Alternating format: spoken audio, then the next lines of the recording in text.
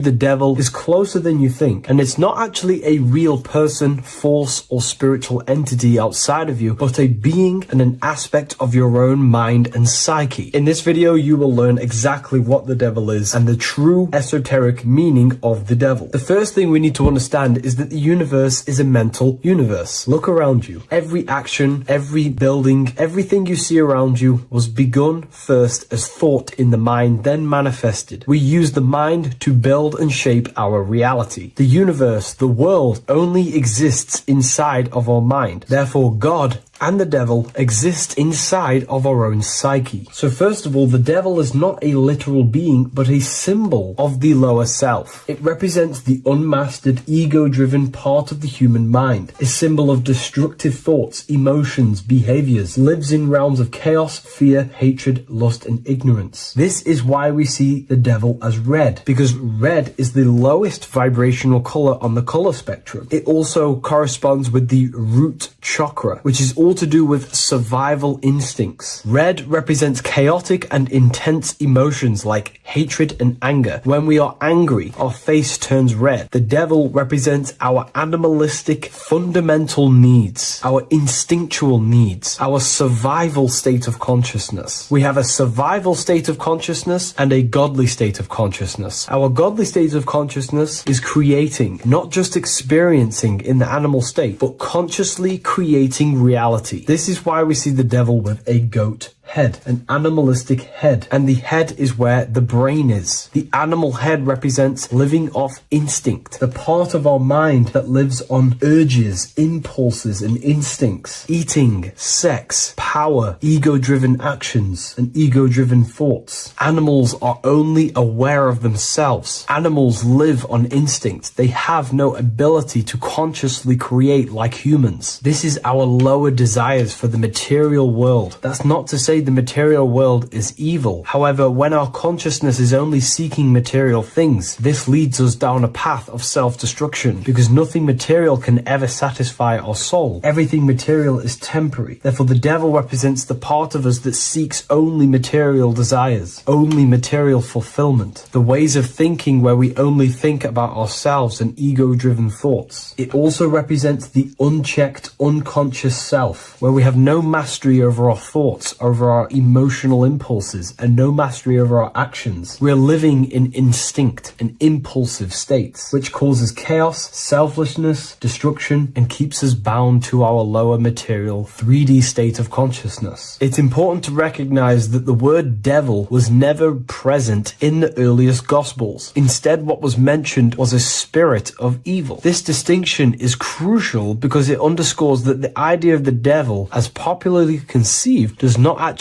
exist as an independent entity. Rather, it is a personification of the lower aspects of the human mind, a facet of our own consciousness. The term spirit of evil was not meant to denote a specific deity or being, but rather any force of negativity, whether it manifests as a destructive thought, emotion, or action. A spirit is a force, an energy, and we have three forces that create our reality: thoughts, emotions, and actions. We have full control over these three aspects, which transform and mold reality. A destructive thought, a destructive emotion, a destructive action is a spirit of evil, and it originates from the darker aspects of the human psyche. So now, because we're on the topic of the devil, we have to look at the pentagram, which is obviously connected to the devil heavily. The upright pentagram represents spirit, air, water, earth, fire. Upright, which represents spirit, the most important element on top of the earthly elements, showing spiritual principles over material principles. As spiritual beings as we are, we have to put our spirit first, our higher self first, and material things second. Why? Because material things never satisfy us long term. Seeking material fulfillment will leave us feeling unfulfilled in the long run and very unhappy, and we can lose ourselves in illusions. We have to put our spiritual principles first, seeking wisdom, knowledge, connection to the divine, and connection to our higher ourselves is what gives us true fulfillment in our hearts and souls. But when we see this pentagram inverted, we now have spirit on the very bottom, which now represents earthly principles on top of the spiritual principles. We're putting our earthly elements on top of our spiritual element, which this inverted pentagram represents no longer caring about spirit, no longer caring about our invisible internal world, and only caring about this external body, food, sex, material things, cars, money, and all the things outside of us, the world outside of our mind. This is what true Satanism is. Satanism is not worshipping an external deity, but it is worshipping the self, only fulfilling the ego's desires. This is what true Satanism is, and we have all been conditioned to live in this state. Satanists want us to believe that there is an external deity called Satan or the devil, and the reason they do this is because they trick us, making us believe that we are not Satanists, while they are actually conditioning us to be self-seeking, ego-driven people, where we only care about sex, food, material things, and money, which is actually conditioning us to be Satanists. 80% of the population today are unknowingly involving themselves in Satanism, which is ego-driven thoughts, actions, and emotions, dwelling and living in this state where we only care about ourselves. When we are spiritual, we realize we are all one. We are all one consciousness family, and we need to do things that help and contribute towards our collective experience, helping others instead of seeking to serve only the self. The angel is depicted with wings, which represents elevation, higher self. The devil is represented with an animal horns, which is on the ground. A goat is on the ground, which represents the lower self. This is the elevated mind and the lower material mind. Horus, the bird, higher self. Set, the ground animal, lower self. Jesus and Satan. These are two forces, two characters that exist within the human psyche, not real entities. They are forces of our minds, and there is a battle between our higher self and lower self all the time within our own minds. There's always a part of us that's telling to do one thing and another thing, to do something bad and to do something good. There is this battle inside of our own consciousness. Here we have the human spinal column. The human spinal column is showing you the higher and the lower self. The higher self represents the head. The head is where the mind is. This is the creative essence of the universe. This is where all material things begin as a thought in the mind. We create with the skull, with the brain. This is our higher self, the heavens, connected to the heavens, the sky. And the lower end of the spinal column is where our reproductive organs are, where our gut is. Our reproductive organs and our gut is all to do with survival. The lower end of the spinal column, lower instinctual 3D based consciousness. The lower end of the spinal column is where our lower self dwells. Eating, consumption, power, and sex, lust. These are all emotional forces and instinctual based organs that are not inherently evil, but when we dwell and live off this lower end of the spinal cord, it keeps us in low states of consciousness. Our goal to raise to our higher mind is to balance this, not to overeat, not to abuse power, not to abuse sex and lust, but to master these organs and gain the ability to say no to these organs so that we can raise to our creative side of consciousness. Instead of dwelling in our instinctual nature, we can turn to our creative nature and consciously become a builder and constructor of reality. This is the true way of raising consciousness. This is the stairway to heaven, out of the animal consciousness to the higher consciousness. To wrap all of this up, it's all about gaining control over our instinctual lower nature and allowing our spirit to rule over our body and not our body ruling over our spirit or mind. The moment you let a thought become instantly an action is the moment you are an impulsive person. We are all trained to be this way. It is okay if you are in this state. The moment you let a thought turn straight into an action without questioning, that is the mind controlling you and you not controlling the mind. We need to gain control over the mind, and we do this through many different ways, through meditations,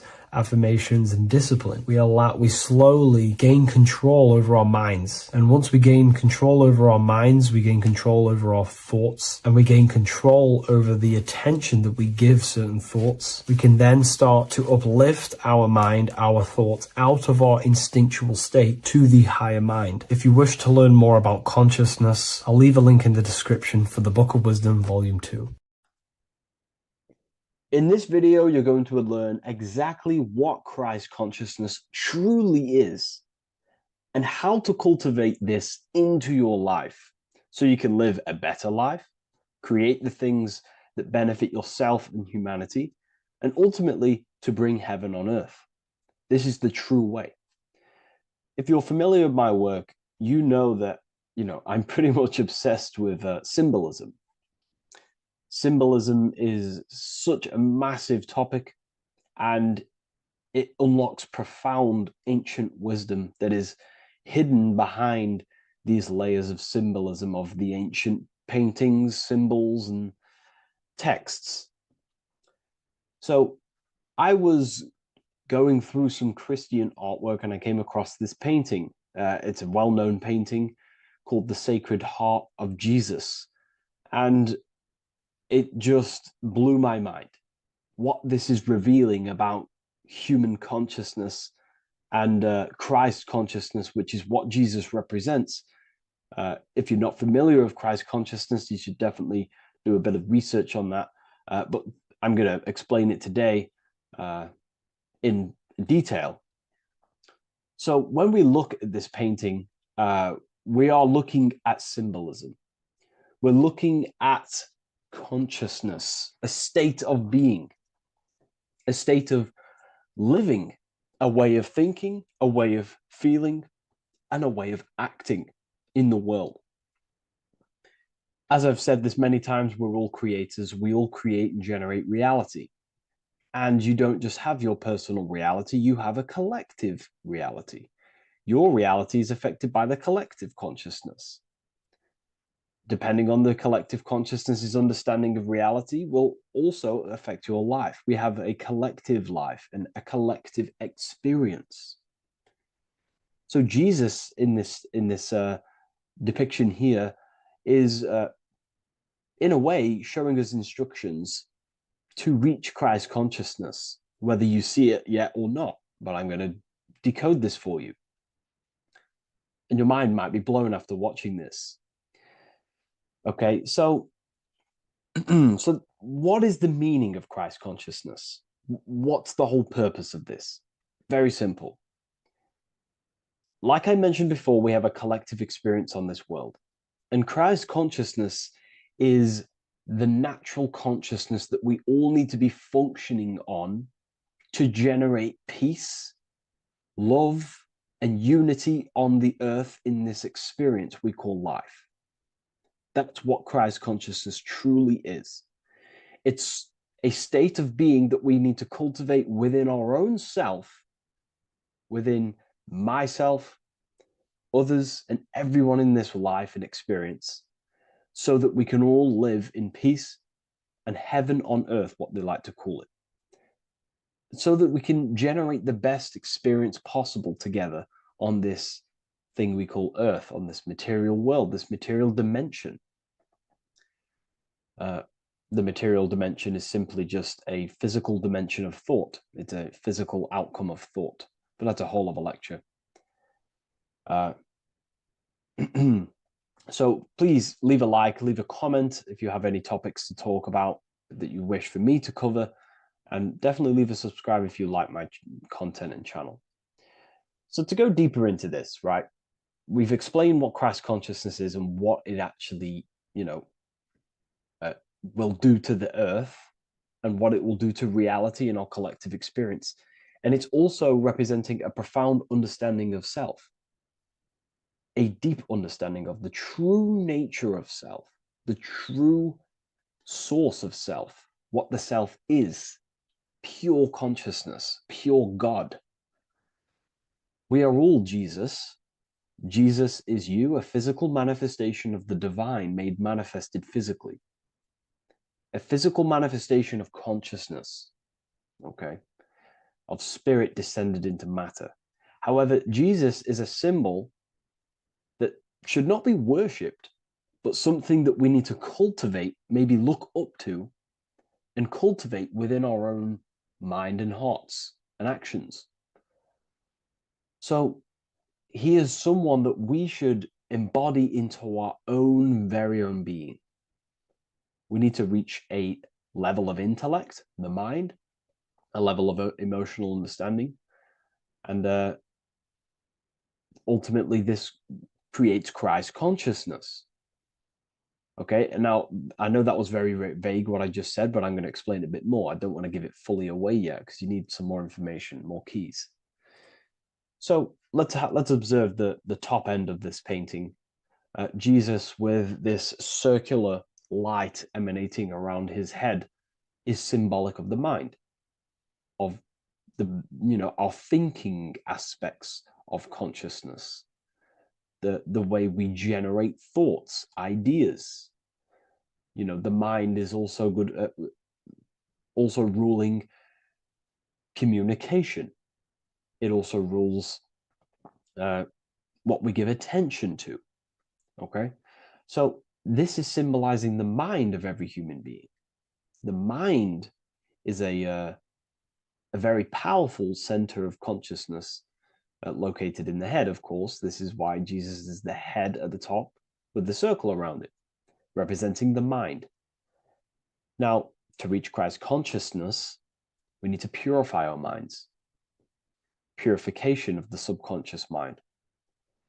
The subconscious mind is the hidden aspect of our mind with all of our memories, belief systems, and everything we've ever experienced is stored within there. We have traumas there. We have bad belief systems that hold us back. So it's about reprogramming the subconscious and aligning the subconscious with higher consciousness, with higher understanding of self, removing any mental blockages from the mind. Because in today's world, most people's minds, including myself, before I, purified myself, and I'm still continually purifying myself. That's not to say I'm perfect, because I'm definitely not. But what I was saying was purifying the mind so we can have a powerful mind. Because like I was saying, most people's minds are not their own friend. They let their mind control them. They let their thoughts create negative influence on them, negative emotions.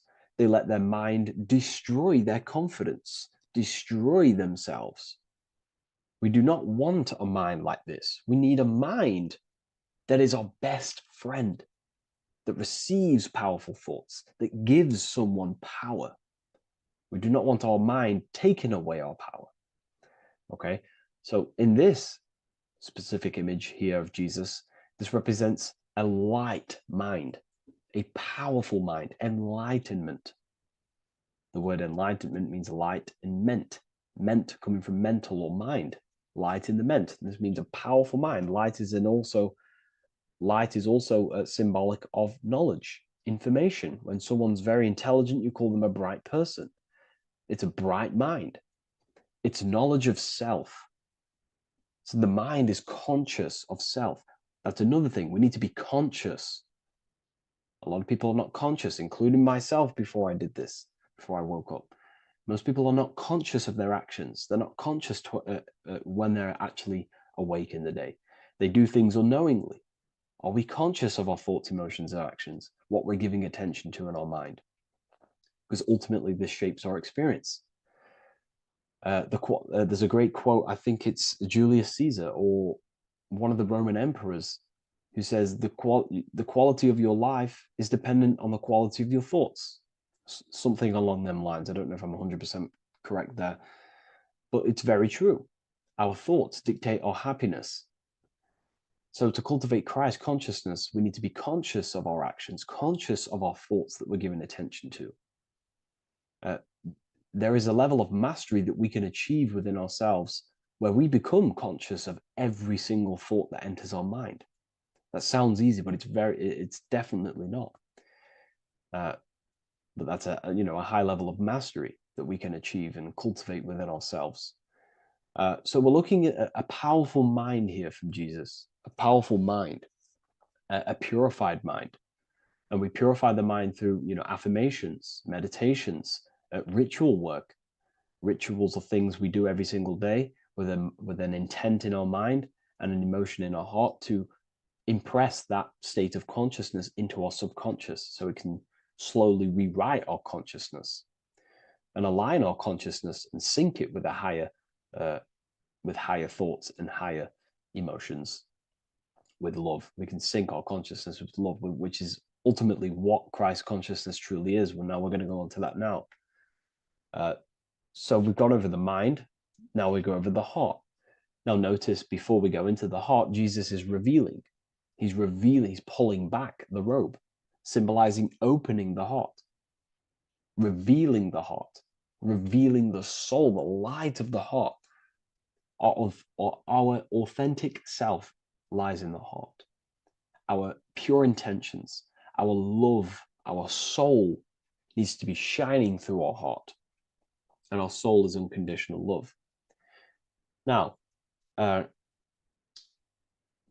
that's not to say that we can get corrupted hearts. We surely can have corrupted hearts, for sure. We can love sick and twisted things, and that's evident in today's world. People love killing people. People love hurting people, manipulating people. People love power. Now, that's obviously an inversion of the natural state of consciousness for humans. When we're born with a natural state of love, of unconditional love for the self, for everyone else, for animals, insects, the earth. We love everything as a child. And not only do we love everything, we actually act upon this. As a child, we do not act on anything we know is not good. And I'm talking early stages of being a child, before we're indoctrinated, before the mind and heart become corrupted. We are pure. This is symbolizing this. Light represents also purification and truth, because when you shine light on something, it's the truth. You see it. You shine it through the darkness. It reveals. So light, this is symbolizing revealing the light of the soul, of love consciousness, holding love in the heart, true love, not love for sick and twisted things, but true love for the self, the body, and for everyone else and all things. Holding love in the heart. There's a famous saying of keeping the sun in your heart. Keep the sun in your heart. It's a very famous saying. What the sun is a symbol of love. What does the sun do? It gives abundantly. All it does is give light, give energy, power, light to the earth, and everything is feeding off this source. The sun expects nothing back. It just abundantly gives. It's a symbol of love. This is the love principle of creation. Now, the heart is also governing our actions. What we think about, in our mental field of consciousness, is directly corresponded and observed in our hearts. What we think about directly corresponds with what's going on and what we feel in our hearts. Thoughts produce emotions. So if we give attention to negative thoughts, there's no wonder we're having negative emotions in our hearts. So purification of the mind is also having an effect in purification on the heart. Because when we purify our thoughts and only give attention to powerful thoughts and positive thoughts that uplift yourself and humanity, then we're going to also see this change in the heart, see this emotional change in our consciousness. So this represents the purification of a purified heart, the light emanating around the heart. Love for the self, love for one another. And you're revealing this, you're shining the heart on others. This represents, revealing your true self to everyone without suppressing aspects of self. Revealing the light, not holding back the light. Because people in darkness will look at people who are spiritual and and say, oh, he's into the woo-woo stuff. It's about revealing that and not caring about others. Because when you shine a light, you're also planting seeds in other people. Now, I'm going to tie this together with the hand gesture. Now, what we're looking at here, we're looking at a hand gesture with two fingers up. We have the middle finger and the index finger upwards. And notice how they're crossed over. They're crossed. They're not separate. They're crossed, representing unification. Unification here. This is a unified two fingers. Two represents division. Crossed over represents oneness. It's the unification of the mind and the heart. A lot of people talk about this, but not many people go into detail about it because, for many reasons. But this is the unification of thought with emotion. This is how we truly reach Christ consciousness. And ultimately, when we do gain the love in our hearts and we do slow, it's a gradual process of cultivating love for the self and everyone else in the world, because we're so programmed to be divided, but it's a slow progress. But when we do cultivate love in our hearts for the self and one another, love is a very, very nurturing and growing force. Like I said, the sun earlier, that is pure love energy. It makes everything grow on the earth. While love in your heart grows connections with people. It grows care. You go out your way to do things to people and do give people things. It's a very nurturing and growing energetic force. And me personally, I think the whole universe is built upon love. The whole thing. Without love, without the love, there is nothing. Nothing is, love is the only true emotion that truly exists. Everything else is either an opposition of love or a different degree and branch of love. Love is the only true emotion, and everything is built upon that principle. Okay, love is what guides us to a higher consciousness. When we cultivate love in our hearts, we become a vessel for light, more energy, more vibration. Our electromagnetic field expands, or biofield, when we hold love in our hearts. It's a very powerful force. And when we do cultivate a strong spiritual compass within our heart, because that's what our heart truly is, it's a spiritual compass. It tells us, well, it doesn't tell us, it knows what is right at all times. If you think something, your heart tells you whether that is right or that is wrong, whether you should act upon it or whether you should not. The heart knows what's good and evil. No one told you this as a child. As a child, you already knew this. You came into the world, you knew what was right and wrong. You knew it was wrong to hurt people. So this unification that he's doing with his hand symbolizes thinking with the love of the heart. Represents thinking with love of the heart. Thinking with love of the heart for the self and the collective.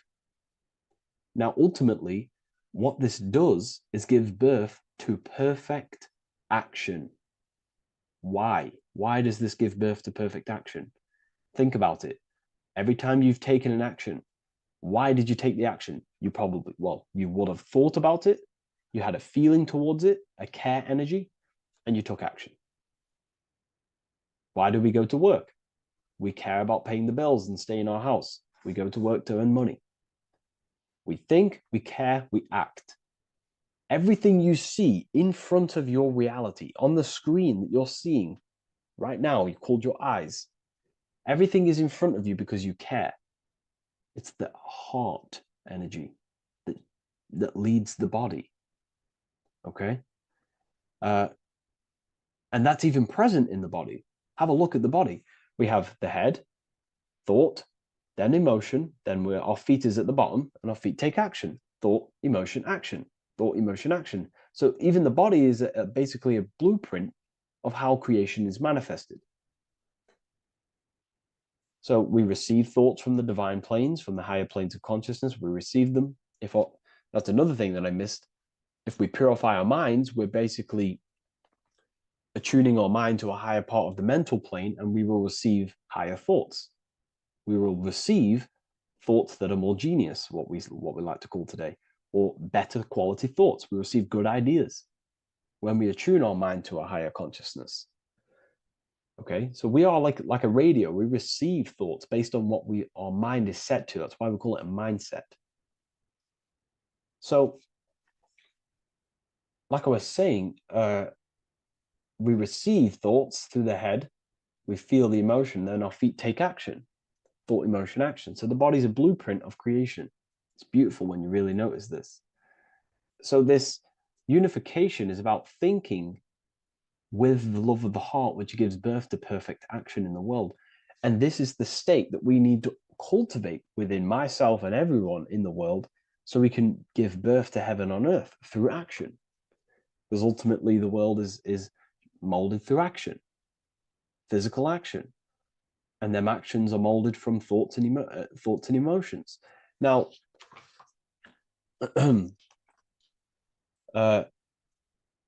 just to have a little announcement, I am now opening 10 more spaces inside my symbolism masterclass.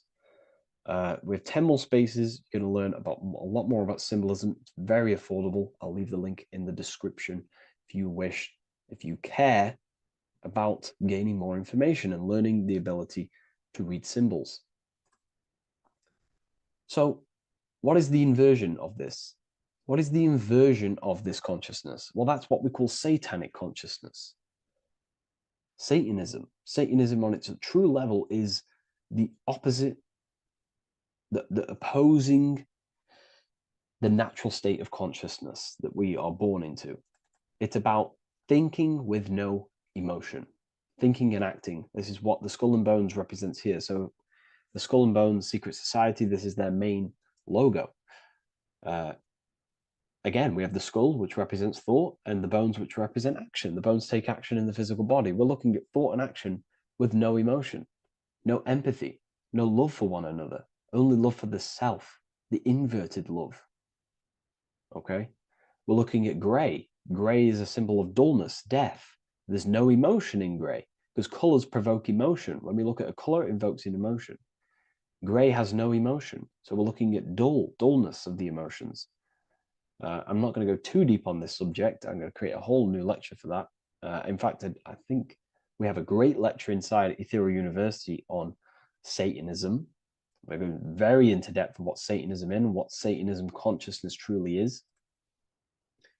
And again, it's just the cross inverted. Satanism is just it's the invertation of, I don't know if that's a word, but it's the inverse of natural law, natural consciousness, of love consciousness that we are born into.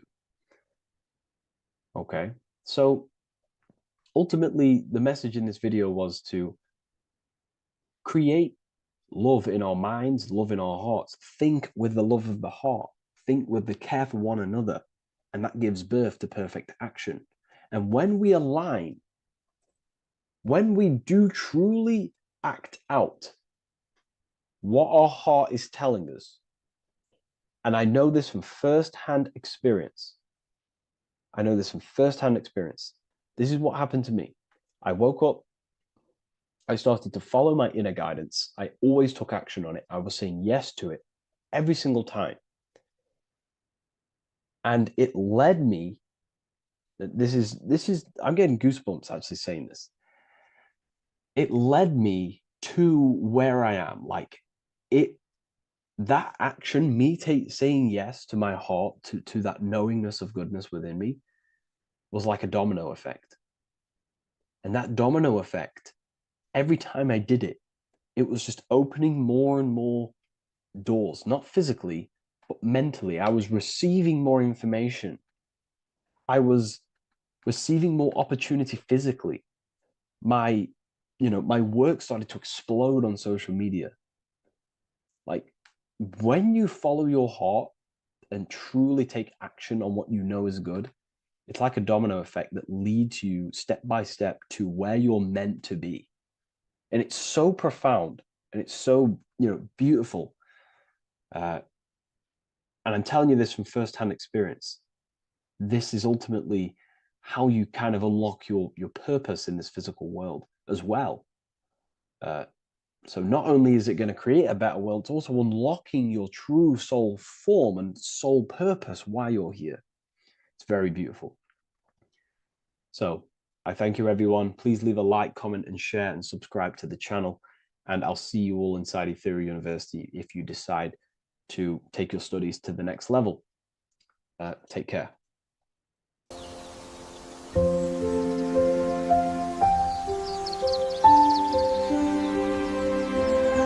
bookofwisdom.com. Visit today.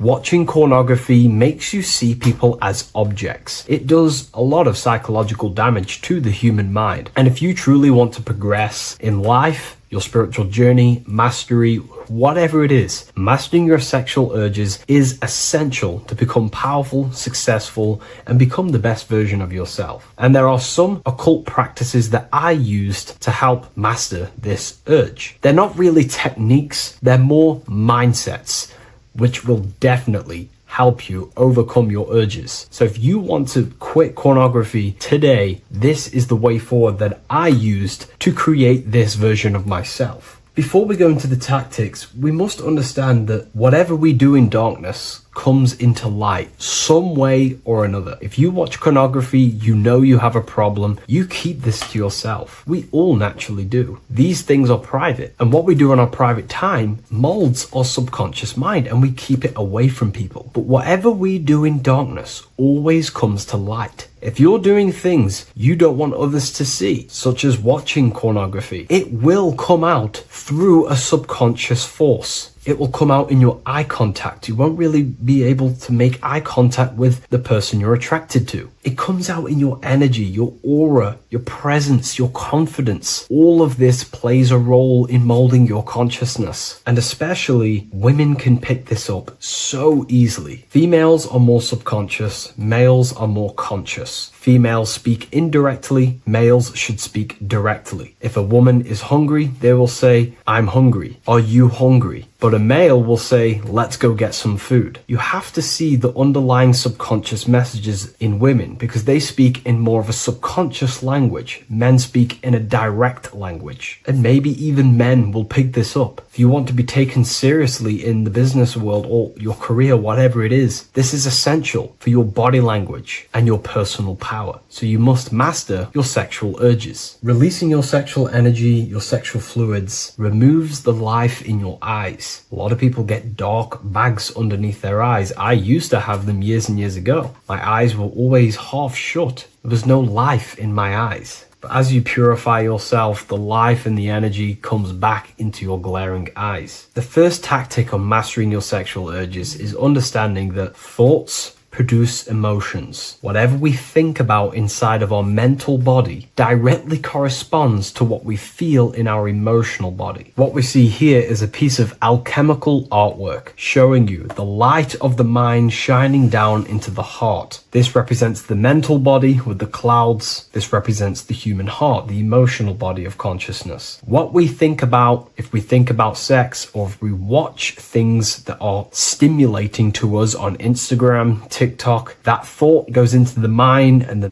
feeling gets then produced in the heart and the body becomes aroused. What we think inside of our brain becomes emotional energy in our heart. As above, so below. And what becomes in our heart is what we take action on. We take action on emotion. Human action, human behavior pretty much comes down to what we feel. We only act on what we care about or what we love. If you love that feeling of watching pornography, that is the reason why you're taking the action. So keeping this in mind at all times is very important in your journey of self-mastery. What you think is what you feel, and what you feel is what you act upon. Remove stimulations that can possibly produce that thought of watching pornography. Unfollow the people. Purify your environment so these thoughts do not enter your mind. And if you do become stimulated, remember, thoughts produce emotions. Change your thoughts. Think about something else instantly. The more you think about it, the more you feel, and the easier it is to take action upon it. And the second tactic that I say to myself is that it's all mental. World, the universe, life is all mental. For example, unfortunately, my brother passed away recently. I've never gone through something like this in my life. It's tough. It's horrible. It's not nice losing a loved one. However, if I sit around and focus just on the negative side of that, yes, of course, I'm going to have my moments. But if I just sit there and focus on the negative, it will destroy my life. It will pull me down. The only thing that I can do to benefit from this situation is to become a better family person out of this. Become more loving. Spend more time with the people who mean a lot to you. You can always change and transmute the mindset of every situation in your reality. There's a famous saying I like to say, if you can change it, change it. But if you cannot change it, change the mental attitude towards it. Never just sit there focusing on the negative side of reality. This helped me with mastering myself watching pornography. It's all mental. You hold the power over the mind. And the next tactic is probably the best one ever. And I still use this today in everything in my life. Before I make any decision in life, I always say to myself, what is the effect of this cause? Is that effect going to push me towards who I want to be? Or is that effect going to pull me away of who I want to be and become and where I want to go in life? If the effect is not pushing me towards who I want to be, I will not take the action which is the cause. Consciousness cannot escape the law of cause and effect. It is an immutable, inchangeable law that is governing your consciousness and your mind. You have to keep this law in mind because it is the law that is creating and crystallizing your reality. Any decision you make, what is the effect of this cause? The law of cause and effect is a force that you cannot escape. So you have to work with this law and become conscious of the law. So before you do take the action, what is the effect? Is watching pornography going to push me towards who I want to be and where I want to go? If it's not, do not take the action. That's where willpower comes in. You can do little exercises for willpower, meditation for 30 minutes of not thinking. You can do rituals that strengthen the connection to your mind with your willpower. At the end of the day, the willpower is the most essential force in the consciousness. Another thing is remove any music that talks about it. Even the words will be producing thoughts in your mind. What you feed your consciousness is ultimately what you project back outwards. Don't listen to the rap music. Don't listen to any music that talks about it. Try and remove this from your environment. These tips that I've given you don't just work in quitting pornography. These work in every aspect of your life, and they will dramatically change your life if you become conscious of them and actively use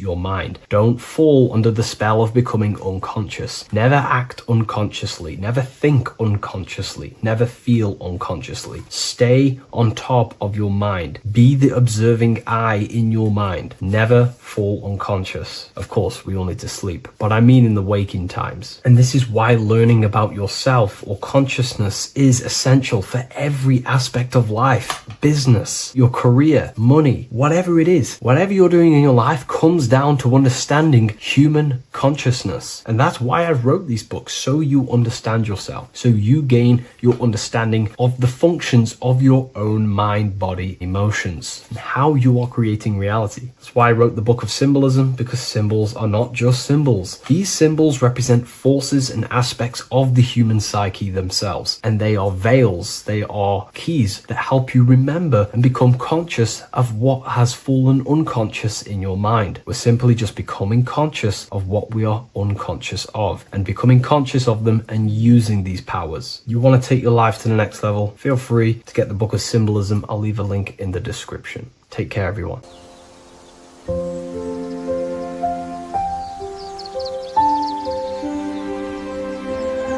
bookofwisdom.com. Visit today.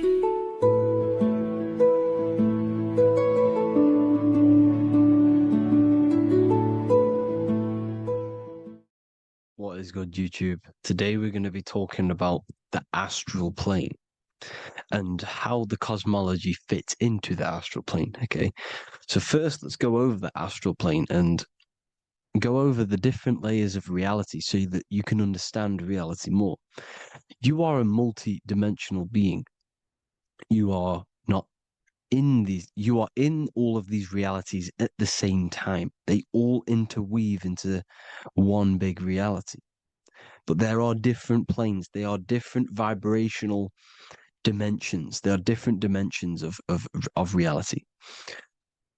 The mind is the root cause of reality. We're living in the mind of God. Everything is being thought into existence from the root cause, from the universal mind. This is why the ancient Egyptians said, all is mind. We're living in the mind of God. And we are a microcosm of this mind. This is why we all have the same mind. This mind is the world of thoughts. Now, this world of thoughts is just the thought alone. For example, it is the thought of a chair. But then when you start to imagine this chair and you start to mentally see the chair, you're now manifesting the thought, the singular thought, into some sort of form. So now you're imagining the chair. You're imagining the form of this chair, which is then manifesting into the astral plane. The astral plane is the world of thought forms manifesting. So when you are imagining something, you are seeing into the astral plane. Okay?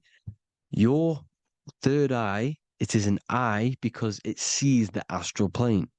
It is seeing the other side through imagination, through dreaming. Well, we'll go over dreaming later. So the thought of a chair is a singular thought. The imagination of the chair is the manifestation of the chair. And in the astral plane, it's basically the world of all the chairs that could ever exist. So you're thinking of the chair as a singular thought, which is the mental plane. The astral plane is the imagination of that chair, is the thought, the manifestation of it. Depending on the vibrational state of the thought will depend what level of the astral plane it will go to. For example, if you're thinking about a chair to torture someone on it, it's going to go on the lower astral plane. Or if you're thinking and imagining happy things, it's going to go to the higher astral plane. So wherever your mindset is, that we call it a mindset because your mind is setting frequencies to certain things. Thoughts are frequencies. And a mindset is setting your frequency, setting your mind to a certain frequency. So when you set your mind to a certain frequency and you imagine something in that frequency, you're going to match everything in the astral plane that are on that similar frequency, just like you would in the physical world. Because we're all in these worlds right now as we speak, but we can't see them with the two physical eyes. We can feel it though. When you're around someone and you've just met a new person, for example, you can feel their vibration. And if you're not on a similar vibrational match, you will not get along with that person, or you just won't not get along, but you won't connect with that person because you're on two opposing frequencies, not matching. And this is something you can't see, you can only feel because it's the astral plane. It exists within the astral plane. Everything in the astral plane is made out of vibrations. So if you do astral project, and if you already know how to astral project, you will see beings and people and things that are on the same frequency as you. This is why before you astral project, you need to sort your vibration out before you astral project, because you are projecting your consciousness into this. It's the mind. The mind is the bridge. It can move between realities. You are a observer. You are a observing soul which observes different realities. And the mind is the bridge between all of these different realities. The mind can choose. If you want to project into the astral, you set your mind to it, you can. Okay? So let's not get off track. The lower astral plane is where demons are, the higher astral plane is where heavenly beings are. Heaven and hell are kind of a real thing. The etheric plane is a powerful substance, the ether, the fifth element that they don't tell us about. If you type in on Google the 5 elements, they will try to remove it with wood or metal because they don't want you knowing about the ether. Ether is the energy double behind all physical objects. So the ether is very important. It is the fifth element. It is part of the physical world, but it's also part of the astral world. It is on either side. You see? You see how they're showing you the truth in the language? Ether and either are the same word. The ether has 1 foot in the astral and 1 foot in the physical world. It's a substance that connects the physical to the astral world. It is the either. It's on either side of reality. It's on the other side. Other, either, same word. Ether is connecting the physical to the astral plane. It's the world of frequency. Frequencies, EMFs, torus fields are in the etheric plane. It is the energy plane. It's where energy moves through the ether. Okay. So then you have the physical world, the world of effect. Everything you see in the physical world is the effect of the higher planes. Each plane is a product of the plane above. So, and it melts into each plane. The physical plane is the lowest plane, it's the most densest, and the highest is the most fluid. This is the most fluid, this is the most dense. This is where we get the saying, as above, so below from. As above, so below comes from the different planes of reality. And magicians understand this. This is why magicians always say as above, so below. Because they understand if you manipulate the higher planes of reality, you manipulate the lower planes. Because the astral plane is a direct copy of the physical world, but in the astral plane. It is mirrored. The physical world is mirrored in the astral plane. They are both the same world, but just different vibrational states of the world. Kind of. It's hard to put this in words, people. So just try and understand. The astral plane is the double. It is whatever happens in the astral plane happens in the physical plane. This is why magic works. This is why demons work.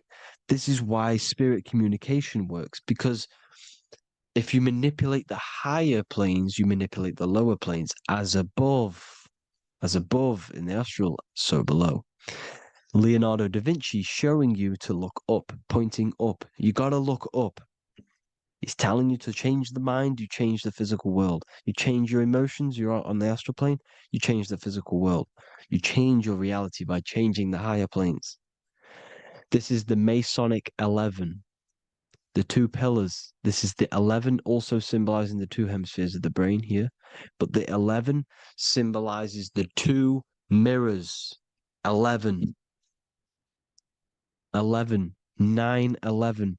9, 11 adds to 11. 9 plus 1 plus 1 equals 11. The Twin Towers were in 11. Flight 11 was hijacked because it's a mass ritual within the astral plane. Now, we're going to go deep into that later, and I'll show you these rituals they do in order to manipulate the astral plane. So, this is what the 11 is. It's the mirroring of reality. If you contact spirits and conjure spirits, you can either summon or attract demons and spirits.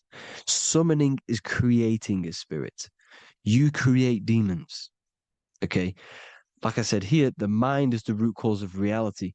If you think of if you think of a traumatic event that happened in your life over and over and over and over again for years and years and years, where attention goes, energy flows.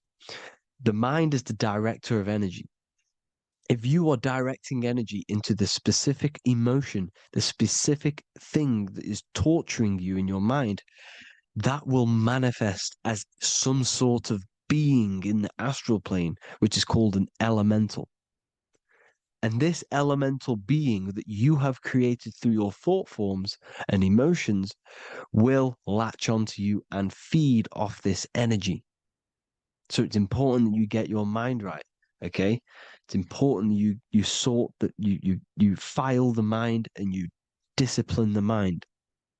Make sure it's only entertaining positive things, because you are quite literally creating your own demons. Creating the word demon has the word mon in it, and if you've watched my videos, to know mon means moon. The moon is your mind, the sun is your soul, the earth is your physical body. Demon is mon means mind, moon is mind. You create demons with your mind, summoning. Now, this is where the rituals come in. 9/11 was a ritual because everyone was thinking about this big fearing, the death of 9/11. Everyone was thinking about it. And all of their minds thinking about this horrific thing will manifest and summon a negative energy spirit elemental within the astral plane. That's how all of this works. This is why it was a mass ritual. Okay. Chris Brown, new album name 11/11. Release date on the 11/11. This will be my 11th album and contain 11 songs. All of these people know the occult. This is Hermes Trismegistus with the star of Saturn, the six-pointed star, as above, so below. The mirroring of reality, physical and astral, the two Masonic pillars. So as above, so below. What's above us? The stars. The stars are connected to the astral plane. This is why we call them stargates. When we dream, we are experiencing these different realities. And what are stars? They tell in the Bible, it says Genesis 1:14. And God said, "Let there be lights in the firmament of the heaven to divide the day from the night, and let them be for signs." Signs translates to things to come. Why things to come? The stars tell the future.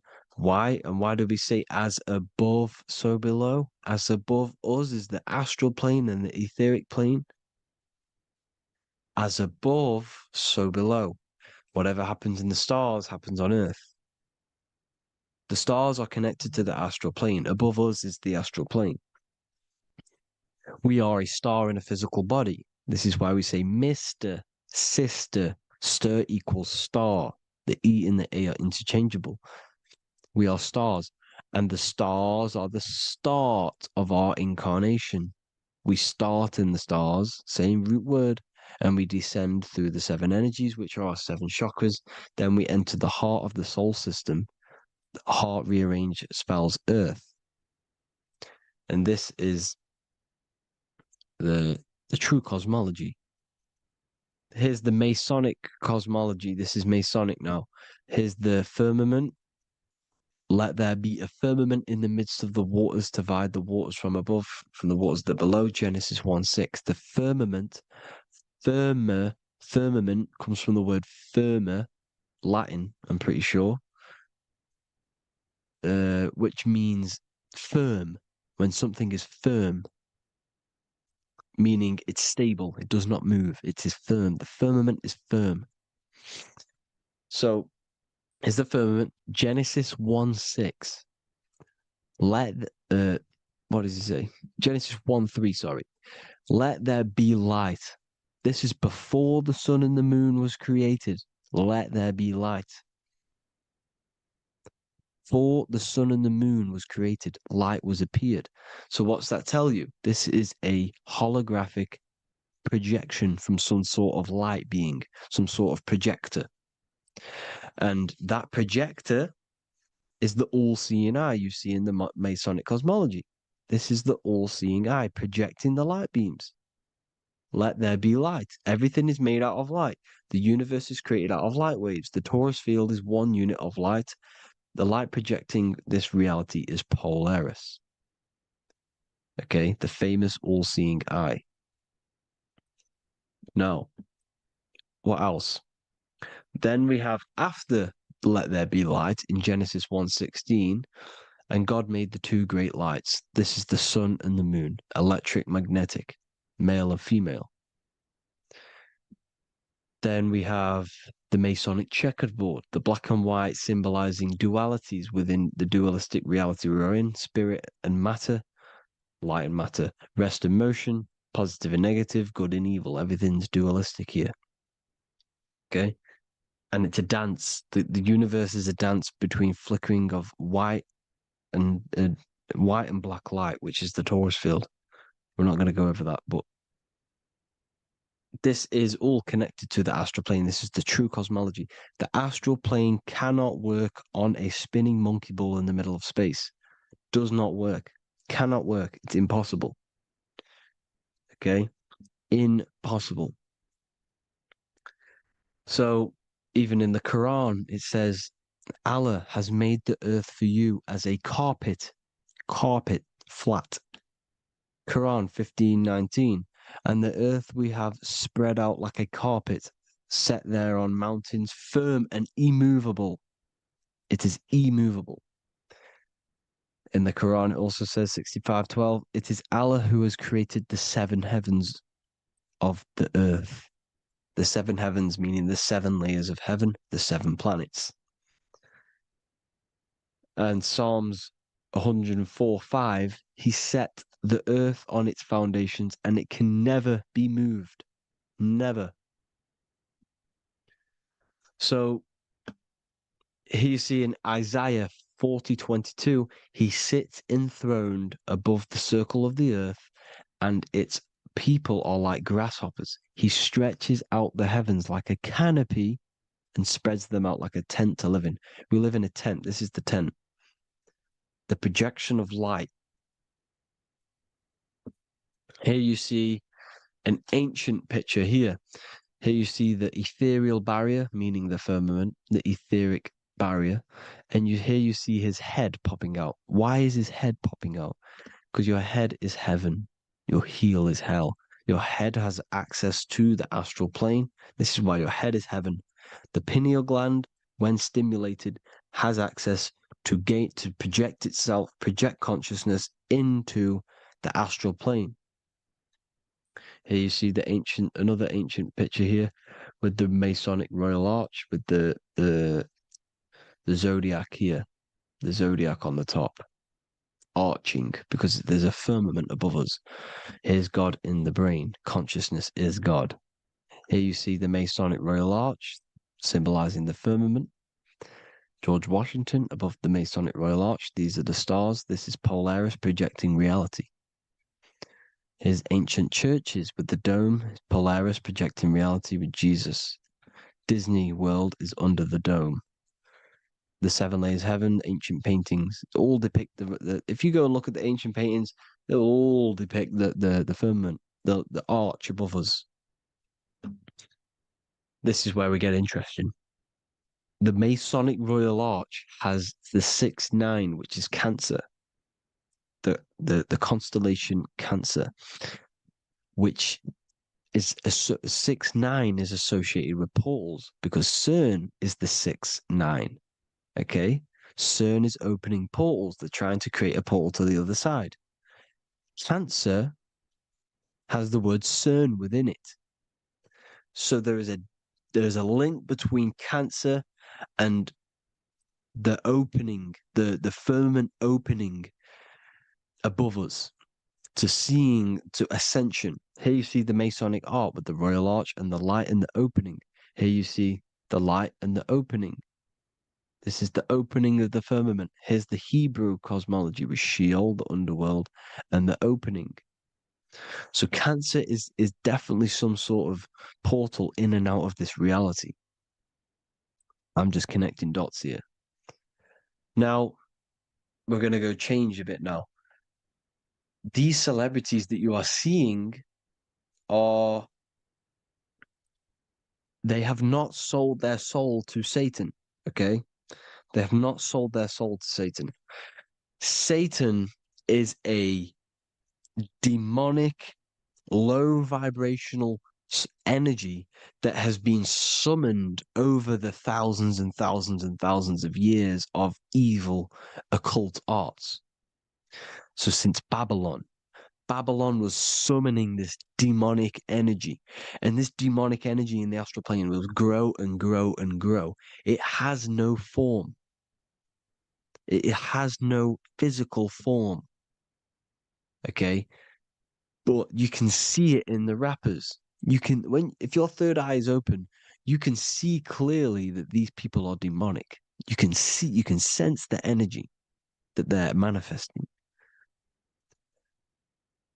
Selling your soul is not what you've been told. It is gaining, because your soul is pure love, okay? Your soul does not want to do anything bad.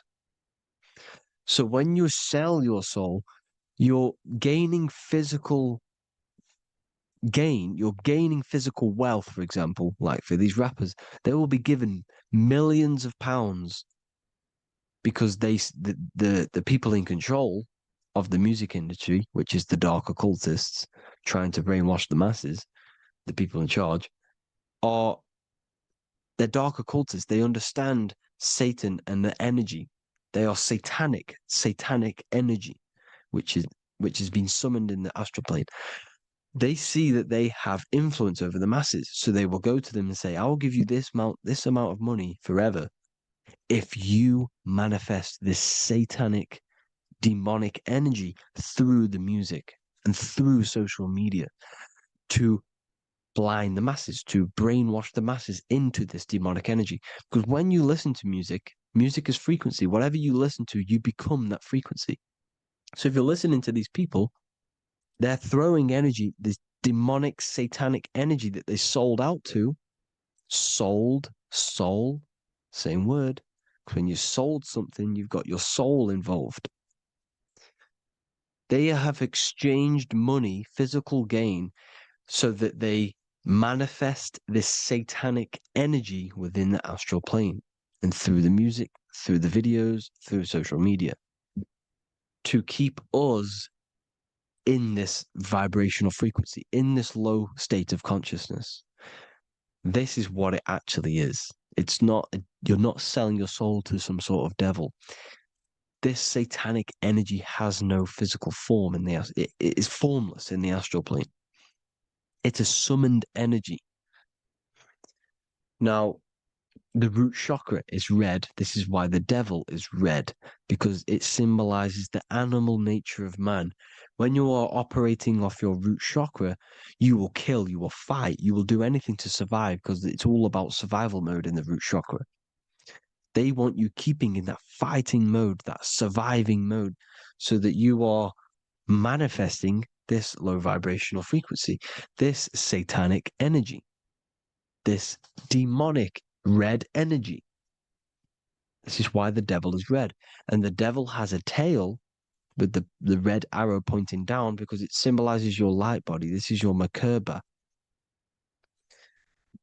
Your Merkaba is your light body. Mer equals light, Ka equals spirit, Ba equals body. Merkaba, this is the devil's tail pointing down, the descension, your heel, up to your heel, hell. Ascension to heaven, head. You see? This is the all-seeing eye with the illumination coming off it, your head, when you're illuminated. The Merkaba is your celestial sphere to portray different planes of reality. It is the vehicle of ascension. It's your light body. It's in the word Kabbalah, Kabbalah, Ka, spirit, Ba, body, La, light. Same thing, Kabbalah, Merkaba. Same thing. It's all about the light body. This light body sees different realities. So when you see the goat in the music industry, it's this satanic summoned energy that's been summoning for thousands of years within the astral plane. When it becomes to the physical plane, it will manifest through different things: a goat, an owl, Satan, Moloch, Baal, same deity, same demonic energy that's been summoning in the astral plane. And this is why the Baphomet has a goat head. Drake's new album is the goat. The Polo G, the Masonic G, with the goat. And here's Rilo Rodriguez in the mirror with the goat in the mirror and him in his physical body. It symbolizes, the mirror symbolizes the astral plane, because he's manifesting the goat, the demonic energy. He's sold out to the demonic energy, and in the physical plane, he's his physical body. The mirroring, the Masonic 11, the mirroring of reality, the astral and the physical. And what do you call them when they're an amazing rapper, the best rapper? You call them the goat, because you're the goat because you're manifesting the goat energy, this satanic, demonic energy within the astral plane. So Baal, Moloch, all the same thing.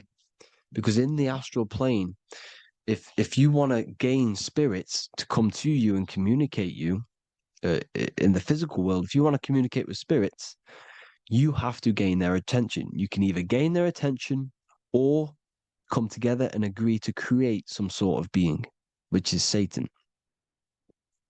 Okay. You can, like I said earlier, you can create these beings, you can summon them or attract them. One way to attract them is sacrificing. In order for you to become God, man, to turn to God, you have to sacrifice your life. You have to sacrifice, not drinking, not doing things, not doing anything demonic, not doing anything bad, not eating meat. You have to sacrifice yourself to become the light.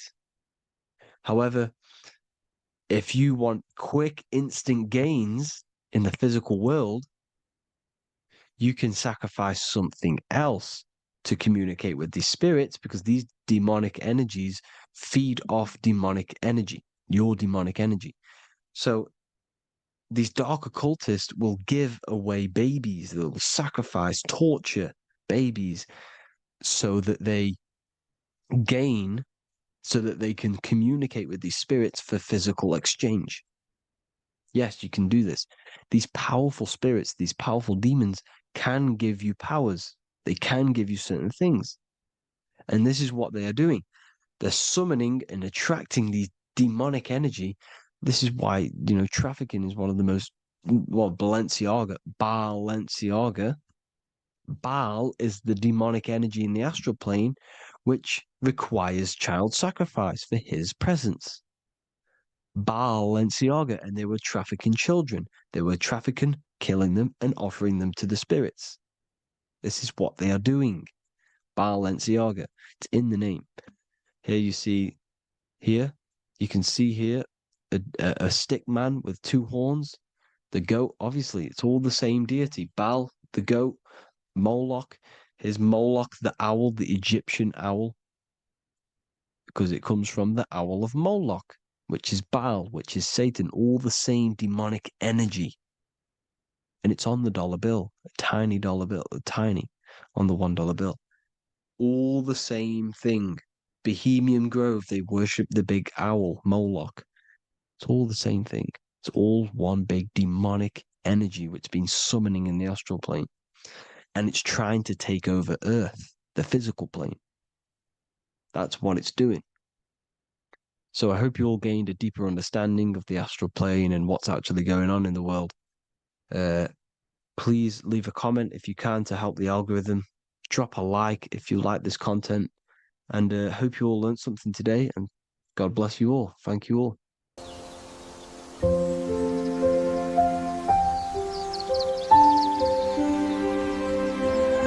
bookofwisdom.com. Visit today.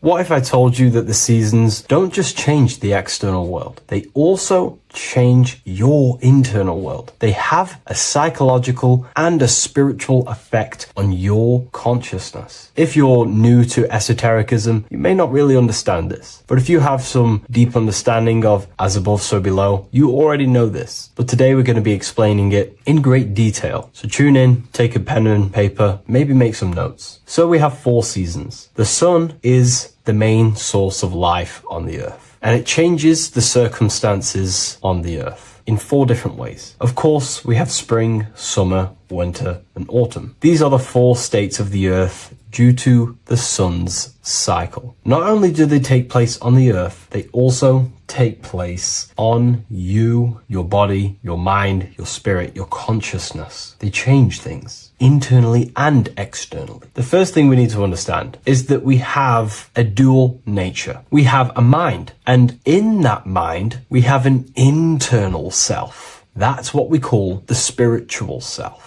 It is the individual that exists within their own mind, within their own consciousness. It is the self that imagines, thinks, feels. That's the spiritual self. And internally, that self is the true self. When it's detached from the false identifications, of course, such as the ego. But the true self dwells within the mind, and that's the immortal self. That's the self that will never die, never perish, that will always be there and it always has been there. The internal self. But on the other side of the mind, the outside of the mind, we have this, what we call our physical human body. This is our external physical body. So outside of us is a physical reality, but inside of us is a spiritual non-physical reality. Inside of us cannot be measured. Outside of us can be measured. So we have an internal world and an external world. I think this is the reason why the word individual has the word dual at the end. Dual meaning opposing or two. We have a dual nature. Inner world, in the mind, and a self out the mind. And the mind acts as some sort of doorway. It is a doorway into ourself. So in esotericism, this is what it's all about. It's about we work with the internal world. We try and figure out who we are from the inside out, not who we are outside of us. Because we realize that the external world is nothing but a crystallization of what's happening inside of us. Our lives are a result of every single thought that we thought in the past. So let's not get off track here. Let's carry on. As I was discussing the seasons, we have an internal world in the mind and a self outside the mind. And this is reflected even in the cycles of the heavens. This is how you know the universe is intelligently designed, and the law of correspondence corresponds with everything. The law of correspondence is as above, so below. It's not a Hermetic principle. It's not a Freemasonic principle. The law of correspondence, as above, so below, is just the law of life of the universe. It is in everything. So the daytime, the sun, this is external impressions or expressions, should I say. We express ourselves outside the mind, in the outside world, in the material body, taking actions outside of us during this daytime. The sun represents outward expression, the daytime. This is when we wake up, we're conscious, we do things outside of our mind. But then the nighttime comes around and it becomes dark and the moon rules over the nighttime. And we return back to our internal world. We return back to the darkness. We return back to the internal self, the self in the mind. Really is fascinating. And this is as above, so below. This follows the correspondence. This follows the law. Although that the outside world has a cycle of day and night, so does our own mind have this cycle. As above, so below. As within, so without.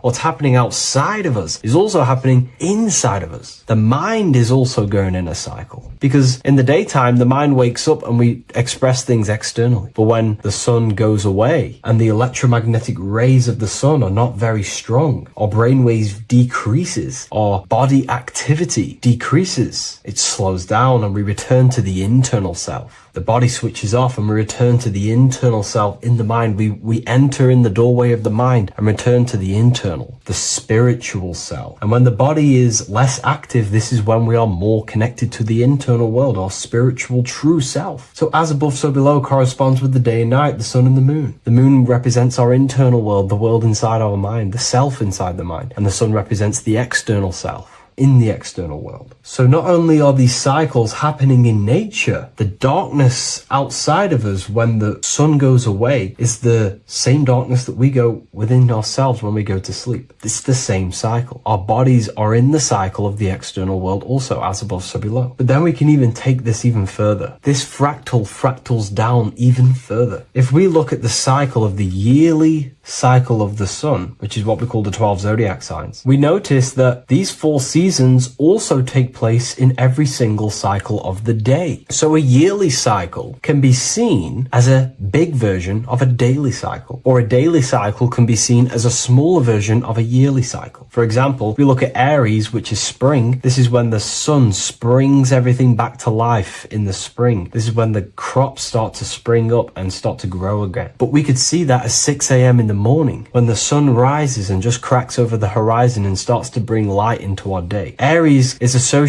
with the morning time also as spring. Morning time is a smaller version of spring. Then we look at the summertime. The summertime is midday, when the sun is at the top of the middle of the sky. This is when the sun is most powerful, most radiant in our day. This could be seen as the summertime. Then when the sun starts to set, this is associated with autumn. Autumn time is the sunset. Then the winter time is associated with the nighttime, the midnight, when everything's very dark. So a daily cycle is basically a smaller version of a yearly cycle. And just how I explained how the cycle of the sun outside of us also happens inside of us with our consciousness falling asleep when the sun goes away, is also happening to us on a yearly cycle also. So the daytime is associated with the summer and the nighttime is associated with the winter. The winter is like the inhale. The summer is like the exhale. It's the breath of the universe, just like how we breathe in and out of our lungs. Everything takes this rhythm and polarity, okay? So winter is associated with the self and the world inside of ourselves, inside of our mind, the spiritual self, the internal. Because the winter is when the sun's rays, electromagnetic rays, are not very powerful. And this decreases brainwave activity, making us more connected to our internal world, inside the mind. But the summer's the complete opposite. The summer is when the sun is very, very powerful.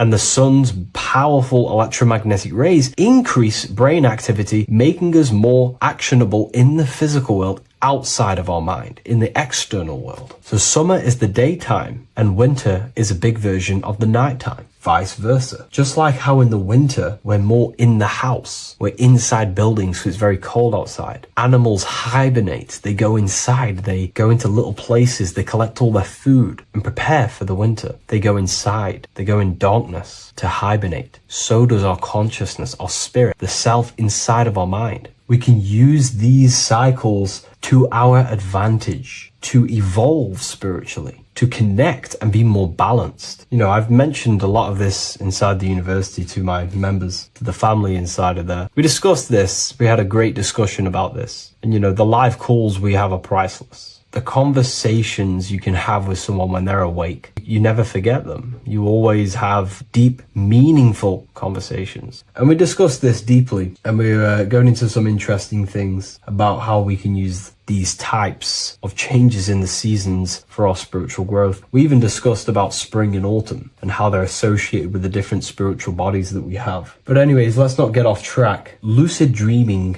dreaming itself, and astral projections, I find are more easily accessible during the winter and the night times. Like I said, because the brain activity is decreased due to the sun being not powerful, we are more reconnected with the self inside the mind, the spiritual self, the immortal self. Wintertime is a great time to work on yourself, to start to gaining discipline, to meditating, to really working on the subconscious. Because spiritual work is harder than any physical labor. You really got to dig deep within yourself and be honest and true with yourselves. I think this is the reason why, you know, a lot of people convert to spirituality from religion. They come into spirituality and then they go back to religion because they realize spirituality is it's difficult. You have to be honest with yourself. You have to really face the traumas, the negative aspects of yourself, the dark side of yourself, and bring it to light and transform it. And that sort of work is a lot more difficult to do than any physical labor. So the winter time is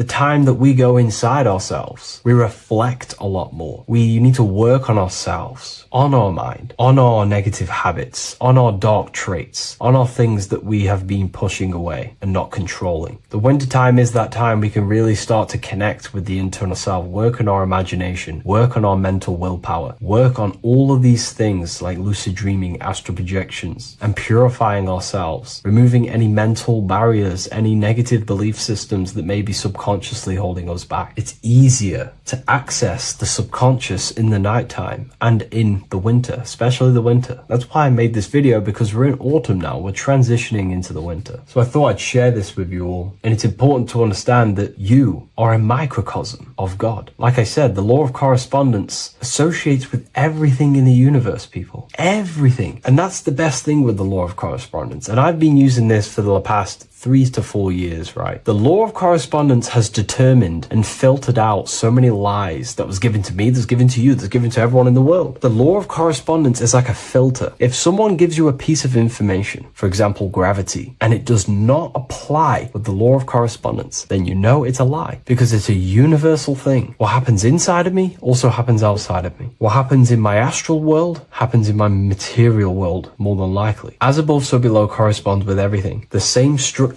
in my veins, in my nervous system, is the same structure in the trees, in galaxies, in everything. As above, so below. The universe is a fractal universe. Therefore, the point that I was getting at is that you are a microcosm of God. The same mind that God manifested things through thinking. He thought the stars, the earth, nature, the human body, designed everything with the God mind. He thought everything into existence. And that mind then powers that God used to manifest everything into physical existence through the power of thought is the same mind that you possess, but on a smaller scale. God manifested the macrocosm through thought, as the universe is a mental universe. Everything you see around you was thought, then manifested into physical reality. God manifested the macrocosm, the world, through thought, and that same force of thought you use to create the microcosm, to create your own world. You think your life into reality, your world into reality. Your body is a microcosm, a miniature universe. Every thought you think commands 50 trillion cells in your body, and your cells religiously execute on every command that you give it. You're in charge of 50 trillion cells. You're literally commanding a whole civilization inside your body.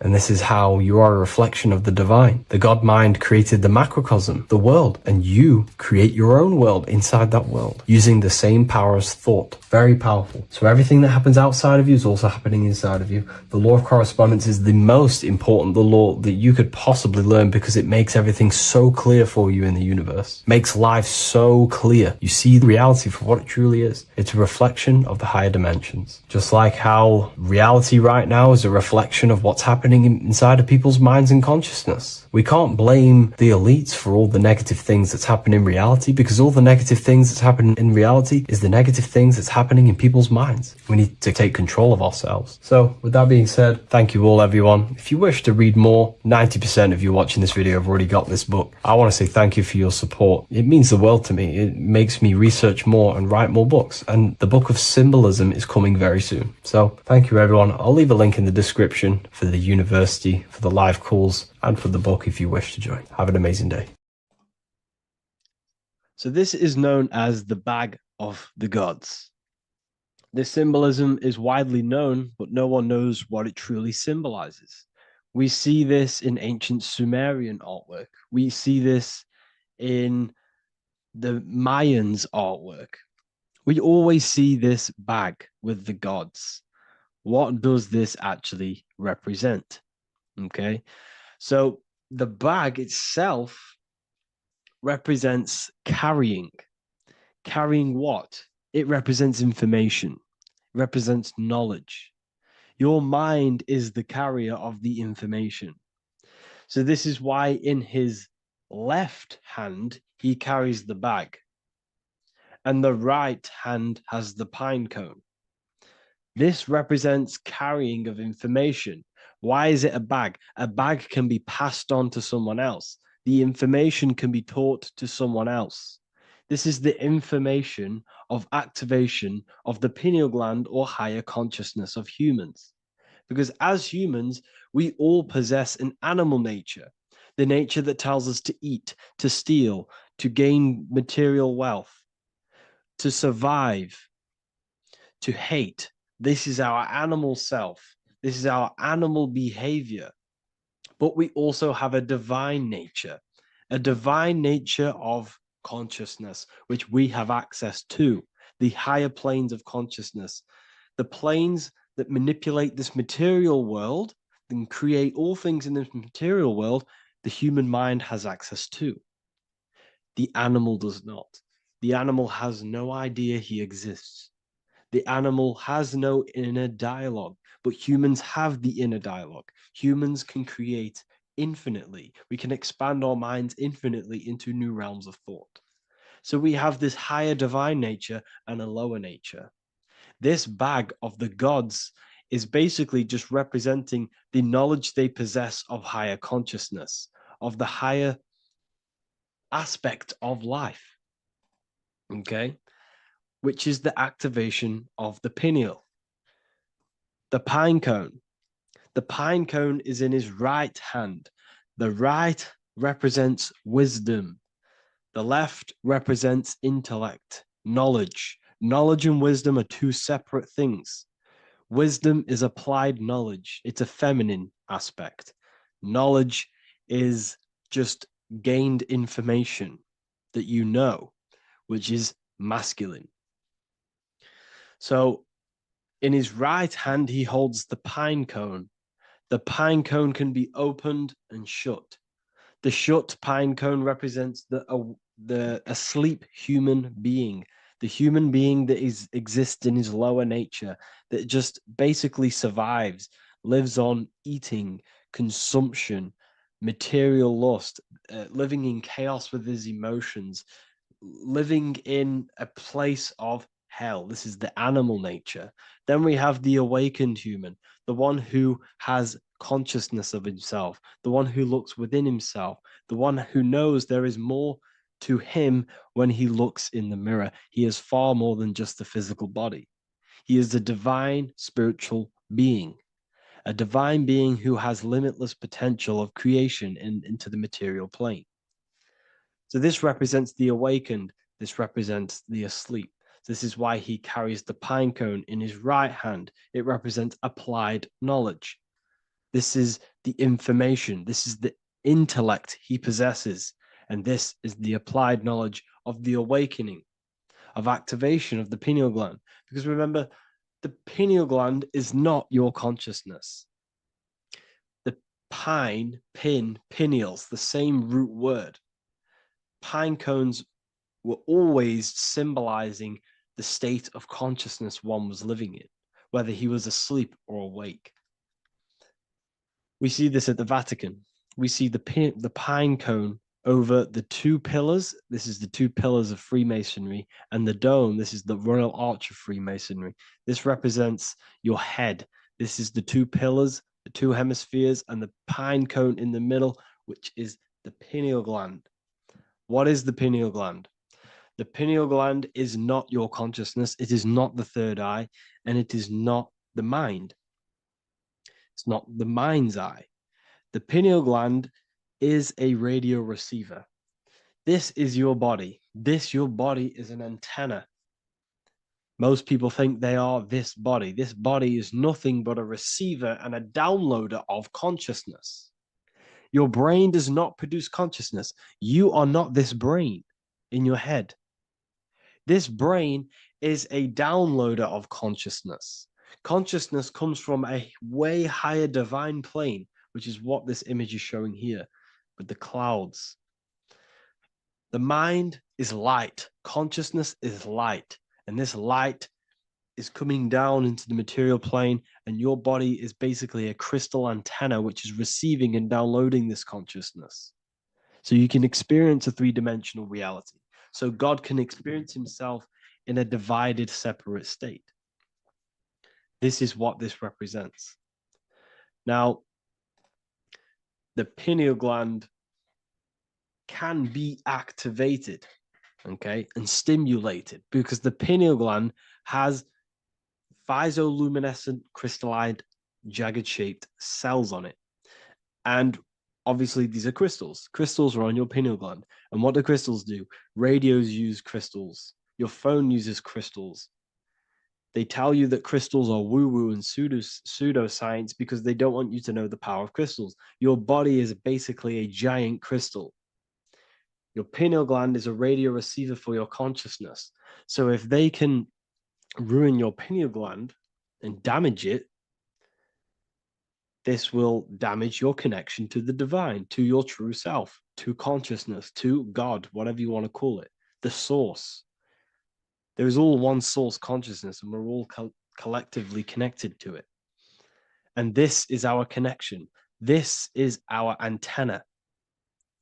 So what a radio does, a radio has an antenna, and the frequencies are all around us because all the radios are playing in your ear right now. But what the antenna of a radio does is tune into a specific frequency to pick up that frequency and play that frequency. It's the same with your consciousness. You're all a fraction of God's consciousness. So that is essentially what we are looking at here. We're seeing knowledge, intellect in the left hand, and applied knowledge, activation of waking up to higher consciousness, to the higher human form.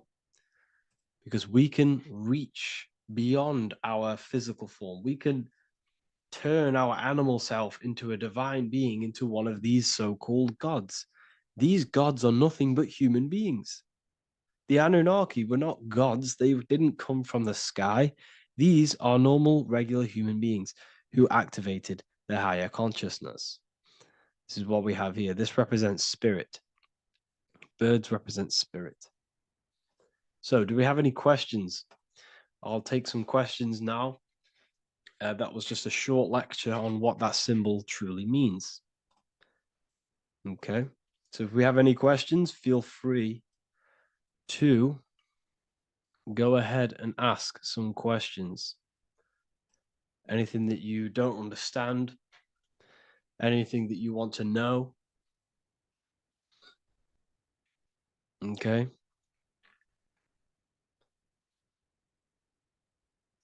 So base reality would be where source resides. Yes, the base reality is your consciousness. Are these lectures available in the university? There's a whole section, basically inside the university, there's a whole section with like over 30 long form lectures like this.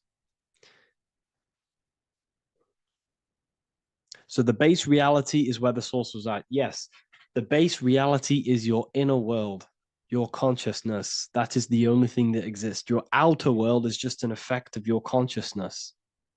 Your consciousness, everything that has gone on within the mind and emotion is pushed outwards into your reality. You have thought and felt your way into your external circumstances. Your life is a direct correlation of every thought you thought in the past. Therefore, your inner world of consciousness is creating and molding your outer world.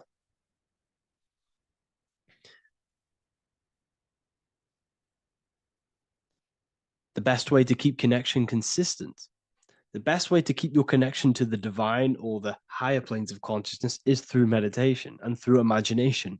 Imagination is the fourth dimension. It is the astral plane. That screen that you have in your mind is not a physical screen.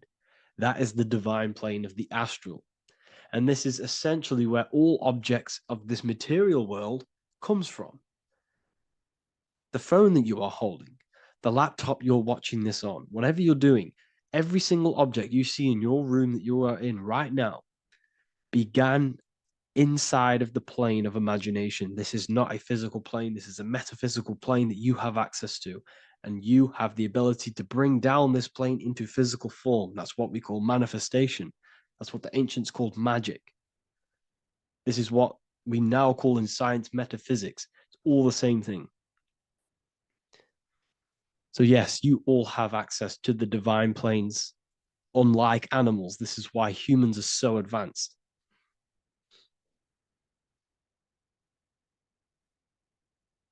Okay. Is the pineal able to constantly activated, or is it just a temporary experience? I don't fully understand that question, unfortunately. Maybe you could word it in a different way. The real meditations on the university legit, y'all. Yes. In order to connect to consciousness, you need to sit in meditation and turn off your feelings, and the feeling of unity will come. Do I understand correctly? Yes, that is correct. So when you sit in silence and in stillness, I highlight the word stillness because stillness, when you are still, no information from your nervous system is being decoded by the brain. So when your body is still and does not move, your nervous system starts to relax and comes to a balanced state. Your brain starts to relax, it comes to a balanced state. The left and the right brain stop working, the nervous system stops working. Then, once the body, the material body is shut down, you then have access to consciousness. You can't access consciousness if the body's in such a busy state. If electricity is being fired every 2 seconds, your whole body's electrical. When you move your foot, that's electricity being fired from the brain to the foot instantly through the nervous system. Your brain, your whole body is a technological machine. So you must shut down the technological machine to access the divine that exists beyond the technological machine. Do you understand that?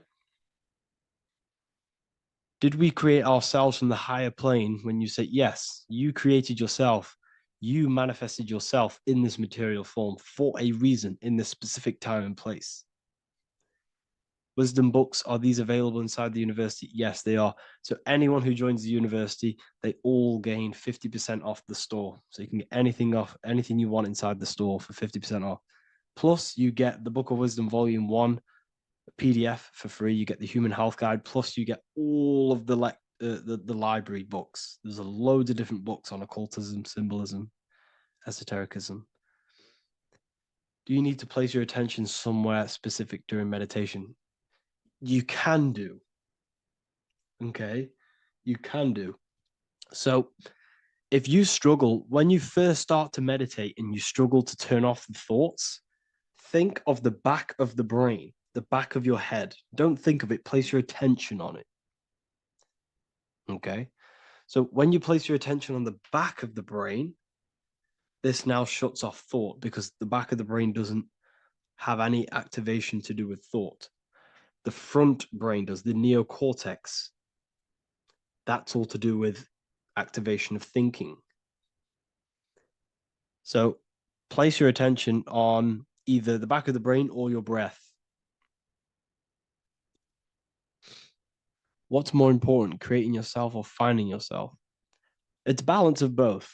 So in order for you to create fully, you must have awareness of self and awareness of thought and control over the mental dialogue, the inner voice inside of you. Okay. When you control that inner voice, that is when you gain power. That inner voice is what brings commands into physical reality. Before you kick a football, there is a change in consciousness. There's a decision made in consciousness before the body takes the action. Therefore, every physical manifestation is a change of inner consciousness before it's a physical reality. You can have the reality you want through consciousness before physically having it. That's the secret to creating. But you must believe it like you know the sun is going to rise in the morning. That's how much you should know that you have that reality in consciousness through feeling and thought and imagination. And that's how you can truly create in your reality. Shrooms help with consciousness or ego. I can't really talk about that because I'm maybe uploading this to YouTube, unfortunately. But we need to clean our pineal gland first from calcification. Yes, definitely. You should go on a detox the body. Because you can't really connect with consciousness if your body is in such a dirty state. Because the brain is, your nervous system is in a state of fight or flight, trying to fight off all these toxins. So when you meditate, you're probably going to be having thoughts all the time because your brain's firing, your nervous system's being attacked through toxins. So you must detox to have a true connection with the divine. Your diet plays a big role in your spirituality and mentality.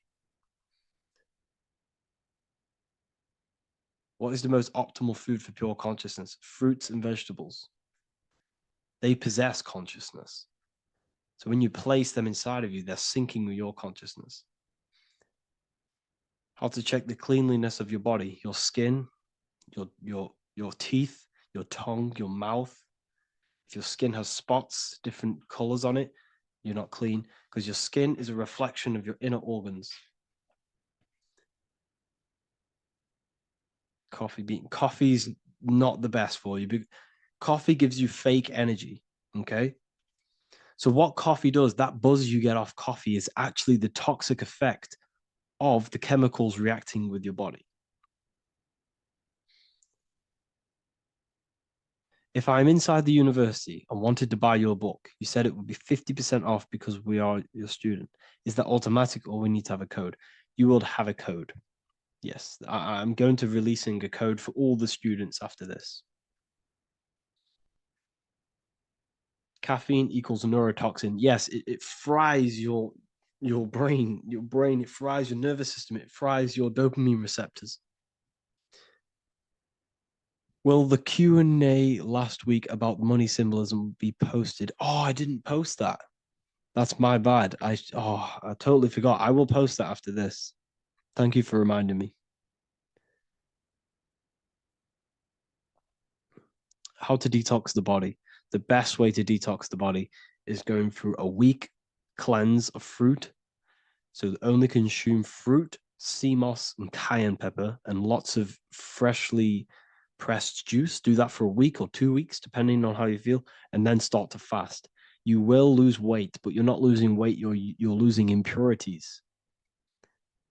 It's good to do this every couple months to just go on a raw fruit diet, cleanse the body, push everything out, and then start to fast while consuming sea moss and having lots of freshly squeezed juices. What is an alternative for coffee? Something with high energy levels. Okay, we're not taught the most simplest thing about the human body. It is an electromagnetic machine. It's electrical. It runs off electricity. The only energy you need is electricity, and that is found in fruits, vegetables.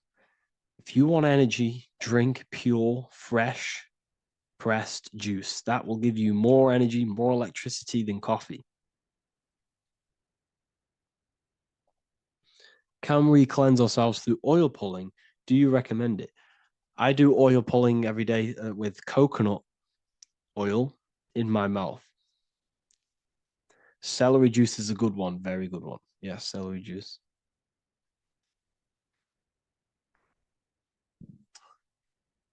Any more questions?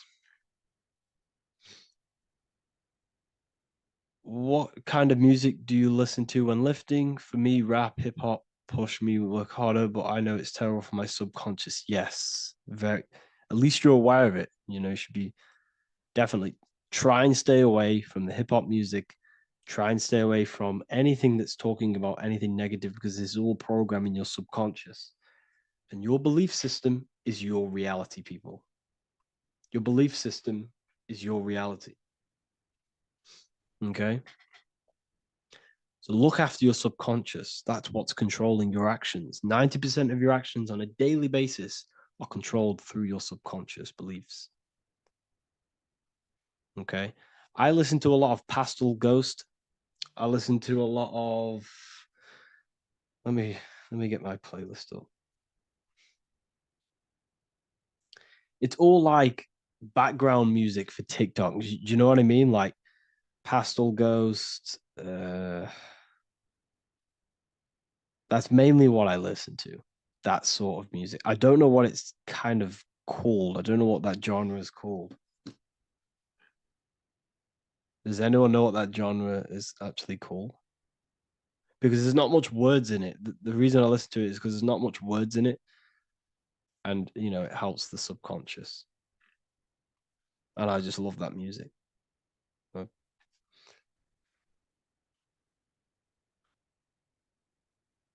Like lo-fi, yeah, a bit of lo-fi.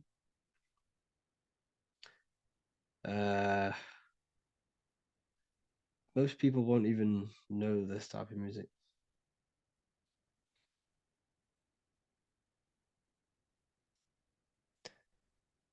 Can you tell us how you use cayenne pepper? So I mix it with freshly squeezed orange juice every morning. So the first thing I have, empty stomach, I have a teaspoon of cayenne pepper, mix it in and just down it every morning. And sometimes at night. The feeling you get in your stomach after putting cayenne pepper on an empty stomach is absolutely amazing.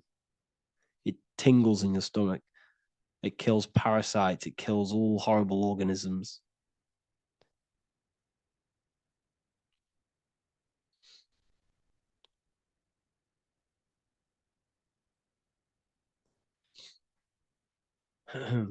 Mix it with hot water. Yes, hot water and key lime water. That I bet that's powerful. If you mixed warm water with key lime with cayenne pepper in first thing in the morning, I can imagine how powerful that is. I've never done that, but I'm going to try that. Do you use sea salt? I don't know what to think about sea salt, to be honest. I try and stay away from it. I don't know whether it's good, don't know whether it's bad. I'm kind of mixed on it, mixed information. I've heard people have benefits. I've heard other people say stay away from it. So I don't know. I just stay away from it. I'm not too sure on it.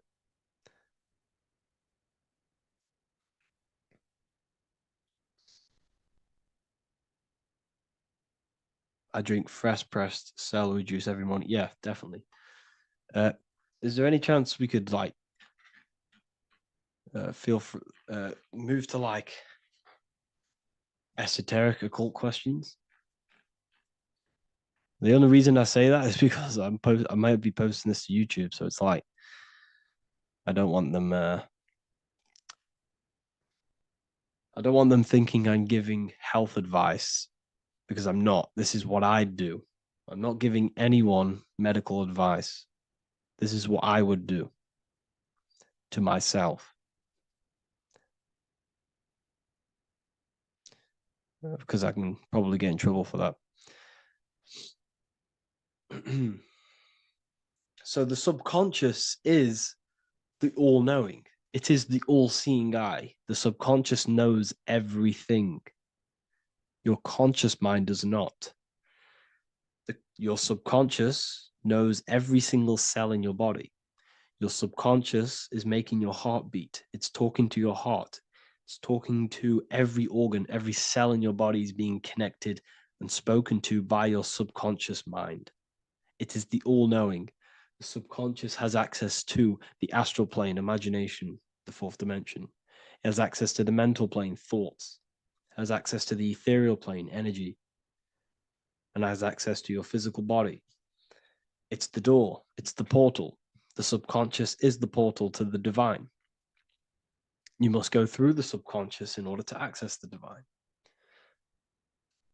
Any coupon codes for book 2? Yes, inside the university, there will be a 50% off coupon code.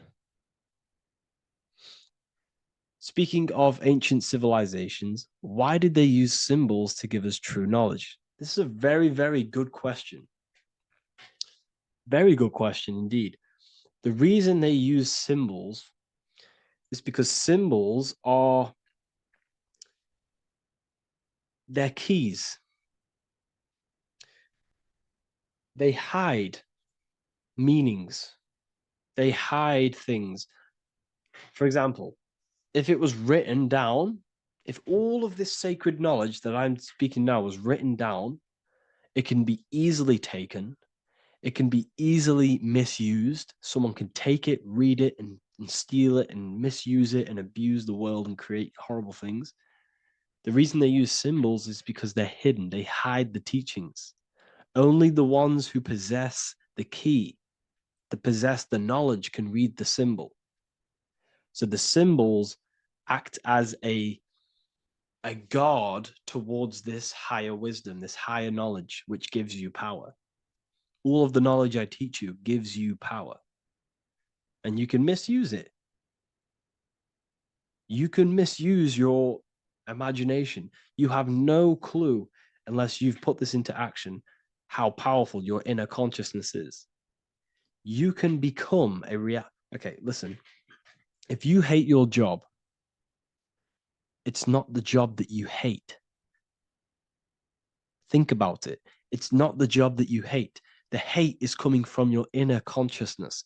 It's the state of consciousness that you hate. So what does that tell you? You can change that inner consciousness to another reality, the feeling of another reality. You can become that consciousness within before you actually externally have it.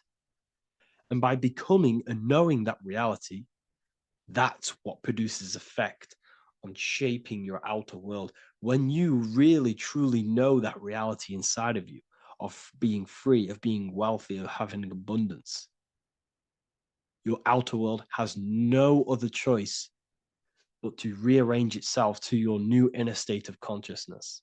That's what magic is. It's manipulating your inner state of consciousness.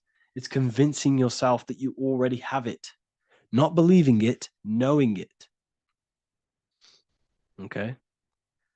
Knowing is different than believing. Believing is a lie. You should know thyself. Okay? So we can say that human overpopulation is intentional. There is no human overpopulation.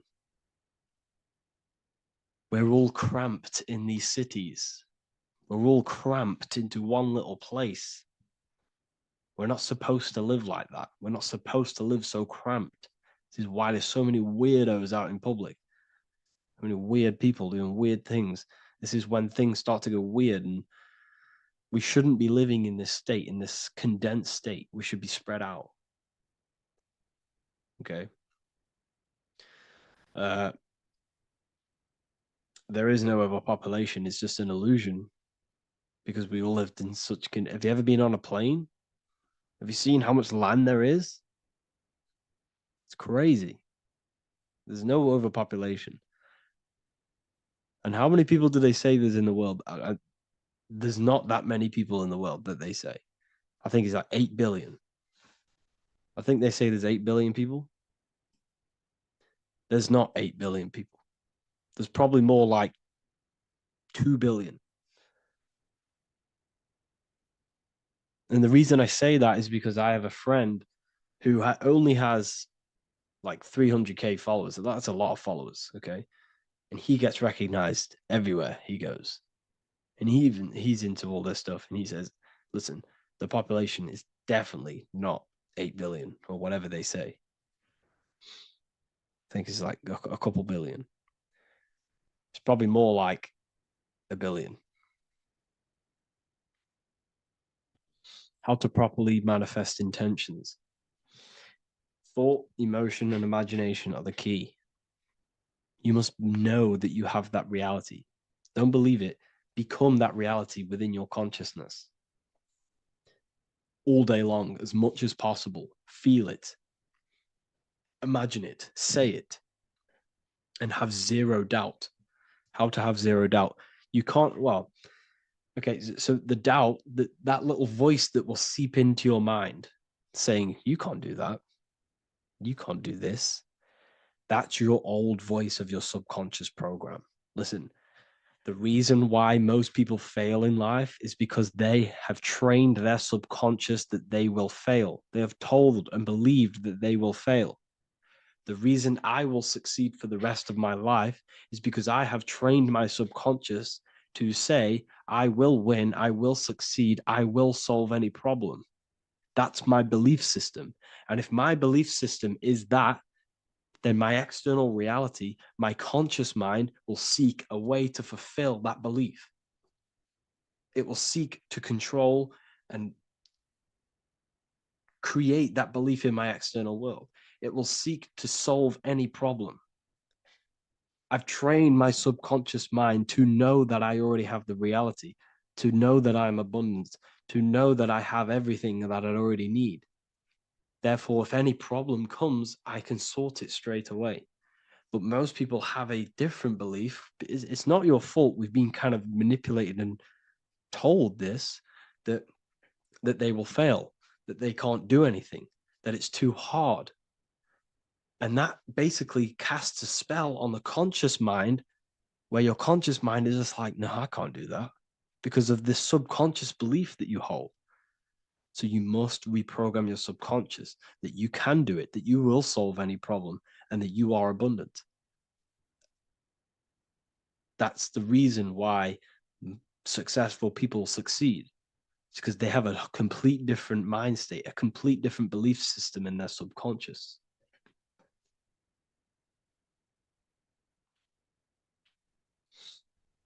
Do you offer mentoring? Yes, I do offer mentoring, but it's mainly for people who want to grow their online presence, and for the amount of value and transformation that I can place into your life, and the time that, well, the price of my time, it will be a higher price tag. But your life will completely change if you join my mentoring. Because I will transmute your life. I will transmute your mind, and I will transmute your whole reality. Because I could tell you exactly what you need to do. How to have super genius power pulling information from the source. Okay, so you can do this. I talked about this in Book of Wisdom, Volume 2, if you've read it. This is a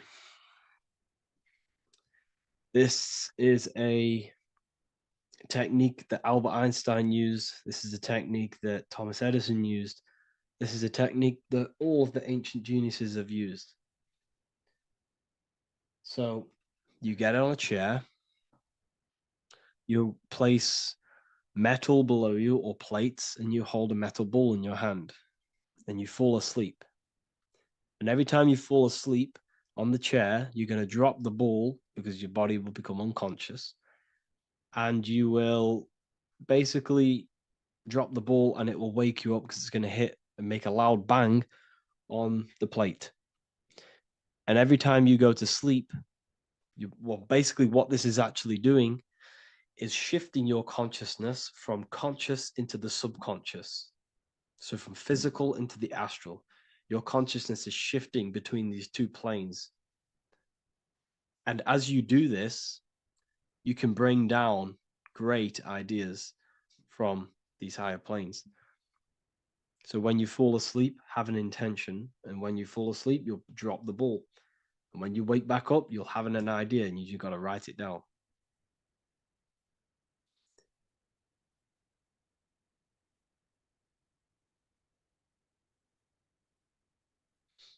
How to balance chakras. Don't focus on balancing your chakras.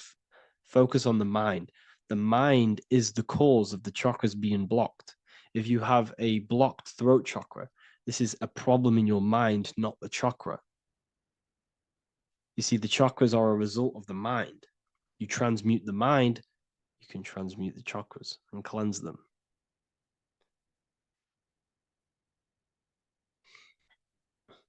So was Jesus a real man that walked? Okay, so I'm going to tell you something. Like, some of the things that I say in my reels, they are to catch attention. So if I say the first thing on the reel, Jesus never existed, straight away, you see that, it's going to trigger you. It's going to trigger Christians. It's going to trigger people. So yes, I do say things to catch attention. The reason I do that is because I have to, in order to catch attention. Maybe there was a Jesus who walked. So in the past, I have said Jesus never existed. Yes, this is to catch attention, to boost the reels, views, and comments and stuff like that. Maybe there was a man who was called Jesus and walked the earth. But listen, he was not the Son of God. You are all the Son of God. Jesus represents an archetype. He represents morals. He represents a way of living that you should embody in your life, not to worship. We shouldn't be worshiping this man. We should be embodying his qualities into our lives so we can become Christ consciousness, so we can live in harmony with our mind, emotions, body, and spirit. Okay? He was not the Son of God. You are all the Son of God. We are all God experiencing himself in a three-dimensional divided form. God is oneness, and he created a divided world so he can experience himself. Why do you quote from the Freemasons oft times? I don't recall me looking at Freemason quotes and quote them. I just simply, when I post a quote, I literally just, whatever comes to my head, I just whack it into Telegram or Twitter. Are dreams tied to your subconscious, and how do you understand them? Okay. Dreams and astral projection are two different things. Astral projection is your soul leaving this plane into the collective consciousness, into the collective mind, the collective astral plane. But dreams are basically the astral plane, but it's your personal astral plane in your personal subconscious. So when you dream, you're entering your own consciousness, you're entering your own subconscious. Every character, every event that happens to you, everything that is said to you, everything that happens to you in your dream is yourself pushed outwards, and you're basically experiencing your own mind. If something scary comes up in your dream, this is your belief, this is something in the back of your mind materializing and coming to you and showing itself to you. So in order to understand your dreams, it's basically suppressed emotions, suppressed thoughts, all lingering in your subconscious materialized. Okay. A few months ago, I'd have concurrent dreams of getting in a car crash that lasted for months. Then one day out of nowhere, I got into a really bad accident, and that low-key bugged me out. I didn't know if my mind was trying to warn me or what. You can explain that. Okay. If you are having dreams about having a car crash, this is a belief. Okay, so let me tell you something. Let's say you're a drug dealer, okay? And you live in fear every single day of the police coming to you. This dealer every day is worried, he's scared, and he lives in fear of the police getting him. He was believing it. This fear, this emotion he was feeling on a regular basis, repetition, and the emotion is basically impressing your subconscious. It's impressed his subconscious that deeply that he now believes it. It's now become a belief. So one day the dealer gets caught and he goes to prison. Let me tell you something. He placed himself there because he created a program, a belief in his subconscious of the police. And his external reality is now in a prison cell. But that prison cell is just an external manifestation of the prison cell of fear he installed in his subconscious mind. The four walls he's now trapped in is just basically an externalization of his own belief system that he created through consciousness, through the subconscious. If you embedded your belief that you will be in a car crash, you will be in a car crash. He placed himself there. He materialized that reality through the thought, through the emotion, through the belief. He put himself there. You see? So if you were having dreams, this was maybe, it could have been anything. You could have watched a program when you were a child about a car crash, and that maybe scared you. Or you saw a car crash when you were very young, and that scared you, and that impressed your subconscious. Then you had a dream about it. Then you started to believe it. And then one day, bang, it happens. That's the power of the subconscious mind. It holds control over you. It holds control over every aspect of your reality, of your being. So, I hope you all enjoyed this live. I'll see you all inside Ethereal University. I'll be posting another lecture this week. And yeah, let me hold on.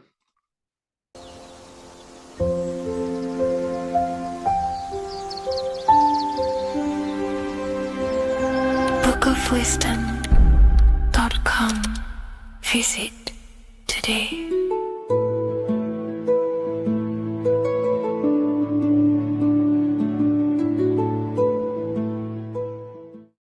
Hello, Seeker. Welcome to Revival of Symbolism, a channel devoted to the language of esoteric symbolism, guiding you to discover yourself and expand your consciousness into deeper realms of thought. I'm Harry B. Joseph, also known as Revival of Wisdom, and today we're going to be discussing this particular piece of Freemasonic artwork, and in the context of force and form. This is a very important ideology to understand about life, your reality, and ultimately to gain your personal power. So if you want to gain your personal power, you have to understand force and form, which is one of the most basic understandings and teachings within the occult schools of thought. So if we look at this piece of artwork that we have here on this Freemasonic drawing or painting, whichever it is, we see in this context force and form. Now, there is a lot going on in this piece of symbolism. There's so much more than just force and form. However, in this video, we're just going to be breaking down the force and form aspects so you can gain an understanding. Here at the very top, we have light rays. This represents force. Here below, you have the physical manifested plane, form, force and form. All creation is force and form. It is the interplay of force and form. Force is the invisible energy that moves, and form is the pattern that contains and directs that movement. Force without form is chaos. Form without force is lifeless. So without any force, there would be no movement or manifestation. Without form, there would just be chaotic forces within the universe. So force and form are the opposites in duality, force and form, okay? So without any force, which is your spiritual life force, your consciousness, which is force, your body wouldn't even exist, because your body is the formation of the spiritual forces. Your life is a creation of your forces, such as thought, emotion, imagination, desire.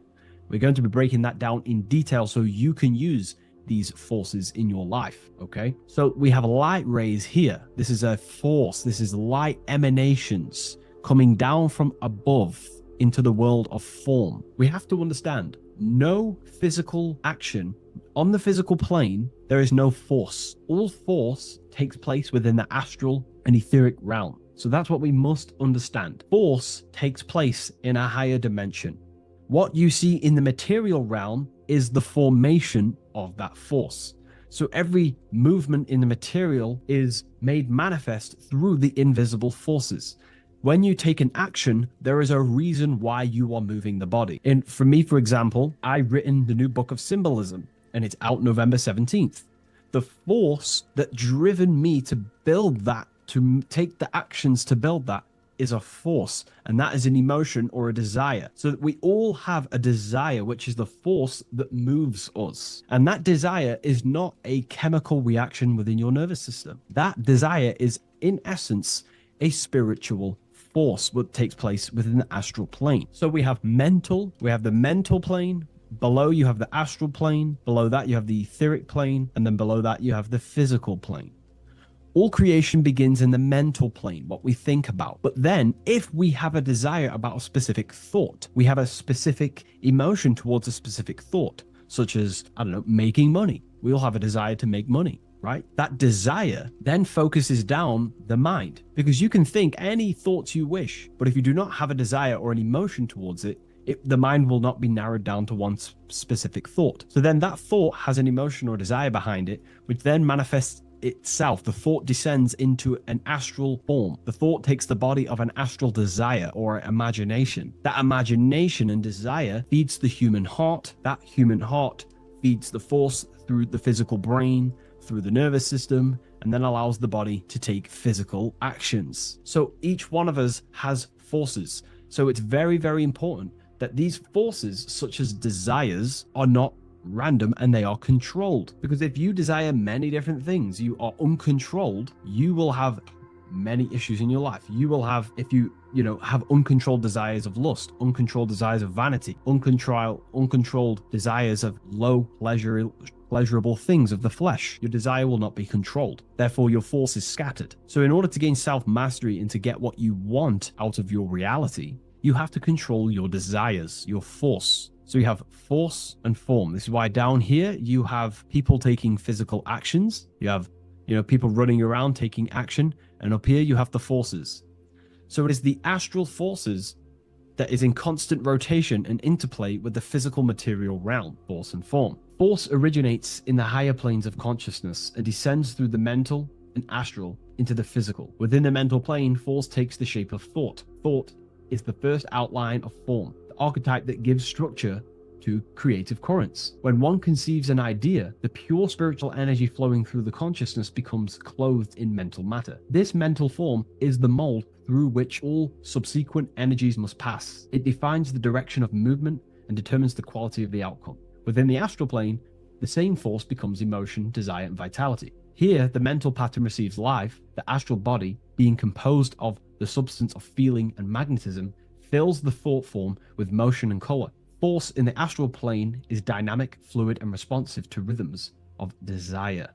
If desire is pure and unified, it directs energy faithfully into the form conceived by the mind. If desire is scattered or conflicted, the astral force distorts the form, producing confused results in the physical world, confused actions, chaotic actions, if you do not have your desires and your heart under control and your emotions under control. Thus, the quality of one's emotional life determines how effectively forces passes through the pattern of thought. So the emotional quality of life, of your life, is determining your actions, because we all take action on what we care about, on the force that is driving us. So we must unify our heart with the higher mind, with higher thought, thoughts that are not selfish, thoughts that are not egotistical. In the mental plane, there are three subplanes. We have higher mental plane, middle mental plane, and lower mental plane. Higher mental plane is higher thought. This is what people call the higher mind. A lot of people say the higher mind, but they don't know truly what it is. A lot of spiritual people will just throw these words around. The higher mind is simply the mind that exists within the higher mental plane where higher thoughts take place. Thoughts that are guided with love, that are guided with selfishness, without being selfless, thinking without being egotistical. For example, if you think, how can I make money? How can I gain? How can I do all this stuff? And you're thinking how to make money for yourself, for personal gain. That's a selfish thought, and that will manifest in the lower mental plane. If you want to become more of a powerful mind and gain your personal power, you want to think in a different way to penetrate the higher mental plane, because the lower mental plane, most minds in the collective consciousness operate in the lower mental plane, because that most people think unconsciously. Therefore, their minds are not trained to think in the higher mental plane.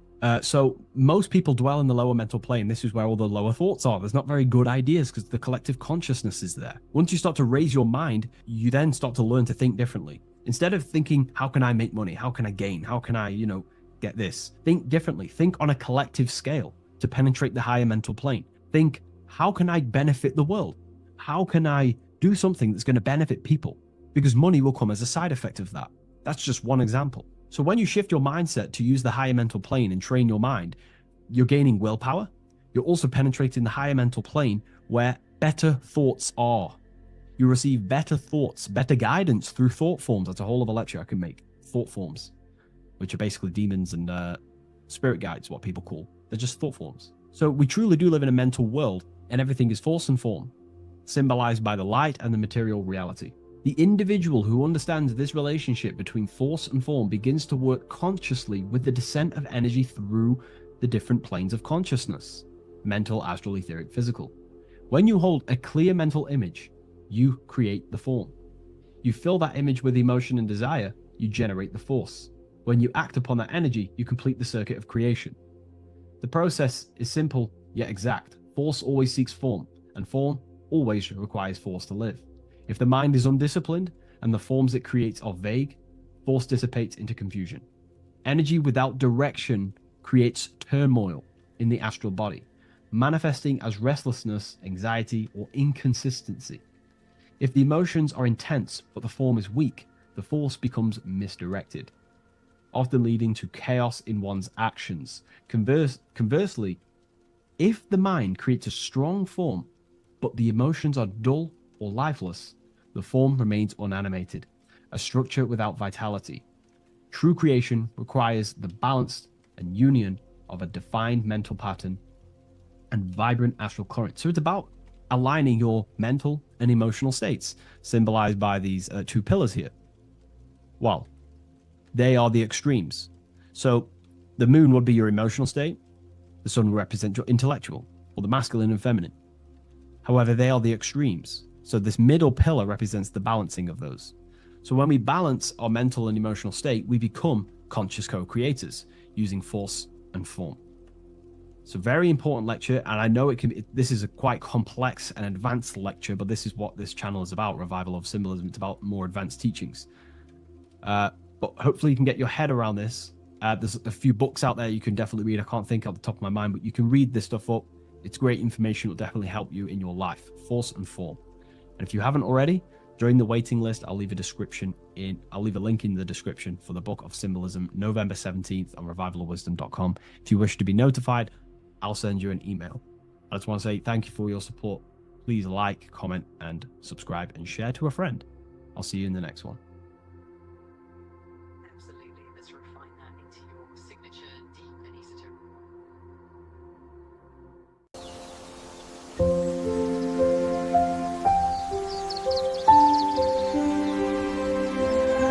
bookofwisdom.com. Visit today.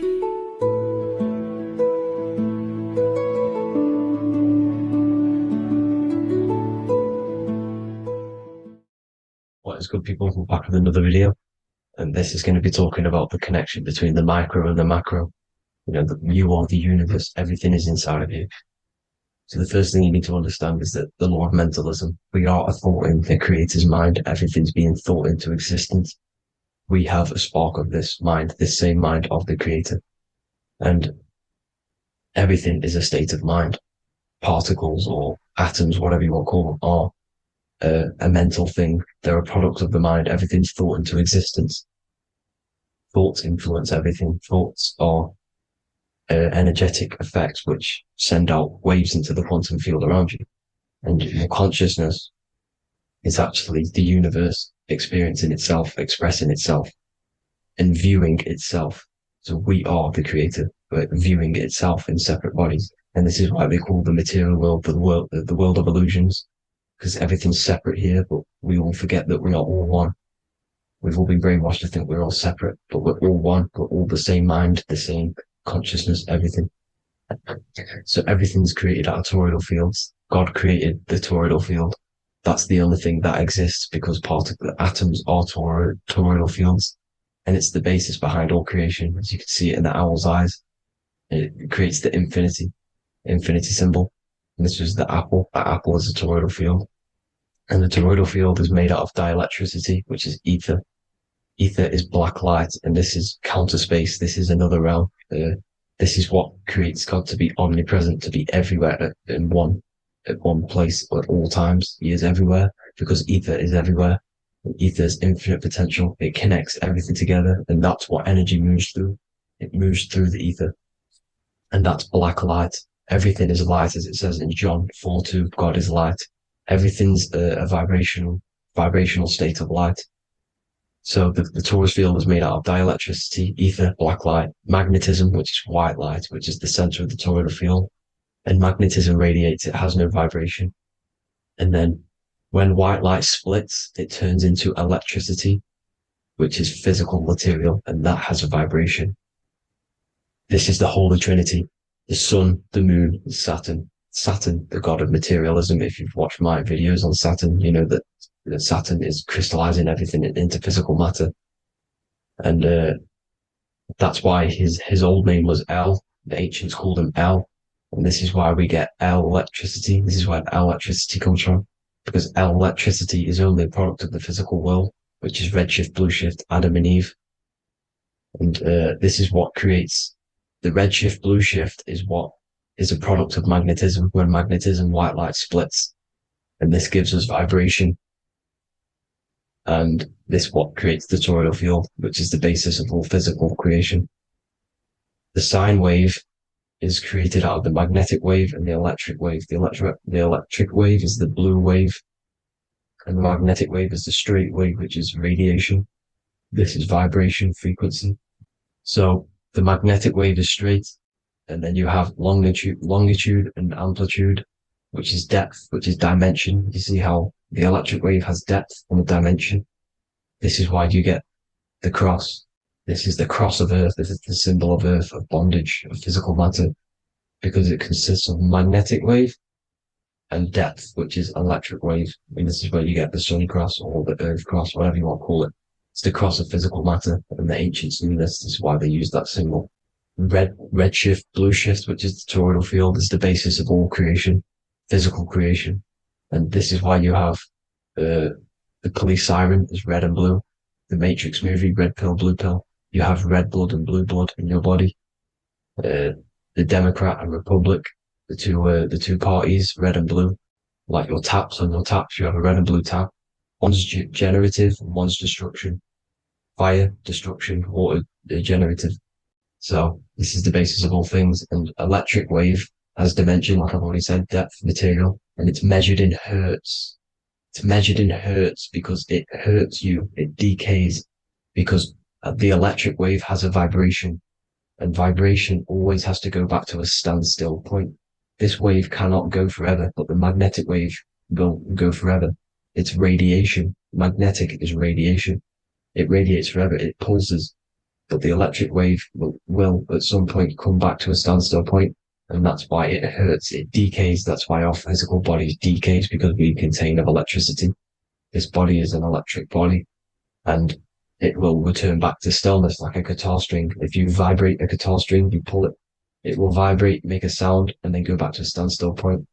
It's the exact same with every single toroidal field within the body. It will decay, and this is why our bodies decay, and everything in creation decays. So we're born into sin. The sin of Eve. The sin of Eve is us biting into the tree of knowledge of good and evil, which is the systems in the body. And the sin of Eve is biting into the sine wave.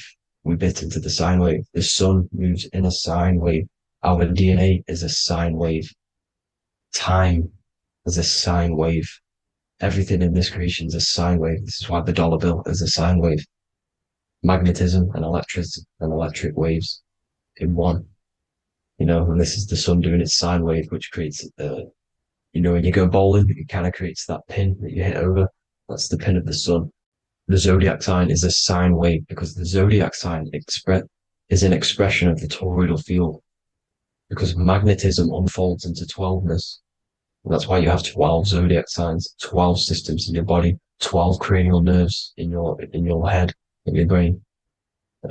So if you can imagine this, see where my pointer is. Always starts with Aries. Aries is the head. It's the first thing that's created in the womb.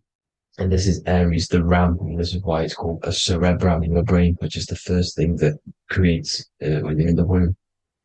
And what's the element of Aries is fire. Fire is the first element. F-I-R, first, because it's the first thing on the wheel, the first expression of energy. As you can see here, my pointer, this is the center of the toroidal field. It would go Aries, Virgo, Capricorn, Pisces, Scorpio, Cancer. Then we go back to Libra. Libra would be center.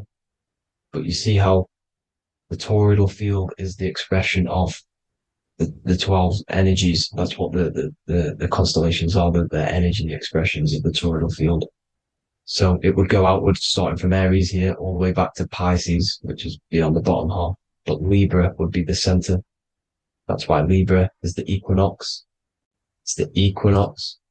Libra is when it goes from summer over to autumn. It's the equal.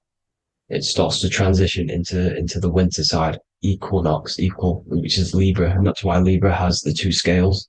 It's symbolized with the two scales. That's because of, the sun moving over. It's being judged. It's equal now, but then it's going to tip over into the winter. That's why Libra is here, the center of the sine wave. And like I said before, magnetic energy unfolds into 12ness. Magnesium is number 12 on the periodic table. It's the sacred number. And this is why the scientists are NASA is trying to bring in another constellation to destroy the holy science of astrology. So Aries rules the head, which is Mars. Taurus rules the neck, the lower head. Gemini, the two twins, which is your lungs, your two twins, your arms, two twins. Cancer, the breasts, or the chest area. Leo, the heart, which is the sun, which is fire, the center of the toroidal field. Virgo, the belly, which is the intestines. Libra, the kidneys, the two scales, the kidneys, balancing out everything. Scorpio, the sex organs. Sagittarius, hips and thighs. Capricorn, I've missed that out, which is the kneecaps. Capricorn, kneecap. Aries, which is the ram, which is the cerebrum in your brain. And then Aquarius, the calves and the ankles. And the Pisces, the two fish, the 2 feet.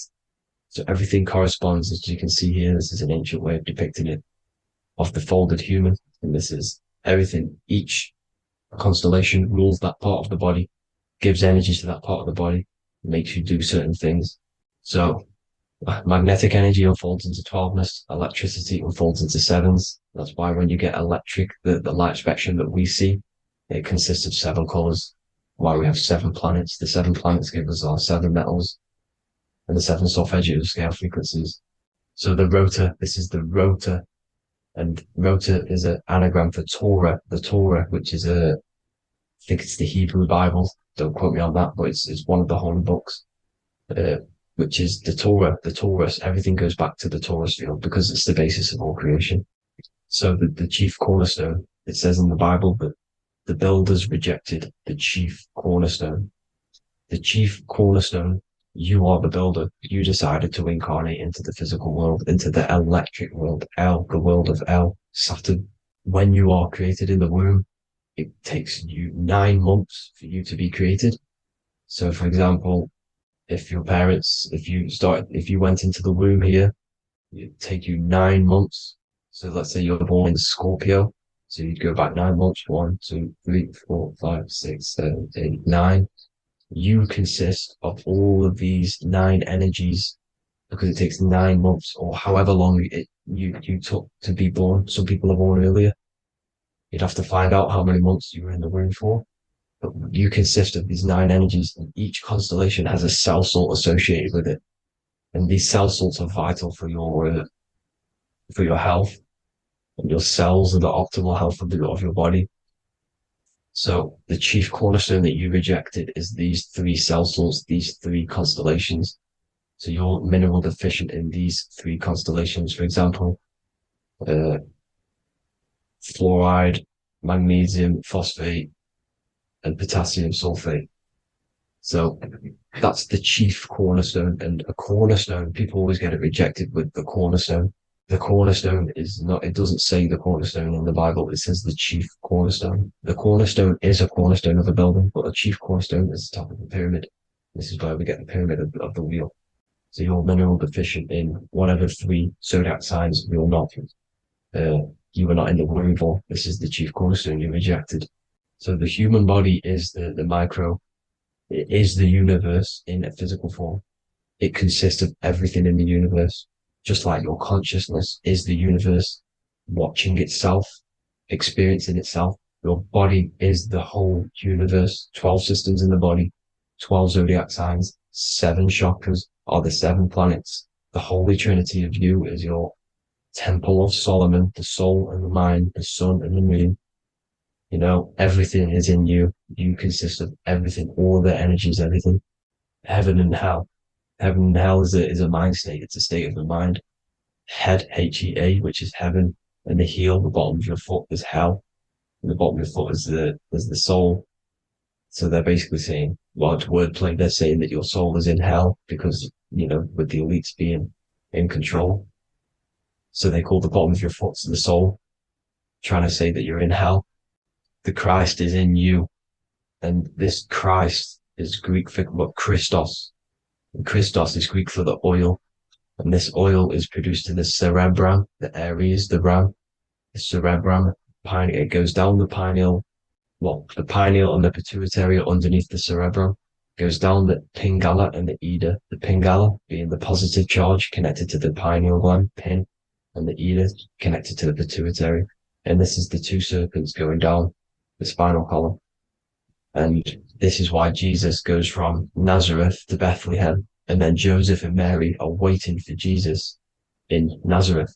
Joseph and Mary are the pineal and the pituitary gland waiting for Jesus to come back up the River Jordan, or spinal column. So this is the oil. This is the story of Santa as well. Santa comes from the North Pole. Why? Because the North Pole of the Earth is the center of the toroidal field, and the North Pole of you is your spinal column, which is the North Pole of the toroidal field. The North Pole, he comes from the North Pole. This is the North Pole. This is the South Pole of the toroidal field. Comes from the North Pole, which is your mind. And he goes down the chimney and then back up the chimney. This is the chimney. And he drops off the present, which is the Christos, the oil. And this is why Jesus is crucified at 33, because he crosses over the vagus nerve at the top of your spine. When this oil comes back up the 33 vertebrae, these are your vertebrae here. When it goes up to the 33 vertebrae, it gets crucified at 33 because it crosses the vagus nerve, and he's crucified on a cross at 33. This is the story behind Jesus and Santa. The Ark of the Covenant in the Bible is the two hemispheres which cover the vital parts of your mind, the brain side, which is the cerebrum, the pineal, the pituitary, etc. So the two hemispheres are the two angels, the Ark of the Covenant. This is the Ark of the Covenant covering the two vital parts of your brain. So these are the optic thalamus is another part, and it protects the Christ oil, which is inside at the center of the brain. See, the Bible is all a massive metaphor about yourself, because you are the universe. You are a microcosm of the universe. Your consciousness is experiencing itself, and the universe experiencing, and your body is the whole universe. Your head's heaven. So Moses crosses the Red Sea. These are the two hemispheres of your brain. This is the corpus callosum, the Red Sea. So he's pretty much saying that he's uniting the two hemispheres of your brain, because most people in this generation are stuck in the left brain, which is just logic, reasoning, science and maths, writing. And this is what school teaches you to do. It keeps you stuck in your left brain. And you want to cross over to you want to cross the Red Sea, which is the corpus callosum, to the right brain, which is awareness, art awareness, creativity, imagination, intuition, insight, using the higher mind, creativity, imagination. If you don't have intuition, then you can't read energy, you can't pick up on bad things. This is what Moses is symbolizing by crossing the Red Sea. And it's also the upper room where Jesus met the 12 disciples. 12 disciples are the 12 cranial nerves in your brain. It doesn't just represent the 12 zodiac signs, the 12 disciples. It symbolizes many different things. It's like I said, energy the universe consists of 12ness. So you have 12 cranial nerves in your brain. And that's the 12 disciples as well. And they want you stuck in your left brain, which is the five senses, materialism. So they say in the Bible that Satan blinds the mind. Satan is Saturn. If you've watched my videos, Satan is Saturn. And you consist of the Holy Trinity, which is the sun, moon, and earth. The soul, moon, the soul being your sun, the solar, the moon being your mind, the earth, your physical body. And Satan blinds the mind. Why? Because we enter a soul system. This is a soul system, not a solar system. And Saturn is the Lord of the Rings, which is the outer ring. When your soul enters the soul system, your soul starts to materialize. It hits Saturn. Why? Because Saturn starts to materialize you. You take on the 7 virtues, which are the 7 planets, which are your 7 chakras. And to get out of this soul system, you must get out of your lower nature, your animal nature, which is lust, desire, greed, You know, the number of the beast 666, which is Saturn, Satan. So you enter the soul system, you take on the 7 energies, which you turn into physical matter. And this is your descension from heaven to, well, to say hell. And then you must raise back up from matter to spirit. They say Satan blinds the mind. Why? Because your mind gets materialized. Your soul and mind get materialized. And when you get materialized, it's an intense experience. You lose the divinity within you. You forget the divinity. So Satan, which is the first planet, the first energy you take on, the material body, he blinds the mind. He makes you forget everything, your divinity. Then you must remember, ascend up Jacob's ladder, the 33 vertebrae, to heaven. And this is a microcosm of the macro, because you will ascend back up to heaven if you do this, when you leave your physical body, when your body decays. So when it talks about in the Bible, completely destroy them, the Hittites, the Amorites, the Canaanites, all the ites, this is what God says to the Israelites. It says completely destroy them. It's basically symbolizing saying destroy your lower nature. The Canaanites, cannibals. We're under a Canaanite system now, which is cannibalism. And this is flesh eating, lust, greed, all the demonic stuff, all the lower vibrational stuff, you know, the lower nature, eating, sex and survival, the lower 3 chakras. You must get out of these lower 3 chakras and return back to spirit, which is heaven, which is spirit, love, being holy, being truthful, being passionate. Going back to Satan blinding the mind, all of the planets are made out of these 3 symbols. Satan blinds the mind, and that's why Satan's symbol, this is the symbol for Saturn, Satan, the symbol of Saturn is the cross, which is physical matter, the earth, over the moon is your mind. So the Saturn symbol saying matter over mind, he blinds the mind, Satan blinds the mind once you enter the soul system. And you must remember, in the Bible, it talks about the Genesis, which is Eve, the sin of Eve, which is biting of the tree of knowledge, with the serpent, which wraps around the tree. It says the serpent placed himself on the tree. Well, the serpent is the spinal column. It's the serpent telling you eat from the tree of knowledge of good and evil, which is your nervous system. And eating from the tree of knowledge of good and evil is doing bad things. For example, over-sexualized, overeating, eating the wrong food. That's eating from your nervous system. It's decaying you, and it's preventing you from achieving the God self, the God consciousness. This is the symbolism of, you know, the tree on the serpent, telling you to eat from the left brain, with the left brain being the sinister. Sinister is Latin for left. That's sin. Sin is left. And left is lefty Lucy, Lucifer, right, righteousness, right, God, godly. The tree of knowledge of good and evil, which is your nervous system, because it determines good or bad. You know, that's the only thing you experience in this world is your nervous system. And then the tree of life is the cardiovascular system, and the Garden of Eden is your body.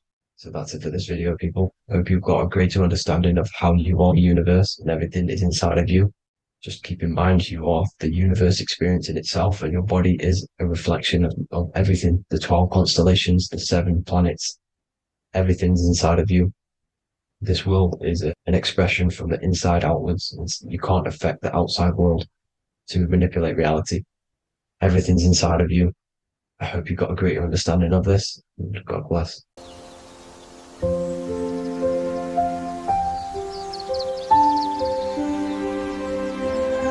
bookofwisdom.com. Visit today.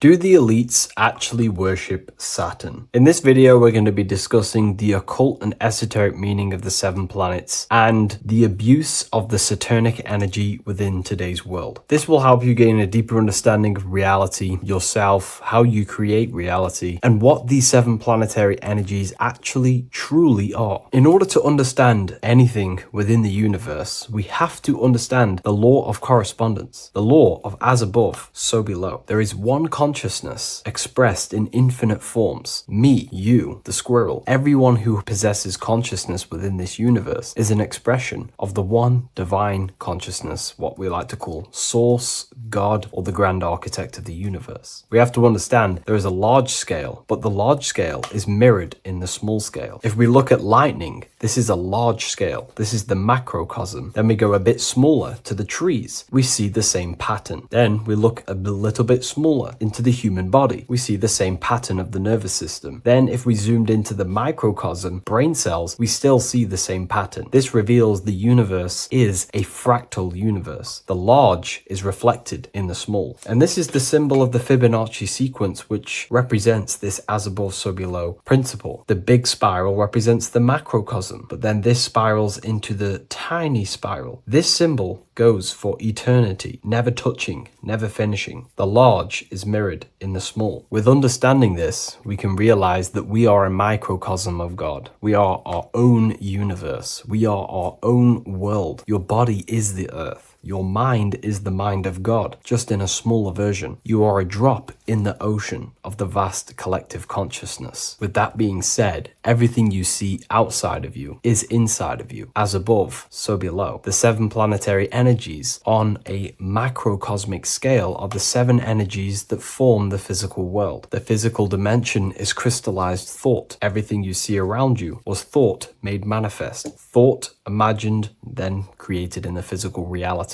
Therefore, these 7 planetary energies are 7 astral forces that create and weave the material existence. For example, if we look at a tree has 7 categories of consciousness, 7 creational forces that create the tree. This is the reason why we have 7 days of creation in the Bible. This is the reason why we have 7 days of the week for the 7 planetary energies. Monday is for the moon, Mars is for Tuesday, Mercury for Wednesday, Jupiter for Thursday, which is Thor. Thor is Jupiter. Venus for Friday, Saturn day for Saturn, Sunday for the sun. This is also the reason why we have 7 major energy centers within the body. The 7 life forces that flow through the body to give physical existence to the physical form. Man is a microcosm of the universe. With that being said, if we look at a tree is nature, and nature is the macrocosm, the creation of God's mind. And if we look at the tree, we can see 7 creational categories that go into create the tree. For example, the stem of the tree, the trunk, represents the sun. The root system, the base of the tree,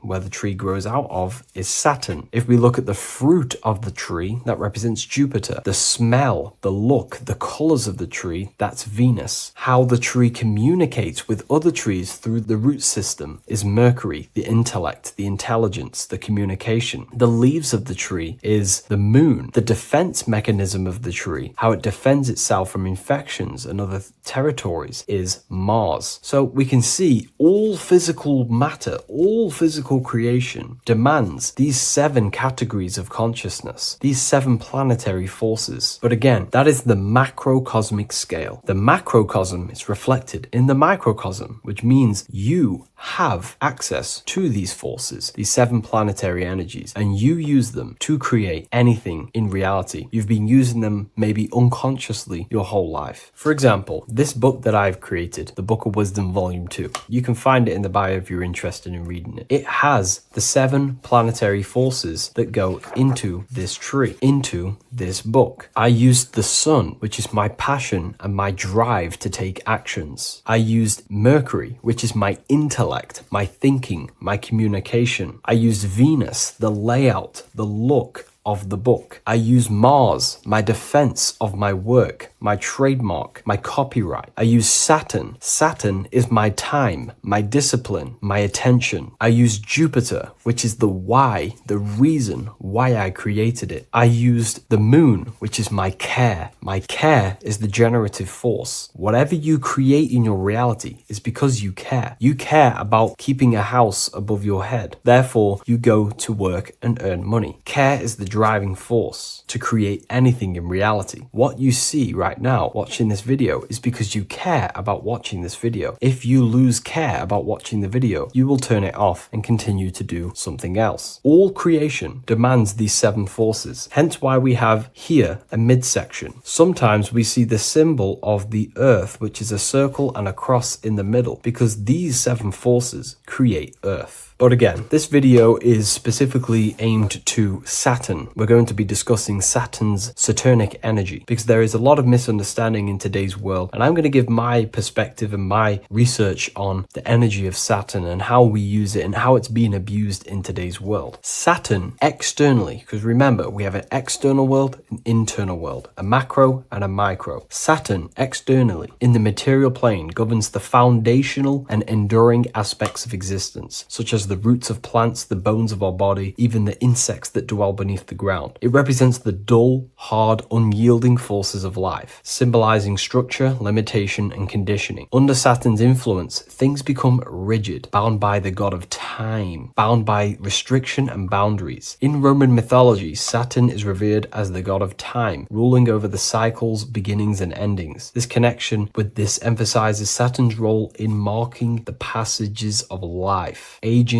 and inevitable constraints we all face. Internally, inside yourself, the microcosm. Internally, Saturn embodies the conditioning within our own consciousness. When Saturnian aspects of consciousness dominates, we become overly rigid, fixated, restricted in our thinking and actions. For example, Saturn's influence is strongly felt in today's world, where many people's minds are confined to societal norms and conditioned responses. The pervasive control Saturnian energy can lead to the sense of limitation, as people become trapped within structure imposed by society and power structures. However, we have to remember that limitation, there is dark and light. Limitation is not bad. This is why Saturn is connected to the god Satan. They are the same being. It's something that restricts, holds back, and keeps you limited, conditions and limits consciousness to its lower power. Saturn is a great teacher, guiding us through difficult life lessons that ultimately lead to growth and expansion and power. Although Saturn's energy is harsh and often challenging, it helps us to develop resilience, discipline, and wisdom. Yet in modern age, this energy has overpowered the minds of the masses, fostering excessive rigidity and limitation. Instead of being ruled by Saturn's constraints, we should seek to embrace more freedom, love, joy, balancing Saturn's lessons with openness and fluidity in our life. So like I said, Saturn rules law. Anything that is limiting or holding back, something that is a restriction or a wall. This is why we see judges wear black robes. The color black is associated with Saturn because Saturn rules over the nighttime and the winter time. Capricorn, they wear black robes. A graduate also wears a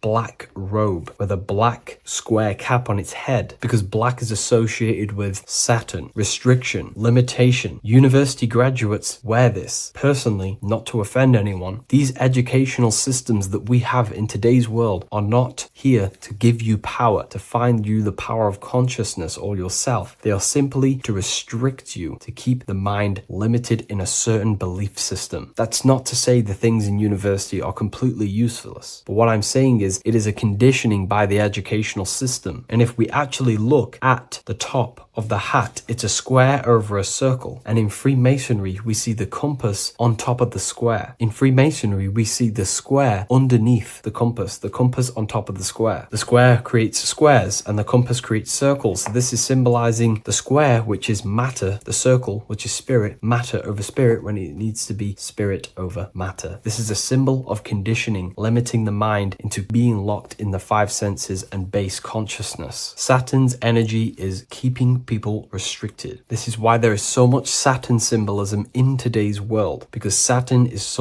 anything to do with limitation, restriction, and time. All of the systems in place are to limit our minds, to keep us on base consciousness, only thinking in a limited box, only thinking and aware of the 5 senses. In base consciousness, in animal nature, one only thinks according to their senses. When they have a sense, their mind thinks. This is an affect state of consciousness. They're living in the affect. We need to understand that in base consciousness, we have no true power to create. We're simply living in cycles of affect. Now, what do I mean? The physical world is the effect. It's already manifested and cannot be changed. Our consciousness needs to rise to become a cause instead of playing around and being lost in the effect, to become a co-creator. And this is what the system does not want you to do. It does not want you to become a conscious creator. So they keep you in base consciousness, not giving you the awareness that you are literally a god creating a world right now. You are a world and you are shaping the world. Our consciousness needs to be mastered, controlled, and then we can become a conscious creator instead of running around in the world of illusion and effect. As above, so below. What happens in the mind happens in reality. We do not want to be matter over spirit, which means the external world over the internal world. We need the internal world to rule over the external. Saturn symbolism can be symbolized as a black cube. The cube symbolizes this physical world because everything has 6 sides. We can move forward, backward, left, right, up, and down. We are in this cube. This is why we say think outside the box. Thinking outside the box means to become a cause and not an effect. The mind needs to be a cause, an instruction center, and not just thoughts that are reinforcing the effect and lost in the effects of the material world. Instead of reacting, we need to become a commander. This is a symbol of conditioning and the physical plane. Black is dull, lifeless. The physical world is lifeless. It has no power to create. It has no power to do anything. It is simply a projection and an effect. You, the mind, consciousness, are the cause. You can create the effect. In today's system, Saturn's energy is heavily relied on, which is just simply man-made laws, restrictions, time wasting, and keeping people in base consciousness, only aware of the physical 5 senses. Let's get something straight about the elites. They do not worship Saturn. There is nothing to worship. They simply use the energy of Saturn to keep people limited. They're not using the planet Saturn, but they're limiting people in their belief systems and physically where they can go, restricting boundaries, countries, restricting people's minds through mass media, which is all symbolism of limitation and restriction of Saturn. They're not worshipping it, they're using it and abusing it. Saturn could be anything in your mind that keeps you limited. If you have a limited thought that does not allow you to take action on something, that is a Saturnic energy within your own mind. Anything that is indoctrination, anything that is boundaries on you, that is a Saturnic energy. Some people say that the Saturn and the moon are working together to trap our soul. This is highly symbolic. Saturn and the moon are not forming a matrix to trap your soul and keep you reincarnated. Again, this is symbolic, and in the esoteric version and understanding of this, we can see that they do have a relationship. The moon is our subconscious mind, and Saturn is restriction. If we have restrictions and belief systems in our subconscious mind that keep the soul locked and trapped only in these 5 bases, this 5 senses, then we will think and condition ourselves that we are only the physical body and never actually free ourselves from the material world and ascend. Saturn and the moon are not working together, but these are highly linked. By limiting the subconscious, we keep people stuck in base awareness, keeping them locked in the world of effect, never becoming a conscious creator. We have 2 spiritual currencies, time and attention. These are the 2 currencies that we spend. We spend time or pay attention. These are the 2 spiritual currencies that pretty much create our reality. And the system aims to hijack these 2 currencies from you, to limit you, to dominate you, so you do not become a conscious creator. So again, no one worships Saturn. It's simply just a symbol of limitation and restriction. Limitation has good and bad. Limitation can make us learn, overcome, become strong, disciplined, but when it's abused, it can keep people locked in base consciousness and stuck in their lower nature, never figuring out how powerful they are. You hold the power to shape a world. That's how powerful you are, to turn thoughts into physical existence. I'll see you in the next video. Please leave a like, comment, and a subscribe.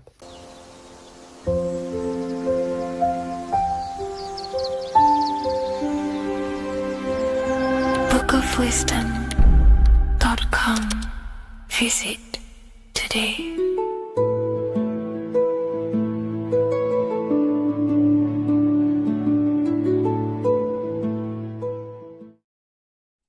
Today's topic is the binary code behind the universe. You will learn the fundamentals of the binary code, deeper understanding of reality, which will give you more of a connection to the universe, evidence supporting the existence of this code, and how to use the binary code to shape your reality. Now, this is an important one. We have 0 and 1. This is the binary code of the universe. It underlies everything. It is the source of all creation. The universe is binary in nature, meaning it exists as both something and nothing, on and off, male and female, light and dark. Everything has its polar opposite. At its core, all that exists is 0, representing nothingness, infinite potential, and 1, representing something, order. 0 represents the feminine, vast, formless, and infinite potential. It is the space from which all things emerge, the womb of creation, the receptive and expansive force. 1 represents the masculine, structure, form, and order. It is the active principle, the initiator, the force that defines and shapes reality. Together, they create the fundamental duality that underlines existence, the balance between chaos and order, the void and creation, yin and yang. We see this in the masculine and feminine bodies. This is deeply encoded into the fabric of reality. And once you see this, you will never unsee this. So please leave a like on this video if you love my content and you love the wisdom that I share with the world. So we see this with the masculine genital areas. Remember, this is the genital area. This is all to do with creation. These are the generative principles, the generative organs in the body that allow creation to continually outfold into new life. The genital areas are all to do with the code. The male is the 1, the action. He's the initiator. The feminine is the 0, which is the infinite potential, the womb of creation. 0 and 1. This is why we have 10 numbers. 0 and 1. Masculine and feminine. We even see this in the bodies. The feminine body is made out of curves, which is 0, curves. And the masculine body is made out of lines. So please leave a like and comment if you love this. And if you have any lecture ideas, feel free and I can make a lecture on any suggestions that you have. So look at the word masculine. Masculine, line. Line is just one line, which represents order. 1. Feminine. 9. 1 and 9 equals 10. 0 and 1. The binary code of all creation. Why is feminine? Why the number 9 for feminine? Because the moon has to go around 9 times to create a human in the feminine's womb. And look at this image of nature. All nature is zeros and ones. Now you can tell. The stick is a 1. It's a line. And here we have curves. It's curves and lines. Curves and lines create reality, creates matter. Everything is 0 and 1. We even see this with the sky. The sky represents zeros. They represent curves, the heavens, the heavenly bodies, the sun. These are circles, the moon, circles, the planets, circles. Down here is matter, representing the square. We have the Freemasonic square and compass, representing lines and circles, masculine and feminine. We see this with Leonardo da Vinci, with the circle representing the spirit, the void, the womb of creation, and matter, which is the body. This is the soul in matter, infinite potential in matter. This represents spirit over matter. This represents the architect of reality, zeros and ones, spirit and matter. This is all the same thing. Understanding this binary nature of the universe, where 0, feminine, represents the infinite potential and 1, masculine, symbolizes order and structure, can benefit you in several ways. Manifestation and creation is the first way it can benefit you. Now that you understand this, you understand that everything comes out of infinite potential. 0, infinite potential. 1, action equals manifestation equals creation. So you must pull things out of infinite potential. If you have ideas but don't take action, too much, 0, nothing materializes. You'll never materialize if you sit there imagining all day, visualizing all day. You have to take action. They both come hand in hand. If you only take action without tapping into intuition and creativity, too much, 1, your actions may feel hollow and misdirected. Using both effectively leads to greater success in life, work, and relationships. This is the 33rd degree motto, or this is on the 33rd degree of Freemasonry Scottish Rite logo, and it's called Order ab Chaos, order out of chaos. Chaos is the 0, infinite potential. Chaos is the dimension of the imagination. This is where this all ties in now. Imagination is the dimension of infinite potential, pure potential, formless creativity, and the realm of infinite possibilities. It is the void, the unmanifested energy that contains all that could ever be. That is the imagination. The imagination is the dimension that you are connected to, and you can pull any idea out of and materialize it into a reality. Matter, on the other hand, is order brought out of the imagination, chaos. It is when raw potential is structured, defined, and crystallized into form. This is the fundamental principle of order out of chaos, the process of turning the unseen into the seen, the abstract into the concrete, the dream into reality. That's why we say dreams into reality. Dreams are in the imagination, infinite potential, and the human mind is connected to high dimensions of consciousness, which we can pull ideas, things out of, and materialize it into our lives. Whether that's good or bad, that's completely up to you. But we have access to higher dimensions beyond the physical plane. And this is the secret that the human mind is connected to, and that you are not just a physical body. Okay? The universe itself was born from chaos. Before form, there was only energy and potential. Our minds function the same way. The mind is a microcosm of the universe. Our thoughts exist in an infinite field of possibility, but they only become real when we take action and give them form. If your inner world is filled with chaotic thoughts and impulsive emotions and negativity, then creating order within is essential for balance, clarity, and growth. What do I mean? Order out of chaos, 0 and 1. All creation comes out of infinite potential. The mind, the imagination, is the infinite potential. The material world is the order. It's the effect. Therefore, if your material world has chaos, if your room is messy, if your body is out of shape, if you do not look after yourself, everything in the physical world is just a reflection of what's going on inside of you, what's going on inside of you. So if you have a messy room in a messy house, this reflects as a messy mind, a chaotic mind, and we must create order in our mind. So this applies to all realms of your life. This applies with your mind, it applies with your emotions, it applies with your manifestation, it applies with the physical world, with the masculine, feminine.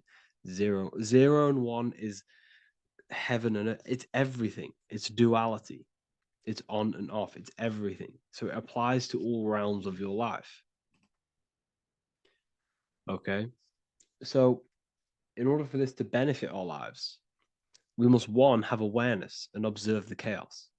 Step back and observe your thoughts and emotions without reacting to them. Recognize that you are not your thoughts. You are the observer of them. You are the soul. You are in between them. You are the midpoint between the left and the right, the 0 and the 1. You are the soul. Journaling or meditation can help you identify patterns and negativity and impulsivity. So it's important that we recognize these patterns. We recognize the chaos within us and we transmute it. 2, implement structure, mental discipline, mindful practices, meditation, breath work, and slowing down your reactions Cognitive reframing. Replace destructive thoughts with constructive ones. This is so, so important. For every negative thought that you place attention to, place your attention onto 5 more positive. Never think about something that you don't want to manifest, because whatever you're placing attention on inside that mental field of consciousness, you're giving attention to which then can manifest into your action, and that will materialize into your world. Routine and ritual. Create daily habits that anchor you. Morning routines, exercise, or creative outlets bring stability. We must master the inner world of thought and emotion. We must bring chaos into order. In order to create anything in your life, you're turning chaos into order. Order out of chaos. You're turning 0 into 1. This is the binary code. All things underlie it. 0 and 1.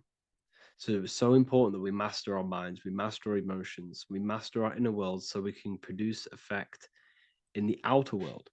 We cannot create consciously and effectively if we have chaotic thoughts and impulsive emotions. So I hope this has made more clarity to you so you can implement this into your life. I know I haven't given you much strategic things to implement into your life, but now that you have a better understanding of how this world is pulled out of infinite potential, you can use that. Everything in your life is pulled out of your imagination. Every text you send, everything you think of, oh, I'm going to do this later, that is your imagination thinking about the future. So you just have to do this on a mass scale to create something big in your reality. So I hope this gives you a better understanding of how the universe works and has benefited your life. If you have any comments or any suggestions or how this video made you feel, let me know in the comment section. I would really appreciate it. And I'll see you all inside of the Symbolism Masterclass on March the 8th.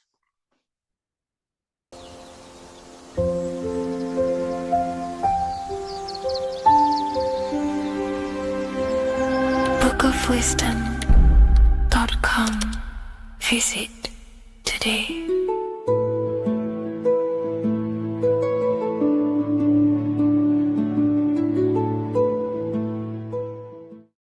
666 is a code, and this code needs to be broken down to fully understand what 666 truly is. In an esoteric view of 666, it represents a state of consciousness, a way consciousness functions within the individual. Now, if we look at the Bible in Revelations, it says that the mark of the beast, 666, is going to be placed on the right hand or on the forehead of an individual. The forehead symbolizes the mind, while the hand represents action or behavior. The forehead represents a belief or a mindset, a way consciousness functions. Therefore, the mark of the beast is not something external. It is actually a way consciousness functions within the individual. But the code reveals the darkest secret about 666. 666 is 3 sixes. The number 6 in esotericism and occultism represents the cube, because the cube has 6 sides. And the physical dimension, everything has 6 sides. Up, down, back, forward, left, right. Everything is 6-sided in this 3-dimensional world. The body is the cube itself. It is the number 6. And the number 6 is the number before 7. 7 is a divine number. It represents divine perfection, as there are 7 functions and cognitions of the mind, 7 energy centers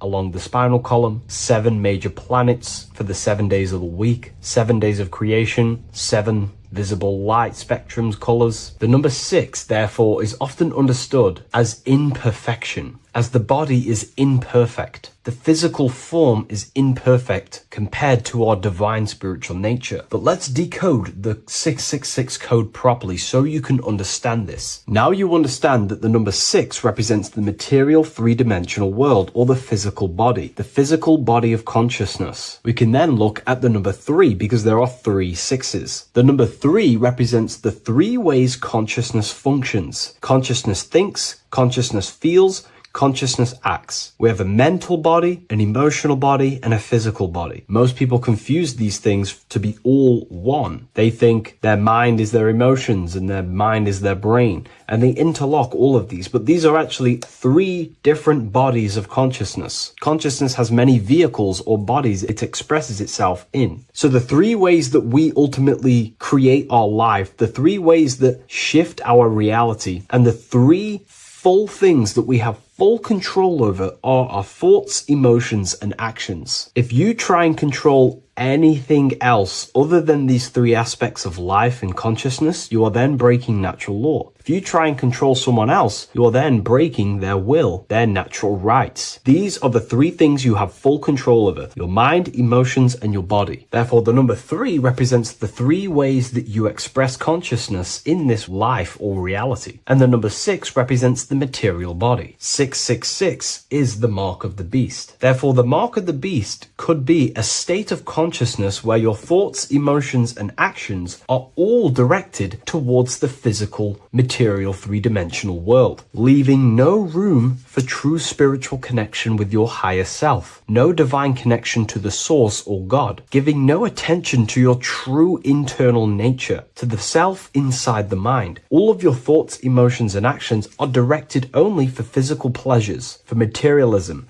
for status, for egoism, leaving no room for connection with the divine. And this is the mark of the beast. When people's minds become so obsessed with materialism, chasing desires for the material things, they disconnect themselves from their true internal nature. And we can see this today. People are becoming so obsessed with materialism, money, becoming rich, whatever it is, they're gradually losing connection with their internal self. They think that they are the body. They think that they are these 5 senses. But ask yourself, if I remove my thoughts, if I turn off my mind, who am I then? Because who most people think they are is a bunch of beliefs in their subconscious mind. Their name, their job, their reputation, their friends. If you remove the mind and no longer think, who are you then? The observer, the pure awareness, beyond the mind, the body, the emotions. That is your true nature. You are the internal thinker. And when that internal thinker becomes so attached to the external physical body and does everything in its power to think, feel, and act only towards the material things, you become disconnected to your true powers,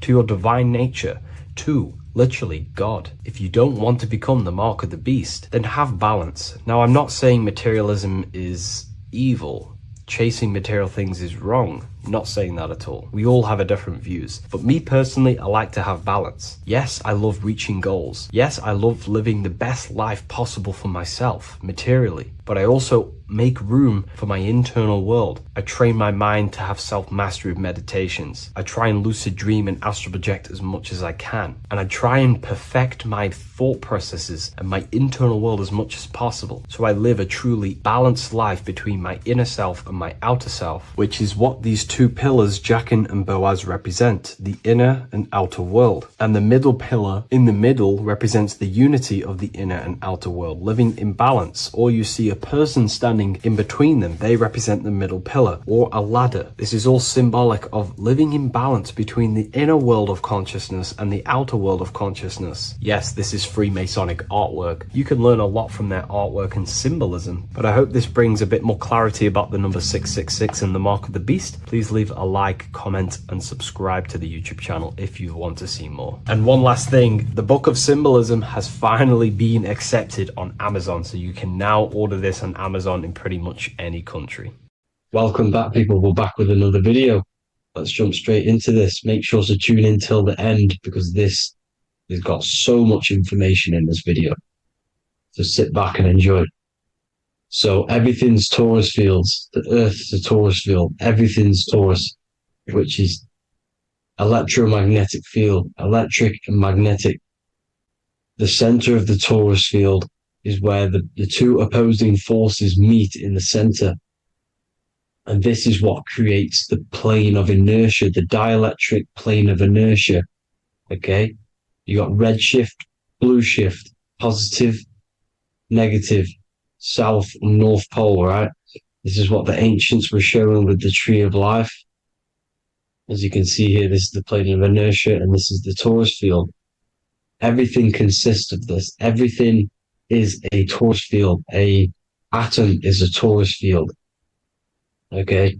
Now, the inertia is the 0 point. So this plane is a 0 point. It's the balance between two poles. Okay. Now, this creates matter because matter is two opposing forces in motion equalized.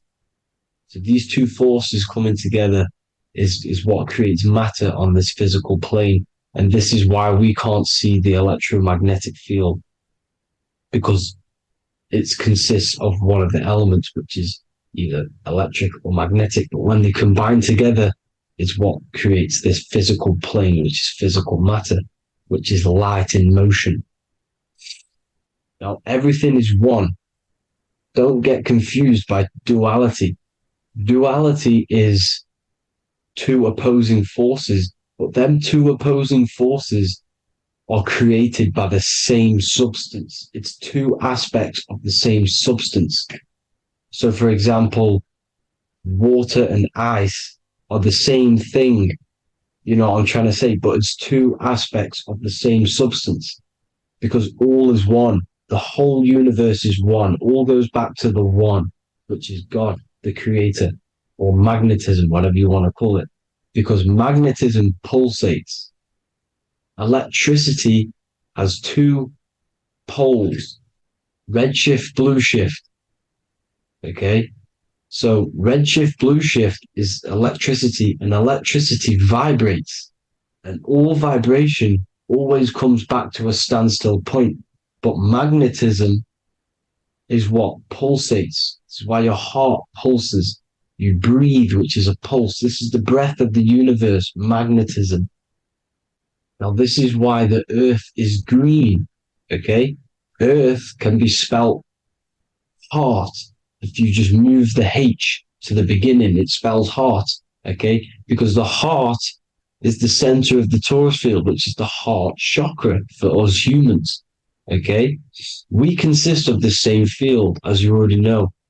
Heart being the center, which is green, which is the center of the seven colors.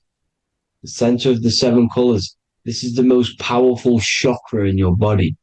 People think it's the crown chakra, but it's the heart chakra because it's the center of the torus field. You must align them all and combine them all into one, which is the heart chakra.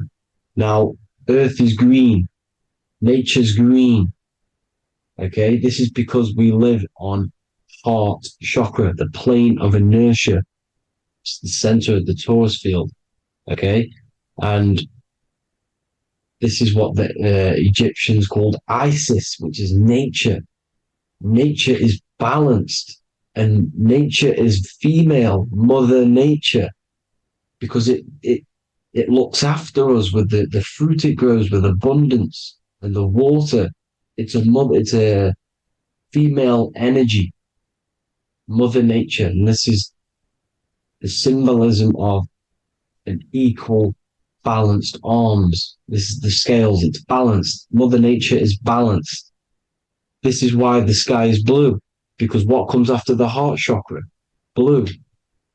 Sky is blue. We live in Midgard. This is what the ancients called Midgard. You don't have to take this tree literally. It's a metaphor.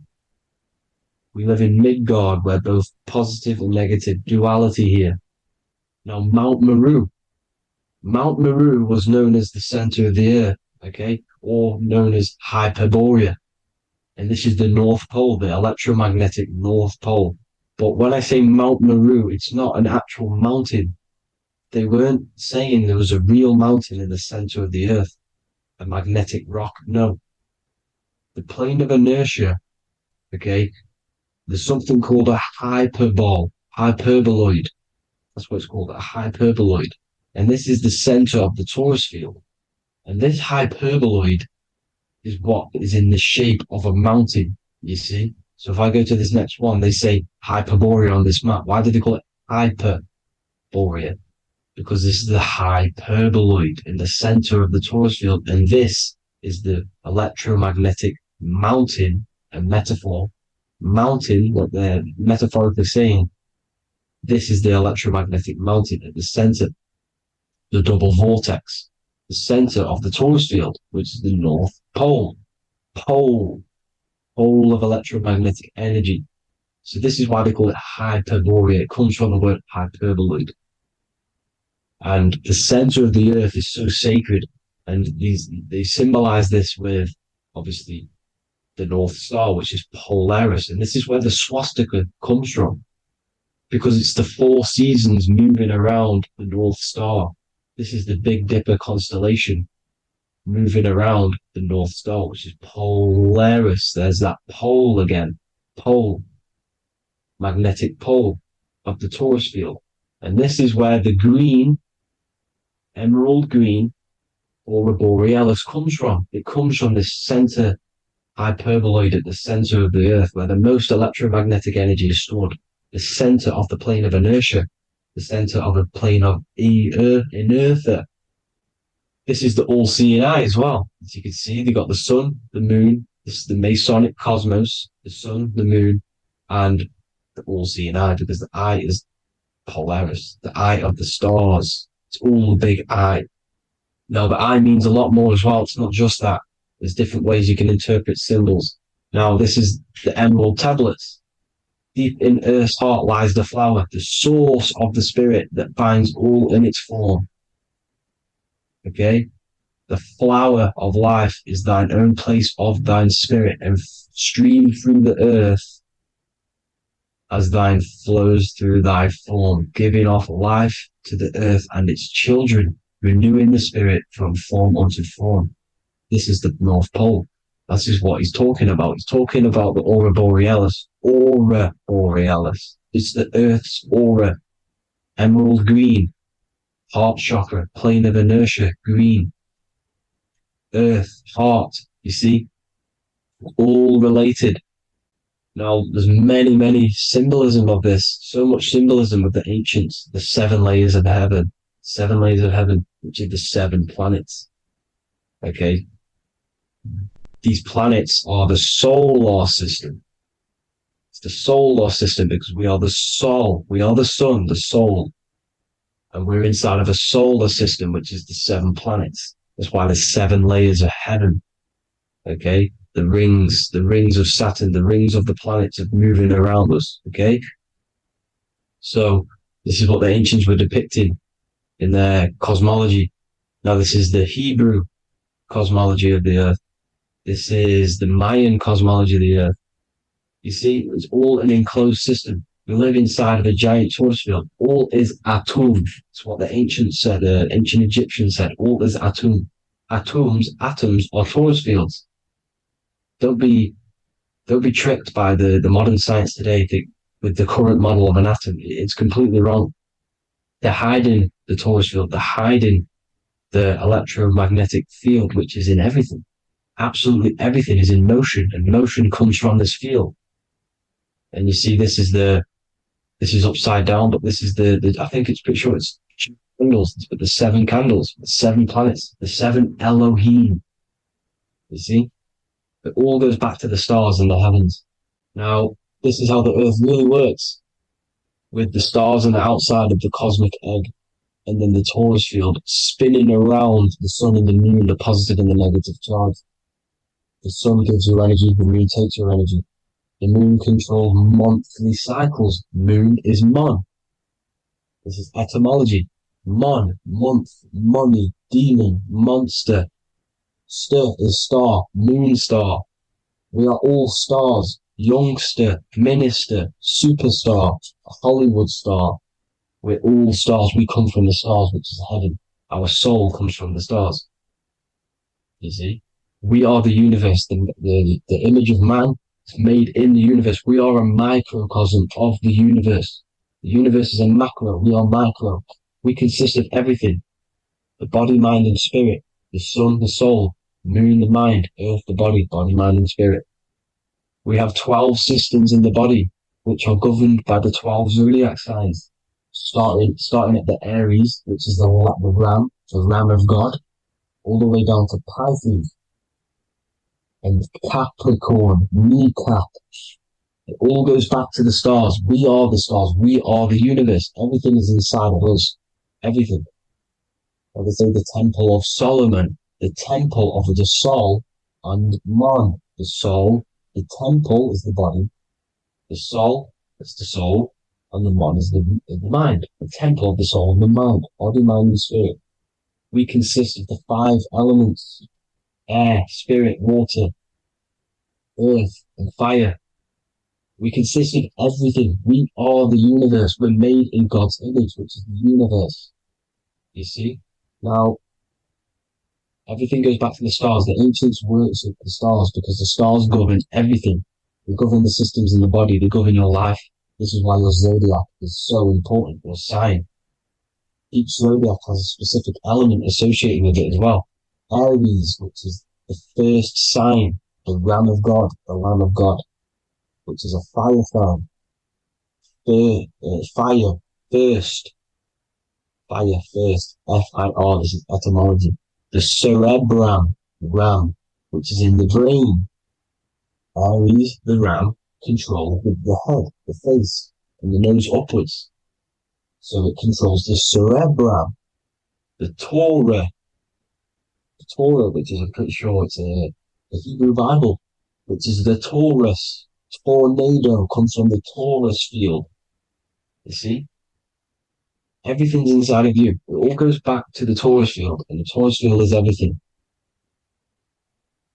Now, like I said, 12 zodiac signs, 12 systems, 12 cranial nerves in the brain, the 12 disciples of the Bible. All symbolic. Have to read the Bible properly. Now, this center, at the center of the earth, right? This is what's stirring the ether. And the ether consists of the 4 elements.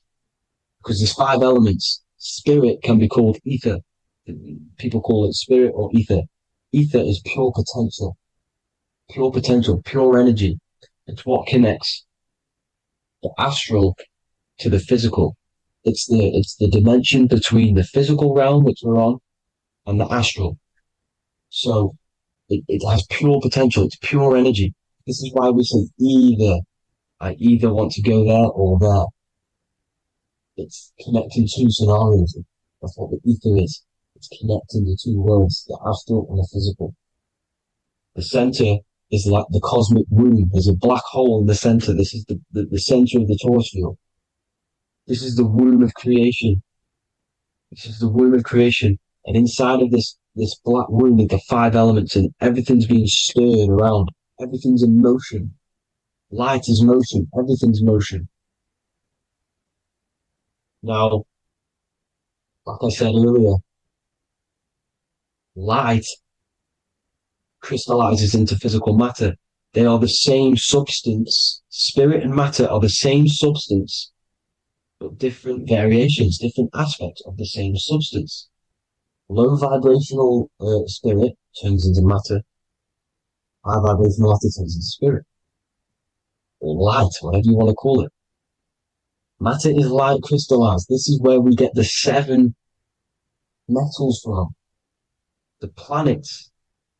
The planets are light. Specific frequencies and vibrations of light. When these lights, or the planets, materialize, material metals materialize, they turn into the 7 metals. Saturn turns into lead. That's why lead is red. Saturn is red.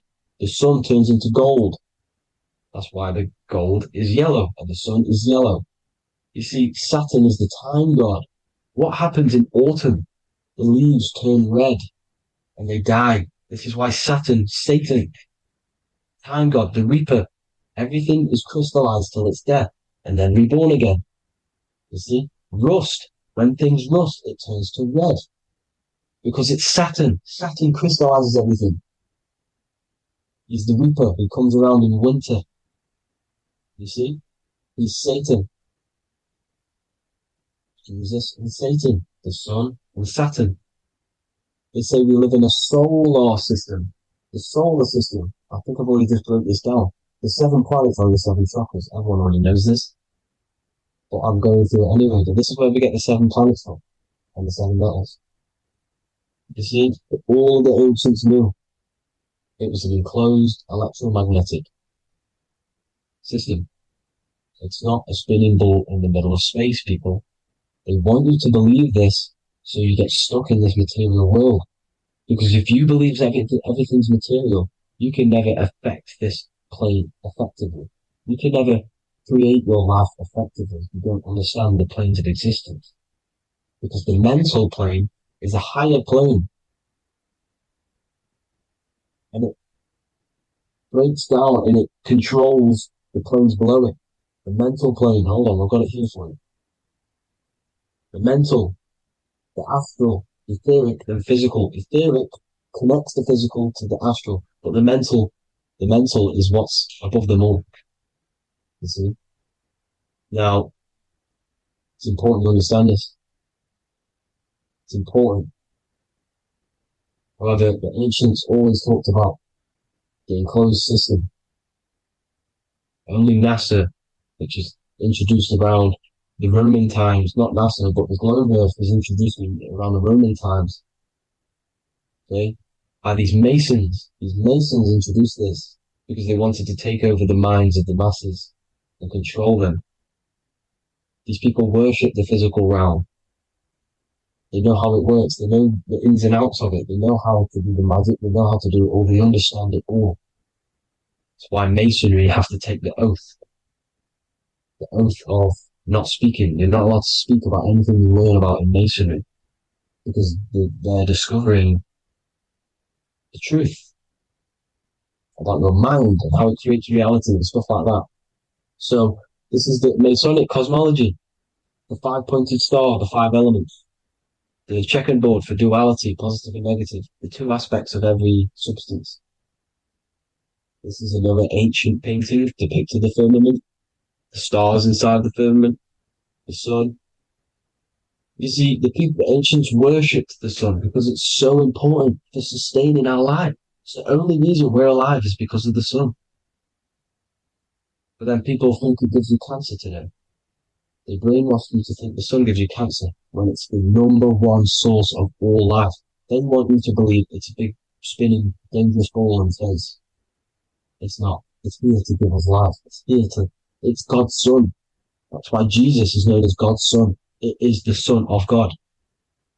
God created that to sustain us. You see?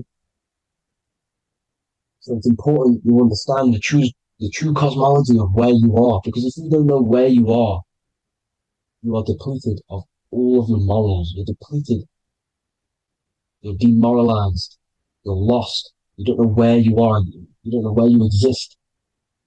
Okay? Once you accept the globe model, the heliocentric model, you will subconsciously think that you come from nothing. This is why they implemented the evolution theory just after the globe model was introduced by Charles Darwin. Charles Darwin came in after the globe model. He's a Mason. He was another Freemason, and implemented evolution where we came from monkeys, because they want you thinking less of yourself so they can manipulate your mind. You see? They want to manipulate your mind, and they have done since you got here. Since you came through that portal, you were manipulated from that day to believe this, believe that. The true cosmology, the truth will set you free. You will understand things better. You will feel better in yourself when you know the sun is here for you. You'll feel better in yourself that you know that you didn't come from a monkey. You were created as a human, a manifester, a creator. You're so intelligent. Your mind is amazing. You can manipulate matter, mind over matter. See? Thank you all people for tuning in. Tap in with yourself. Love yourself. Find the truth. Spread the truth. Nothing dies. Nothing in this creation dies. Everything's energy. Everything's light. Light can never die. You're a light being. That's why it says Hugh. Hugh man. Hugh is light in Hebrew. Or Latin. Either one of the two. You are light.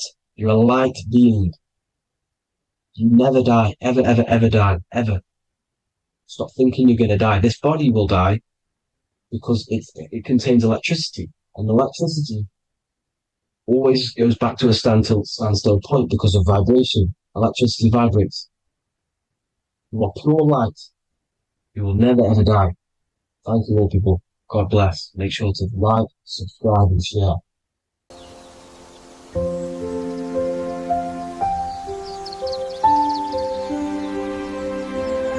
bookofwisdom.com. Visit today.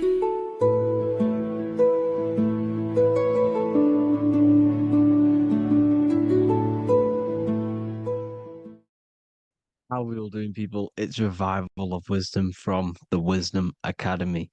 Today we're going to be breaking down God, consciousness, and the higher and the lower self, and how to overcome the lower self.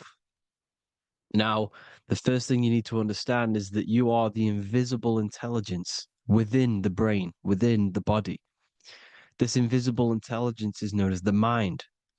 But you are not the mind. You are the observer of the mind, which is the soul, the invisible entity. The mind is your intellect, your intelligence. Now, the mind is, it's hard to put this in words, but the mind is something that gives you the ability to explore the universe. And this inner self is the I am. It's the quiet, the inner self, the voice you see in you hear in your head. This is why within spells high twin, inside, internal.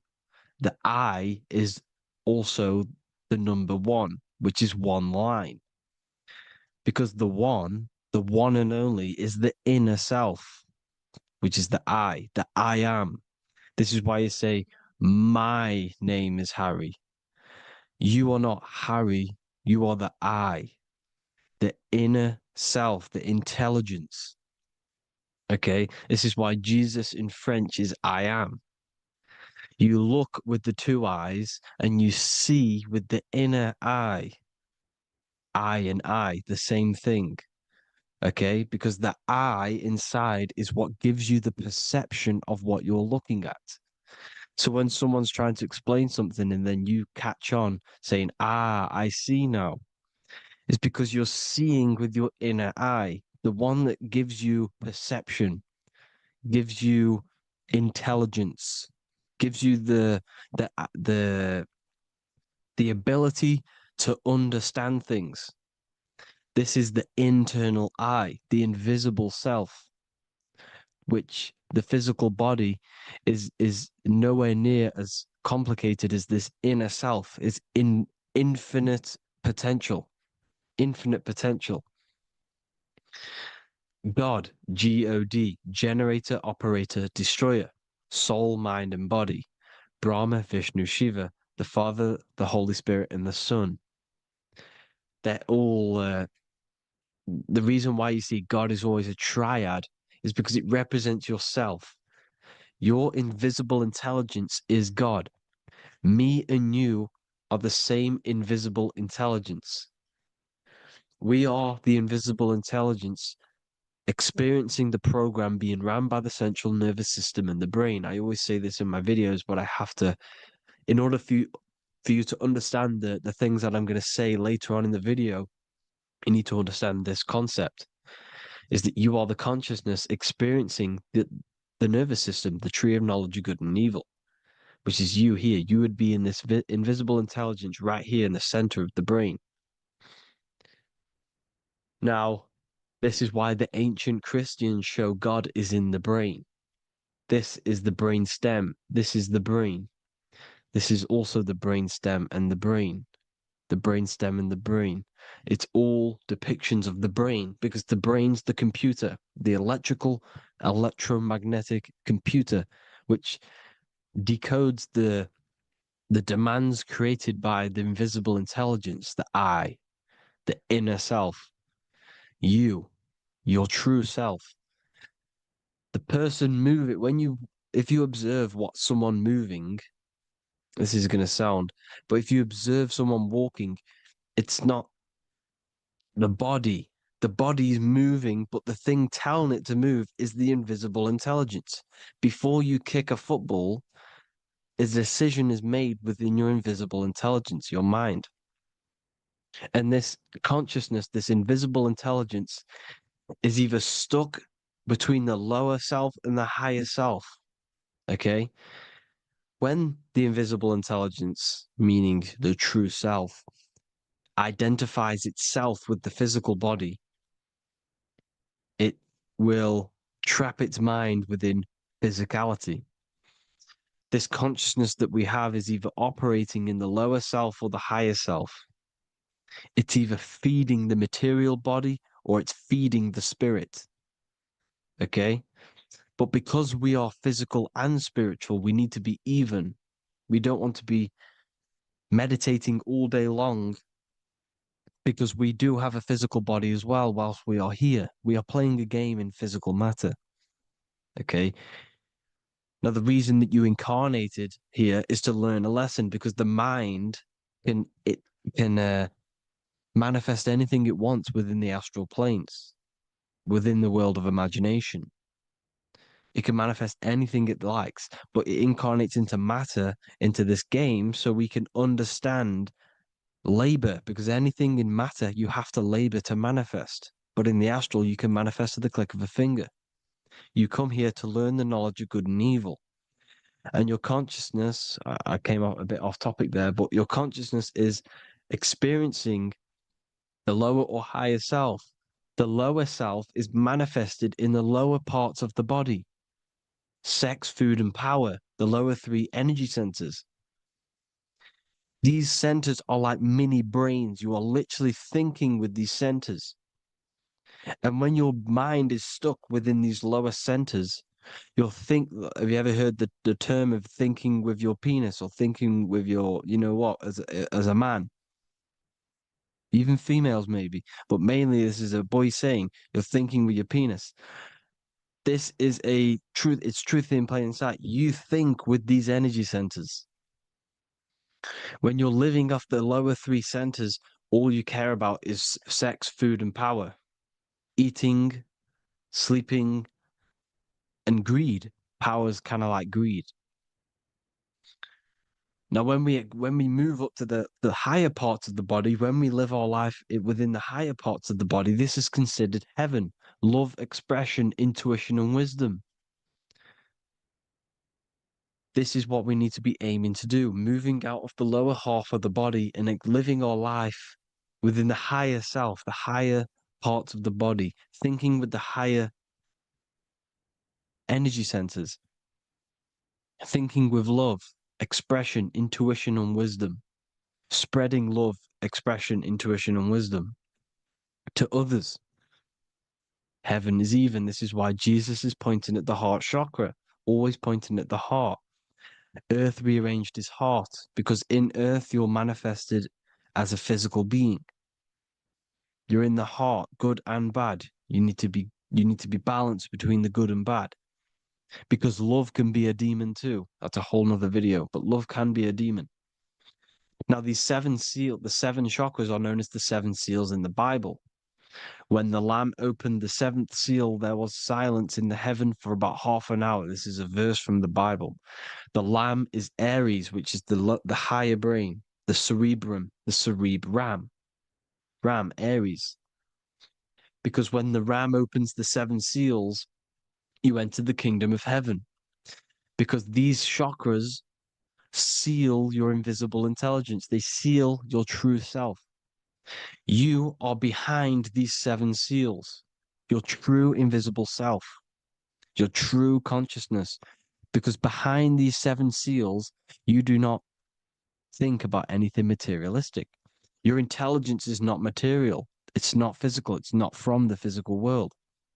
It does not desire the physical world.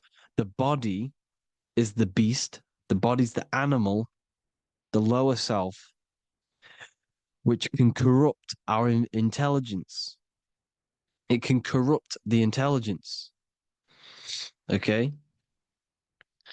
Now, we need to balance these chakras so that we gain a deeper connection between this intelligence and the brain. Because when there's a strong connection between the brain and the intelligence, your body and the intelligence, you have a strong connection. Therefore, you can manifest what the intelligence is saying at all times. Meaning, when, for example, your higher self, this is intelligence, the higher intelligence is always speaking to you. It's always guiding you. It's always telling you the right thing to do. You can feel it when you're doing something wrong. You can feel that you're doing something wrong because this higher self, this intelligence knows what it needs to do here. And when there's no connection between the body and our intelligence, our true self, when we strip away, when you close your eyes for long periods of time, you will figure out you are this invisible, infinite, creative being. There's no words that I can't describe what it is, but it's the voice inside of your head that you can feel when you close your eyes. You are this being inside of the heaven, because this is heaven, this intelligence. And when there's a strong connection between the body, you can manifest everything it's saying. When everything is balanced, when you're no longer thinking with the lower centers, when they're all balanced, you're not thinking in particular with every center, you balance them all, you can manifest everything it says. Your body will act out what the intelligence is always saying. This is God in the brain, the intelligence, trying to touch Adam, representing the lower self. This is why they're not touching. Notice how Adam is resting, but the intelligence is always reaching out, stretching, symbolizing metaphorically saying it's guiding. I'm always reaching out. The intelligence, your intelligence is always guiding you. It's always reaching out to you. But Adam is ignorant of it. The lower self is ignorant of it. And that's why he's so relaxed and God is so stretching out. Because at our highest self, that when you think of when you want to better your life, that highest true version of yourself is God. When you're manifesting this, your highest self, this is God. Your truest form, your most perfect form, that is God. Your highest version of yourself, that is God. Emotions are not what you've been taught. Emotions are not something that should be reactive, okay? You should not let the emotion be you, except that you should experience them instead of letting them become you. You need to understand there's a separation in our consciousness. You have the soul, which is the person who is observing your thoughts. When you think a thought, who's the one observing that thought? The soul, you, the I am, the I, the inner self, the one and only. And inside of every single body, inside of me, inside of you watching this video, there is this same intelligence that is inside of me, inside of you. And it's the exact same intelligence, experiencing a different body. And this is what we mean by the universe is mental. We all are all sharing the same ball of consciousness in a different body. The animals, the fish, the cells, all expressing this one consciousness.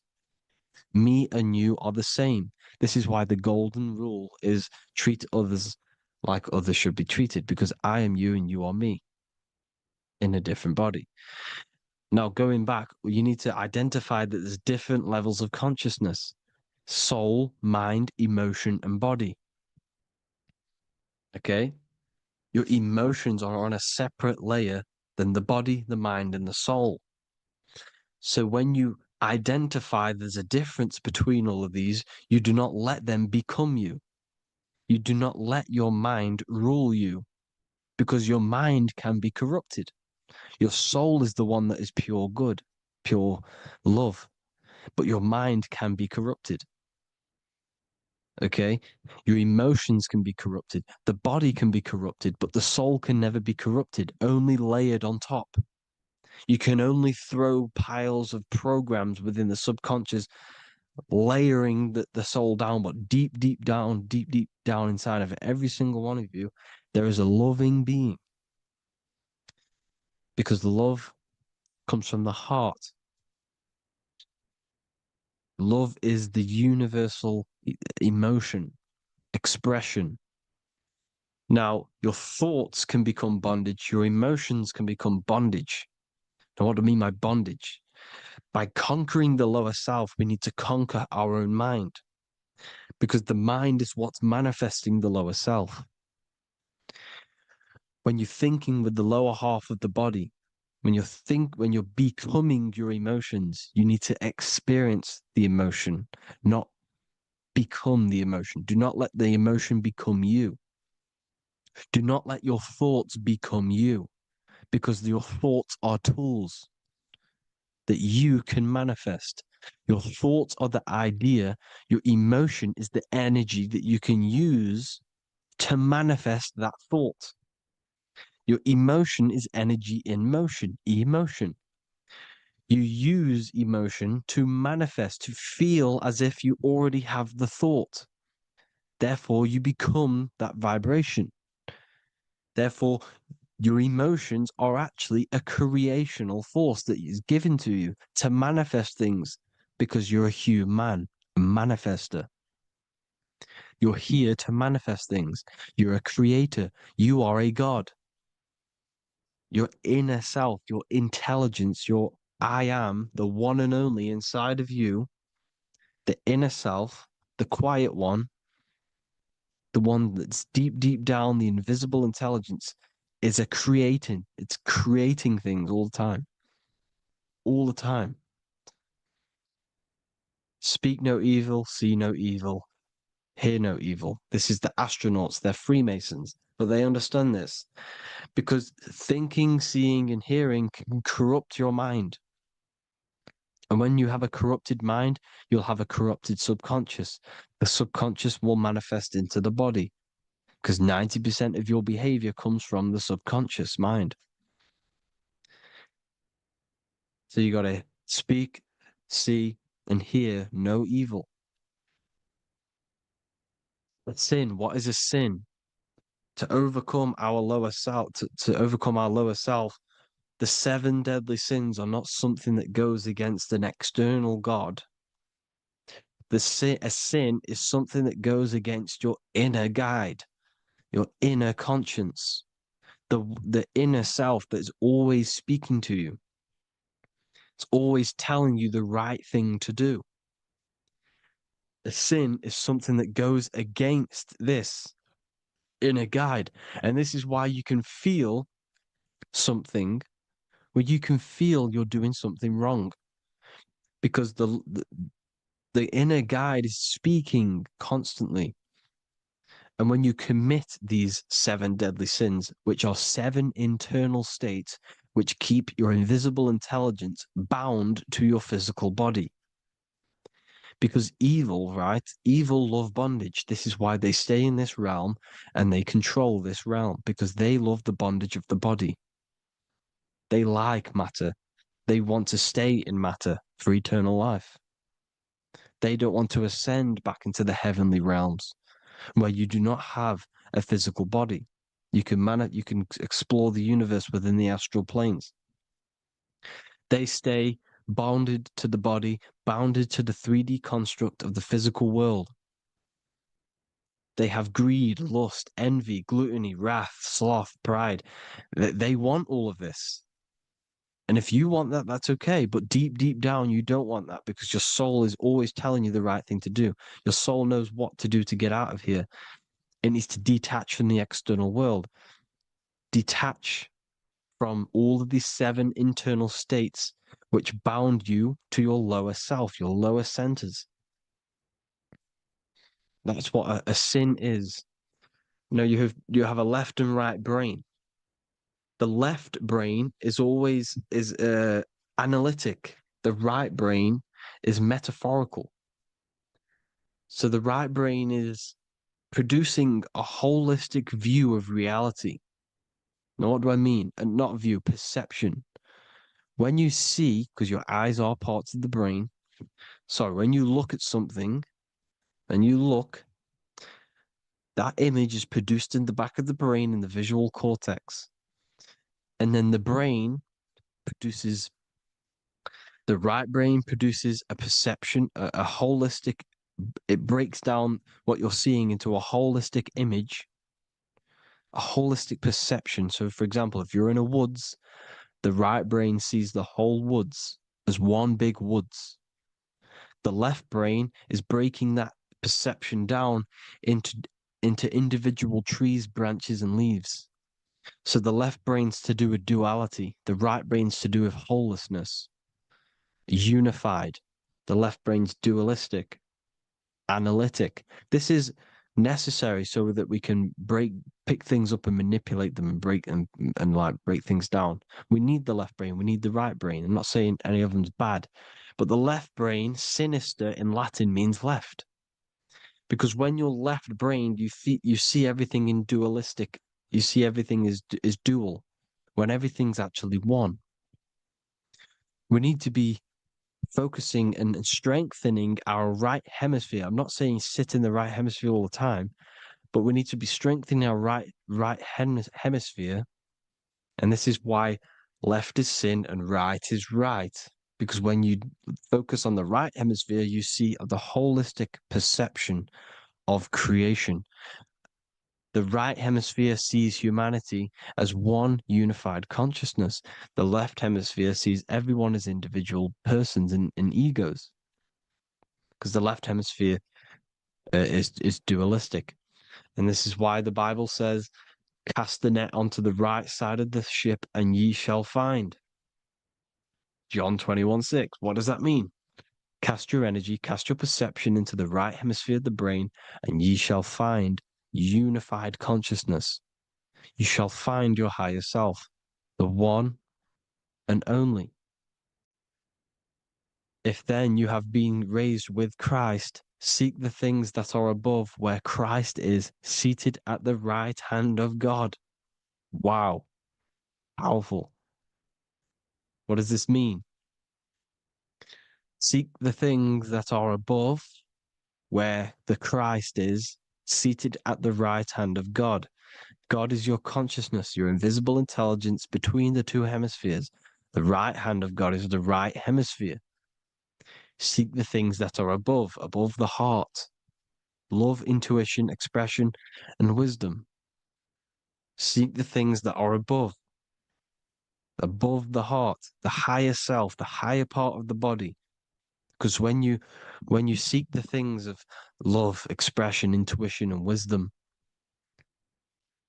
you create a strong aura. You attract the same frequency.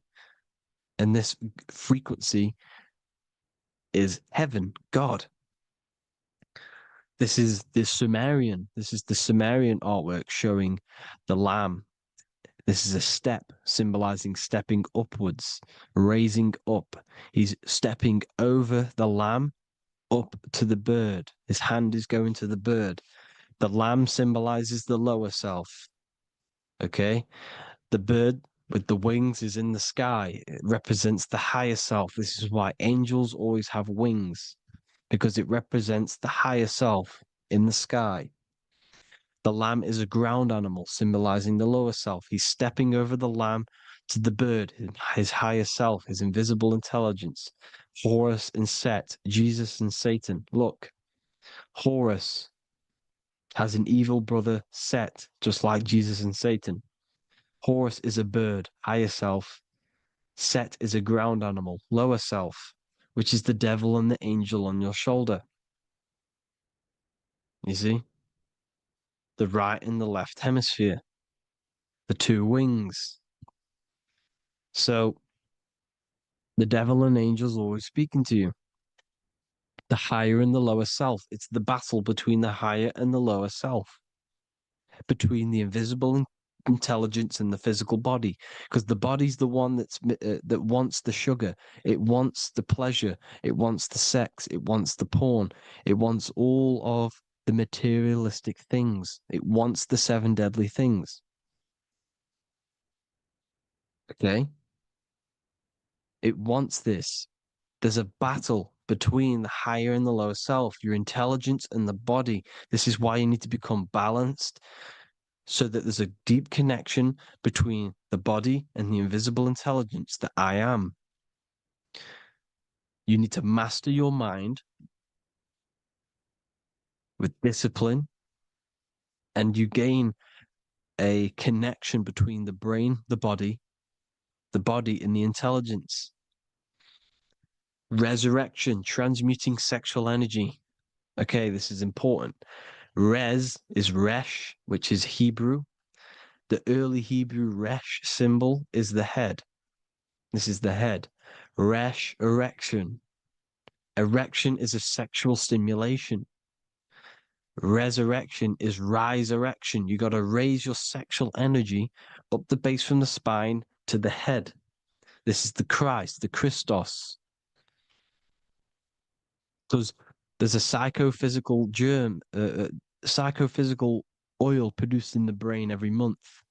Go and watch my other video on raising the chrism. Okay? And every month there's this fluid produced in the brain, which takes 2 trips, because one's produced by the pituitary, one's produced by the pineal, magnetic female, magnetic and electric charge. And it takes 2 trips down the spine to the solar plexus, the bread of life in the Bible, or Bethlehem in the Bible, because the River Jordan's your spine. Goes down to Bethlehem. It gets born in Bethlehem, just like Jesus. Because when this oil travels to the solar plexus, it creates the seed, the seed of life, and it feeds the body, all the central nervous system, all the cells. It regulates the blood, does all sorts of good things for the body, this oil. Now, when you save your sexual energy and you raise your resurrection, you awake the Christ, you raise it from the solar plexus or the sacrum bone up to the brain, you activate 100% of the brain, and this is the true resurrection of Christ. Instead of wasting the energy and giving away your sexual fluids, because behind the fluids is the energy. So when you release that fluid, the energy is out there. You've released the energy. Your sexual energy is the most potent emotional force a human could possibly feel. Same with any animal or anything. The sexual urge, the sexual emotion is the most powerful, potent emotion that you can feel. It takes over the whole body. When you feel sexually aroused, it takes over everything because it's so potent. And when you fight the serpent, when you fight the sexual energy, which is shown here in the Egyptians, the cat cutting off the head of the serpent, or Hercules fighting the serpent, or in the Greek mythology fighting the 7-headed dragon, the 7 chakras. The serpent is your sexual energy because it symbolizes your kundalini. When you fight it and you transmute this energy, instead of releasing it, instead of acting sexually on it, you can transmute the energy, transfer it from the solar plexus up to the brain. You can also do this with other tasks. Instead of releasing it, instead of raising it from the solar plexus to the brain, you can use it for other things. So, for example, you want to think critically.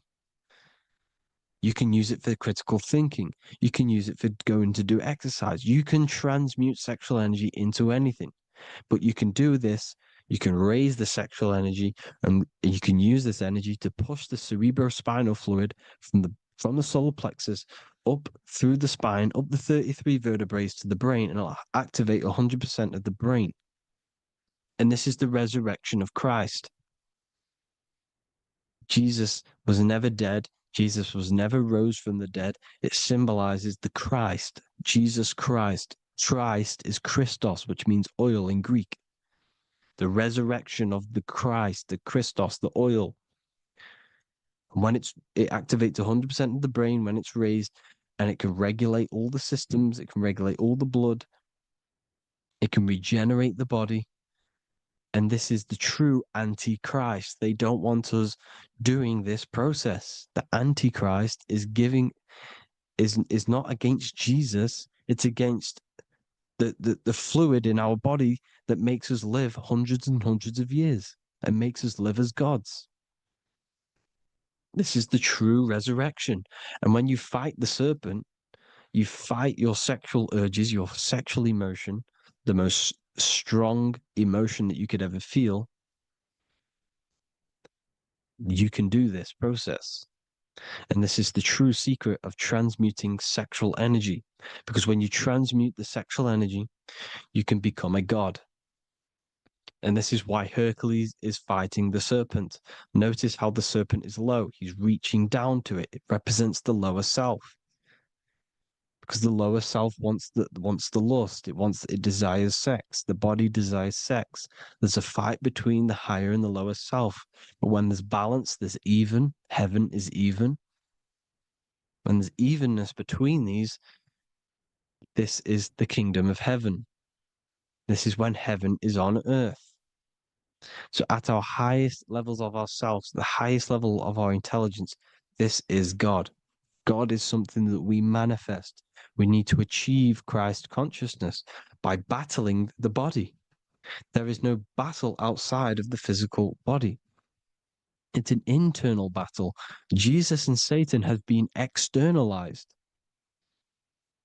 Nothing exists outside of you, because I explained in the beginning how you are the consciousness experiencing the central nervous system.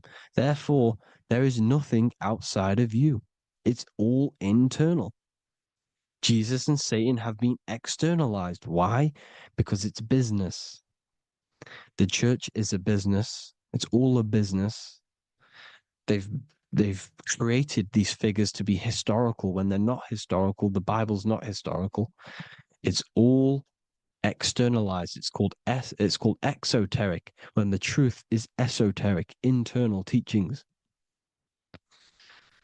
So anyways, people, balance the chakras, balance the two hemispheres of the brain, balance the conscious and the subconscious. Balance is perfect, the yin and yang. You are spiritual and physical. You live in day and night. You need to be balanced. Oneness. Seek oneness. And this is the true kingdom of heaven. And when we all realize that we are all the same intelligence, the same consciousness expressed in different bodies, when we all realize this, we all realize we're all one. Doesn't matter what race you are. It doesn't matter what race you are, where you're from, your nationality, because none of you are actually from here. None of you are from the physical world. You're manipulating the physical world through the physical body. You are the I am. We all have a soul. Every single one of you has a soul. We all have souls. The reason why they say some people don't have souls is because they're trying to suppress your mind. They don't want you to know that you have a mind. That sounds crazy, I know. But a lot of people haven't realized that they have an infinite intelligence called a mind. And behind that mind, if you can observe your thoughts, the person who is observing the thoughts, you have a soul. Everyone has a soul. Don't listen to all these people saying some people don't have a soul, some people do. We all have a soul. Every single one of us. So anyway, you need to break the lower nature of yourself. At our highest levels, we are gods. Our intelligence, our universal intelligence, the I am, the intelligence that's inside of the brain, is God. Our minds are being corrupted within believing that you are the body, and the result of this is a society like today, because everyone thinks they're the body. And everyone's living in the lower nature of self, where everyone only cares about themselves. But when we realize we're all one big consciousness ball, we're all the same consciousness expressed in different bodies, there will be peace. So thank you all, people. If you do want to learn more, if you do want to read my book, it's called The Book of Wisdom. I'll put it in the description. It's an amazing book, people. It's going to give you the best understanding possible about creation, yourself, and the world. It's amazing. The Bible, everything. I have just launched a new cymatic library. A friend of mine has just added this to the website. He creates beats and he creates the purest beats. So they are actually the frequency that it tells you.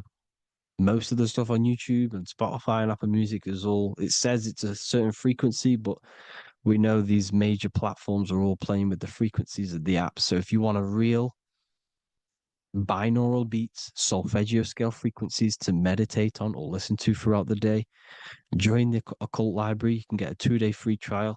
I'll put the link in the description. Thank you all, people. Hope you all enjoyed this video. God bless you all.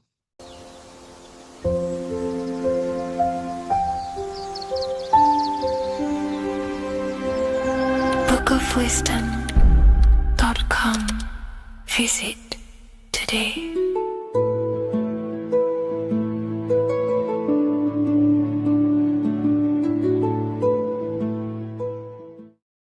What if I told you that the pentagram can unlock the secrets of creation and make you manifest any reality you want? Hence why the pentagram is used heavily in magic and witchcraft. We have to understand that the pentagram has been heavily demonized. Religions, churches claim that this symbol is associated with Satanism and witchcraft. I personally believe this was intentionally done so that people do not gain their personal power over reality and their life. The pentagram reveals so much about you, and it is one of the most important symbols to understand inside the occult studies. It is one of the most common symbols that you will see across all occult esoteric orders and different occult traditions, such as Freemasonry, Kabbalah, Rosicrucianism, alchemy. You will see this symbol everywhere. And in fact, you even see this symbol, the pentagram, on old church buildings, statues of Jesus next to church buildings.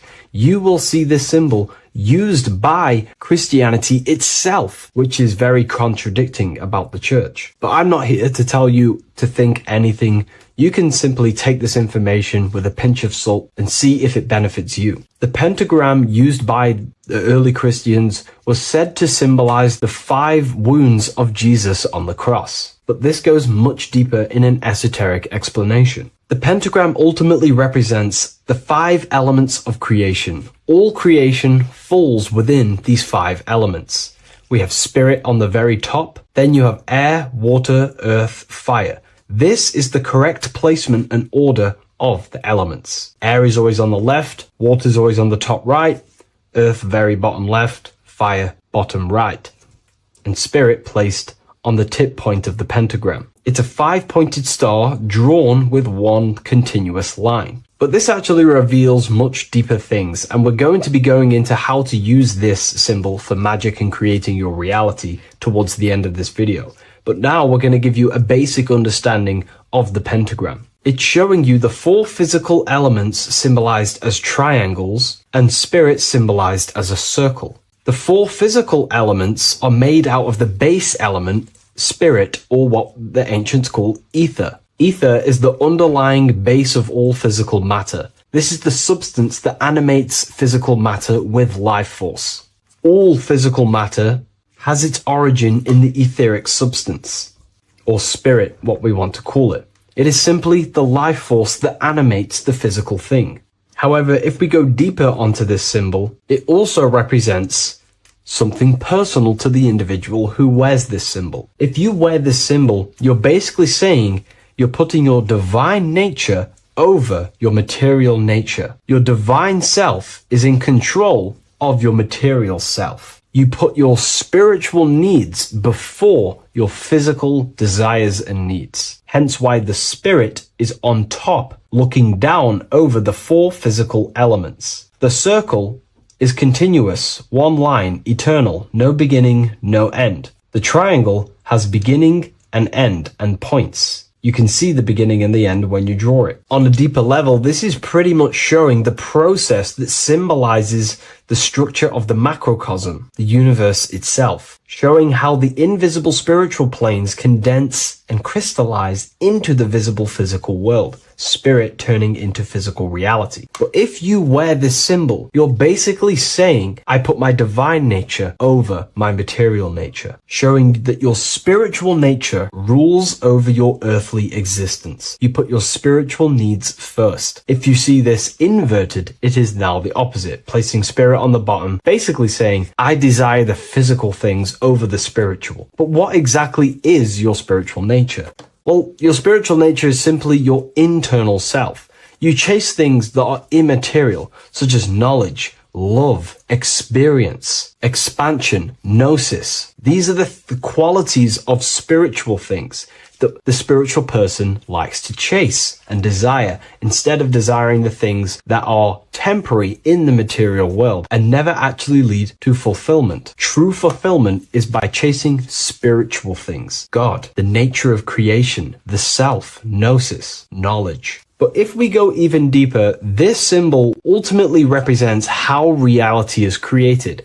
Hence why this symbol is heavily used in Kabbalistic magic and so-called witchcraft. We are all magicians. Each one of us are creating reality. There are just certain ways you can actually create reality by becoming conscious of them. By becoming conscious of the elements and the qualities of the self that actually create your experience in your life in the present moment. If we look at the pentagram, we see that when you draw a pentagram, it is one continuous line. It is one expressed in 5. The order of the elements are very important. Spirit at the bottom, fire at the bottom right, and so on and so on. Because this is showing you the descent of the spiritual into the material, the invisible crystallizing into a material reality. As you can see when you start to draw the pentagram, you see spirit at the very top. You're descending down to fire. Fire is the closest element to spirit. Hence why in magic and witchcraft,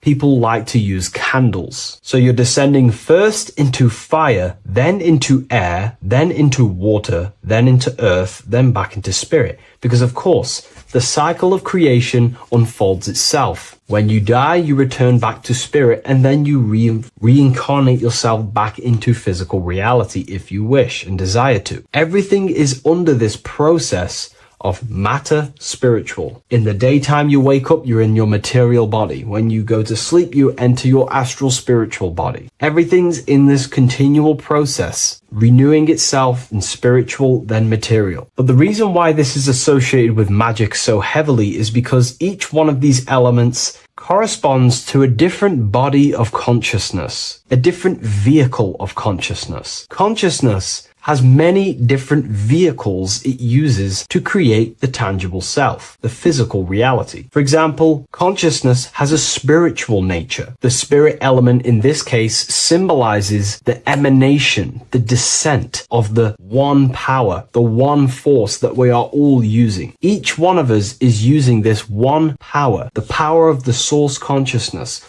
unfolding its creation in the present moment. This represents the source, the emanation, the descent of this continuous flow of energy through us that we are tapped into, like a live stream in the present moment. This descends first, the force descends into fire. Fire symbolizes the willpower, will. In this aspect or vehicle of consciousness, the will is the being that directs intention, initiates action, shapes reality through focus, determination. It sets direction, holds intention, projects a desire into form, and aligns your inner world with the outer creation. The will comes out of the force, spirit. Then the will goes with intention to air. Air symbolizes the mental vehicle of consciousness, the mind, the psychic man. The psychic aspects of your consciousness is thinking, imagination, mental images, logic, using the thought or the mental vehicle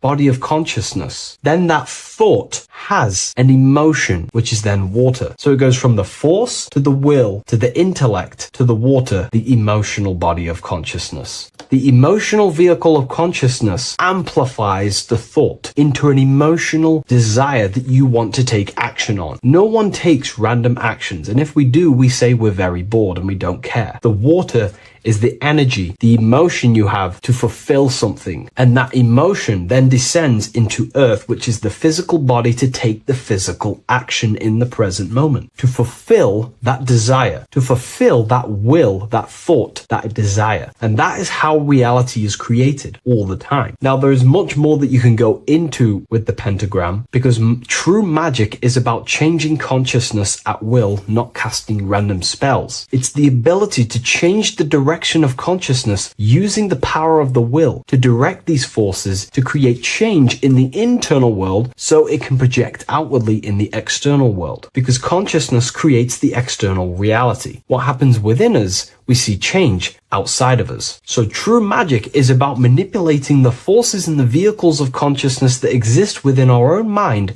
to produce a change in the material world. There are other ways you can use magic, by purifying each body of consciousness or banishing each body of consciousness. Other forms of magic, you can dissect each body of consciousness and work with that specific body. If you think you're using your mind too much, you can start using banishing rituals to banish the power of the mind, to stop overthinking, for example. Or if you have lack of emotional connection with your emotional vehicle of consciousness, we can dissect this body, tap into this body, and invoke this body and strengthen it. We're dissecting each body and vehicle of consciousness so we can work with it to create a specific change inside ourselves, then to be mirrored outside of us. So pretty much this pentagram represents the descent of the spiritual turning into a material reality. Hence why sometimes we see a human figure standing in the point of a pentagram, because it ultimately represents the microcosm. You are the microcosm. You represent the entire process of spirit into matter, the invisible into the visible, the formless into form. The pentagram, drawn in one unbroken motion, captures this divine act of creation, showing how consciousness flows downward through the elements or the vehicles of consciousness to bring forth the material reality. The Book of Symbolism will teach you all about this. It was released November 17th. A lot of people have taken advantage of this. You also gain a free ebook with this copy. Every order comes with a free ebook. And if you wish to get your copy of the brand new Book of Symbolism, you can find it in the description or revivalofwisdom.com. Thank you, everyone. I'll see you in the next video.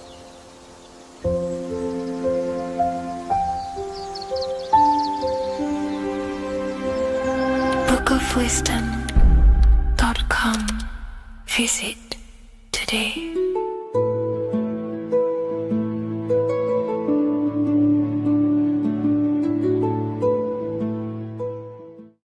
Do the elites actually worship Saturn? In this video, we're going to be discussing the occult and esoteric meaning of the 7 planets and the abuse of the Saturnic energy within today's world. This will help you gain a deeper understanding of reality, yourself, how you create reality, and what these 7 planetary energies actually truly are. In order to understand anything within the universe, we have to understand the law of correspondence, the law of as above, so below. There is one consciousness expressed in infinite forms. Me, you, the squirrel, everyone who possesses consciousness within this universe is an expression of the one divine consciousness, what we like to call Source, God, or the grand architect of the universe. We have to understand there is a large scale, but the large scale is mirrored in the small scale. If we look at lightning, this is a large scale. This is the macrocosm. Then we go a bit smaller to the trees. We see the same pattern. Then we look a little bit smaller into the human body. We see the same pattern of the nervous system. Then if we zoomed into the microcosm, brain cells, we still see the same pattern. This reveals the universe is a fractal universe. The large is reflected in the small. And this is the symbol of the Fibonacci sequence, which represents this as above, so below principle. The big spiral represents the macrocosm, but then this spirals into the tiny spiral. This symbol goes for eternity, never touching, never finishing. The large is mirrored in the small. With understanding this, we can realize that we are a microcosm of God. We are our own universe. We are our own world. Your body is the earth. Your mind is the mind of God, just in a smaller version. You are a drop in the ocean of the vast collective consciousness. With that being said, everything you see outside of you is inside of you. As above, so below. The 7 planetary energies on a macrocosmic scale are the 7 energies that form the physical world. The physical dimension is crystallized thought. Everything you see around you was thought made manifest. Thought imagined, then created in the physical reality.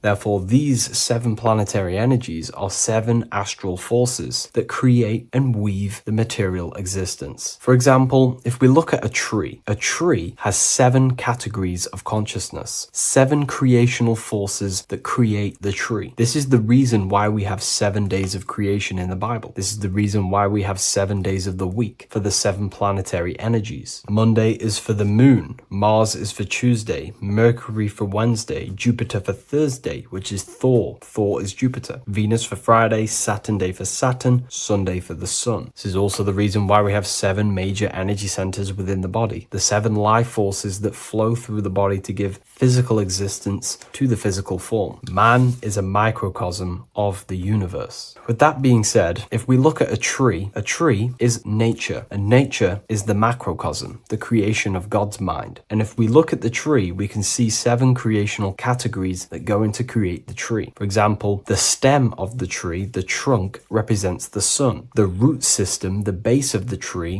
where the tree grows out of, is Saturn. If we look at the fruit of the tree, that represents Jupiter. The smell, the look, the colors of the tree, that's Venus. How the tree communicates with other trees through the root system is Mercury, the intellect, the intelligence, the communication. The leaves of the tree is the moon. The defense mechanism of the tree, how it defends itself from infections and other territories, is Mars. So we can see all physical matter, all physical creation demands these 7 categories of consciousness, these 7 planetary forces. But again, that is the macrocosmic scale. The macrocosm is reflected in the microcosm, which means you have access to these forces, these 7 planetary energies, and you use them to create anything in reality. You've been using them maybe unconsciously your whole life. For example, this book that I've created, the Book of Wisdom Volume 2, you can find it in the bio if you're interested in reading it. It has the 7 planetary forces that go into this tree, into this book. I used the sun, which is my passion and my drive to take actions. I used Mercury, which is my intellect, my thinking, my communication. I used Venus, the layout, the look of the book. I use Mars, my defense of my work, my trademark, my copyright. I use Saturn. Saturn is my time, my discipline, my attention. I use Jupiter, which is the why, the reason why I created it. I used the moon, which is my care. My care is the generative force. Whatever you create in your reality is because you care. You care about keeping a house above your head. Therefore, you go to work and earn money. Care is the driving force to create anything in reality. What you see right now watching this video is because you care about watching this video. If you lose care about watching the video, you will turn it off and continue to do something else. All creation demands these 7 forces, hence why we have here a midsection. Sometimes we see the symbol of the earth, which is a circle and a cross in the middle, because these 7 forces create earth. But again, this video is specifically aimed to Saturn. We're going to be discussing Saturn's Saturnic energy because there is a lot of misunderstanding in today's world, and I'm going to give my perspective and my research on the energy of Saturn and how we use it and how it's being abused in today's world. Saturn externally, because remember, we have an external world, an internal world, a macro and a micro. Saturn externally in the material plane governs the foundational and enduring aspects of existence, such as as the roots of plants, the bones of our body, even the insects that dwell beneath the ground. It represents the dull, hard, unyielding forces of life, symbolizing structure, limitation, and conditioning. Under Saturn's influence, things become rigid, bound by the god of time, bound by restriction and boundaries. In Roman mythology, Saturn is revered as the god of time, ruling over the cycles, beginnings, and endings. This connection with this emphasizes Saturn's role in marking the passages of life, aging, and inevitable constraints we all face. Internally, inside yourself, the microcosm. Internally, Saturn embodies the conditioning within our own consciousness. When Saturnian aspects of consciousness dominates, we become overly rigid, fixated, restricted in our thinking and actions. For example, Saturn's influence is strongly felt in today's world, where many people's minds are confined to societal norms and conditioned responses. The pervasive control Saturnian energy can lead to the sense of limitation, as people become trapped within structure imposed by society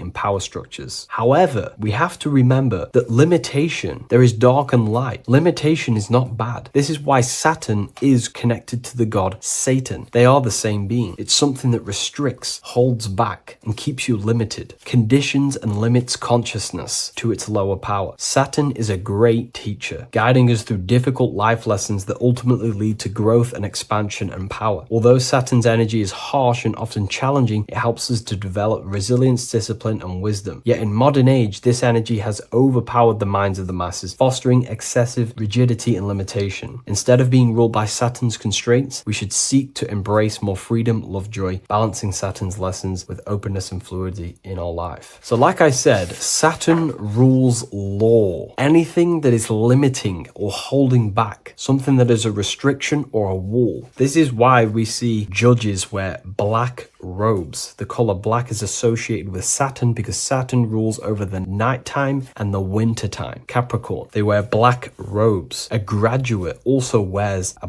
black robe with a black square cap on its head because black is associated with Saturn, restriction, limitation. University graduates wear this. Personally, not to offend anyone, these educational systems that we have in today's world are not here to give you power, to find you the power of consciousness or yourself. They are simply to restrict you, to keep the mind limited in a certain belief system. That's not to say the things in university are completely useless, but what I'm saying is it is a conditioning by the educational system. And if we actually look at the top of the hat, it's a square over a circle. And in Freemasonry, we see the compass on top of the square. In Freemasonry, we see the square underneath the compass on top of the square. The square creates squares and the compass creates circles. So this is symbolizing the square, which is matter, the circle, which is spirit, matter over spirit when it needs to be spirit over matter. This is a symbol of conditioning, limiting the mind into being locked in the five senses and base consciousness. Saturn's energy is keeping people restricted. This is why there is so much Saturn symbolism in today's world, because Saturn is anything to do with limitation, restriction, and time. All of the systems in place are to limit our minds, to keep us on base consciousness, only thinking in a limited box, only thinking and aware of the five senses. In base consciousness, in animal nature, one only thinks according to their senses. When they have a sense, their mind thinks. This is an affect state of consciousness. They're living in the affect. We need to understand that in base consciousness, we have no true power to create. We're simply living in cycles of affect. Now, what do I mean? The physical world is the effect. It's already manifested and cannot be changed. Our consciousness needs to rise to become a cause instead of playing around and being lost in the effect, to become a co-creator. And this is what the system does not want you to do. It does not want you to become a conscious creator. So they keep you in base consciousness, not giving you the awareness that you are literally a god creating a world right now. You are a world and you are shaping the world. Our consciousness needs to be mastered, controlled, and then we can become a conscious creator instead of running around in the world of illusion and effect. As above, so below. What happens in the mind happens in reality. We do not want to be matter over spirit, which means the external world over the internal world. We need the internal world to rule over the external. Saturn's symbolism can be symbolized as a black cube. The cube symbolizes this physical world because everything has 6 sides. We can move forward, backward, left, right, up and down. We are in this cube. This is why we say think outside the box. Thinking outside the box means to become a cause and not an effect. The mind needs to be a cause, an instruction center, and not just thoughts that are reinforcing the effect and lost in the effects of the material world. Instead of reacting, we need to become a commander. This is a symbol of conditioning and the physical plane. Black is dull, lifeless. The physical world is lifeless. It has no power to create. It has no power to do anything. It is simply a projection and an effect. You, the mind, consciousness, are the cause. You can create the effect. In today's system, Saturn's energy is heavily relied on, which is just simply man-made laws, restrictions, time wasting, and keeping people in base consciousness, only aware of the physical 5 senses. Let's get something straight about the elites. They do not worship Saturn. There is nothing to worship. They simply use the energy of Saturn to keep people limited. They're not using the planet Saturn, but they're limiting people in their belief systems and physically where they can go, restricting boundaries, countries, restricting people's minds through mass media, which is all symbolism of limitation and restriction of Saturn. They're not worshipping it, they're using it and abusing it. Saturn could be anything in your mind that keeps you limited. If you have a limited thought that does not allow you to take action on something, that is a Saturnic energy within your own mind. Anything that is indoctrination, anything that is boundaries on you, that is a Saturnic energy. Some people say that the Saturn and the moon are working together to trap our soul. This is highly symbolic. Saturn and the moon are not forming a matrix to trap your soul and keep you reincarnated. Again, this is symbolic, and in the esoteric version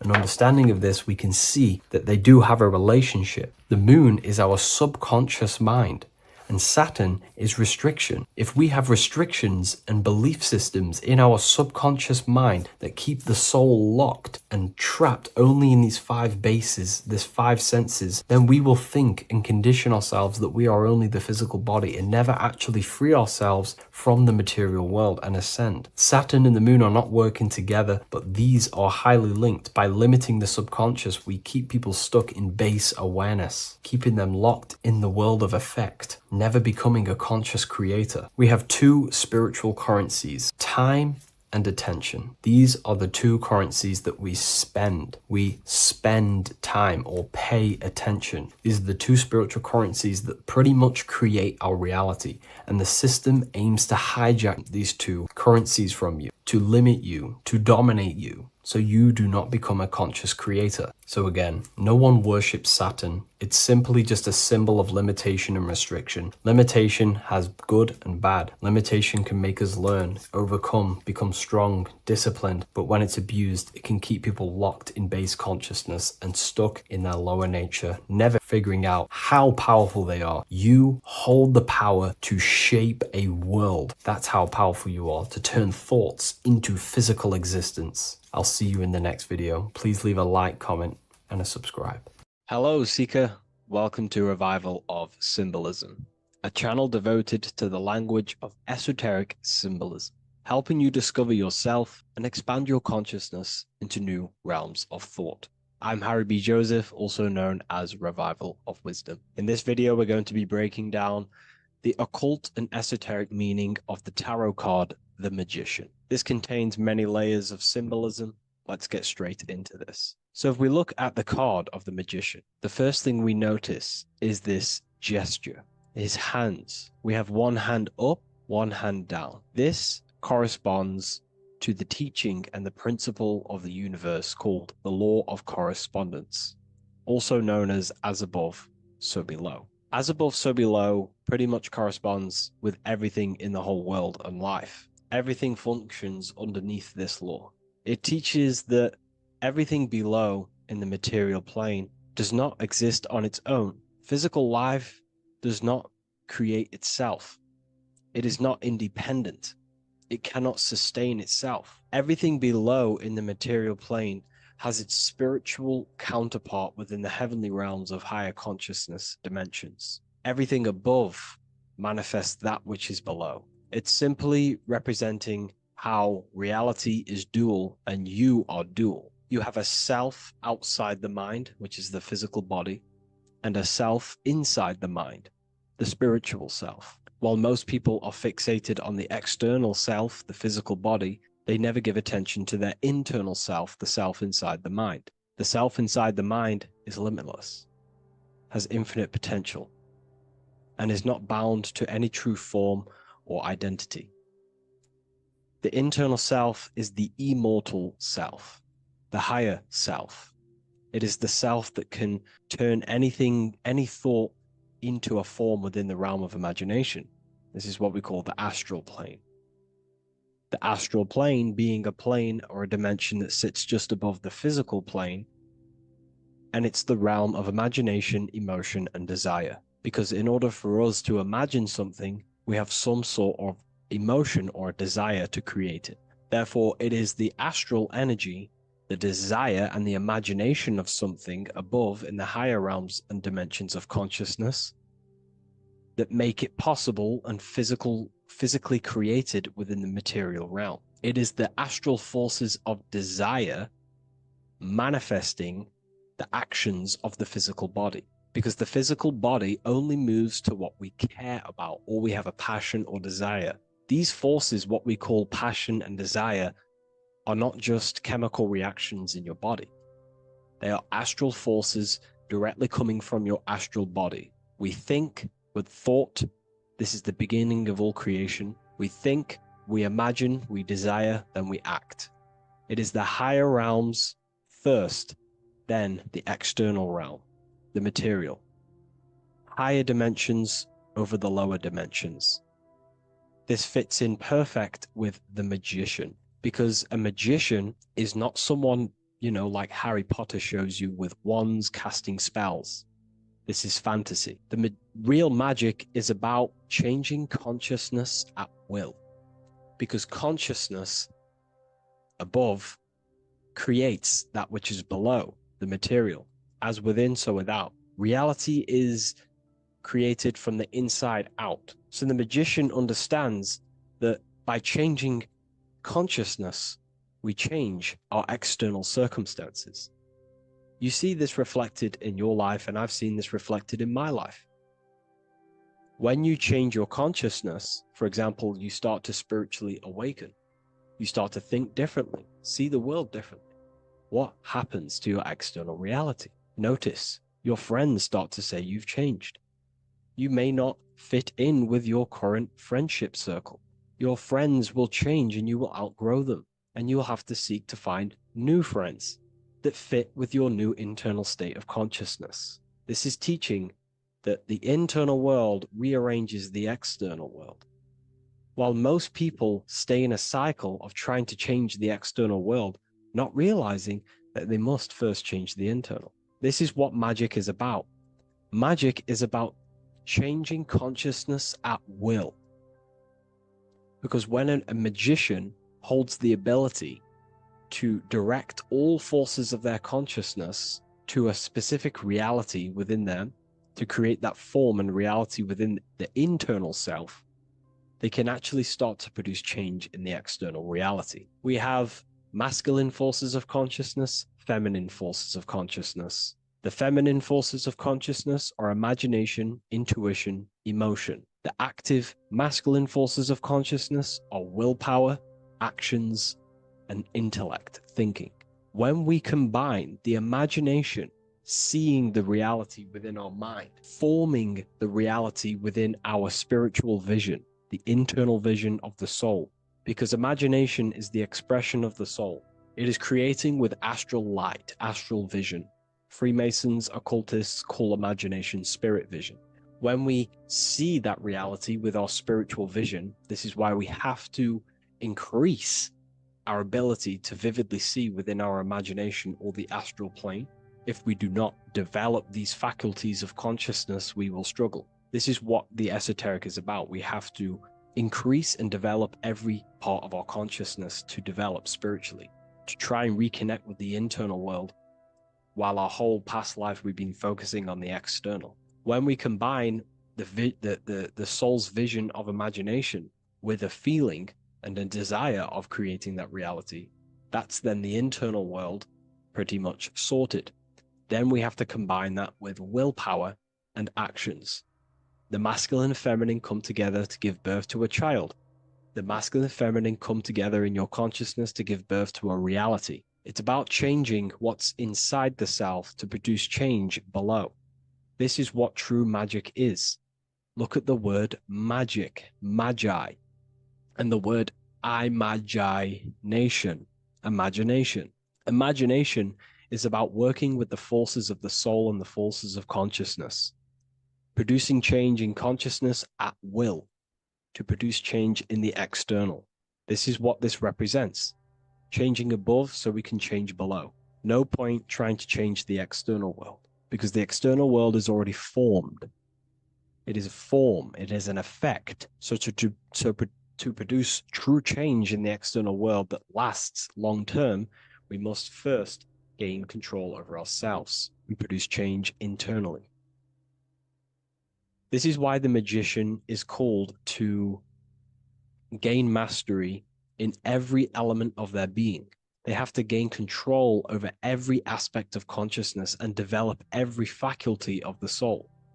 This includes developing strong imagination, developing a very strong willpower. We can do this through exercises such as imagination exercises, holding one specific vision for a long period of time, meditation, thinking on one specific thing for a very long period of time. This will increase the willpower.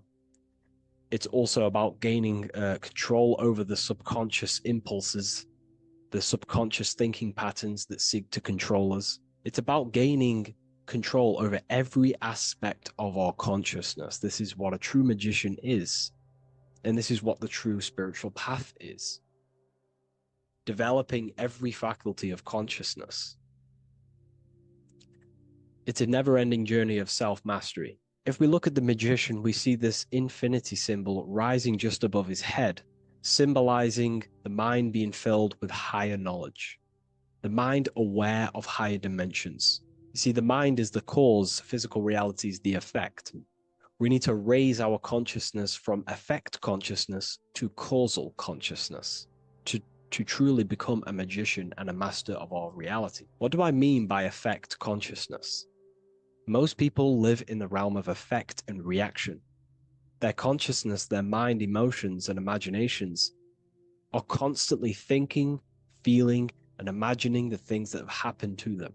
Instead of doing this, we need to change this state. Instead of reacting, we need to become the cause.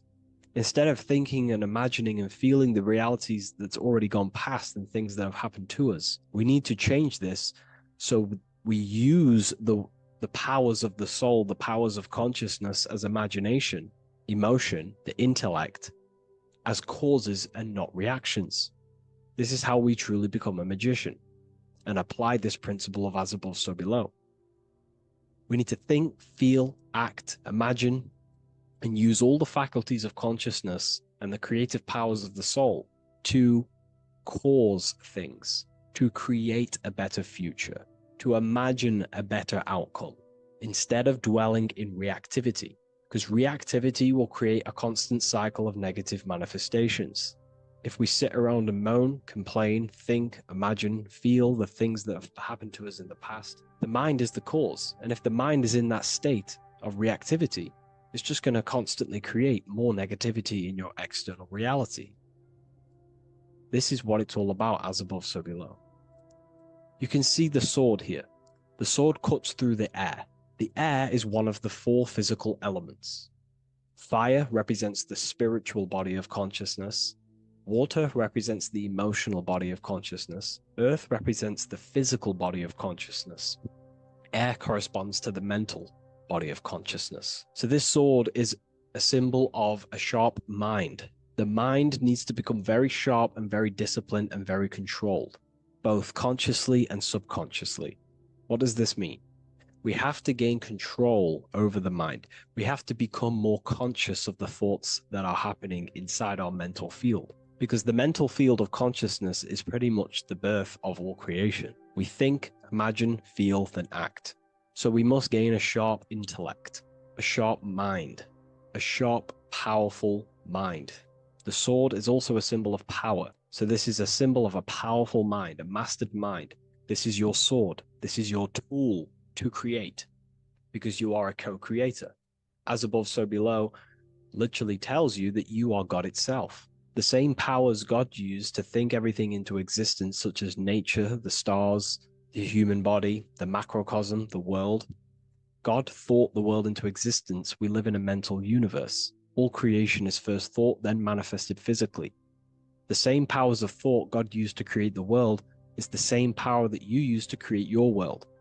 You are cut of the same fabric of God. You are a microcosm, as above, so below. God is the macro, you are the micro. What is the wand? The wand is not real. This is not a real wand you cast spells with, but a symbol.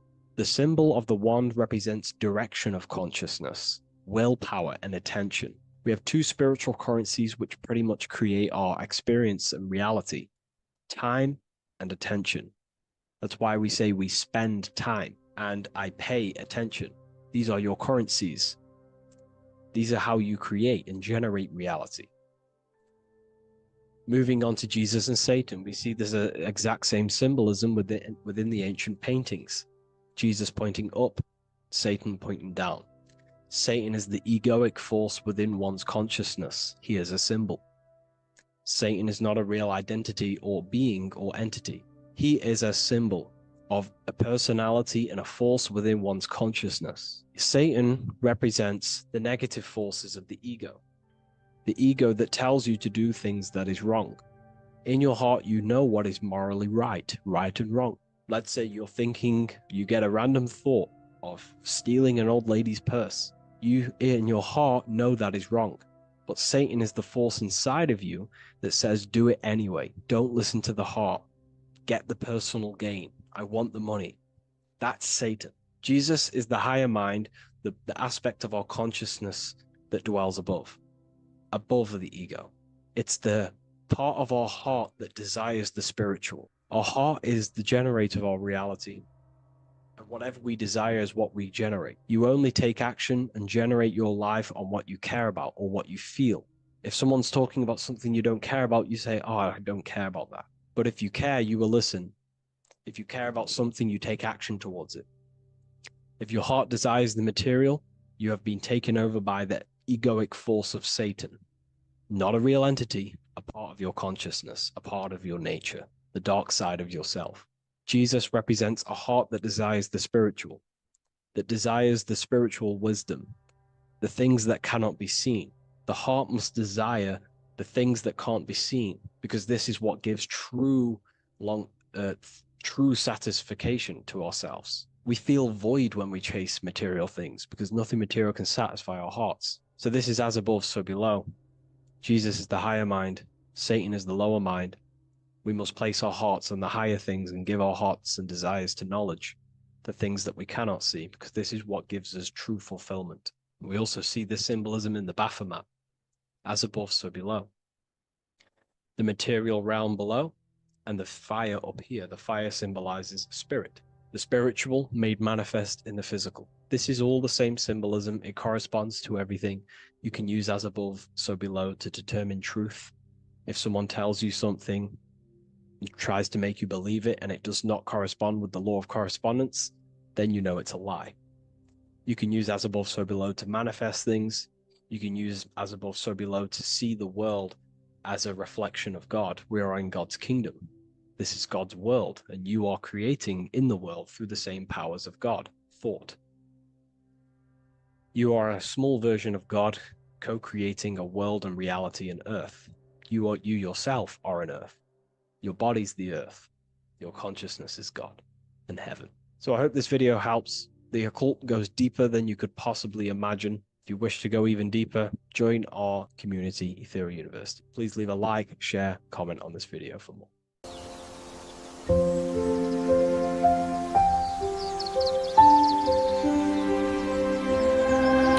wordofwisdom.com.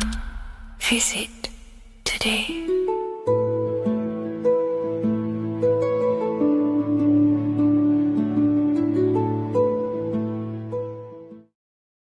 Geometry.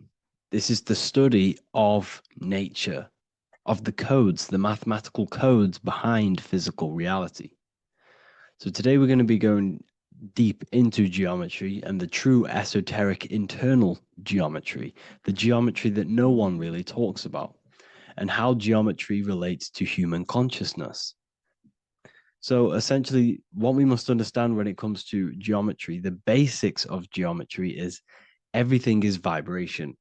And this vibration is vibrating on a certain frequency.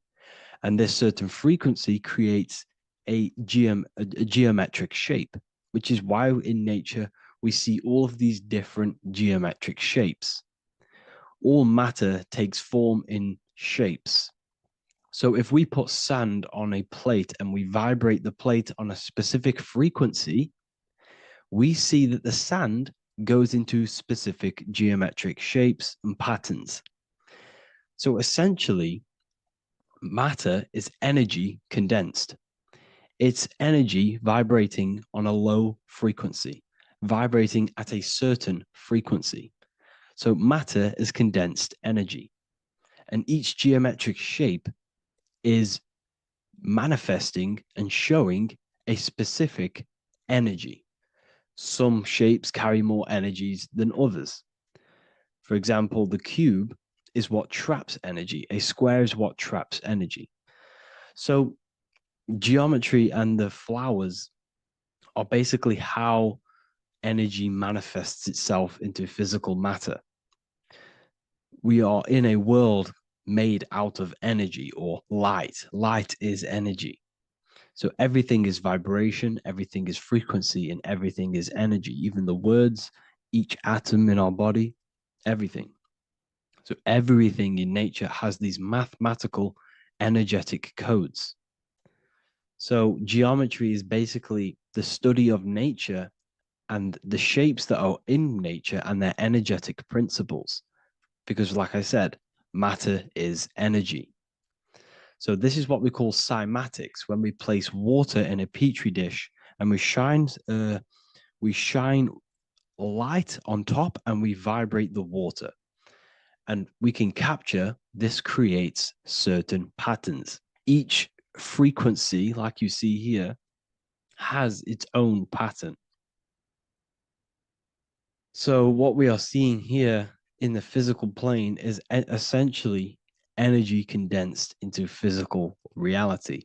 We see it in the turtle. We see it in every single form in nature. Now, external geometry and normal geometry, we normally get taught that this is God's way of creating physical reality, which is essentially true. However, it's far more deeper than that. Far, far, far more deeper. Okay, so what geometry truly is, it's not God's codes to reality. What we must understand is what the brain truly is. And what we must understand is that we are not in the world. We are not in the universe. The universe is us ourselves, and the world is produced by our brain itself. Okay? So the way you must understand how the brain works, so what you visually see, so geometry is to do with what we visually see. And what we visually see is heavily connected with our eyes, which are an extension of the brain. The eyes are the brain. And essentially how we see is energy enters the eyes, and each eye goes to the optic nerve. And this energy is transferred into electricity, which travels to the back of the brain, to the visual cortex of our brain. And this is where the image is produced, what we see. Therefore, the world outside of us is truly inside of us. It's a projection from within the brain. The brain is an energy condenser, a decelerator, an energy decelerator. Everything outside of us is basically formless energy. It is formless energy vibrating at a certain frequency. So what the brain is, it's sucking in this energy, this light, and turning that frequency, that code, that light code, into a physical reality. It's condensing the energy and turning it into a visual image inside of the brain. Therefore, everything outside of you is not what it looks like. Everything outside of you is basically energy, infinite energy. And our brain is condensing this into a physical reality and projecting it outwardly, which you experience your visual field. Okay. And the ancients knew this. So this is basically called the sigil of Lucifer. Lucifer is known as the light bringer. Lucifer in Latin means to bring the light. This is the sigil of Lucifer, which shows the visual field and the brain. We also see this in the Google Play symbol. It's a powerful symbol showing you the visual field, which is basically a symbol that tells you that reality is inside of the brain. The brain is what produces reality, but consciousness is not produced in the brain. The brain is essentially a consciousness downloader.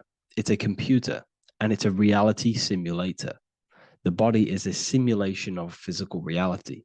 You are inside of the body experiencing the body simulation. The body produces this reality. It's a piece of technology. So Lucifer is to bring the light. Lucifer is the light being produced in our brains. Okay? So this is why they say Lucifer can tempt you. Lucifer can be the devil because it represents physicality. It represents the false light. Lucifer can trick you because it represents the physical world can trick who you truly are. So now that you understand how the brain is basically an energy decelerator and it creates and simulates a reality to your consciousness, you are no longer a person in a universe. You are the universe itself experiencing itself. Therefore, geometry is heavily linked in with the brain. Geometry is essentially how your brain and how your eyes decode energy. So what you are seeing is the mathematical codes of your brain creating reality. So what they teach you is the external is that geometry is God's way of creating this world, and these are the mathematical codes God's created. But now I'm telling you the internal. This is the truth. Geometry is how your brain mathematically condenses energy and light into a physical reality. So therefore, your brain is a computer program. So now geometry is nothing outside of you. Geometry is not something created by something else. It's created by your brain. Your brain produces these patterns through mathematical codes by breaking down energy into physical reality. And this is why you see geometry in everything around you. This completely changes your view on geometry. It's in your ear, it's in your face, it's in everything. Geometry is everything. Okay? So now that you understand this, now, as we were talking about the visual field earlier, the ancients knew about this. The ancient Egyptians knew about this. We can see this symbolism inside of the casket, the Egyptian casket. See, this crossover represents the visual field. This represents the back of the brain. This is the left hemisphere, the right hemisphere. And now some of the most simplest teachings in geometry is that straight lines are masculine and curved lines are feminine. And we even see this in the human body. The feminine human body is curvy and the masculine human body is liney. And even with the genital reproductive area, we have a line and a curve, 0 and 1, the binary code of all creation, 0 and 1, because that's basically all that exists. Nothingness and one, nothingness and God, nothingness and consciousness. That's all that exists. Now that I've told you that, the basics of geometry and the line and the curve and the feminine and the masculine, what do we have here? You see this stick here? This is a curve. And what's the right hemisphere? The right hemisphere is the feminine, the feminine energy, the feminine aspect of our brain. Then we have a straight line. This is straight lines. Now this represents the left brain. So the Egyptians are showing you the left masculine brain and the right feminine brain because of the curve and the straight line. And this is the visual field, the crossover. So there's a crossover in the brain. The left eye is connected to the right brain. The right eye is connected to the left brain. Okay, so the left eye is connected to the right brain. The right eye is connected to the left brain. The solar and the lunar. So, like I said, everything outside of you is basically energy. Your body is basically a holographic avatar, condensed energy produced by your brain. There's nothing actually outside of you. Your five senses are electrical threads of light. And when you touch something, this is basically electrical signals in your nervous system, which are reporting back to the brain. Therefore, what you touch is actually, you're not touching. The feeling that you feel when you touch something is not the true feeling. That's your nervous system you're feeling. You're feeling your nervous system in the brain. It's electrical signals to your brain. So the five senses do not decode, well, what you're experiencing as the five senses is not outside of you. This is your brain interpreting electrical signals. You don't experience the world, you experience your nervous system and your brain. The nervous system is an extension of the brain. So this is the truth. This is not woo-woo spirituality. This is true consciousness science that I'm teaching you here. Okay? So nothing is truly outside of you. It is a universe. You yourself are the universe, the fabric of the universe itself. The only thing that exists outside of you is essentially energy. That is it. And your body and your brain condenses this energy into reality. So when we look into architecture, why is architecture, the ancient architecture, so important? Because what did I tell you at the beginning? Shapes and physical matter is condensed energy. Each shape holds specific energy. Some shapes hold more energy, emit more energy. Some shapes condense energy. Some shapes transfer energy. Each shape, each geometric shape has an energetic principle because matter is essentially energy.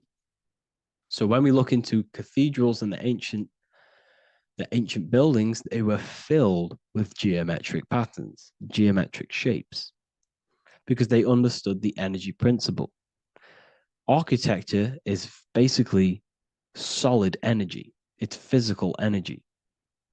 If we create this pattern here is an energy code. And if you stand next to it, you're going to gain that energy. It's going to be imprinted on your body. So essentially, they filled their buildings with high energy geometric shapes. Points, triangles, pyramids are very, very energetic. This is why you have crystal pyramids made, organite pyramids. They're always in pyramid shapes. That's why the Egyptians built in pyramids, because pyramids hold high energy. They emit high energy. So this is why you see all these different geometric patterns. Okay. So in the real reality, in the energetic plane, this building would basically look like this: lines and grids of energy. Okay. This is what it would look like in the energetic plane, a blueprint of the energy body. So as you see here, these are the different frequencies in a petri dish, of water in a petri dish. And you can see they are specifically aligned up with these specific patterns. You can see geometry even within geometry. It's fractal. So essentially, when you would stand inside of these buildings, they would imprint the energy of the building in your body, because your body is healed through energy. You have an electromagnetic field around your body. So by creating buildings with geometric patterns, we are essentially increasing the energy of the building because the building itself is energy. Okay. So when we fill it with geometric patterns, we're increasing the energy. We're giving it a certain energetic imprint.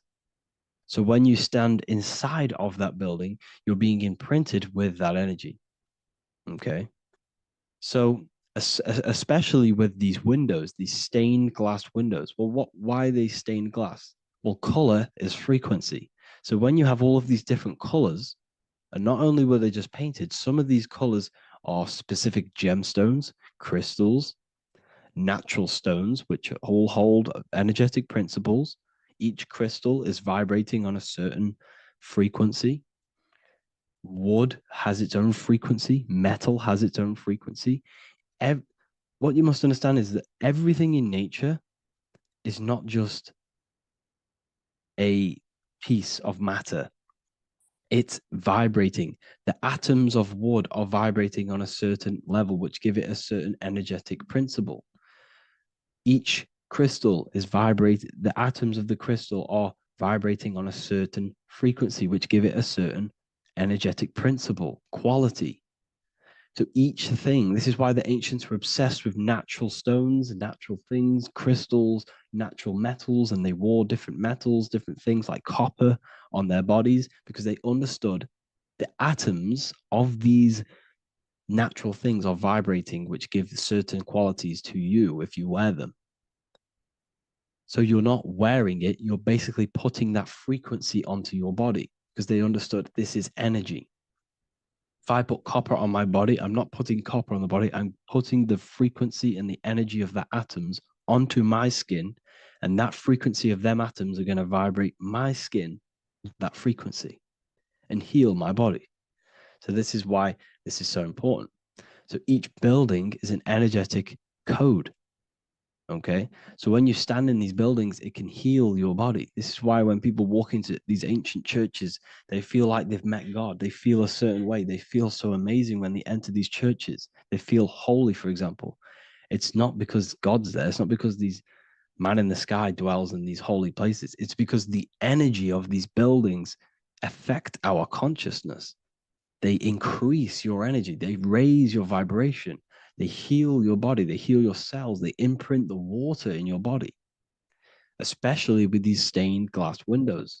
Like I went a bit on a tangent there, but these stained glass windows were encoded. Well, they use different gemstones, different lights, different colors.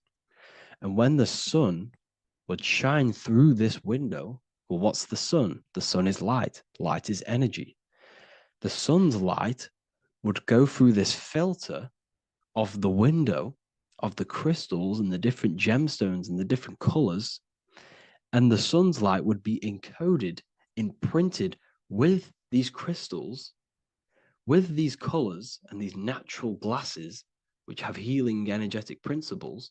And when you are inside that building, the sun's encoded energy of the window would be imprinted into your body, into your energy field, and it will heal your energy field, and it would heal your body, your cells on a cellular level.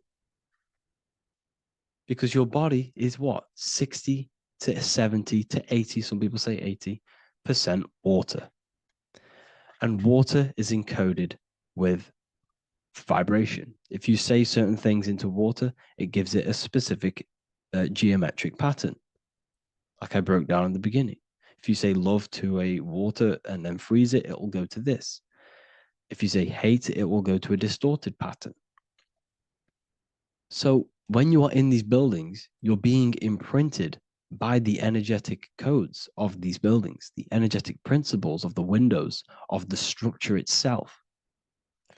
The ancients never used to build in squares. Their buildings, their insides were never square rooms because they understood squares trap energy. They always had pointed roofs so energy can escape. So there's many little things that we need to look into geometry. For example, when you see magicians, when you look at ancient magic, why do they stand in circles with different geometric patterns? They use different geometric shapes. Why? Because shapes are energy. They hold specific energy. So when the magician stands in a circle with a pentacle, they're working with the energy of that pentacle. You can work with different energies based upon the different geometric shapes that you draw. And you can use this in your structure, in your architecture, in your work, and it can influence everything. So this is the true geometry.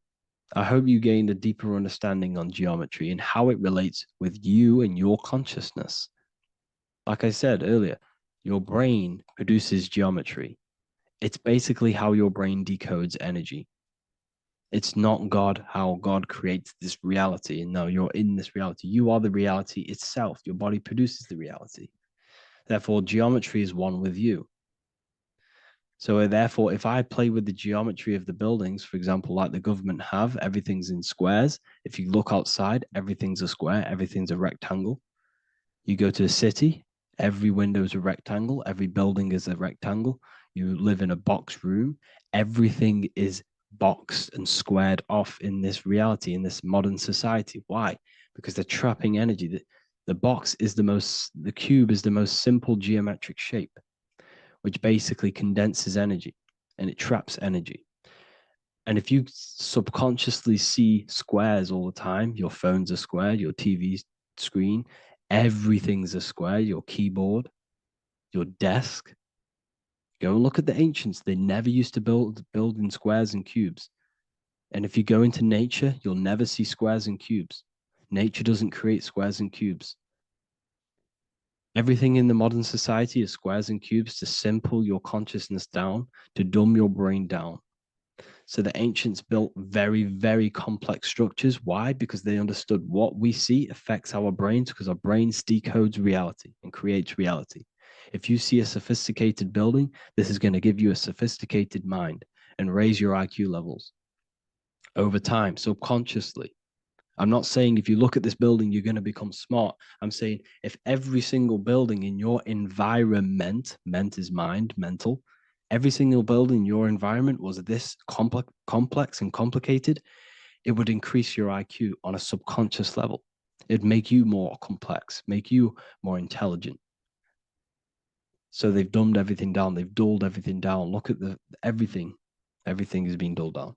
So anyways, I hope you all gained a better understanding on this. If you want to gain more occult knowledge and esoteric knowledge, make sure to read the Book of Wisdom, Volume 2. If you're inside the university, you can get this book for free. Go to the general chat area and follow the instructions and you can order yours for free. Truly life-changing stuff. Because the issue is with the world is that no one really understands who they are, what they are, and why we are here. That is the issue for people's depression, for people's wrongdoings. They don't understand who they are, what their emotions are, what their mind is, what their body is, what reality is. This book gives you that. This book gives you the sense of understanding, the sense of well-being that will give you a better life because you understand life and what life is. And if you truly want to take your studies to the next level, we have the Ethereal University. This is the place for truth seekers where you can connect with like-minded people so you don't have to feel insane, because not many people think this way. I've been there when you wake up and not many people around you are thinking the same way and you start to feel a bit insane and you can't really talk to people about these things. That's why I created this, so you can connect with people and learn at the same time and become the best version of yourself by understanding truth and knowledge. If you join, you'll gain access to free live calls every single week, every single Saturday morning. We do live calls. You can ask me questions and all sorts. So make sure to leave a like and a comment. And thank you all for tapping in.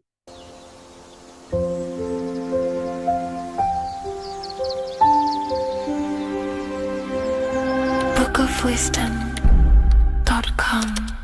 Visit today.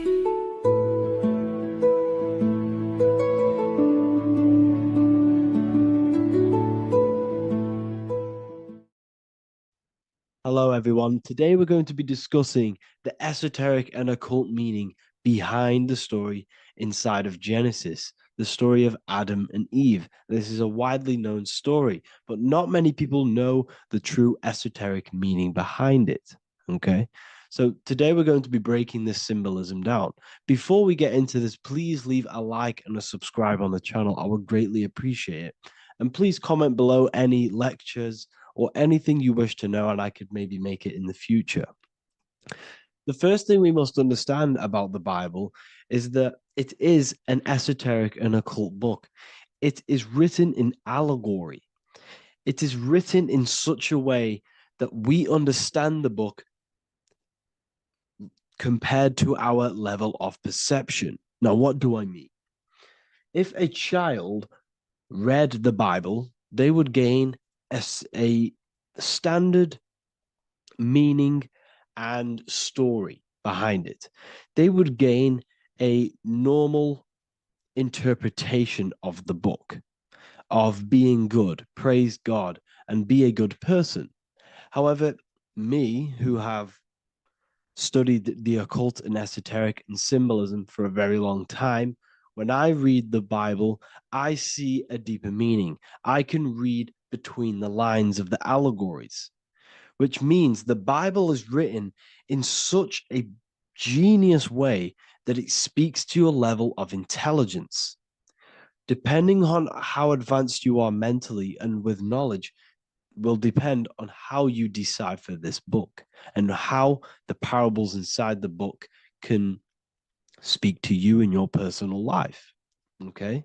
So the Bible is the greatest psychological book ever written in history. This is why it's known as the greatest story ever told. It's a story. What we must understand with the Bible is that the Bible creates on the surface a logical way of thinking, which is what we call religion. We read the Bible and if we think logically and we take that book literally, then we gain a religion. But if we look beyond the surface, this is what we call esoteric, metaphorical, symbolic. You can read between the lines using our right hemisphere of the brain in deciphering this book and what it truly means to us and the evolution of our mind, body, and soul. What this book actually reveals between the lines is instructions and stories which teach you how to level up your consciousness, how you can sync the mind, body, and spirit and soul all together so you can live like a god. This is what the esoteric is. It's the purification of consciousness. Now, when it comes to Adam and Eve, okay, what we must understand is that this is the beginning of creation. This represents the beginning of your life in an esoteric way. This is symbolic for the beginning of your incarnation into this physical world. Okay. And we have Adam, masculine, Eve representing feminine. These are the two masculine and feminine energies which create the whole material universe. Okay. And as we are born with a pure consciousness. We are born with pure consciousness. Well, now, what do I mean? As a baby, we have no knowledge. We are pure essence of the soul. You know, we don't gain the knowledge of good and evil. We are pure. Yes, we're not happy all the time as a baby, and we're not sad all the time, but we have no ego. This is what I mean. Our consciousness is not split. As a baby, you are whole. You have a whole consciousness. You are yourself. You have no false identifications, no limiting belief systems, nothing. You are pure awareness and the pure soul and the pure mind. Now, this is what Genesis is representing. As we grow older, the more experiences we gain, the more thoughts we start to think, the more knowledge we gain of this world, the more impure our mind, our heart, our soul, our spirit becomes, the more impure our body becomes. As we grow older, we're infected with negative beliefs, negative thoughts, and society norms. This is a big one. As we grow older, we are molded by society. We shut off areas of ourself and we push them away so that we fit in with society. We all know this. We all did this in school. We pushed away parts of ourselves to act cool or to fit in, whatever it may be. Whatever type of person you were in school, we all went through this because society and culture is programmed. So as we grow older, our consciousness splits. We gain a persona, an ego, and we gain a shadow self, the subconscious, and we gain an ego. Now, the ego is what you show to people. It's that character that you show, that you put on to your culture, to your family, to your friends. This is a false identification. And we also gain a shadow self. The shadow self is gained through experience. This is the subconscious. Our ego is created through experience. And so is the subconscious and the shadow self. Okay. So as we gain age in this material body, we fall from the Garden of Eden. We gain the knowledge of good and evil. This is what the symbolism represents of us leaving the garden, us eating from the fruit. Now, the fruit represents the knowledge, it represents the insight, the experience, which splits our pure consciousness. Our soul splits. Okay? We lose connection with the divine. We lose connection with our pure self through material experiences. We may lose ourselves in material experiences. We may lose ourselves in lust and material gain, wealth, and all of these lovely things that the material world offers. We lose ourselves in this. Okay? And not only that, there's another symbolic thing that we're missing with being a child. There's another symbolic meaning behind this tree in this story of Adam and Eve. And this is sexual energy. Okay? As we are a baby, we have no ability to create another human life. We have no sexual urges. We have no desire for the material things as a baby. Nothing.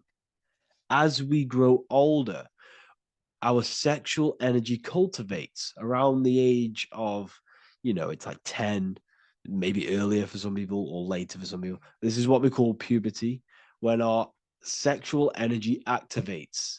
This is when the masculine and feminine energies are present within the body. And we are now given the ability to create human life.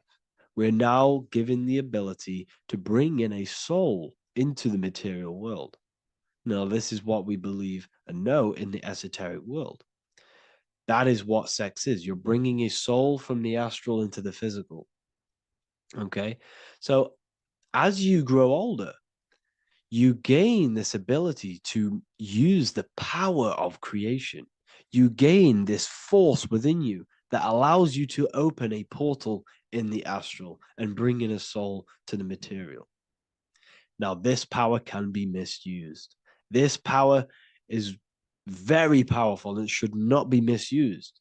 In occult and esoteric teachings, we teach and learn sexual transmutation, how we transmute sexual energy into different areas of our life so we can grow and create. Because sexual energy is creative energy. It creates a whole new human being. So if we retain it, we can transmute it into creativity. So this energy is kind of corrupting us as well. And now I'm not saying growing up is evil, all this thing is evil. This is a natural cycle that we must go through. The soul of us must go through this cycle so that we learn, so that we overcome it, so that we gain mastery over ourselves, so that we expand ourselves. I recommend you watch the Evolution of Consciousness lecture that I did on my YouTube. An amazing lecture. Talks about the evolution of consciousness and how we're on a never-ending cycle of life and death and expansion. So leaving the Garden of Eden is symbolic. You see, Eve represents emotion. She's feminine. Adam represents action. That's why he bit the apple. You see, Eve takes the apple and tempts Adam because she's the emotion, she's the sexual desire, and Adam eats it.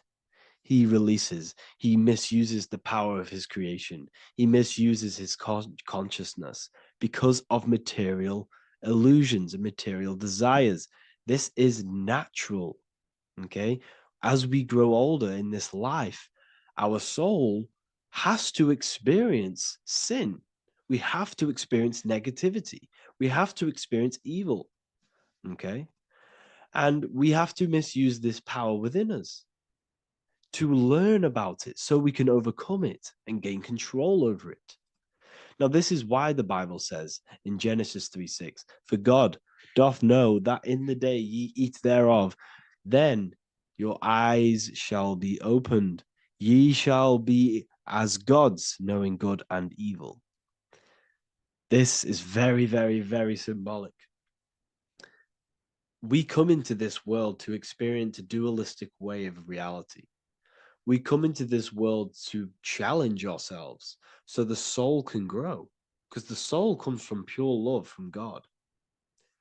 But we come into this world so the soul may know what it's like to be evil. You see, we are like a seed. Our soul's like a seed.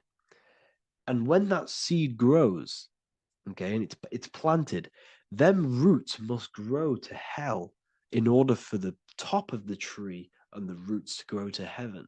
In order for the soul to reach the highest states, it must descend down into the lowest states. Good and evil. This is the story of good and evil, okay? And this is the story, a psychological story of how the human mind has functioned in this life. This is what this story is representing of how our soul and mind is functioning, how our consciousness is splitting and growing up and evoluting. Okay. Like I said, snakes represent sexual energy. They represent, snake, when you've been snaked. This is why we say you've been snaked, because it represents a temptation of sexual energy. This is why the Kundalini is symbolized as a snake. This is the serpent within us that we can rise to activate dormant brain cells in our brain. Now that's called the Kundalini awakening. I'm not going to get into that into this video, but this is what it symbolizes, the tree and the knowledge of good and evil, because our body is the tree. Our central nervous system is the tree. The snake is our sexual urges and this false temptation that tempts us to interact with sin, the material world, okay, and go against our higher divine self. This is what it represents. Now, it's very, very symbolic. Not everyone is going to agree with this, but this is my interpretation of Genesis based on my research of occultism, symbolism, metaphors, and me studying the Bible. This is my interpretation, and I hope it resonates with you. It might not resonate with you, but this is what makes sense to me, and this is what has made sense to many other occult researchers who are in this space as well. Okay, so please leave a like, leave a comment, leave a subscribe. I'd greatly appreciate if you could, just give me some support on this channel. We're nearly at 100,000 subscribers, which is insane. I just want to say thank you all. And yeah, I will see you inside the university. If you join, I'll look forward to mentoring you, connecting with you on the live calls. There's a new symbolism course, which is going to be available very, very soon.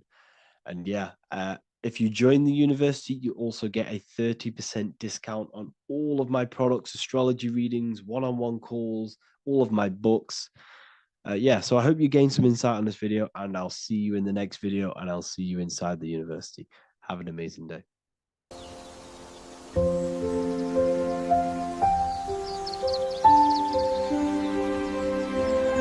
bookofwisdom.com. Visit today.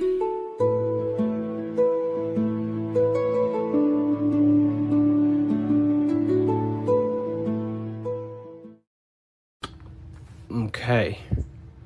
Is manifestation real? Of course it's real. You've just manifested that sentence. You turned a thought into an action and then generated a physical experience. You turned the invisible thought into a tangible reality. That is manifestation. You just have to learn how to do that on a mass scale, on a bigger scale, to generate something bigger. You know? So yeah, of course, manifestation is real. That's all you're ever doing. Creation is not created, it's in an ever state of becoming. You are in a continuous state of becoming something in the present moment. You know, so you're always molding creation through thought, emotion, and action.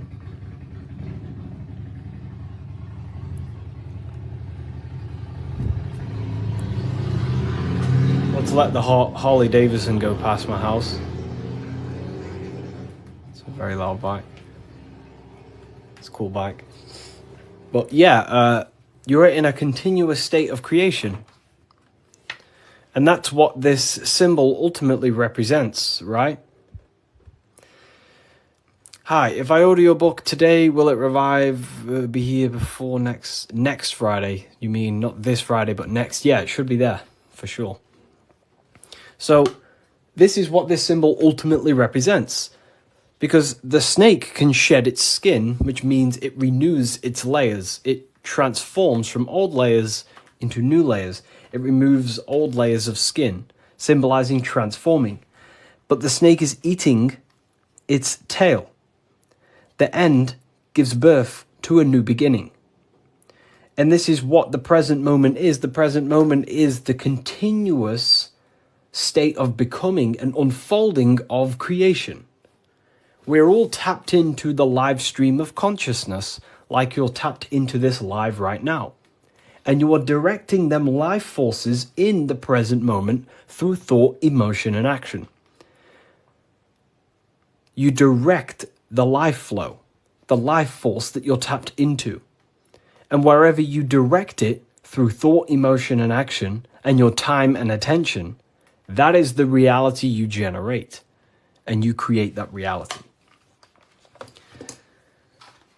And that's what the symbols are here for, people. The symbols are here to awaken you to things that you just realize about yourself. I'm not teaching you anything new. This is just something you realize. This is solid truth that you can't, escape. You can't escape the law of cause and effect. The force is too powerful to escape the force and the law of cause and effect. The law of cause and effect is over you. It governs you. So you have to work with that law consciously. Most people are not conscious of the laws that govern their life. They're not conscious of the laws that's governing their mind. Your mind is governed by laws, not man-made laws, but universal laws you cannot escape. It is impossible to escape cause and effect. So you must work with the law. God law, basically. Yeah, they're called, occult societies, secret societies, they call the laws natural law. Then, of course, you have man-made laws.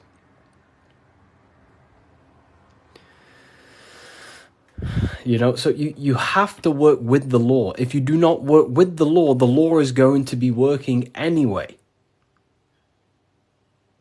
And it will probably work against your favor. But these laws that are in place are there to give you what you want, to create your will, to create your desire. These laws are here for you to create, to give you what you want. Okay? So we have to become conscious of the laws that is governing our mind. Because the mind functions with free will, however, exists in the boundaries of the laws. Without them laws, the mind would not solidify a true creation. Everything would be chaos. The laws make sure that it creates this specific reality that you're experiencing right now. Hello, Harry. I've reached a higher state of consciousness thanks to you and your book. Wow, amazing, Craig. Absolutely amazing. Absolutely amazing. You know, this book, don't read it once, read it many, many times. I'm probably sure you already have, but it just helps you. You know, you pick up new things every time you read it. What do you think about getting a pentagram tattoo or a different symbol? I mean, the pentagram's a great symbol. It's just how you use the symbol. I gifted your book to a friend. Wow, amazing. Which book? The new one or the older ones? So we can influence our reality, of course, through thought, emotion, and action. You have free will. You have full control over them three things.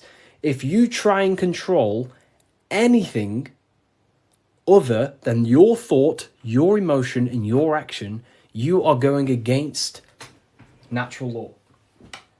God has given you the permission to only control your thoughts, your emotions, your actions. If you try and force anything on anyone else, you are then breaking natural law. They are the forces that consciousness expresses itself through the mind, mentalism, through thought, imagination, through emotion, through feeling, intuition, and through action, willpower, taking physical actions. That is how the force of consciousness expresses itself in three distinct ways.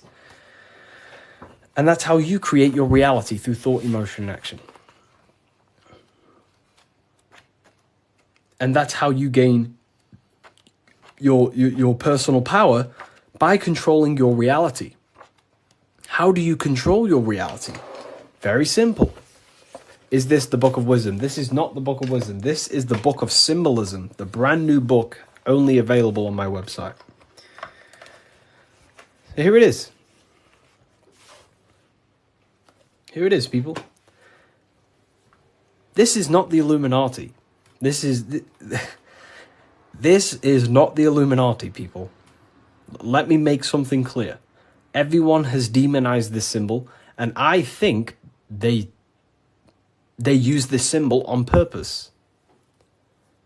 Because this symbol unlocks your personal power, and that's what the Illuminati is.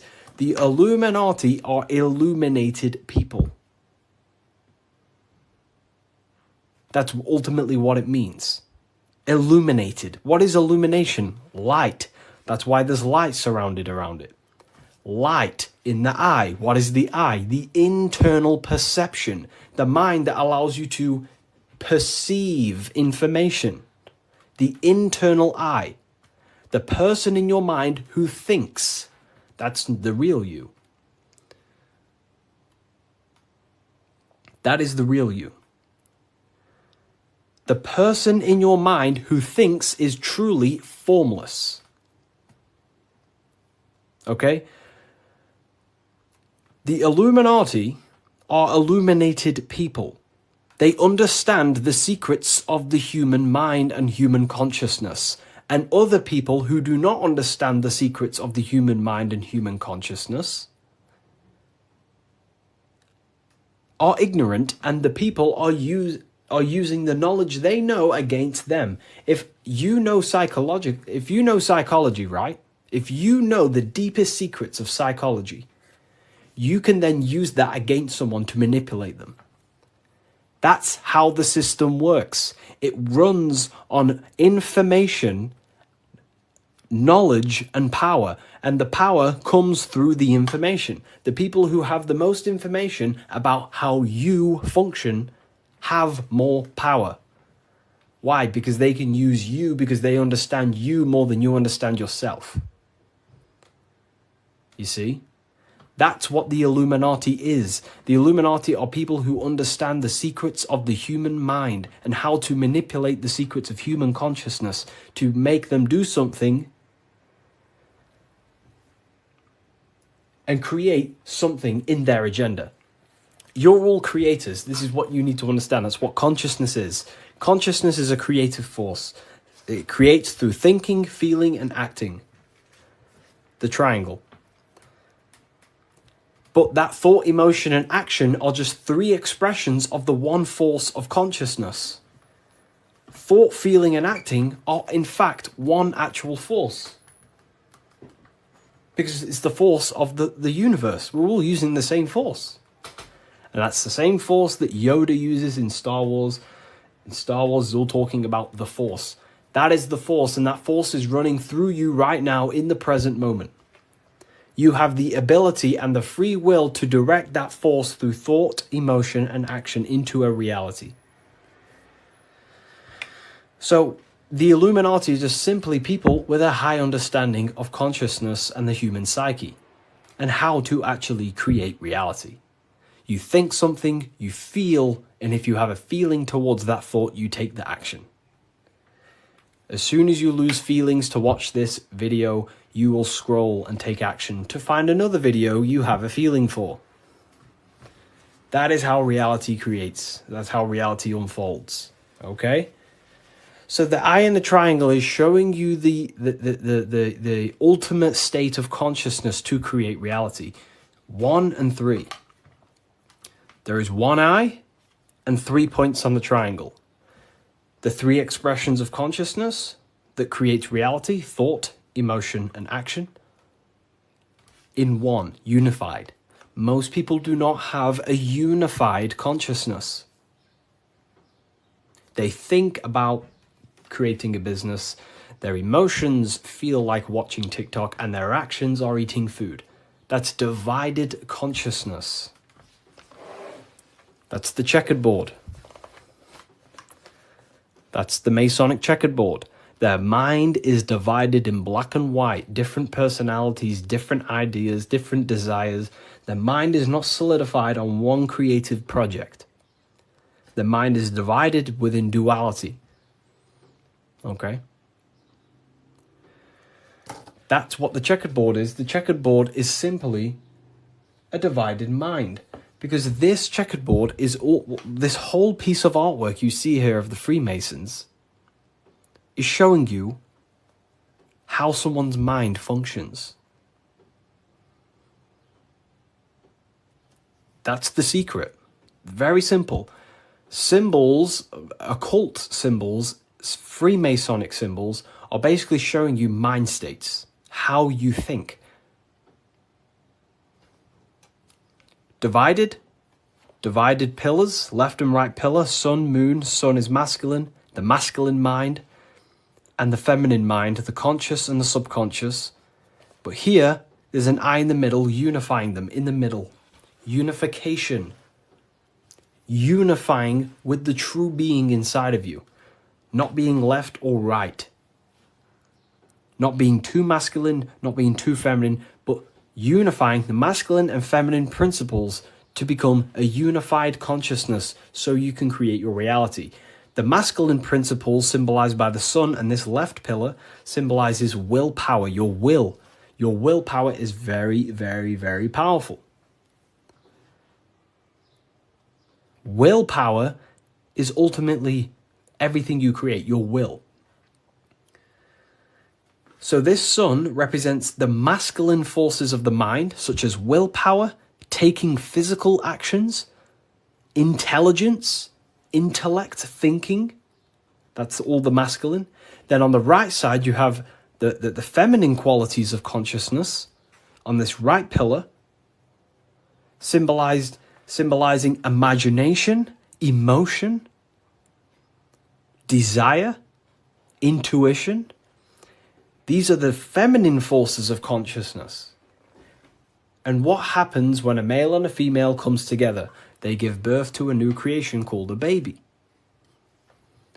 What happens when you merge your masculine and feminine qualities of consciousness? You merge your willpower, your thought with emotion and action.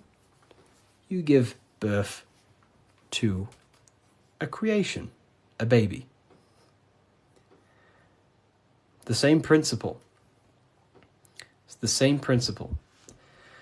Freemasonry is very simple. It's about bettering yourself, working on the temple, and the temple is symbolic for you, for your mind. The stonework Freemasonry, Freemasonry is about stonework, and that stone is you. You're perfecting a stone, and that stone is your mind. You're perfecting the Temple of Solomon, or you're rebuilding the temple, which is rebuilding yourself, because you are the broken temple. The thing is, your teachings is destroying my life. It's not destroying your life, it's destroying your old view of the world, which will then give birth to a whole new, beautiful life. You have to go through destruction. You have to go through the darkness to see the light. Destruction, creation demands destruction. And it's up to you how you interpret my information. Take it with a pinch of salt. Go and do your own research. I'm not saying everything I'm saying is, take what I say and apply it to your life and see if it helps. But everything I'm telling you here is helping me build myself and build my own reality. But it's very simple. It's about building yourself, because when you create change in your own psyche, you see change in your world. What happens when you start to awaken? You start to think differently. And when you start to awaken and spiritually awake, what happens to your friends? Your friends say, oh, you've changed. You see? So the external world is always mirroring your internal world. If you create change in yourself, you will see a change mirrored outside of you. That is as above, so below. Okay. So, Freemasonry is very simple. It's about yourself. It's about the Temple of Solomon. You're rebuilding the Temple of Solomon. And the Temple of Solomon is an allegory for you. Your mind is the Temple of Solomon. Your body is the Temple of Solomon.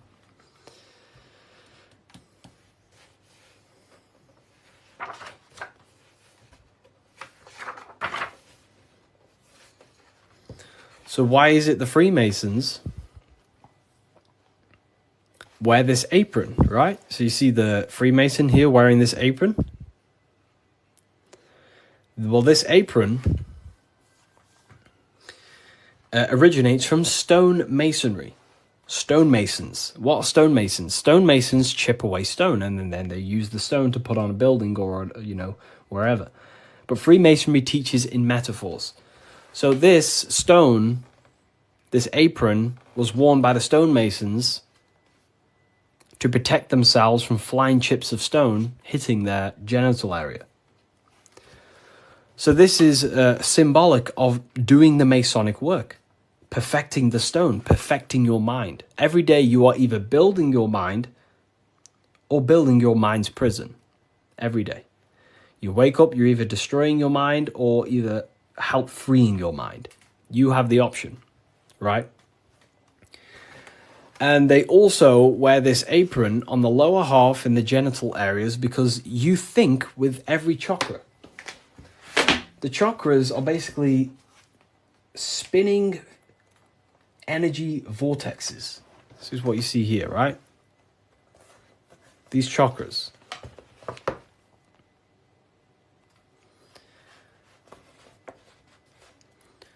You can think with every single chakra. You think with your head. You can think with your heart. You can. These are centers of consciousness. Okay? These are centers. These are each center that you see along your spinal column has a high amount of nerve centers. It's like a nerve center. But that nerve center is then powered by the etheric body. Now, that's very advanced. Not many people understand that. But your body is not just you. You have many subtle vehicles of consciousness, bodies of consciousness, which you'll learn about in the Book of Wisdom, Volume 1. So there is one force in the universe, and that force is emanating through you, manifested in 7 chakras.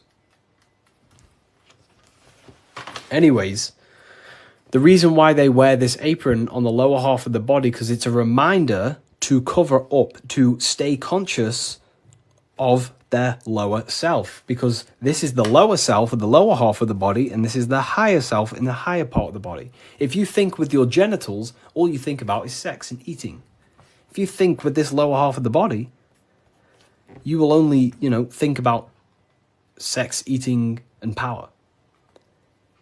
So they wear this to remind themselves to conquer their lower nature, their animalistic state. Because the Mason is aware that they need to build themselves to a higher consciousness, to the higher mind. They need to align their will and mind with the higher mind. Because ultimately, the reason why all of these teachings stem from is because it's preparation for death. This is where all this comes from, okay? You never die. This is the truth. In the daytime, you're in your physical body, and in the nighttime, you're in your astral body, and it's just a massive cycle. So daytime is life, nighttime is death. Wintertime is wintertime is death, summertime is life. As above, so below. It's just bigger and smaller, right? So, with that being said, you never truly die. You are not the physical body. You are the internal being in your mind who thinks. You are not the thought. You are the one who hears the thought. The thinker. The knower. You are the being inside your mind, not the being outside your mind, which is this physical body. So Masonry is about working with that internal self, mastering that internal voice, because that is the architect of your reality. The internal dialogue. That is the stone that they're working with. They're chipping away at, they're perfecting, they're smoothing. The inner dialogue. No one pays attention to this. The inner thinker, the being who is thinking in your mind. Who is that being? Who is the person in your head? It's not your body. Your body is acting out the commands of the internal being.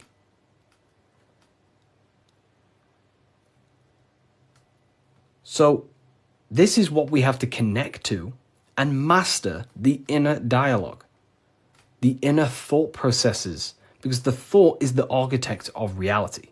Thought creates everything. Thought creates everything in the whole universe. The whole universe originates from thought. So Freemasonry is basically about mastering the inner dialogue and working on the inner self, the person in your mind. And the deeper you get to know that inner voice, you start to realize that there are many different vehicles of consciousness.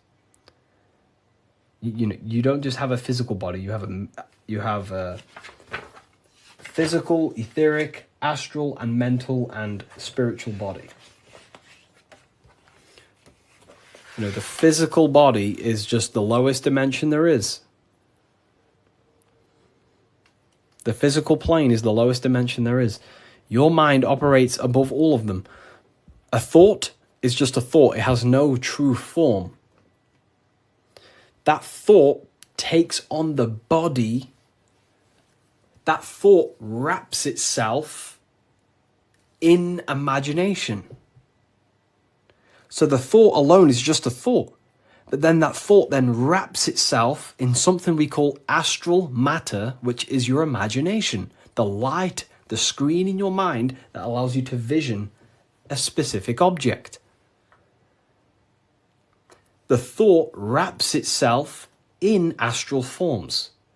That astral form becomes like an emotion in your heart because you want to then take action to generate that mental image you created.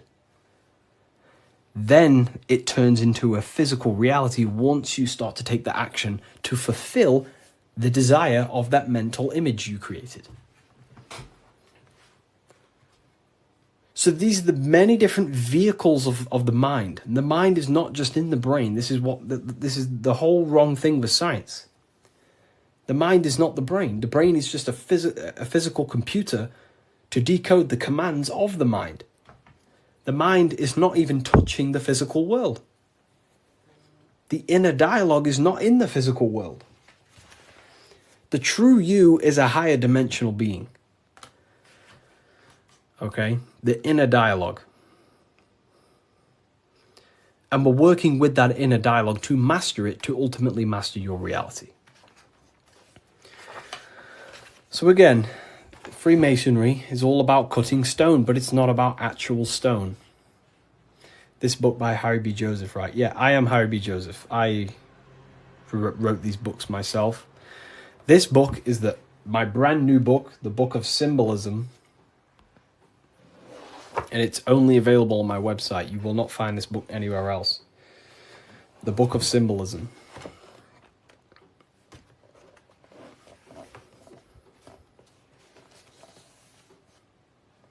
So, nice to meet you. Welcome.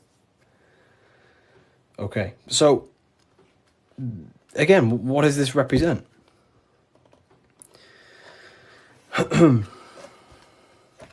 The rough stone is a symbol of the self, the unrefined self, the unenlightened aspects of our mind. So the rough stone represents the uncontrolled aspects of our mind. We have many different versions of ourselves in our minds, right? We have a version of ourselves who's perfect. We have a rough version of ourselves that we can become. There's many different things in our mind. But the aim of the Mason is about unifying all of them different personalities into our higher self. It's about learning the secrets of the mind. So this represents the perfected aspects of the mind, and there is also there is no such thing as perfection. We will never actually truly perfect ourselves. But the aim is to be perfect. So the Freemasons show you the checkered board. I'm ordering all your books this week. Oh, wow, thank you. You will look, your whole life will change. Your whole life will change.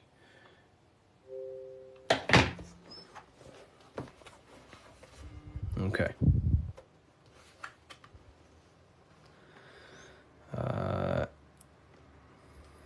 The checkered board floor. This is symbolizing on a base level. So symbols have many, many, many different interpretations. So on a very basic level, this checkered board floor represents duality, how everything is dual, positive, negative, day and night, hot and cold. But the deeper you go into the layers of the symbol reveals the secrets about the human mind. So this is all showing you the mind. Different states of mind. Because that's what the universe is. The universe is one singular consciousness expressed in many different forms, in many different clothes, what we like to call people. Me and you are cut of the same fabric, which is the universal mind experiencing itself. So the mind is the very architect of reality.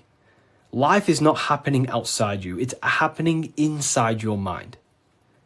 You are a projection of the mind. However, you have the ability to identify with your ego. Your ego is very simply just a false version that your mind, it's a version of yourself that your mind has created through experience, thoughts, words, memories, and traumas, and belief systems. But beyond you, if you turn your mind off, if you stop thinking, then who are you then? That's what we call the universal soul. Everyone is that same substance. When we all turn off our mind, we are all the same substance, the universal soul. But we have the ability to generate an ego, which is our own personal identity. The ego is not inherently evil, but the ego can become bad if you don't tame it. It's the beast. But anyways, the duality represents, very simple, black and white, positive, negative, day and night, the opposites in the physical world. But on a higher level of masonry, it represents a divided mind. The one divided in many. The illusion of the third dimension, of how everything is separate. But in fact, we are all the same substance. We are all the I am. We are all the I, the inner dialogue, the inner voice. Masonry is about working with the internal voice, the thinker in the mind, the true higher dimensional being that you are. Because that higher dimensional being manifests its life forces through you and creates in the physical three-dimensional world. So it's about directing the life forces through you. Now, a big misunderstanding about the world that religion has placed on people. A big misunderstanding, right? People think the world was created. People think the world was created thousands of years ago. It's the biggest lie ever. Step back, remove that belief out your mind just for a second, and realize the truth. The world was not created thousands of years ago. The world is creating now, in the present. It's unfolding now. Creation is unfolding in the present moment. God is thinking reality into existence right now, and you are thinking your reality into existence right now through thought, emotion, and action. You are crystallizing reality now in the present, and you can become a co-creator with the creative force of the universe. But we've been taught the complete opposite because the powers that be in the world do not want you to become a conscious creator. They want you as a slave and a worker.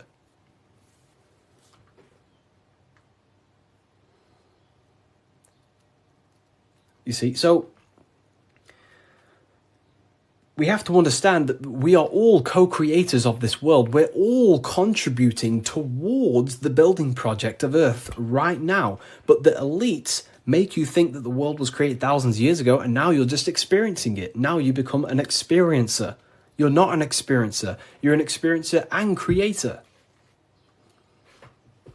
You mold it. And when you do not understand this, someone else who does understand this will use you to create their agenda. Because they understand this. And look what's happening in the world today. We are creating the agenda of a government. Why? Because we believe their lies. We don't have to, but we choose to. We all have free will. Everything else is just an illusion. Money is an illusion. It's a belief in the mind. Harry, are you a part of Freemasons? I am not. And if I ever do, I will be transparent about that.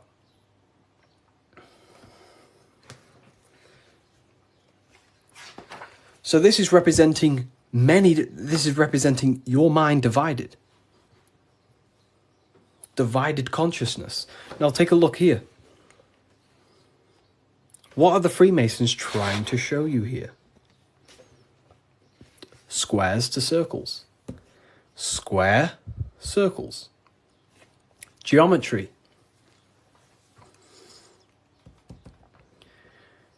Geometry. Harry, my book came, thanks. It's a pleasure. It's an absolute pleasure. Enjoy the book. Take your time, read through it, enjoy it, read it over and over. You know, I can't wait for you to read this. Was it the third book you got? The three represent alignment, the black and white represents conscious and subconscious. It can represent that, yeah, that's one layer of symbolism.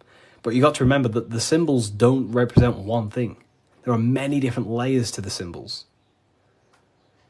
Many different layers. So it's going from squares to circles. So you have to understand geometry for this. There's different codes to this. A square. Can you measure the surface area of a square? Of course. Very easy. You just measure this side and that side and times it. right? Very simple.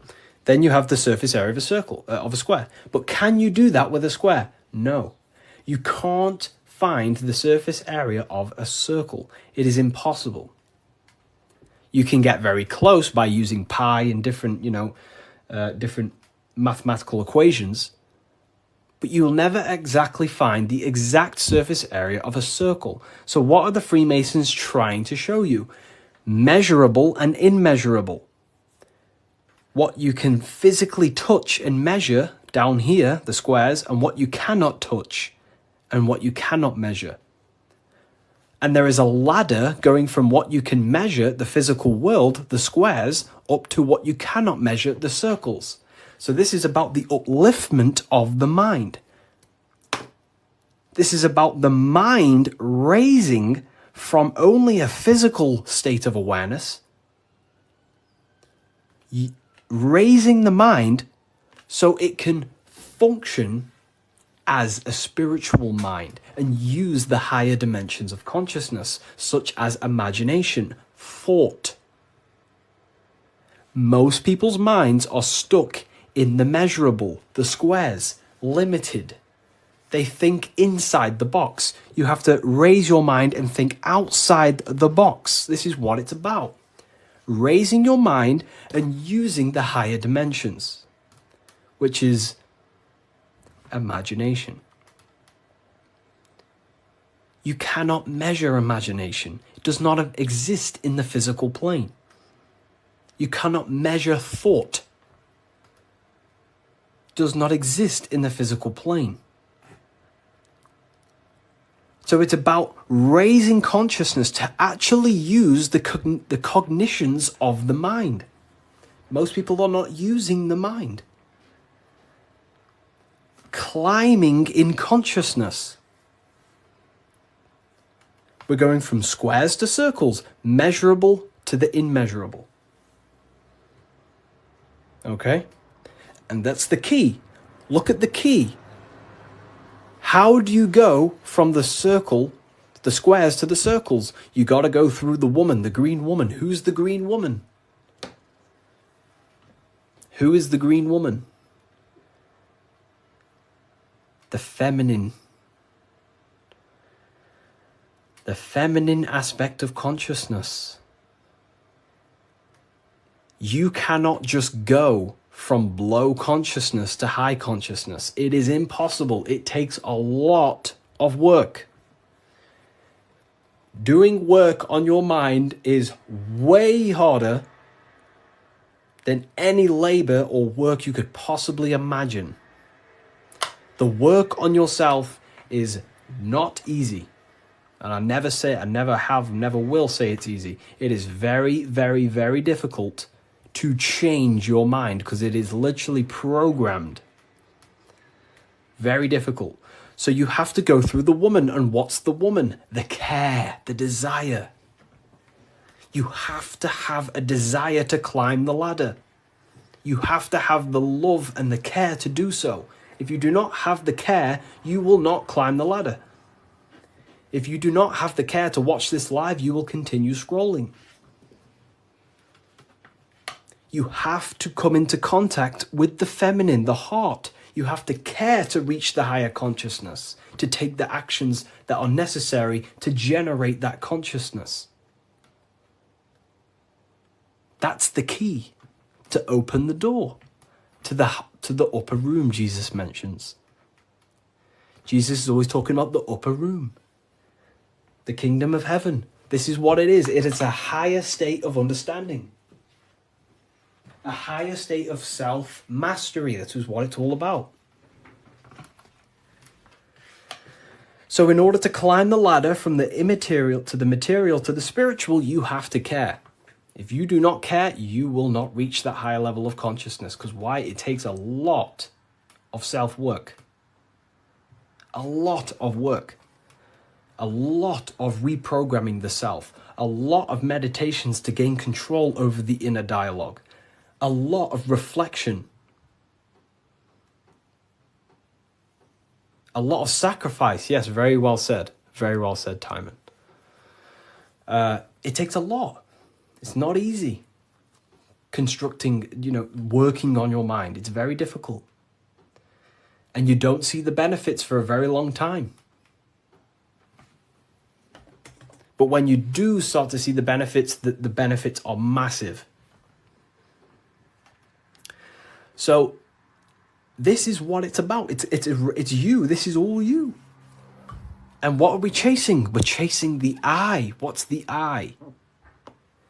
The I is the eye is open. It sees.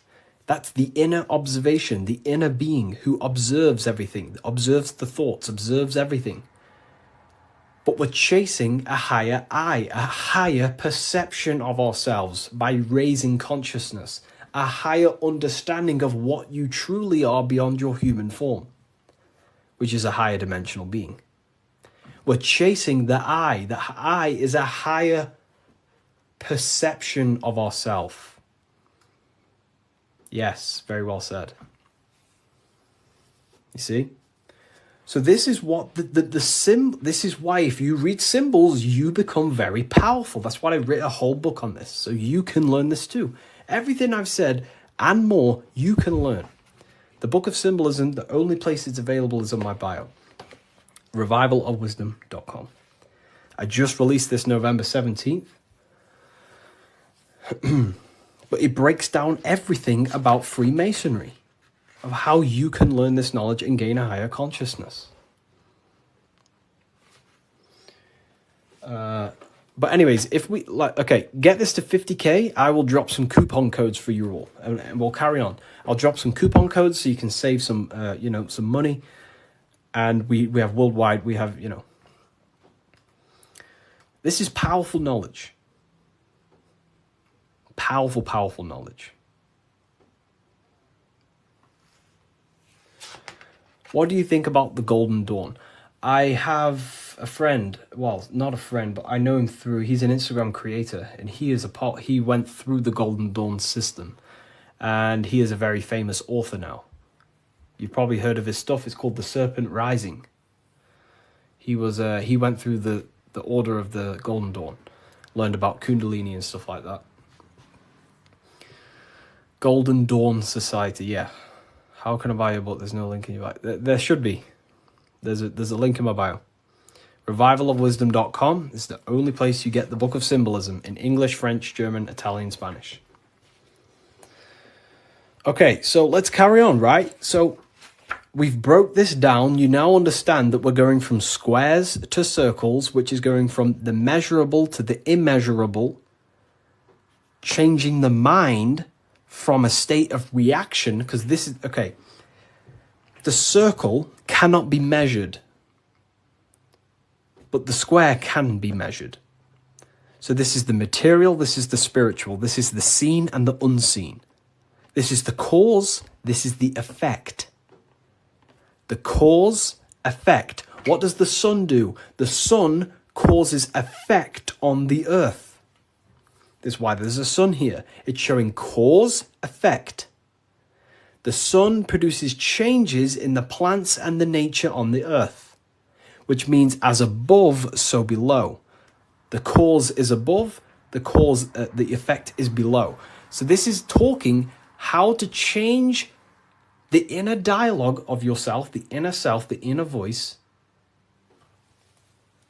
from a reaction mind to a demanding causal mind. Most people live in reaction mind, the square. They're reacting to the world outside of them, when the world outside of them is simply the effect. You cannot change it. It's already affected. It's already manifested. The only thing you can do to change the world is to change the cause.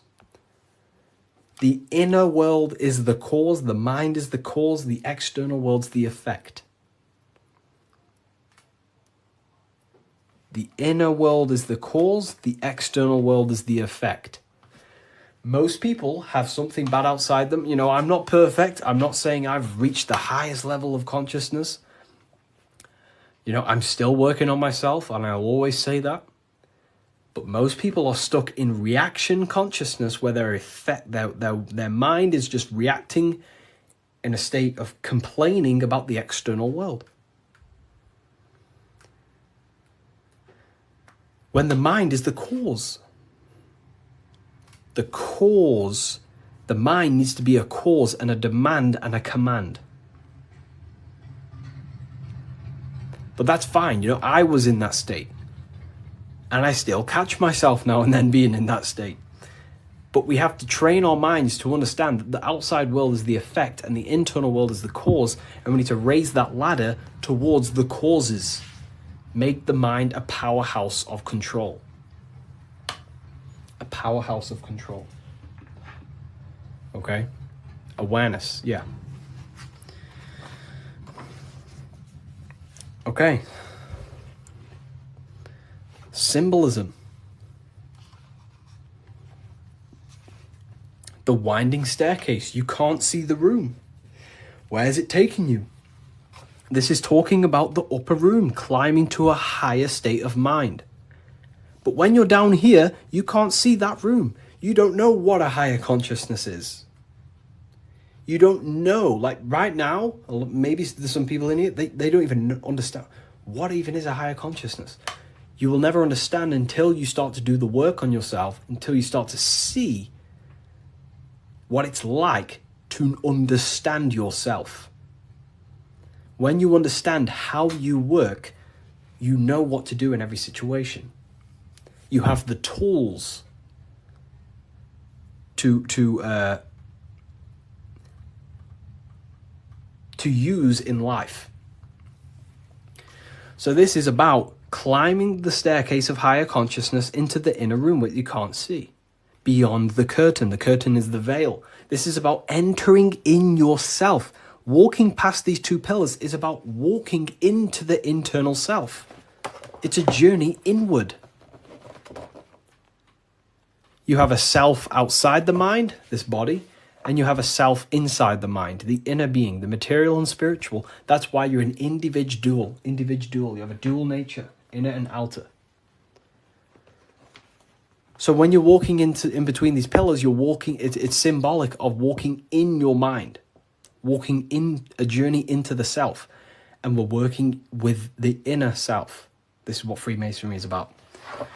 But it's a winding staircase, which means you can't see where this staircase is taking you. You don't know what a higher consciousness is, what it's like to be in a higher consciousness or a higher understanding of reality in the self. So you must have faith.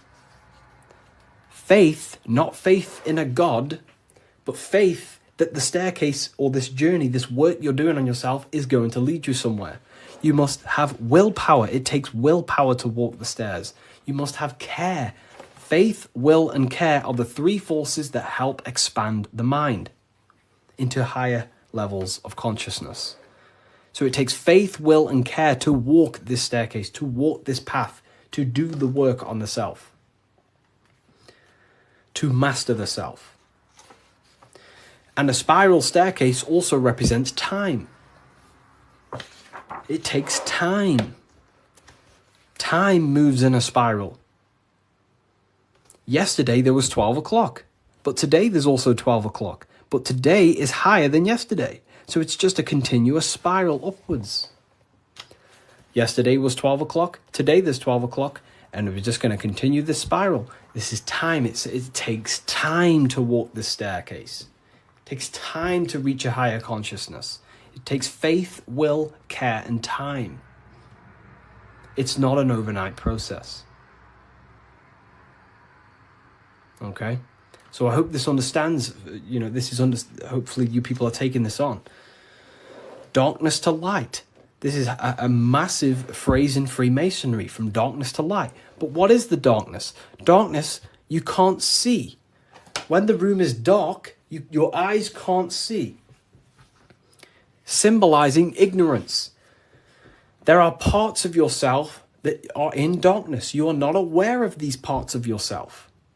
Most people are not aware of their imagination and the powers of the imagination. That means it's in darkness.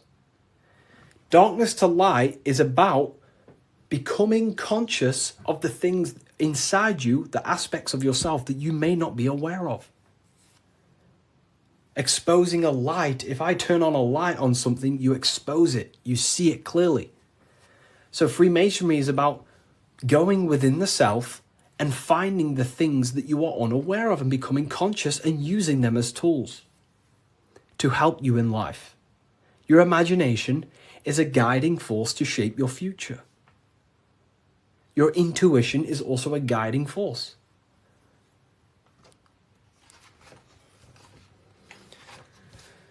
This is the hammer, the Freemasonic hammer. Why do Freemasons use hammers? The hammer, the force. What is your hammer? What is the force that drives you? What is the force? What is the desire in you that makes you go through life? We all have a hammer. My hammer is to help as many people understand themselves as possible. That makes me take my actions. That's the force inside of me that takes action. The reason why I'm on this live is to take action to help people. That's my force. That's my hammer. You have to have a hammer in life. This is a tool.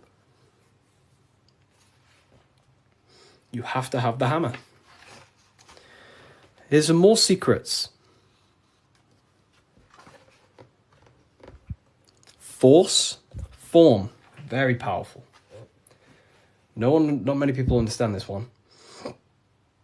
But like, I could sit here all day and talk about all the different symbols in this, but there's many different symbols that you can go over. Force and form. Okay, so we have hit 50k, by the way. I did promise people earlier, we have hit 50k, that I would give out a coupon code. I did promise people. So I'm going to have to give that coupon code, and then we'll carry on with this, breaking this down for you. Okay? So let me know in the comments if you want a coupon code. Just say the word yes or something. And if I know people want it, then I'll give one out. If not, I'll just carry on. Okay. I'm going to give you a 20% code. In fact, no, I'm not going to give you 20%. I'm going to give you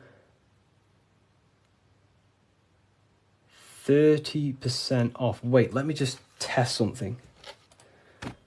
I don't want this to mess up for you. I want to make sure it's working properly. Okay, 2 seconds. Let me just test the website to make sure the code works. I don't want to give it out and then people, don't end up working and then people start, So let me just test it.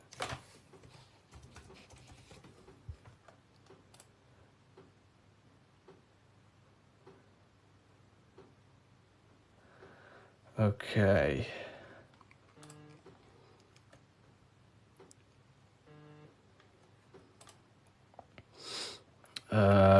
2 seconds, people.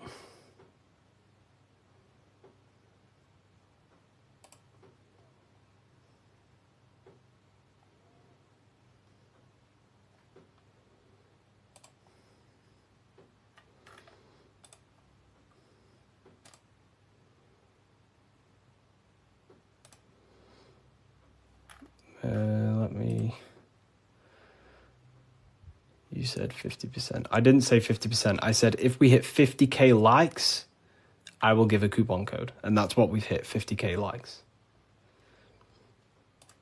I can't give 50%, then that would be pointless.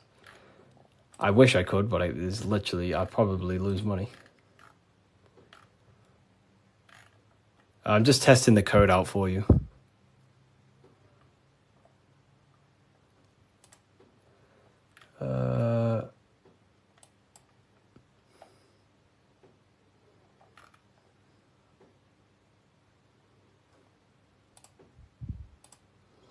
We worship you. I don't want to be worshipped. Please don't worship me. I don't want to be worshipped. I really don't. I'm not here to be worshipped. I'm telling you the power within yourself. But I thank you for that comment. That's nice. It's nice of you to say that.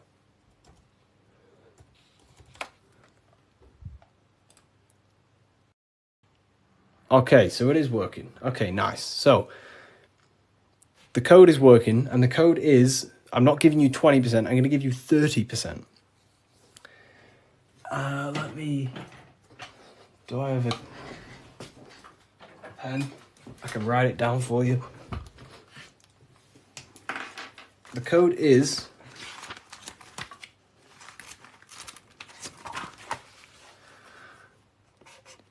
light. All caps. That's the code. All caps, capital letters. And you'll save yourself 30%. This is the brand new book of symbolism. You're going to save yourself 30% on the brand new book of symbolism. Is this where 607 Unk gets it from? I don't know. I've been around for a long time talking about this stuff.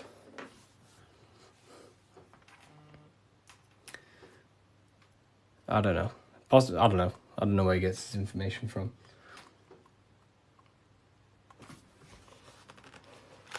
Force and form. Here it is.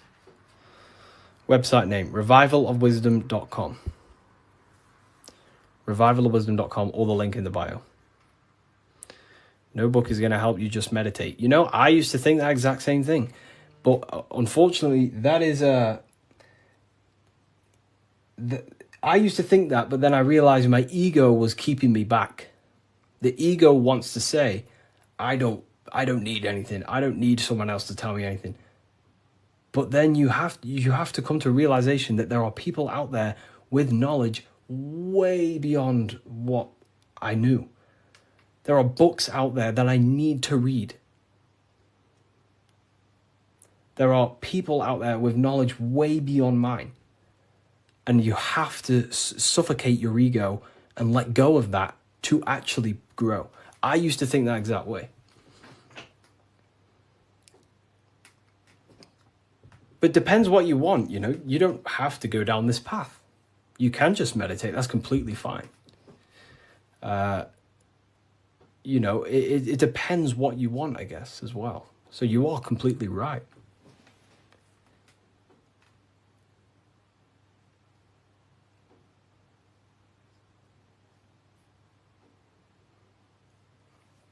You are completely right. Is there a PDF? No PDF. Physical books only. You know, we ship worldwide. What's your fave part of the book? Oh, you know, no one's ever asked me that. You know, that's a very good question. What is my favorite part of the book?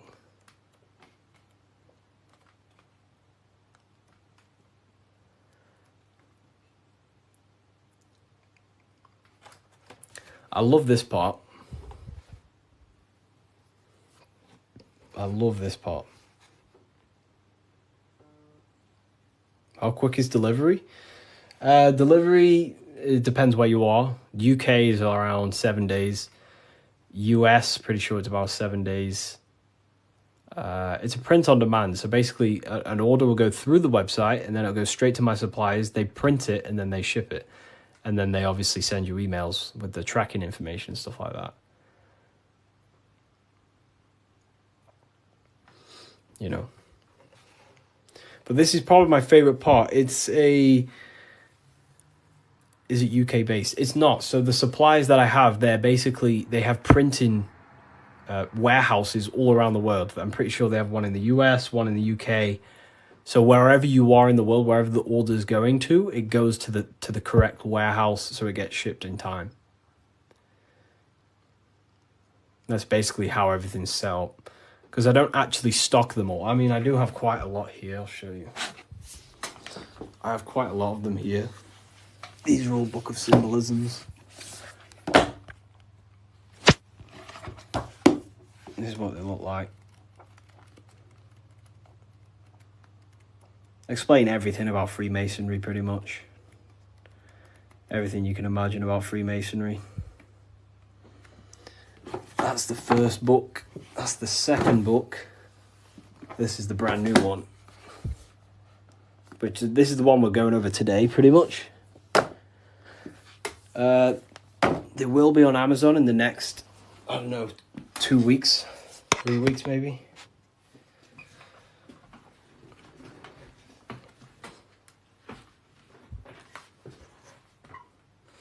How can we use the book to live a fulfilling life? That's pretty much, the book teaches you, it's a guide to higher consciousness. It helps you understand and unlock aspects of yourself that you never knew was there.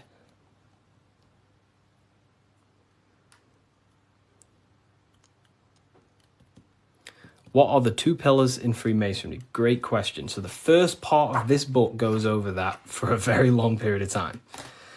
So the first whole section of the book goes over the Jachin and Boaz pillars, right? The different symbolism. So it basically represents the masculine and feminine forces of consciousness. But it ultimately represents division as well. The number 11 is a dividing number. It's left and right, right? It's left and right.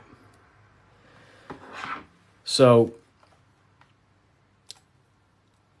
have you experienced spiritual psychosis? No. If you met me in person, you would never even realize, because I don't talk about anything to anyone. People who know me don't even understand what I do.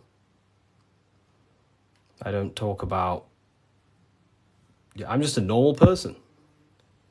They probably think I'm asleep. Well, just a regular person who's not aware. But, I only talk about this stuff to people who ask me. To my family members, I'm just a regular person.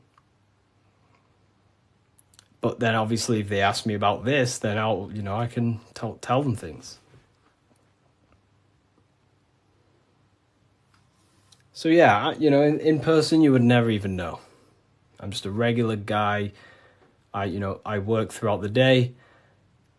I make videos. I work on my YouTube. I help my affiliates. I come on live. I help people. I speak to my university students. And then I go to the gym, see some family members, and, I'm just a regular person.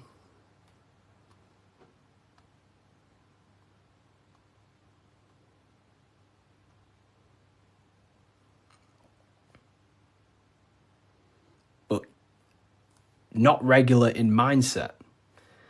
Me personally, I don't agree with, making everything your whole person. That's fine if you do that. That's completely fine. We all have different ways of living and expressing ourselves. But, I don't find I don't want to make this my whole personality.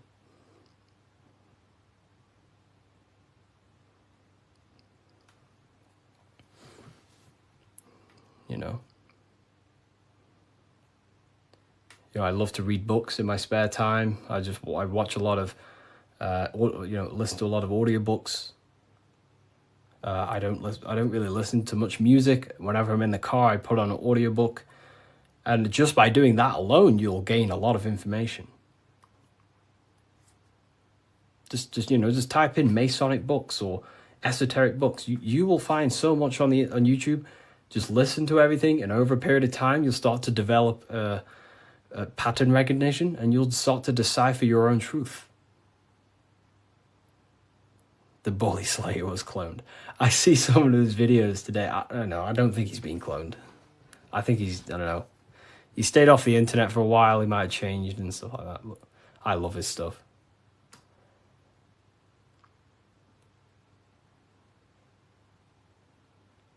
How long did it take to change your reality to your desired reality?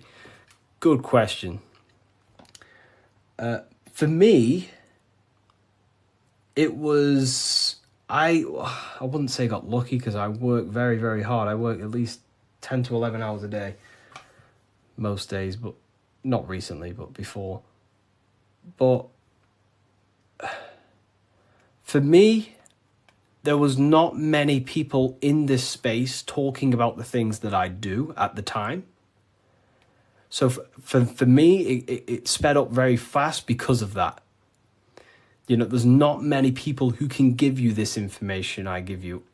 Of course, there's a lot of people who can give you this information, but they're not well known or outspoken about it, respectively to them. And luckily, my stuff started to gain a lot of attention, and my life changed in a matter of a year. But it can take longer. For years before that, I was trying many different things, many different things. But whenever you preach about mind control, I realize I'm in a prison of my own thoughts. Yeah, a lot of people live in their own prison. Like I say, every day you wake up, you're either building your mind, you're either building your freedom of your mind or building the prison of your mind. Every day. You're either building your prison or your freedom. How long have you been on this path, Harry? Long since way before 2020. Way before 2020. I was talking about, I can't say the thing on here, but the virus. I was talking about the virus way before 2020. And there may be some people in this live who watched my very first lives. I used to go live all the time. But I was looking into conspiracy theories when I was year 7, year 8. And then I got really deep into conspiracies 6 years ago. And then after about a year of that, I started to switch into esotericism. And then for the past 5 years, since 2020, it's been all esoteric stuff, pretty much. Masonic, the psyche, human psyche, human consciousness, metaphysics,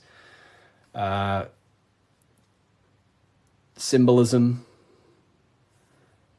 So the last 2 years, it's mainly been symbolism, because I'm obsessed with symbolism at the moment. But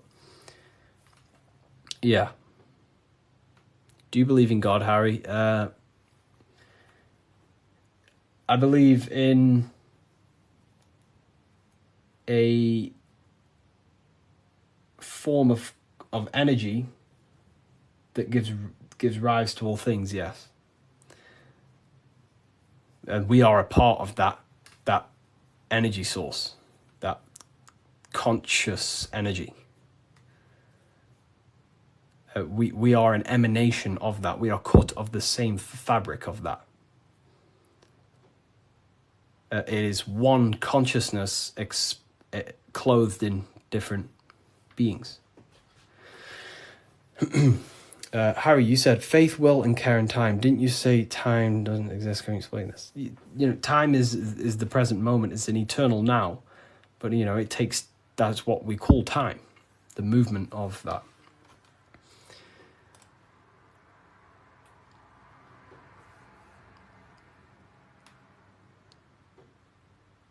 I don't believe in a God outside of us. God is outside of us, but he's also inside of us. God is everything. I like how you put that. Oh, wow. Thank you. If we visit a Masonic temple, we'll see a lot of these symbols in the building architecture. Oh, yeah, of course. Everywhere. You'll see this everywhere.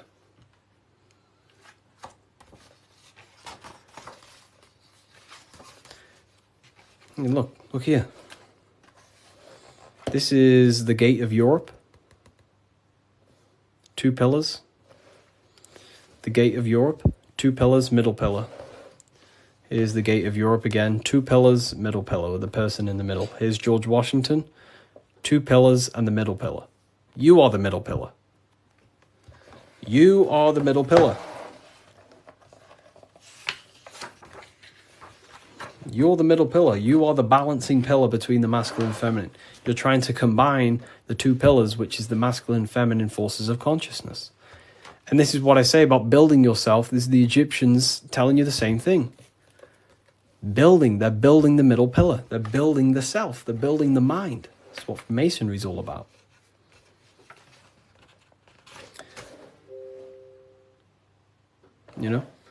So here's look. Here's the Anunnaki showing you two pillars, Jachin and Boaz.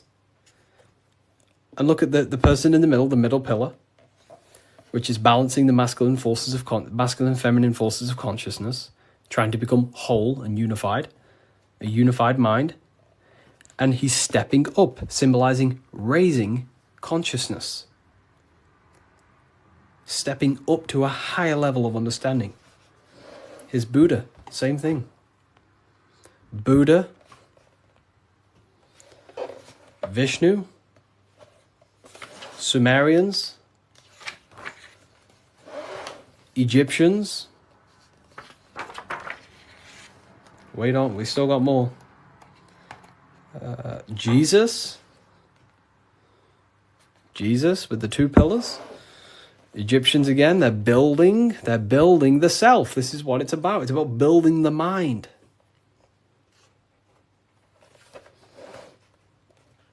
Royal Arch of Freemasonry. Knights Templars. It's everywhere. This symbolism is everywhere. It's in every tradition because this is the universal system of constructing the mind. This was way before religion. This is what it was about. It was the religion of the serpent.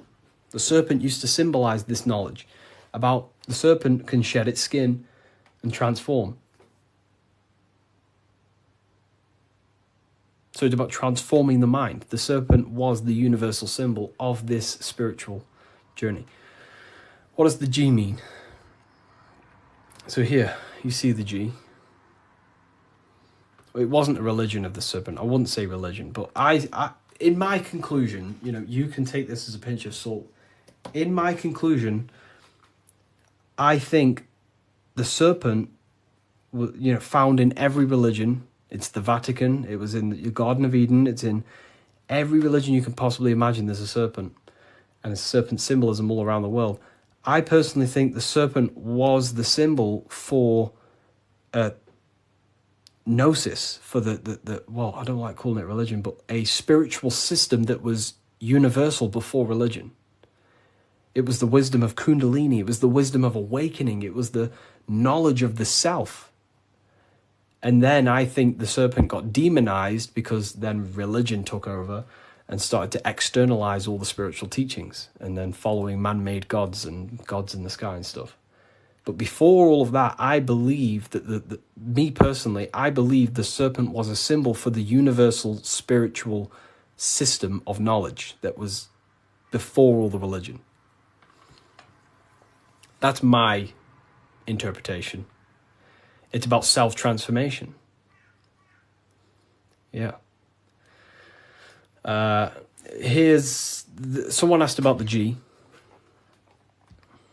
And now they say serpent is Satan. Yeah, very well said. Now everything about the serpent is demonized. And it's crazy to me when you realize, well, everything's inverted nowadays. So, I guess we'll never know, but based on my symbolism studies, that's what I think it is. I could be wrong, but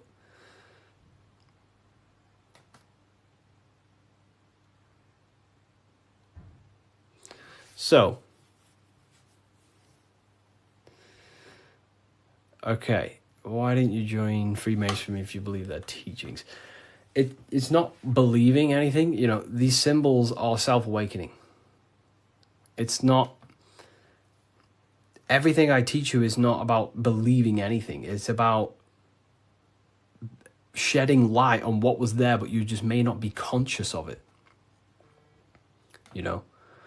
So for example, the G, this is a Masonic symbol, and the G represents the force of care, the force of love, the heart, the generative principle, the G, the generating force of reality. That is love. The heart generates your reality. You right now are watching this live because you have a care. You care for the information I'm sharing. So that care is allowing you to take the action to generate this experience you're having right now. So in order to go through the Masonic temple and walk the path towards the light, you have to have the G inside of you, the care to walk that path. If you do not have the care, you will not take the action. If you do not have the care to watch this live, you will continue to scroll. G also doesn't have a numerology meaning. Yes, 7. 7. G is 7. And there are 7 7 cognitions of the mind. So the G is also gnosis. Gnosis about, knowing, gnosis. Gnosis is knowledge gained through direct experience. So you right now, you know you're here. You know, you don't believe you're here, you know it. Instead of believing God, you can get to know God by gnosis, by studying the self, by entering trance-like states of meditations and understanding the self. That's gnosis.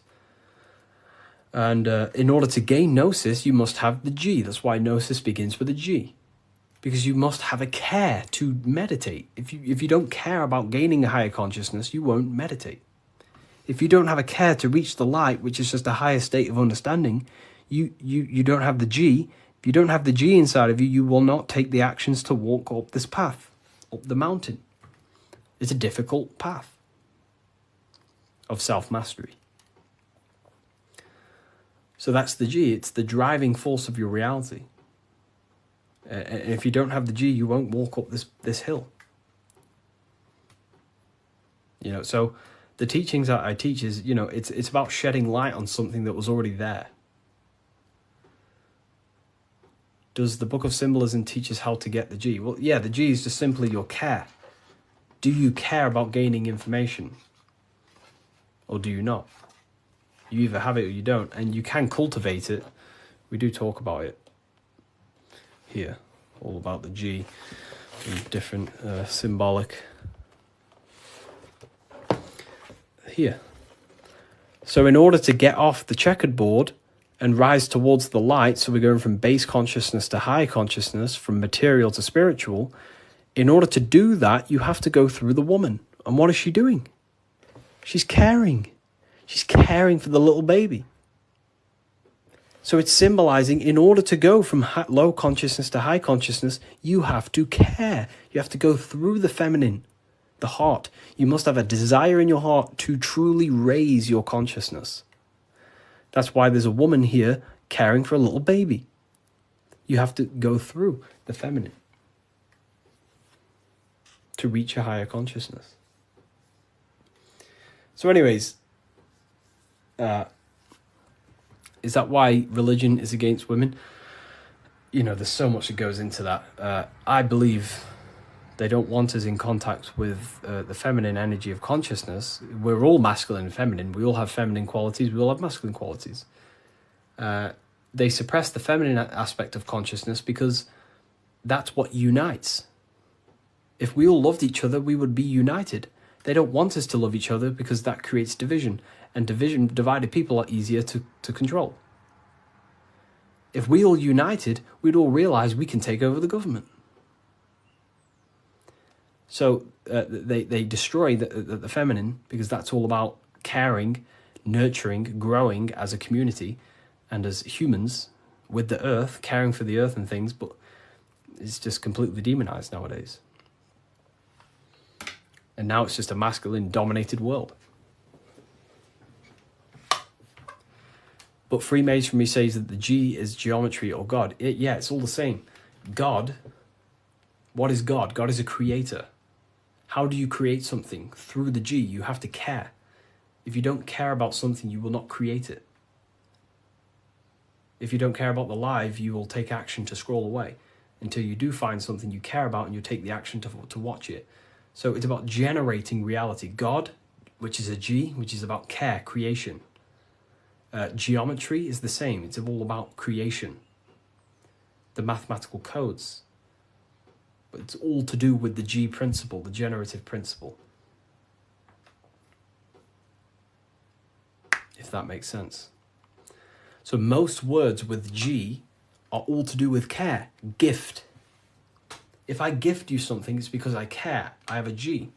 I have a care towards you, and I'm gifting this.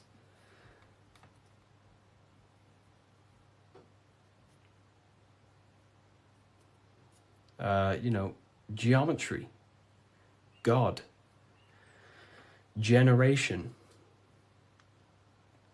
Genesis, all about creation and care. The whole world is built on love, and when you see it, you can never unsee it. The whole world is built on love. All creation is built upon the principle of love. That's why the earth is called hot.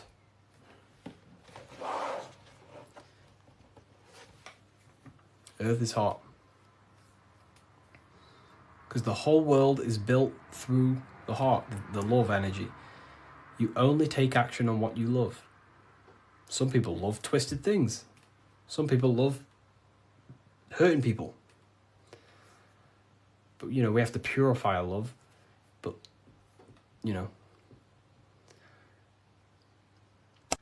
The Book of Wisdom by Harry B. Joseph has really piqued my interest. It's 119 pages of curated spiritual insight. This book has really piqued my curiosity. And regardless if I believe in everything I read out of here or not, I am just so mesmerized by a lot of these topics. It's all, some of them are controversial, some of them are based in Christianity, some are not, but it's just a really insightful book, and I'm super excited to check it all out. If you want to check it out too, I'll link it for you. Get your copy. Visit bookofwisdom.com. What if I told you you don't have one body? You in fact have four. There's a secret hidden right in front of you, and most of you overlook it. And by learning these teachings today, this will change your perspective on life, on yourself, and completely change the conception of yourself. This is the key to your highest potential. If you stay with me today, you will find secrets about yourself that will change your life. But I warn you, once you step this path of esoteric knowledge, there's no going back. Once you see, you can't unsee. So stay with me, and we will discuss the four bodies of your soul and how you can master yourself to reach your highest potential. The first thing we must understand is that there is a sun. And just like the sun gives life to the earth, there is this life force within the sun that gives life to all matter. We must understand that matter itself is dead. It has no life potential. It has no ability to create or destruct anything. All of the life comes from above, from the sun, from the life-giving power of this infinite energy source we call the sun. No matter what model you believe, the sun still gives power to this physical realm, giving life to all of the crops, giving life to animals, giving life and growth to all things that the rays come in contact with. This is a macrocosm process. We must understand the teachings of as above, so below. This means that the macrocosm repeats itself in a microcosm form. Now, what do I mean? Humans are made in the image and likeness of God. You are a miniature version of God, a spark of the divine consciousness made in human form, in physical form. Just like the sun gives life to all physical matter and growth to all crops on the earth, your soul is a miniature sun. And your soul is giving life to the body. Your body is a miniature earth, which also goes through the cycles of the 4 seasons of the sun. We feel different in each one of these seasons. It's because our body does not only go through these cycles externally, but these cycles happen within ourselves, within consciousness. Your soul is the sun. The sun you see in the sky is an externalization of your soul. Your soul is the life force. You are the soul, not the body. And like the sun gives power to the earth, the soul gives power to your body. So first, let's look at the etymology of the word sun. The word sun comes from it's a Latin word solis or sol, which means the sun. Sol then became soul, sun, soul. And in fact, S-O-N and S-U-N in the old etymology dictionary mean the exact same thing. They are interchangeable. So when we look at the symbol of the sun, we look at a circle and a cross, which represent the 4 aspects of the sun, the 4 seasons of the sun: summer, winter, spring, and autumn. These are the 4 states of the sun. Like we said, this is why we get this symbol. You have the 4 states of the sun, which represent the 4 bodies of the soul. Now, this is where we get deep. Like I said, the sun you see in the sky is a macrocosm of your soul, an externalization of your soul. Just like your sun has 4 seasons, the 4 seasons within us are the 4 bodies. Our soul is incarnated and split into 4 sections. We have a mind, we have a physical body, emotions, and spirit. These are all interchangeable and they are all linked. In ancient alchemy, we have the exact same symbolism of the 4 stages of alchemy. But in this case, they're symbolized as the 4 elements: earth, water, air, fire. In this ancient alchemical symbol, we have the pentagram with the top one representing the soul, ether. Our soul then has the 4 bodies with the human here. We have the man, the eagle, the bull, and the lion. We see this on the tarot card, the Wheel of Fortune. The man, the eagle, the bull, the lion. We see this in Matthew, Mark, Luke, and John. The lion, the bull, the man, and the eagle. We see this with depictions of Jesus. Jesus, the man, the bull, the lion, and the eagle. These represent the 4 fixed signs of the zodiac: Taurus, the bull; Scorpio, the eagle. Scorpio was symbolized as an eagle. It's an ancient symbol. Now it's been changed to a scorpion, of course. Leo, the lion; Aquarius, the man. These represent the 4 fixed signs, which are 4 different elements. Taurus is an earth sign. Scorpio, a water sign. Leo, a fire sign. Aquarius, an air sign. Taurus is the earth. As above, so below. The earth is the physical body. Leo is fire. Fire is the spirit. Scorpio is water, which is the emotions. Aquarius is the mind, which is an air symbol. Air is the mind. That's why we call people airheads. Okay? So what we're actually looking at here are the 4 aspects of our soul. We have the sun in the middle and the 4 bodies of the soul. This is what Jesus is symbolizing. Jesus represents you. God made flesh with the 4 aspects of the soul. The 4 gospels are all depicting Jesus in 4 different ways according to the different body of consciousness. The Wheel of Fortune are representing the 4 bodies of the soul. This represents the 4 bodies. Now, how are they 4 bodies? They are 4 dimensions of consciousness. The mind is not made of the same substance of the emotion. The emotion is not made of the same substance of the physical body. The spirit is not made of the same substance as the physical body also. They exist in 4 dimensions of consciousness. They are 4 bodies of our soul. And the most important teaching here is what I'm actually getting to, is the powerful one. This is what gives you power.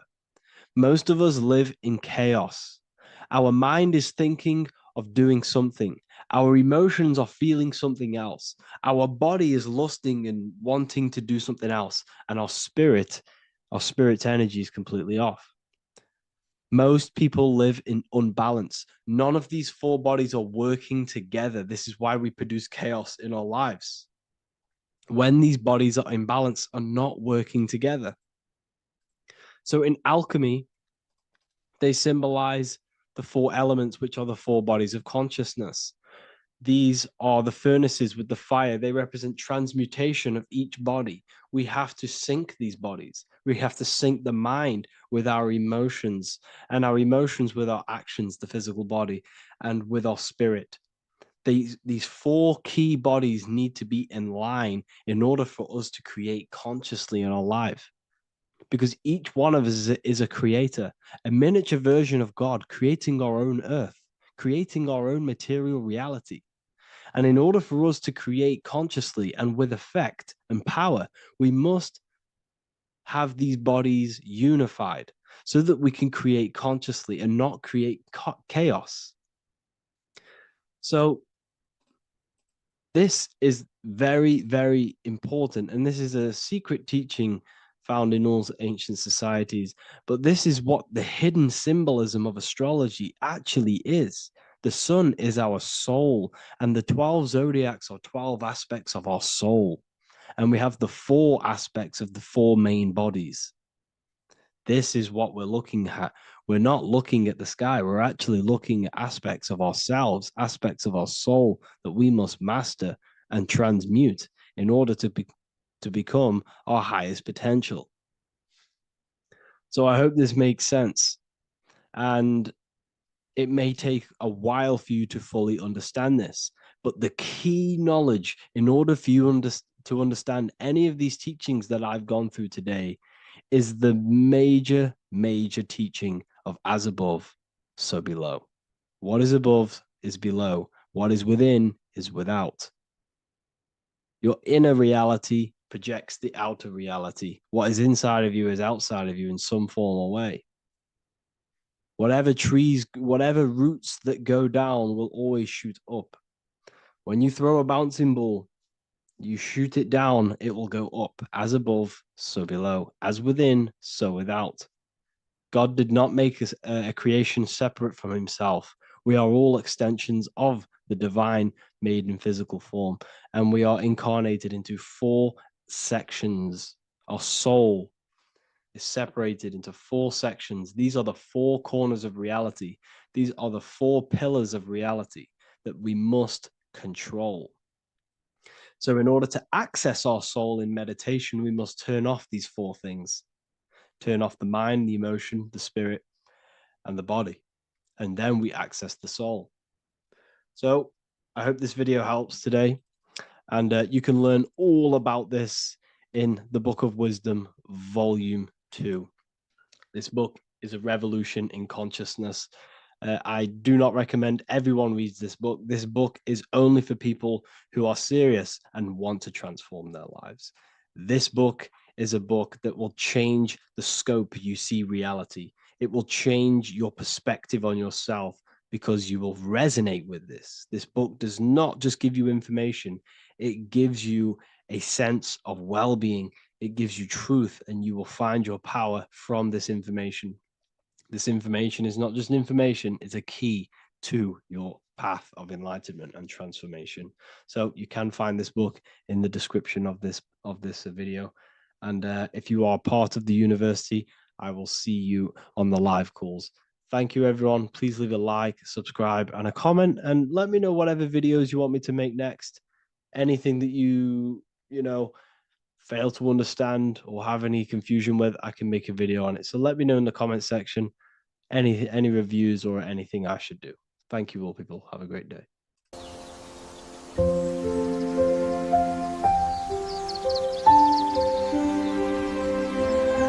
bookofwisdom.com. Visit today.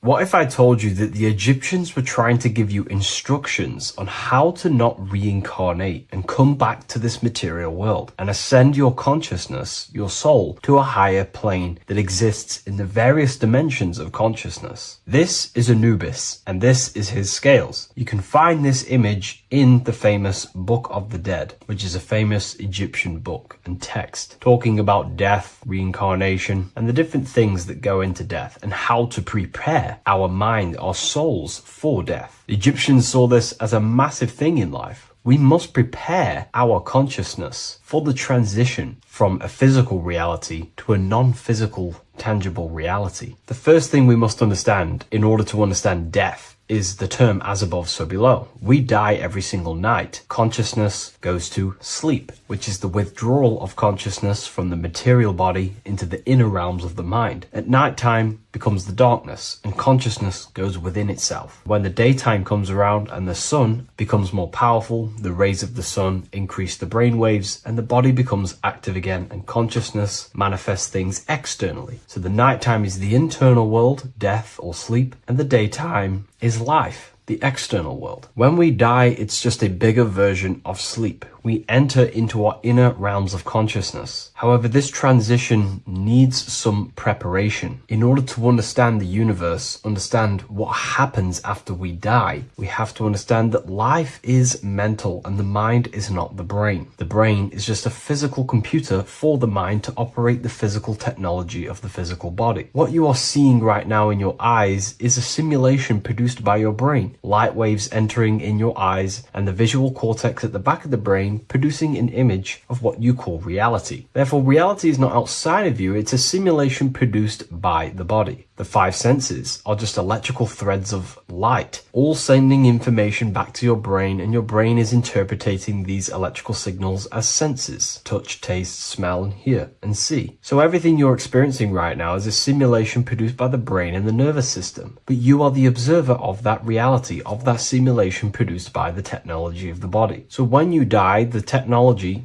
the simulation produced by the electrical system called the human body, is no longer running. Therefore, we don't actually leave anywhere, but the simulation stops running and we are dissolving one layer of ourself. So most people think they leave the body when they die, but we're not. We're simply just removing an aspect of ourself, a different dimension of ourself, and casting off that dimension, removing a veil or a layer. And we're seeing what is behind that layer. And what behind the layer of the physical reality is simply the world of imagination, the astral plane. At the moment of physical death, consciousness withdraws from the physical brain, yet the awareness does not cease. For a short period, the individual may experience a condition of peaceful unconsciousness, similar to deep sleep. Then, once the individual becomes conscious again after death, once the physical body, the etheric body, has fully been split up and consciousness is now operating in the astral plane. This is what the ancients called karma loka.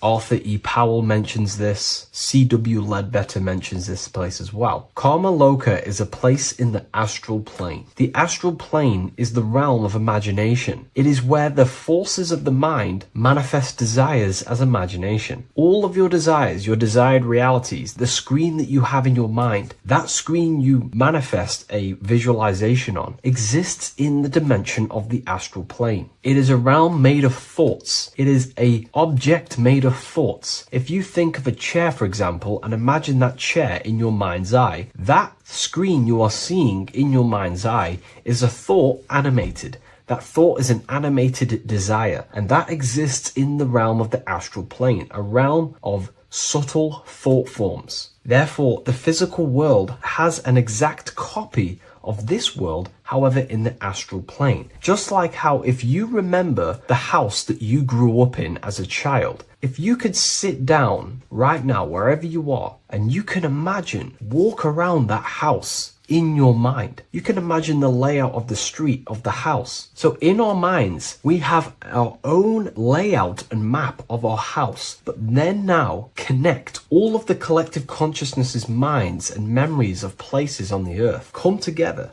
to create a collective astral plane, a world made of thought forms, but it's an exact copy of the material world. To go into a bit more detail, this would exist on the lower astral plane. On the lower astral plane, there is an exact copy of the earth, made of everyone's memories, imaginations, and things along them lines. Karma loka is where the word karma comes from. This is the region of desire and emotion and imagination. This place is not a place of reward or punishment, but a state of consciousness corresponding to the emotional nature of the person who passed on, who transitioned from the physical to the astral. Your state of consciousness, the thoughts you think every day, the fears that you face every day, the belief systems you have in your mind every day, still is passed on from the physical into the astral. The astral plane, you will go into an astral plane that directly corresponds to your state of thought, just like a dream. In your dreams, you will see materializations of your fears, belief systems, and things going on in your subconscious mind. You will go into an environment and a landscape when you die in the astral plane that match your desires, habits,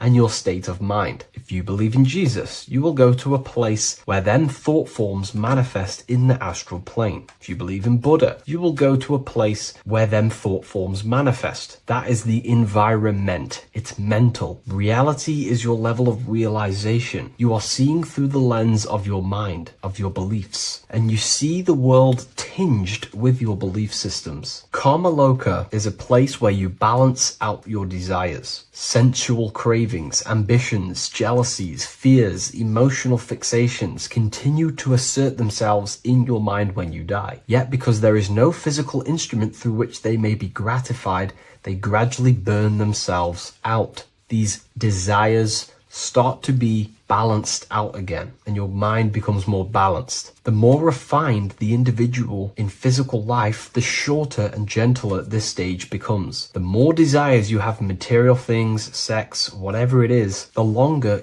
it will take to balance out the forces in your mind in Karma Loka. Desires weaken through repetition without fulfillment. Emotional attachments lose their magnetic hold. The astral body sheds its lower layers. It's like you're stripping away aspects of yourself. When that last personal desire dissolves eventually in the astral plane, consciousness can no longer maintain cohesion in the astral vehicle. The astral body disintegrates naturally and awareness withdraws into the mental body. The mental body is what the Christians call heaven. The mental plane is heaven, the realm of creative thought forms, the realm of pure mind, pure thought. The mental plane, also called the Devachanic plane, is a realm of blissful, creative, and luminous consciousness. The Devachanic plane is not an illusion, but subjective yet intensely real world, constructed by the individual's highest thoughts, ideas, loves, and aspirations. How does this link in with Anubis? Anubis is trying to give you instructions on how to prepare for life after death in this image. If we take a look at Anubis in this image, we have to understand this is symbolism. This is metaphorical. Anubis is known as the god of the underworld. He symbolizes the transition from awake to death. He is not a real god that you will meet when you die, but he represents the process of death, transitioning consciousness from physical to astral. He's giving you instructions in the Book of the Dead to make your heart as light as a feather, as this is a scale. So he represents death. Your heart needs to be as light and balanced as a feather. The heart is the emotional vehicle of consciousness, as I just explained that emotions are subjective to the astral plane or Karma Loka. We do not want a heavy heart before we die.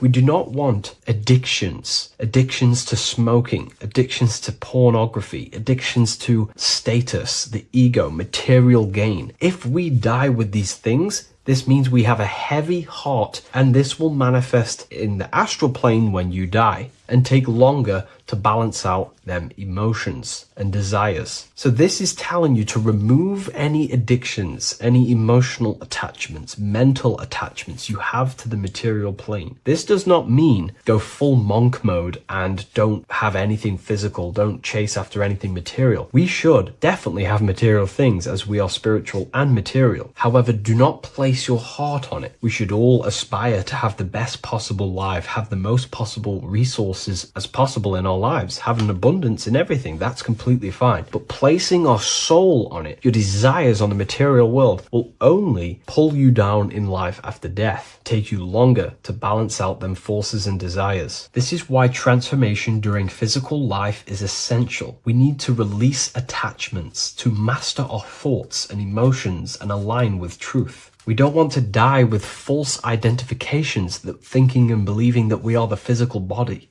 We need to balance out our heart. Yes, have material things. Yes, chase the best possible life for ourselves. but also have connection with the divine and practice detaching from the material world, maybe even fasting from any addictions that you have, the phone and things along them lines. When this is achieved, when you are fully balanced and have no more addictions and attachments to your mind and consciousness, the scales are balanced. The soul becomes free and rises beyond the lower planes of existence when you die. It transcends the physical body and more than likely enters the mental body. We can't take anything physical after this life. The only thing we can take is spiritual things such as wisdom, understanding, and connection. We can only take internal things. So we have to master our internal world before we pass on to a world where we cannot fulfill our physical desires. Now, this is kind of what heaven and hell is. There is a hell realm in the astral plane. If you desire horrible things, you desire to kill people, or you desire to do horrible things, then you will manifest in a place where that is taking place, with people, with entities that assimilate with that vibration. You might have to watch this video a few times to get a full understanding of this, but Anubis is trying to teach you, make your desires as light as a feather, purify your heart, purify your soul, and place your heart on the spiritual things, knowledge, information, connection, thought. Because if you desire material things, then you will more than likely desire to manifest yourself back into the material world and reincarnate. If you've read the Book of Symbolism, you already know this information. You can now find this book in the description of this video. Please leave a like, comment, and subscribe to the channel if you like this information. And we also have the Book of Symbolism available on Amazon.com now. Take care, everyone. I'll see you in the next video. Hello, everyone. Welcome to another lecture inside Ethereal University. In this lecture, you will learn about the death process and how to prepare for it, and why that preparation is so important. So let's get straight into this. You must understand, as a spiritual creature that you are, you have a visible nature and an invisible nature. You never truly die. You are an eternal soul experiencing a temporary physical world. The inner world of thought and emotion is eternal, while the outer world of matter is mortal. Everything that is seen is mortal. Everything that is unseen by the eyes is immortal. When you die, your external physical world will be stripped away, leaving only your pure consciousness in its raw form, drifting within the astral plane. So here you see your physical external body and your internal world. And your internal world is your state of consciousness. It's your state of consciousness. Your thought and emotion is one overall state. Okay? So you must understand these planes. You have the physical body, the etheric double, an astral body, a mental body, and the Buddhic body. When you die, you leave the physical plane. Then you will more than likely leave the etheric plane, because the ether acts as like a portal. Everything comes out of the ether and returns back to the ether. I can break that down in another video in electromagnetism. But electromagnetism is ether, energy coming in and out of the ether. You will, every single day you die, every single day. There's a cycle of life and death occurring all the time. Every single day, you go to sleep, you go back, your consciousness slips back through the ether, and then when you wake up, your consciousness comes back through the ether into the physical plane. Death is just a bigger macrocosm of the microcosm cycle of life and death. So you will return back to the astral, which is the realm of imagination, infinite possibilities, and this is where thought forms start to manifest. Okay, so depending on how advanced you actually are mentally and emotionally will depend how long you stay in the astral.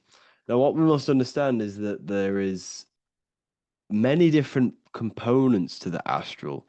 We have the higher astral, the middle astral, and the lower astral. These are all vibrational states. So if your mind and soul is operating in lust, lust, desire, hate, food, physical addiction, smoking addictions, then these are quite heavy. These are quite heavy attachments to your consciousness, and they're quite low level desire, which means they have a low vibration. You will manifest in the lower astral when you're stripped from your physical body. The lower astral is not inherently evil. However, there's just low vibrating things going on there. Low vibration does not mean evil. Okay. So just like bad doesn't mean evil. Okay. In the lower astral, you are going to see lower astral beings. You're going to see spirits, souls with low level desire. Okay. People who are attached to the physical plane, people that lust, people that do these things. Technically, this is hell, but you can escape it by escaping yourself. Now we're going to break all this down. I'll break all this down properly once you understand the full context. So depending on your level of desire, you will manifest in a corresponding layer of the astral plane. If your mind is still attached to the low physical desires, you will find yourself in the lower astral realms. But if you have few desires and have detached from the worldly attachments while you are encased in a body, then you will rise into a higher or middle astral plane, mainly the middle. Okay. The higher astral plane is very formless. So as I broke down here, this is, well, the physical plane is the lowest dimension. This is the most form, the most matter. It's quite heavy. The higher you go, the lighter it becomes, the more fluid, the more formless it becomes. So you see here, it says denser down and lucidic up. So this is more lucidic in these higher realms. This is more dense in the lower realms. So this is why the ancient Egyptians were always talking about, I'll show you this. This is showing you death. So first of all, we have Anubis, which represents death.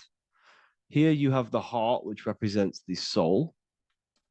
And here you have a feather. And this is a scale. You see how this is a balanced scale? So what this is symbolizing, this represents death. This represents your heart, and this is a feather. So when you die, your heart must be as light as a feather, which means your emotions, your soul, should have no attachments to the world. It should be light. It should be detached. This is why the word light and light are the same. Light is in heavy and light is in very bright.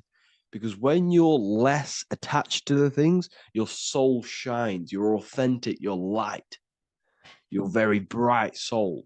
And you have no attachments. Your light is in not heavy. So you must detach from the worldly desires. We have to detach from the smoking, the food. This is why we should fast. Smoking, this is why we should detox. We should also meditate. We should also be able to sit with ourselves for long periods of times. Okay? I'm going to break all this down properly. But that's why the Egyptians show you the symbolism here. Okay? So you're stripped of your material body. So that state of consciousness you're in right now, your inside world, if you shut your eyes, that state you're in, that is what you're going to experience when you die. Okay? And you're going to be manifested into the astral. In the physical plane, you can mask or hide almost anything. But in the spiritual realm, you cannot. The astral body, your thoughts and emotions directly shape your spiritual body, your astral body, revealing your true inner state. So your desires that you can hide in the physical plane, your emotions, your thoughts, you can't hide any of that in the spiritual plane, in the astral plane. That will directly shape who you are, your color of your astral body, and your astral body as a whole. So here we have Kim Kardashian. If you could see this lady's astral body, you would run so far that you would be horrified for the rest of your life.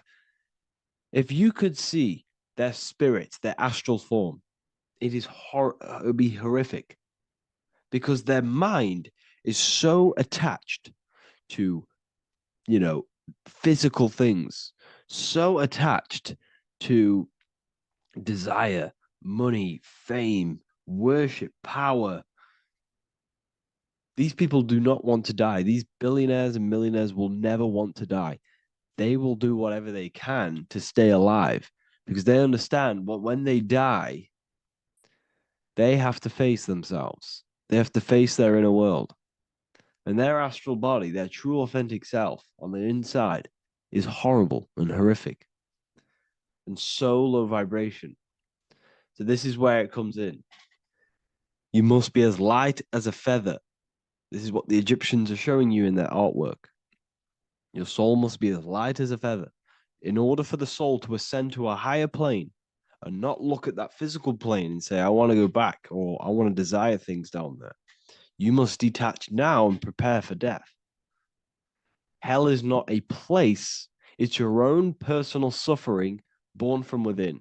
If your mind and soul are deeply attached to mental fixations, emotional wounds, and physical addictions tied to the material world, that pain will follow you into the astral. This is your true judgment day. You judge yourself when you die. You see your authentic self. There's no hiding. Right. Imagine right now that you that everything you cling to was stripped away. No matrix, no electricity, no food, no TikTok, no phone, no possessions, no distractions, no one else. Could you sit alone with yourself for just 1 hour? Could you sit alone with your thought and emotion? That moment of truth is what you must begin to prepare for. Could you sit alone with yourself? Can you sit alone for long periods of time and just think? And if you cannot, then you're running from your internal world. You're running from your thoughts. You're distracting yourself from your thoughts. This is what we must address. Now, don't feel bad if this is you. We've all have problems. We all have internal problems. But this is what we have to face directly in order to prepare for life after death. We must meditate for long periods of time. Not even meditation. We should be able to sit with ourselves with no distractions and just think. This is what the people of the past used to do when we had no technology. People would sit and think for hours. This is what we need. Because if you cannot sit with yourself, imagine sitting with yourself with no physical body. That's the level that's going to happen. And we need to prepare for that. The soul and mind must become as light, as weightless, as radiant as a feather to ascend to a higher plane and move beyond the physical life. To rise, they must release heaviness, attachments, burdens, fears, and desires. The lighter and brighter your inner being becomes, the more freely it can rise into a higher state of existence. Ascension is not about going somewhere, it's about becoming something pure, clear, and luminous. Okay, this is very important. Very, very important. We must detach from the worldly things. So, enough of that. How do we do it? How do we attach? How do we prepare? Number one, you must detach from the material things. Start loosening your grip on things, possessions, titles, even identities. They are temporary. Appreciate them, but don't let them define you. Let nothing outside of you define you. Nothing. Your name is not you. Your job is not you. Your reputation is not you. Your bad past is not you. Your good past is not you. Your business is not you. Everything outside of you is not you. Now, what I'm saying is, I'm not saying go full right-hand path and never care about anything physical, never care about your family, don't love your family. I'm not saying that. What I am saying, love these things, love these outside things, but do not become attached and do not let them define you. You must be okay with losing anything that is outside of you. You must be okay with that because you must understand the physical plane is It's promised that everything is temporary. Everything is temporary in this plane. So don't ever think it's going to be there forever, because it's not. And you must remind yourself, not remind yourself, but I think about this sometimes when I start becoming a bit attached to work and stressed. I just remind myself that I'm going to, this is temporary. I'm going to leave this world one day and I'm not going to care. So you must have the balance. Okay. The balance is key. You can go down that right hand path and just fully cut off from the world like a monk and shave off your hair, disconnect from the physical world. You can do that. That's not wrong. There's different paths in life. You have the left hand path, purely physical.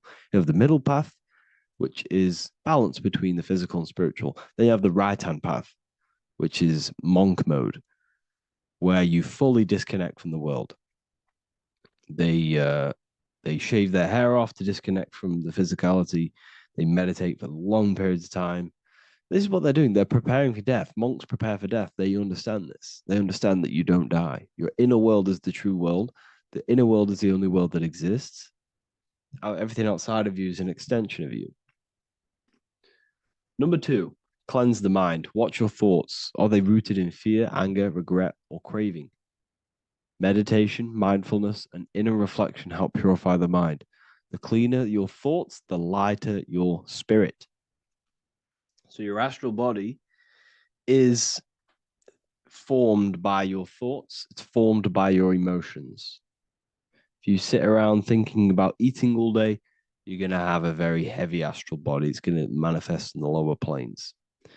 But if your mind is thinking about good things with good intentions, love, knowledge, expansion, you're going to manifest even the middle or the higher. And there are ways to even ascend out of your astral body. Yes, you can ascend out of your astral body and out of the mental body, but that's all very advanced, and I'm not going to teach that yet. I'll make another video on that, but you can ascend from them bodies. The astral plane is not the end. You can keep ascending as a soul until you're left with just the pure essence of the soul. But we're going to, anyways, cleanse the mind, reprogram the limiting belief systems, let go of mental attachments.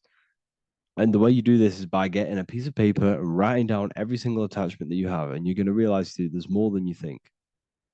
Okay. We have to detach from these. We have to. 4, practice presence. Can you sit in silence with yourself? The more at ease you are with your own inner being, the less you'll fear death. The afterlife is just an extension of your inner world. It's so important. This is so, so important. Can you sit with yourself? If you cannot sit with yourself, you have some inner work to do. You have some thoughts to address, some beliefs to address, and some feelings to address.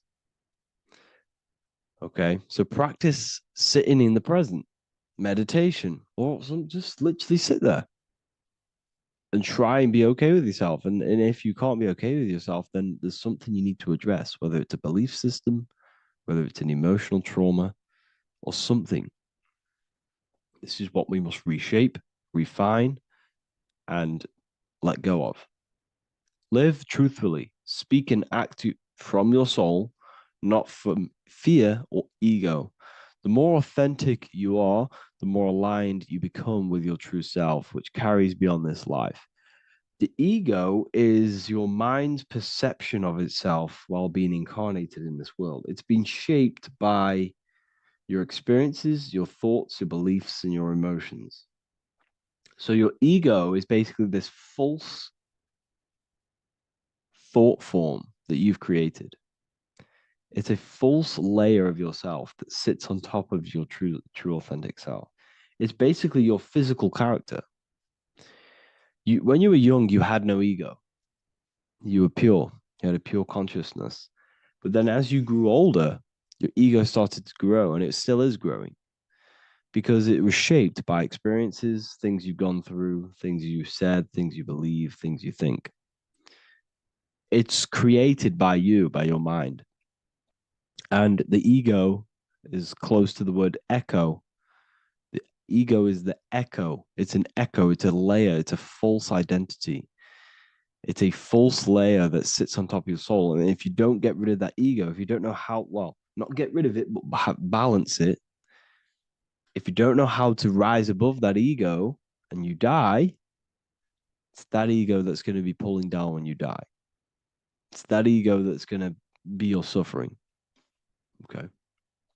7, connect with the divine, whether through prayer, meditation, tune into something greater than yourself. The connection is the soul's compass beyond this world.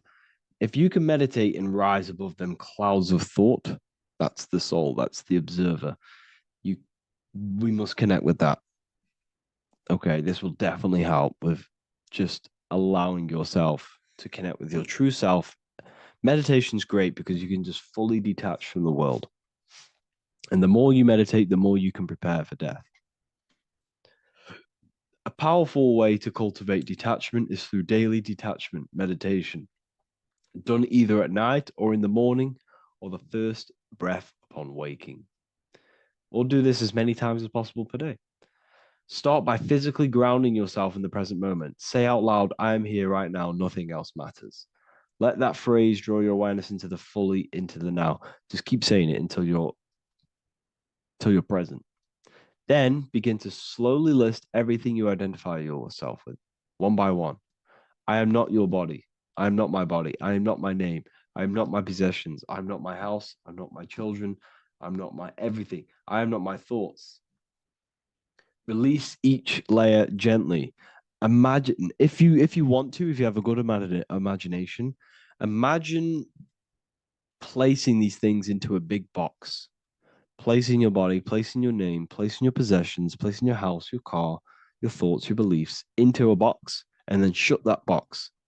If you have a good imagination, do that. That can help. And you'll be left with yourself. And you're not even that. It goes even deeper. Eventually, you'll reach the mind itself. Detach from the language that the mind is even using. Now, that's very difficult. And not many people have ever thought about that, and they've ever even been there. Detach from the language that the mind is using. Think about that for a second. Your mind is not what you actually think. It goes very deeper. Your mind is not that little voice. It's that voice that the language is using. So even the language is a spell on your mind. Okay, it's an attachment. Eventually, you'll reach the mind itself, detached from the language it uses, the voice in your head, the need to define. What remains is something beyond thought and beyond words. I can't even describe what's left, because words, once the language is gone, it's purely metaphysical. All I can say is pure awareness, and it's symbolized. This is why symbols are so amazing, because they can symbolize things that are beyond words. A flame, it's just a flame, and you won't be able to understand that until you've been there. It's just a flame. It's pure cause. Words can't describe it. You'd have to experience it. Connect with this essence daily. This is truly who you are. So this is a great way to detach. We can do these detachments every single day during meditation. This will definitely help over long periods of time. Of course, you're not going to be ready tomorrow for death, but just try and prepare for these things. This is the whole reason people used to meditate. It's the whole reason why people do these spiritual practices, because they understood that this plane is temporary and your soul moves on from this plane. And you'll never truly believe in the soul until you experience it. So I can show you these things, but you must go out and experience it. The soul is real, but you won't understand unless you cast off everything else. Okay. So I hope this video helps. It's a very deep video. I'm going to be making more of these stuff, of more self-mastery. And of course, we've made the self-mastery section now. So I'm going to start filling up this place with lectures. And I think it's a great time to start this, because a lot of people have been asking on how to master yourself, prepare to death. So hope this video helps. See you in the next one.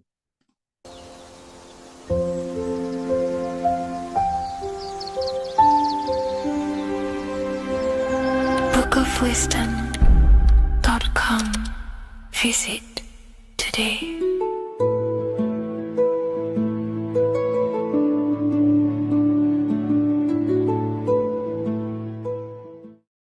Before you call the Baphomet evil, make sure that you watch this video until the end so you gain a full understanding on what the Baphomet truly is. No, I am not a Satanist. I am simply an esoteric and occult researcher. I've been looking into symbolism for a very long time, and I can reassure you that this symbol does not represent the devil, does not represent any negative figure. It's a very deep occult esoteric symbol. What we first need to understand about the Baphomet, it is indeed a symbol. Every symbol we see around us is neutral.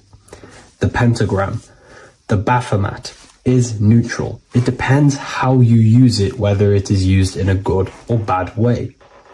Everything is neutral. It's your mind's perception that gives it a positive or a negative charge. First of all, let's break down the Baphomet symbol. Let's look very closely at the Baphomet. We have clearly the 4 physical elements corresponding to the Baphomet. Here we clearly have the fire element. The wings represents the air, the flapping in the air. The fish scales, which is the water.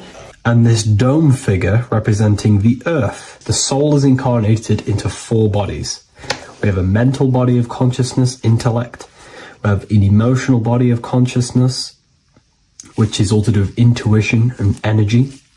We have a spiritual body of consciousness, our astral body, and a physical body of consciousness for the physical earth. Earth corresponds with your body, air corresponds with your mind, fire corresponds with your spirit, water corresponds with your emotions. So the Baphomet is showing you the 4 elements of the soul, the 4 bodies of the soul that we are incarnated in. Now, let's look at this moon figure. We have the moon. The moon represents the internal world. It represents what we cannot see. The sun represents our conscious mind, what we can see, what we're aware of, the physical world. The moon represents what we are not aware of. It represents our internal world. Remember, we have 2 worlds. You're an individual. You have a dual nature. Individual. You have an internal world. When you close your eyes, you have an internal voice, an internal world of thought and emotion, and an external world of this material body. The moon represents the internal. The moon on top represents the moon controlling the mind, represents the inner world controlling you. Now, this is very symbolic in the occult world. If the inner world is controlling you, then you have no control over reality. This is the devil horns. You know the devil horns? The moon crescent? This represents you are the devil. You're being controlled by your thoughts, by your emotions, by your psyche. Then we have the moon below, which represents control over the inner world. We have control over our thoughts, our emotions, our impulses. So you're either being controlled by thought and emotions, or you're controlling them and having self-mastery. In alchemy, we always see this symbol of the man or woman on top of the moon, representing emotional control and self-mastery of the internal world. The journey of the occultist is to gain full mastery over their consciousness. They want to be conscious of every single thought that enters their mental field of consciousness. We get over 7,000 thoughts a day. It is possible to achieve a certain level of mastery where you are conscious of every single thought that enters your mind. This is one of the end goals of self-mastery and occultism, as this gains your personal power. When one achieves this, they are then able to direct the mind in one place and one place only, becoming more effective in manifestation and creation, because we are microcosms of the divine. We are creators. This is the gesture of as above, so below. The inner world and the outer world are mirrors of each other. The inner produces the outer. Your physical life circumstances are a result of every thought you thought in the past. The inner projects the outer. If you want to produce a change in the outside world, you got to produce change in the inner world of consciousness first. As above, so below. As within, so without. This corresponds with absolutely everything in the universe. Now we have the goat head, which represents the animal self. This represents the lower carnal mind. Lower carnal mind, which is earthbound, because a goat is on the ground. It's not a bird, it's on the ground. It represents the lower self, the beastie nature, the one that tells us to hate, to steal, to eat all the time, to consume. It's the beast within us, the beastie side of our consciousness. It has a human body resembling this, the human in the beastie nature, or we have the spiritual nature, the higher self. In essence, this symbol of the Baphomet represents the higher and the lower self of human consciousness. It represents the higher and the lower. To conclude all of this, the Baphomet is a symbol that represents the two paths that one can take.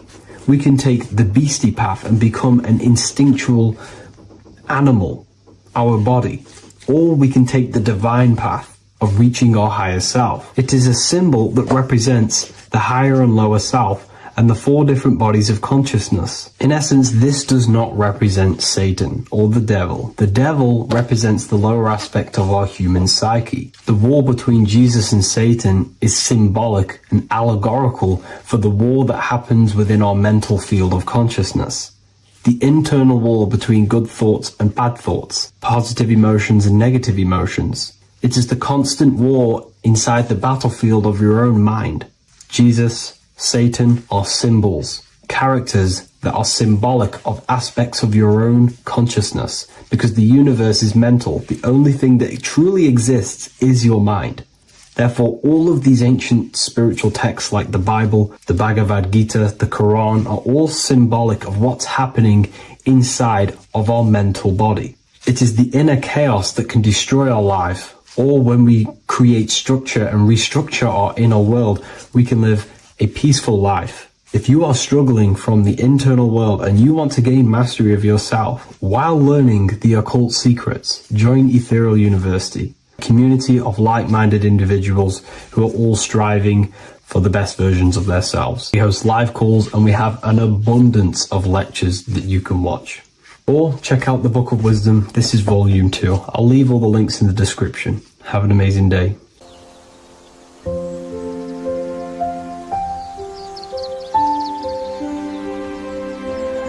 bookofwisdom.com. Visit today.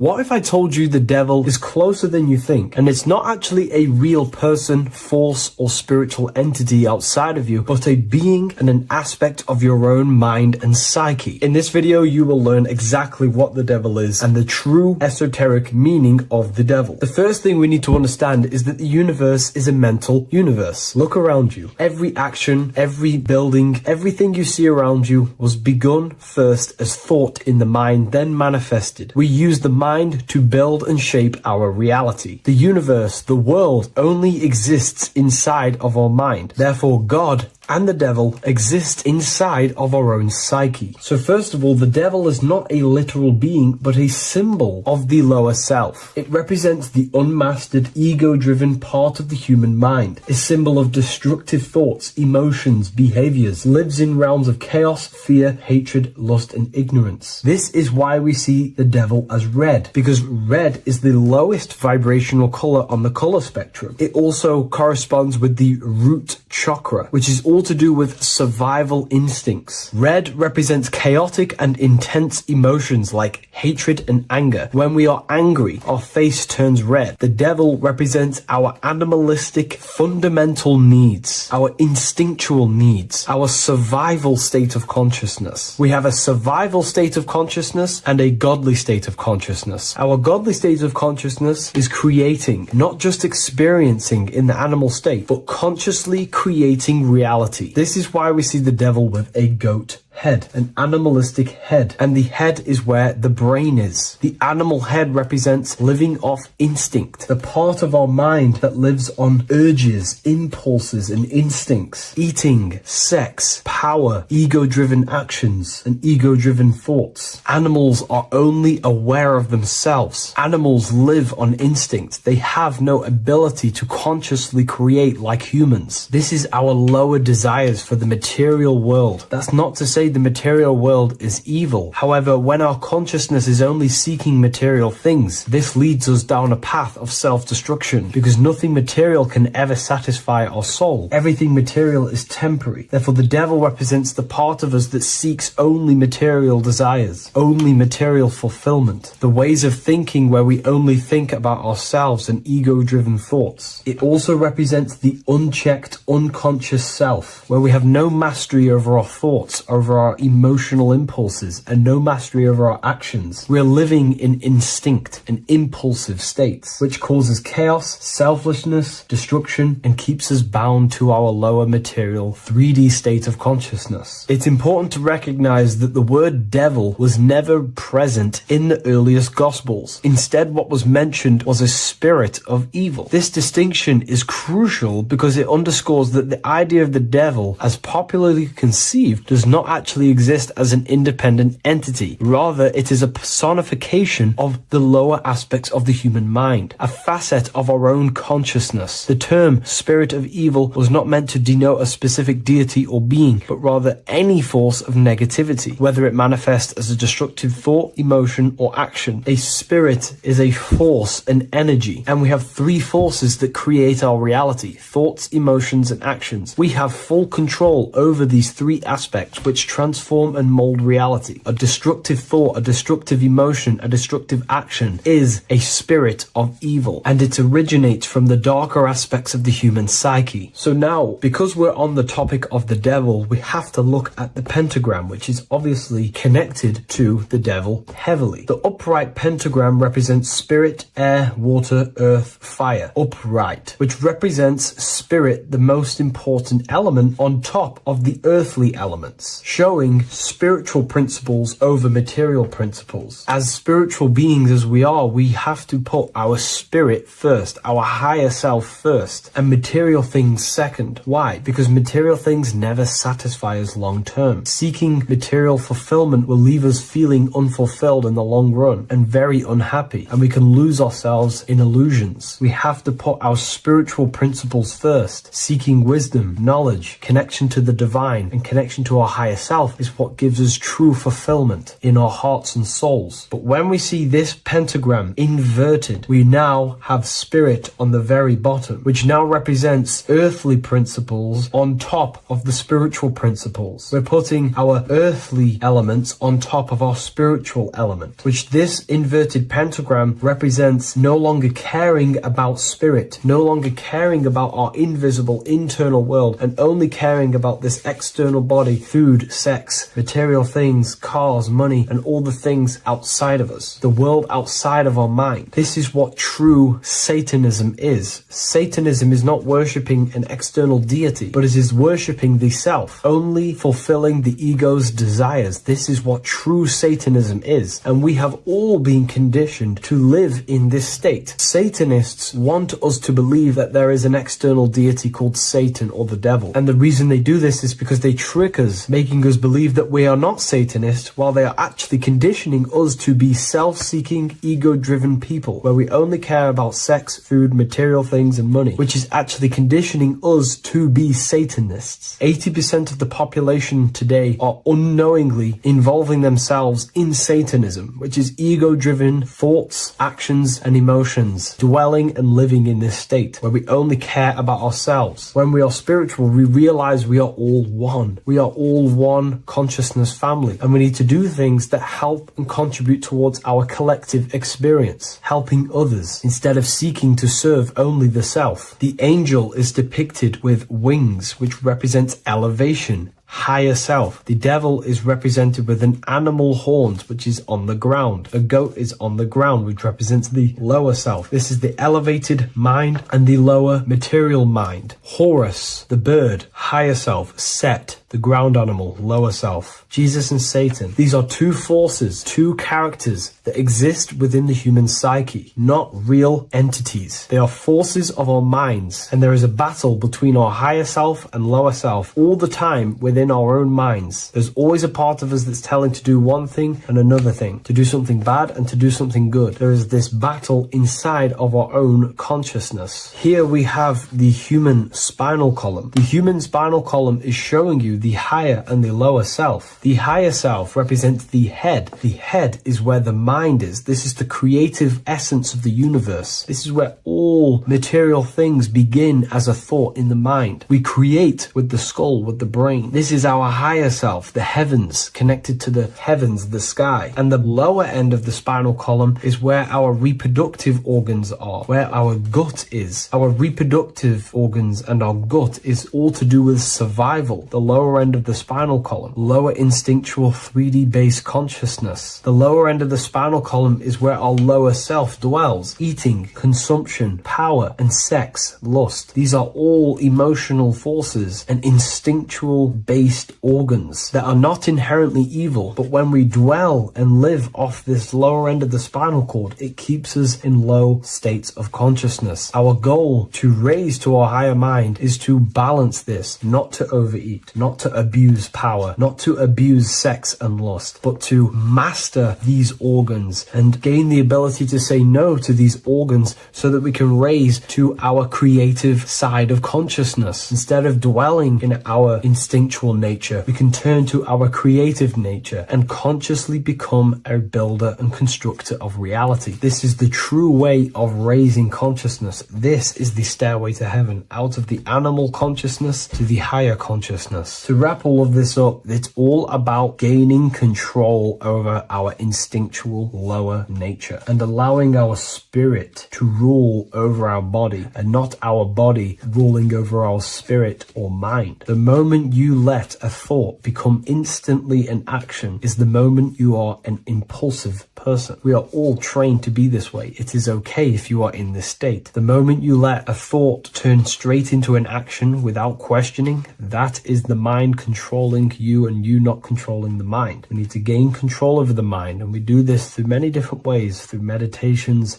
affirmations, and discipline. We slowly gain control over our minds. And once we gain control over our minds, we gain control over our thoughts, and we gain control over the attention that we give certain thoughts. We can then start to uplift our mind, our thoughts, out of our instinctual state to the higher mind. If you wish to learn more about consciousness, I'll leave a link in the description for the Book of Wisdom, Volume 2.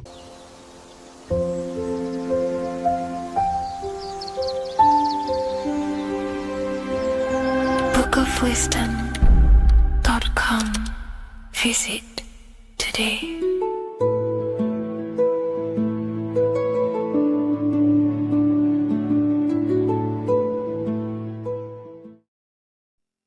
What is good, people? How are we all doing? Today we're going to be talking about the different planes of existence, the occult side of the world, the things they don't teach you in school. And of course, you can only find that on this channel, so welcome. So you need to understand is that your consciousness moves through these different planes of existence, these different states of consciousness, which make up all of you. Okay? They are all interlocked planes. They are all interpenetrated into each other. They are all one. They melt into the plane above and below. You see, each plane is a product of each plane. As above, so below. Now, the higher you go, the more fluid, the more dreamy, the less dense it becomes. The lower you go, the more denser it becomes, the more solid it becomes. The lowest plane is the physical plane, which you are obviously aware of. You are inside of the physical plane now. But while you are in this inside of this physical plane, you are indeed inside of all these other bodies which you have not awakened yet. You have to awaken these different bodies. You have these bodies. Okay? It's like a ripple effect. And the center is the most dense, the most solid. This is earth, heart, the heart of the ripple.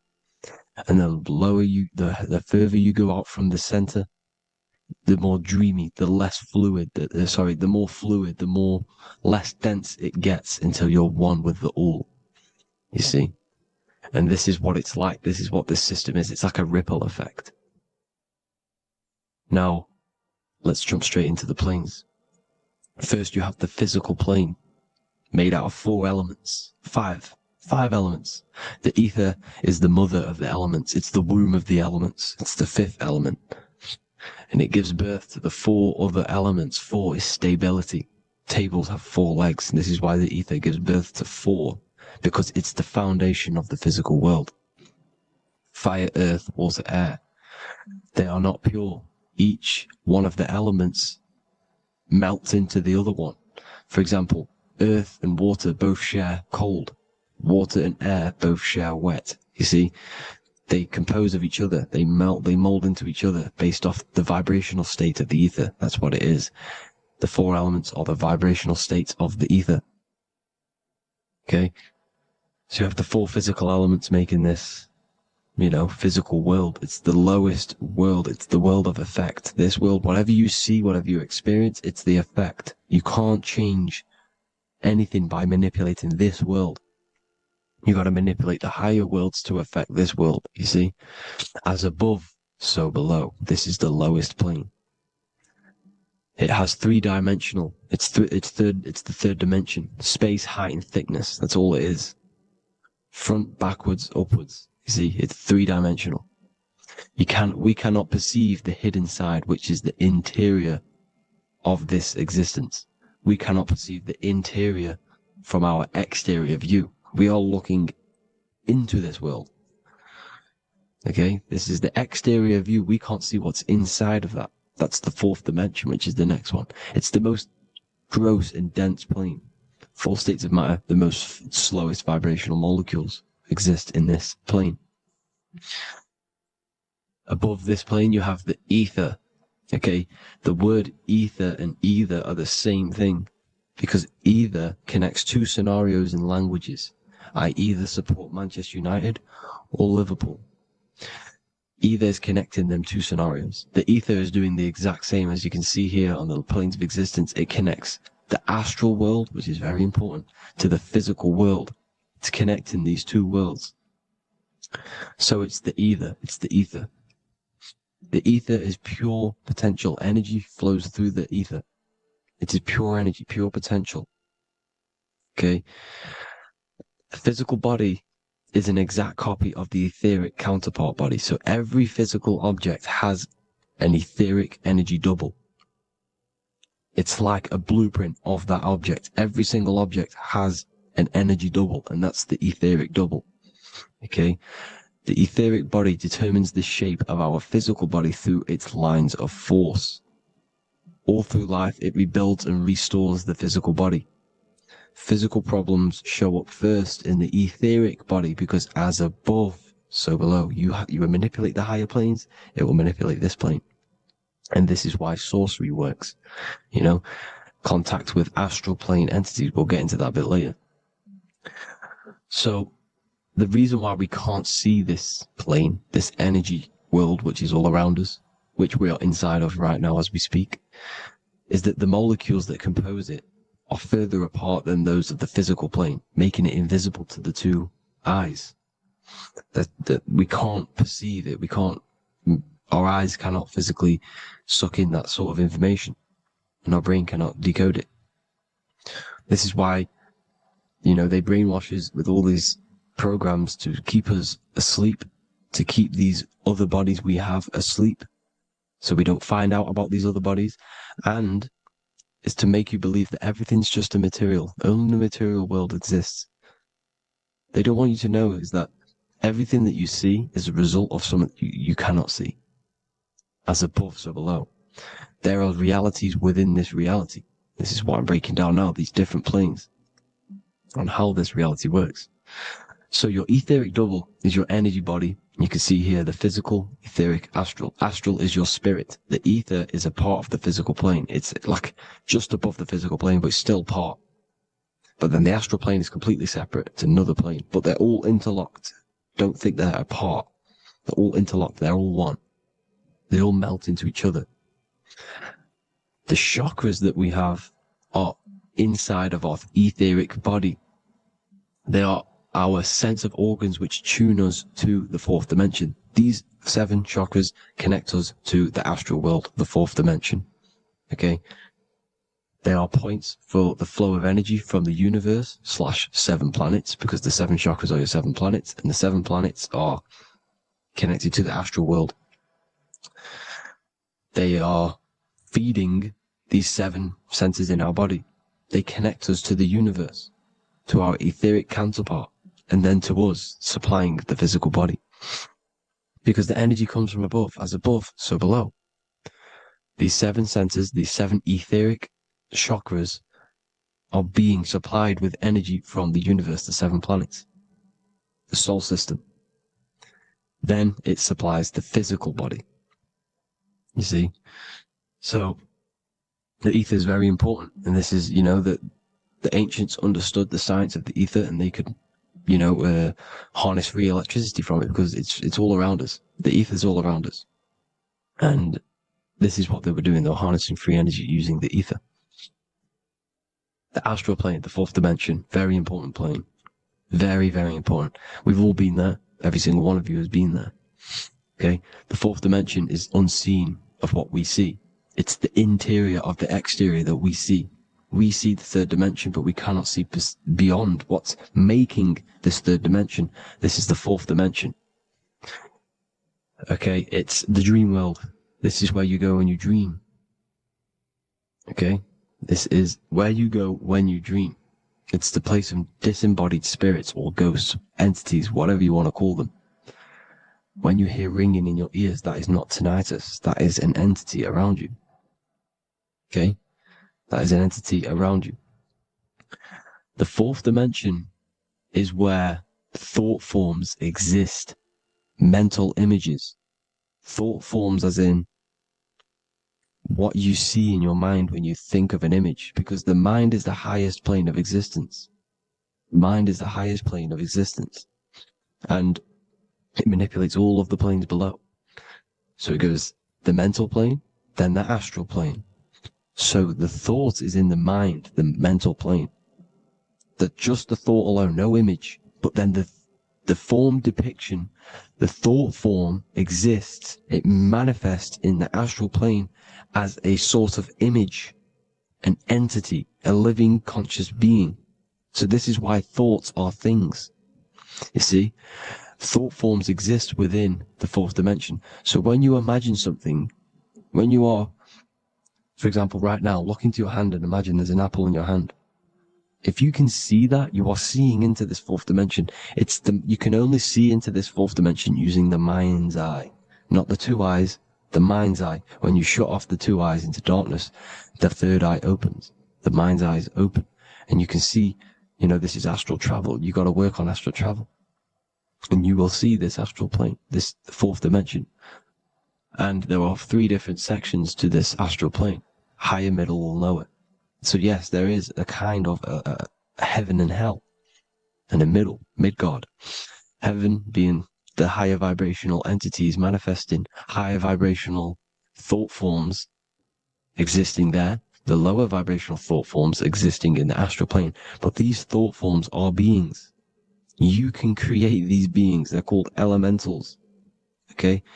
If you entertain specific thoughts for long enough, this will plant a seed and it will grow. If you keep, so for example, you have a bad feeling or whatever, what's a good example? Unforgiving someone. You keep that energy inside of you for long enough, it will manifest in the 4th dimension. You entertain that thought long enough, it will manifest.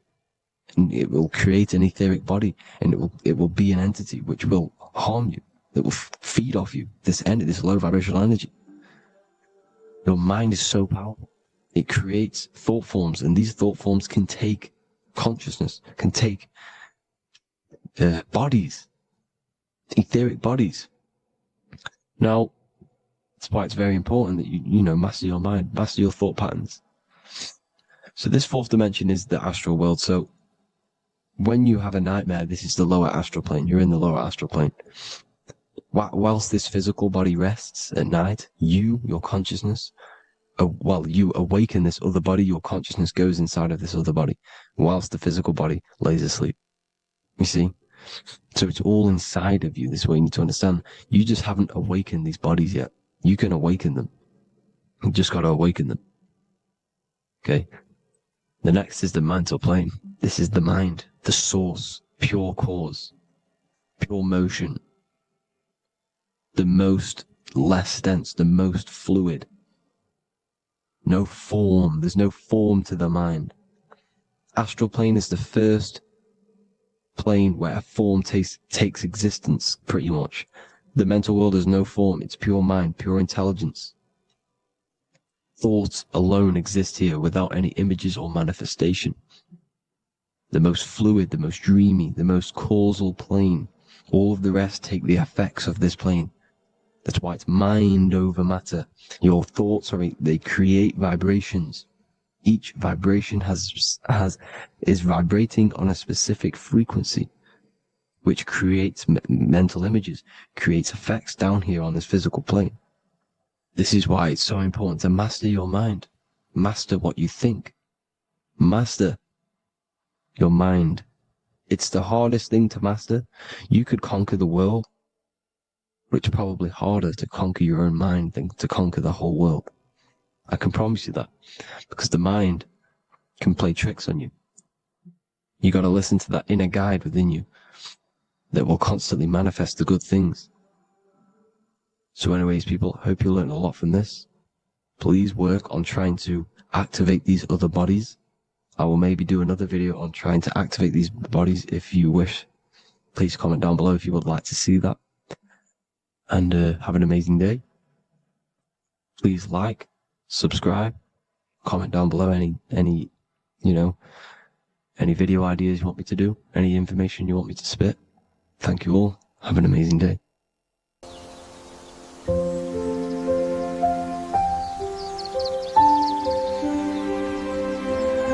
bookofwisdom.com.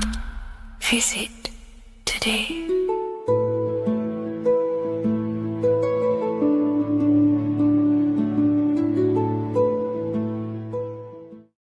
Welcome to Revival of Wisdom.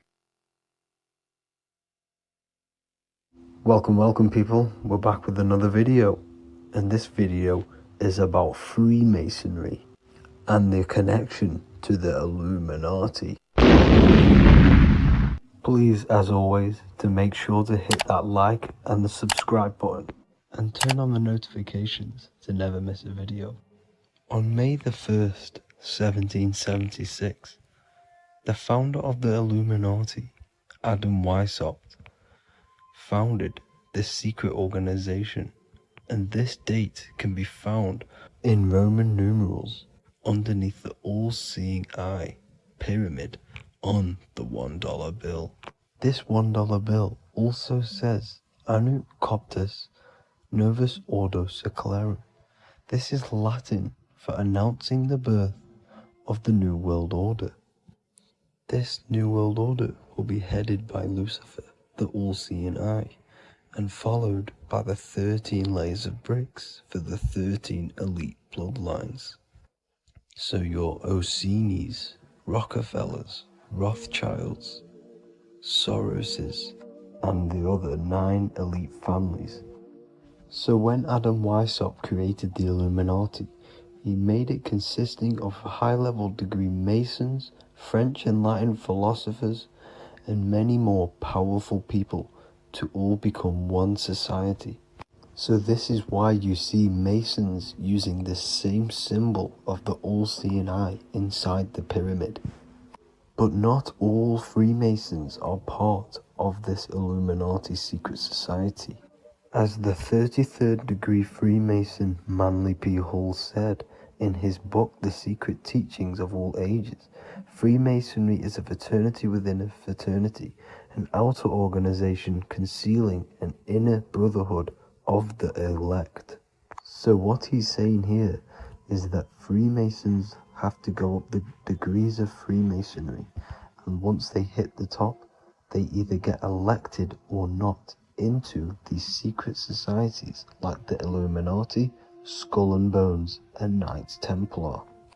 So when you see celebrities doing this one-eye symbolism, either covering one eye, doing the triangle, or doing 666 over one eye, this is showing and reflecting the symbolism of Freemasonry. They have taken the oath to never speak on anything they learn about Freemasonry. Duncan's Ritual of Freemasonry book states the oath they have to take. Quote, I ... of my own free will and accord, that I will ever conceal and never reveal any of the secrets, arts, points of Master Mason's degree to any person whomsoever. All this most solemnly, sincerely promise and swear. Now, this is what happens when they break the oath, stated in this book, quote, myself severed in two, my bowels taken from thence, and burnt to ashes.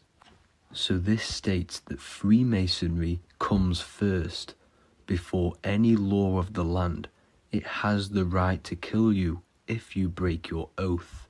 This is the hand gesture they have to do every time they enter the ritual room inside the Masonic lodge. This is the cutthroat symbol, showing you and reminding you of the oath and what will happen if you break it. Now in this book, Richardson's Monitor of Freemasonry, it states, if you break your oath, binding myself under no less penalty than to have my throat cut across, my tongue torn out by the roots, and my body buried in the rough sands of the sea. If they do not decide to kill you, this book states this by pointing him out to the world as an unworthy vagabond, by opposing his interest, by dearranging his business. In other words, they have the power to frame you and destroy your reputation to the world, and destroy your business if you break this oath. So yes, they do kill to keep this truth hidden, because this truth of this reality is what keeps them in power. They have the ability to manipulate people, because people do not know what manipulates them. This is why they call themselves the government. They govern the ment, which is the mentality, because the mind is the root cause of reality. They control what you perceive to control what you manifest.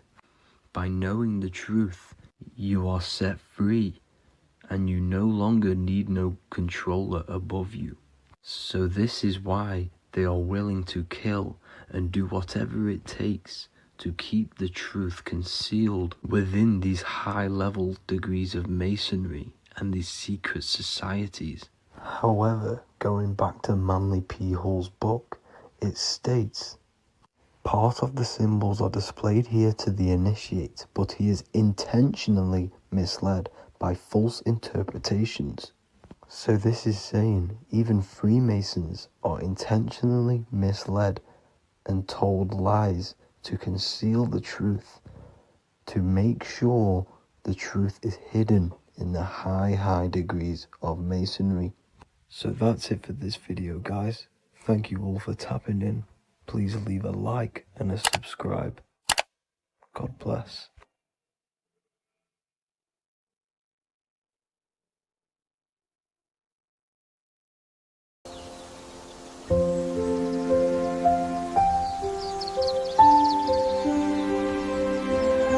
bookofwisdom.com. Visit today.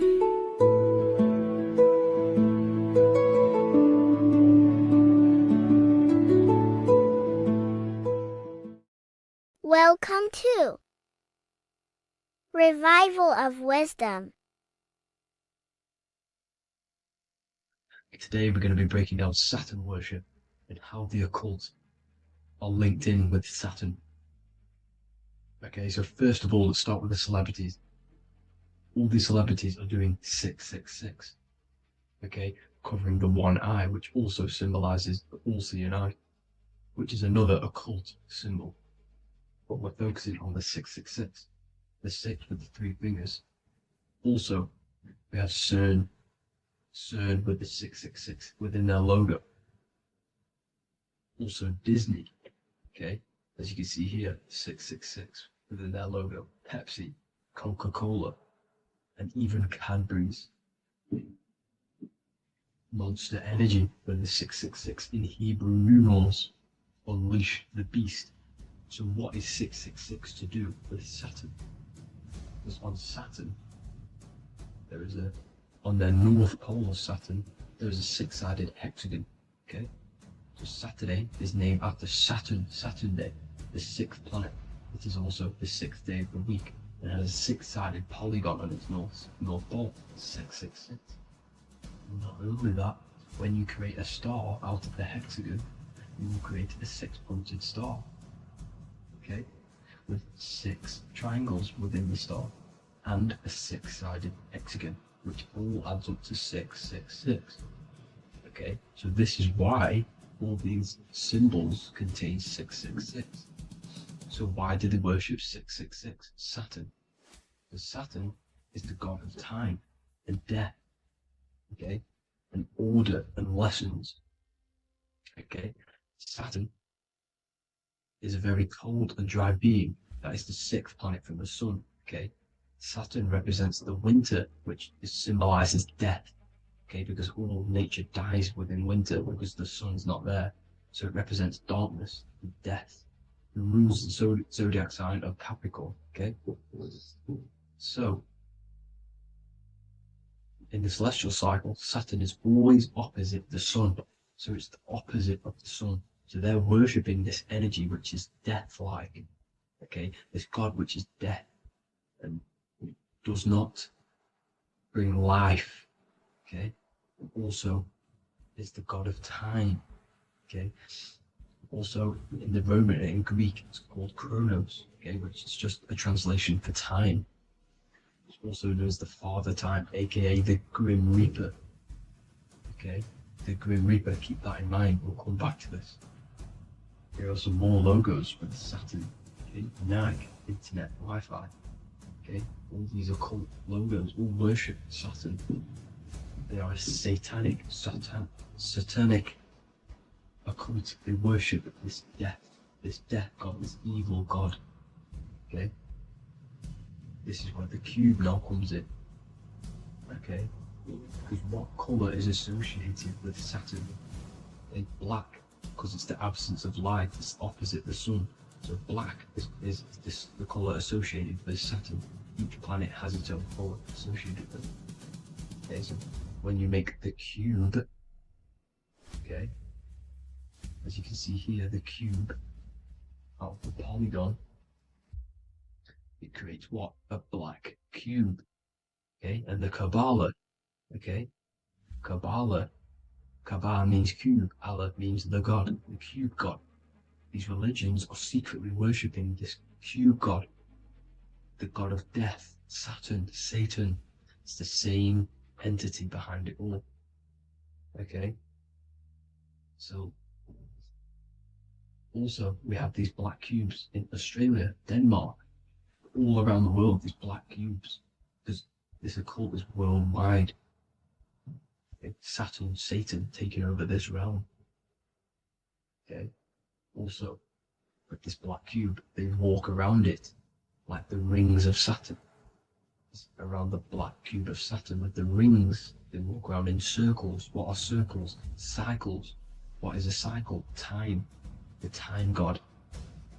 This is why it has a ring around it, because it represents time, cycles. Okay, and this is another depiction of Saturn, always depicted with this Reaper staff. Okay, keep in mind this staff, just like we associated with aka the Grim Reaper. The Grim Reaper also wears a black robe, representing Saturn with the same staff. Can you see it? This is where it comes in. Okay, the same thing, look, the same staff with the black robe, black representing Saturn, the god of death. Okay, the Grim Reaper, Satan. Okay, also when you graduate from university, what do? You wear a cube on your head, a black cube with a black robe. This is Saturn worship. See, this is how Saturn, Satan, has tricked the world into worshipping him, not God, the sun, which represents God. So what is a corona? Because a corona is a crown, a circle, okay? A set of concentric circles of light seen around a luminous body. So Saturn, so this is why they used to worship Saturn by wearing crowns in ancient days, and we still do to this day. The king or queen has a crown, a corona. Also, corona, the drink. Corona adds up to 666, just like Saturn is 666. But like you see in the corona, you see the staff. You see this staff, just like the staff of Saturn, the Saturn god, like the Grim Reaper, with the black robe and the staff, just like the Saturn god. What is the Grim Reaper? It's a killer. It represents death, just like Saturn, the god of death and time. So all these occults and secret societies all worship the 666 god, which is Saturn, Satan. All of our energy is being put into Saturn. Okay, and Saturn, Satan, is harnessing all of this energy. So gradually, this is what the mark of the beast is. Like it says in the Bible, the mark of the beast, or the name of the beast. Here is wisdom. Let it know that you have to understand and count the number of the beast, for it is 6. It is the number 6 of a man, and is 600, 6, 666. So this is what the mark of the beast is. They are going to eventually put green chips, just like Neuralink, which is what Elon Musk is pushing. Okay, so this chip is the mark of the beast, and it's going to be implanted to our hands or brains. Okay, and they will manipulate our consciousness, and it will manipulate our DNA, and it will directly connect us to AI, and AI is linked in with Saturn, Satan, as the demons and the people who rule this world are in love with AI. They want to connect humans to AI, and this will control our consciousness completely and give all of our energy back to Saturn, Satan, this deity that they all worship. Just like when you get married, you wear a wedding ring, the rings of Saturn, over the finger, which represents the sun. So you're basically seeing Saturn over the sun. The sun is the son of God. It represents the sun, represents God. So you are putting Saturn over the sun. So thank you guys all for tuning in. I'm going to leave you guys here. Please leave a like, comment some topics that you want me to talk about, and please subscribe for more amazing content. God bless.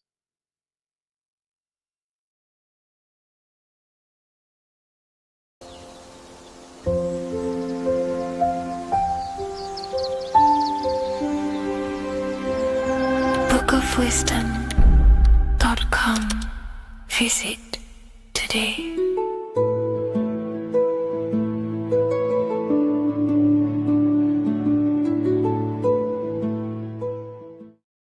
What if I told you that the seasons don't just change the external world, they also change your internal world? They have a psychological and a spiritual effect on your consciousness. If you're new to esotericism, you may not really understand this, but if you have some deep understanding of as above, so below, you already know this. But today we're going to be explaining it in great detail. So tune in, take a pen and paper, maybe make some notes. So we have 4 seasons. The sun is the main source of life on the earth, and it changes the circumstances on the earth in 4 different ways. Of course, we have spring, summer, winter, and autumn. These are the 4 states of the earth due to the sun's cycle. Not only do they take place on the earth, they also take place on you, your body, your mind, your spirit, your consciousness. They change things internally and externally. The first thing we need to understand is that we have a dual nature. We have a mind, and in that mind, we have an internal self. That's what we call the spiritual self.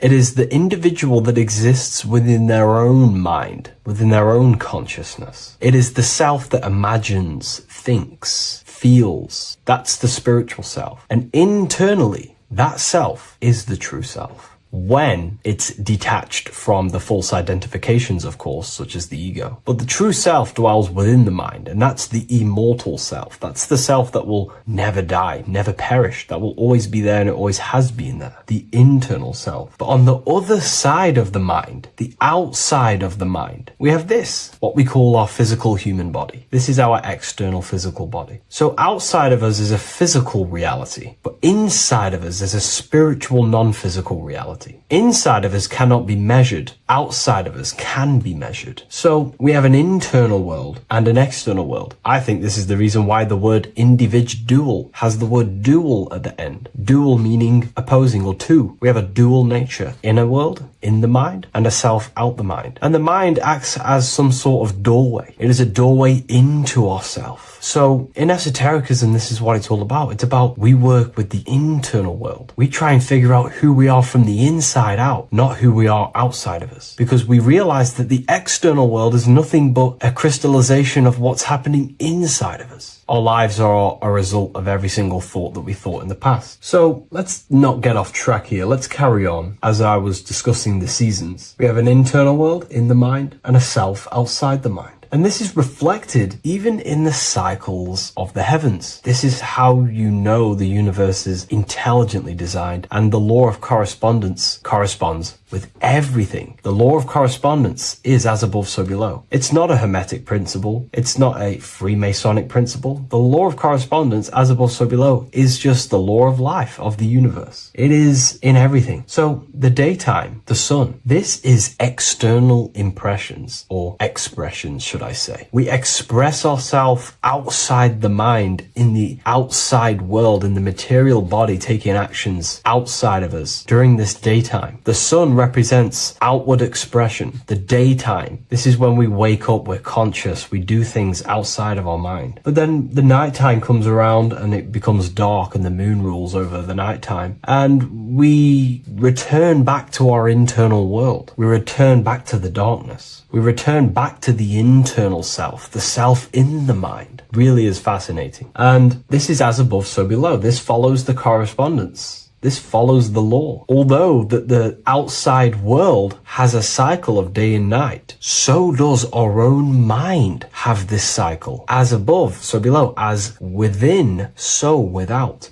What's happening outside of us is also happening inside of us. The mind is also going in a cycle. Because in the daytime, the mind wakes up and we express things externally. But when the sun goes away and the electromagnetic rays of the sun are not very strong, our brainwaves decreases, our body activity decreases. It slows down and we return to the internal self. The body switches off and we return to the internal self in the mind. We enter in the doorway of the mind and return to the internal, the spiritual self. And when the body is less active, this is when we are more connected to the internal world, our spiritual true self. So as above, so below corresponds with the day and night, the sun and the moon. The moon represents our internal world, the world inside our mind, the self inside the mind. And the sun represents the external self in the external world. So not only are these cycles happening in nature, the darkness outside of us when the sun goes away is the same darkness that we go within ourselves when we go to sleep. It's the same cycle. Our bodies are in the cycle of the external world also, as above, so below. But then we can even take this even further. This fractals down even further. If we look at the cycle of the yearly cycle of the sun, which is what we call the 12 zodiac signs, we notice that these 4 seasons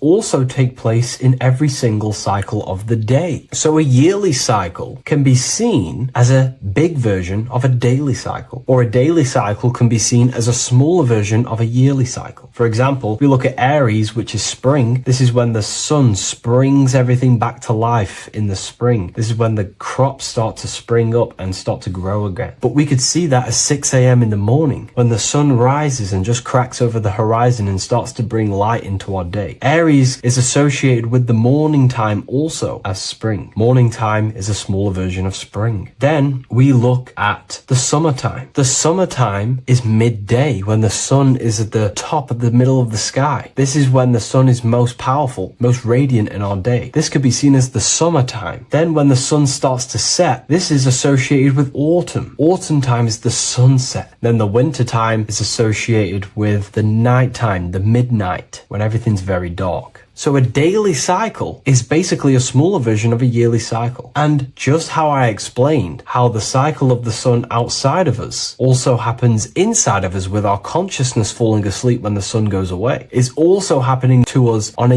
yearly cycle also. So the daytime is associated with the summer and the nighttime is associated with the winter. The winter is like the inhale. The summer is like the exhale. It's the breath of the universe, just like how we breathe in and out of our lungs. Everything takes this rhythm and polarity, okay? So winter is associated with the self and the world inside of ourselves, inside of our mind, the spiritual self, the internal. Because the winter is when the sun's rays, electromagnetic rays, are not very powerful. And this decreases brainwave activity, making us more connected to our internal world, inside the mind. But the summer's the complete opposite. The summer is when the sun is very, very powerful. And the sun's powerful electromagnetic rays increase brain activity, making us more actionable in the physical world outside of our mind, in the external world. So summer is the daytime and winter is a big version of the nighttime. Vice versa. Just like how in the winter, we're more in the house. We're inside buildings because it's very cold outside. Animals hibernate. They go inside. They go into little places. They collect all their food and prepare for the winter. They go inside. They go in darkness to hibernate. So does our consciousness, our spirit, the self inside of our mind. We can use these cycles to our advantage, to evolve spiritually, to connect and be more balanced. You know, I've mentioned a lot of this inside the university to my members, to the family inside of there. We discussed this. We had a great discussion about this. And, you know, the live calls we have are priceless. The conversations you can have with someone when they're awake, you never forget them. You always have deep, meaningful conversations. And we discussed this deeply, and we're going into some interesting things about how we can use these types of changes in the seasons for our spiritual growth. We even discussed about spring and autumn and how they're associated with the different spiritual bodies that we have. But anyways, let's not get off track. Lucid dreaming,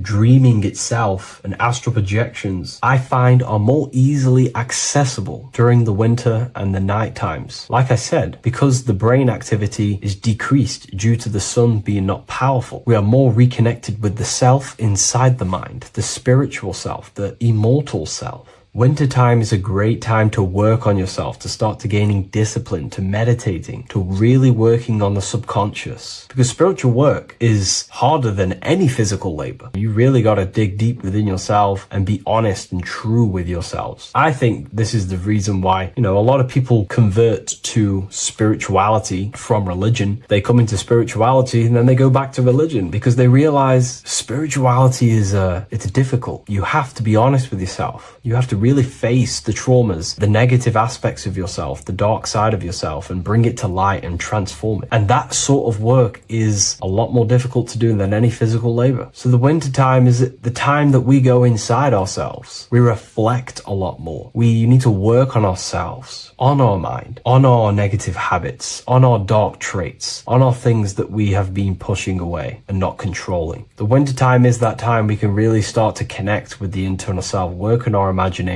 work on our mental willpower, work on all of these things like lucid dreaming, astral projections, and purifying ourselves, removing any mental barriers, any negative belief systems that may be subconsciously holding us back. It's easier to access the subconscious in the nighttime and in the winter, especially the winter. That's why I made this video, because we're in autumn now. We're transitioning into the winter. So I thought I'd share this with you all. And it's important to understand that you are a microcosm of God. Like I said, the law of correspondence associates with everything in the universe, people. Everything. And that's the best thing with the law of correspondence. And I've been using this for the past 3 to 4 years, right? The law of correspondence has determined and filtered out so many lies that was given to me, that's given to you, that's given to everyone in the world. The law of correspondence is like a filter. If someone gives you a piece of information, for example, gravity, and it does not apply with the law of correspondence, then you know it's a lie, because it's a universal thing. What happens inside of me also happens outside of me. What happens in my astral world happens in my material world, more than likely. As above, so below corresponds with everything. The same structure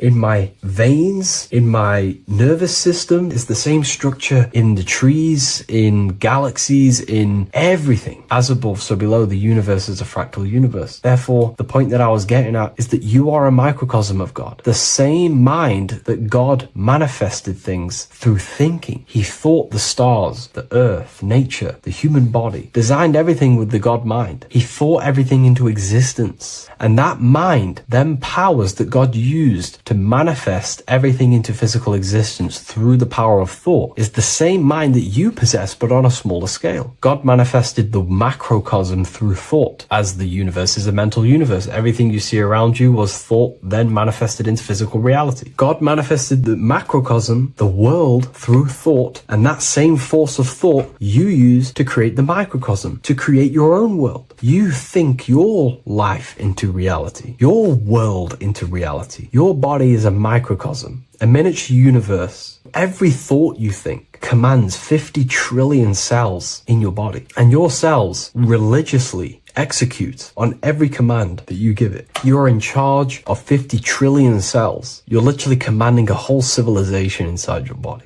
And this is how you are a reflection of the divine. The God mind created the macrocosm, the world, and you create your own world inside that world using the same power as thought. Very powerful. So everything that happens outside of you is also happening inside of you. The law of correspondence is the most important, the law that you could possibly learn, because it makes everything so clear for you in the universe. Makes life so clear. You see the reality for what it truly is. It's a reflection of the higher dimensions. Just like how reality right now is a reflection of what's happening inside of people's minds and consciousness. We can't blame the elites for all the negative things that's happening in reality, because all the negative things that's happening in reality is the negative things that's happening in people's minds. We need to take control of ourselves. So with that being said, thank you all, everyone. If you wish to read more, 90% of you watching this video have already got this book. I want to say thank you for your support. It means the world to me. It makes me research more and write more books, and the book of symbolism is coming very soon. So thank you, everyone. I'll leave a link in the description for the university, for the live calls, and for the book if you wish to join. Have an amazing day.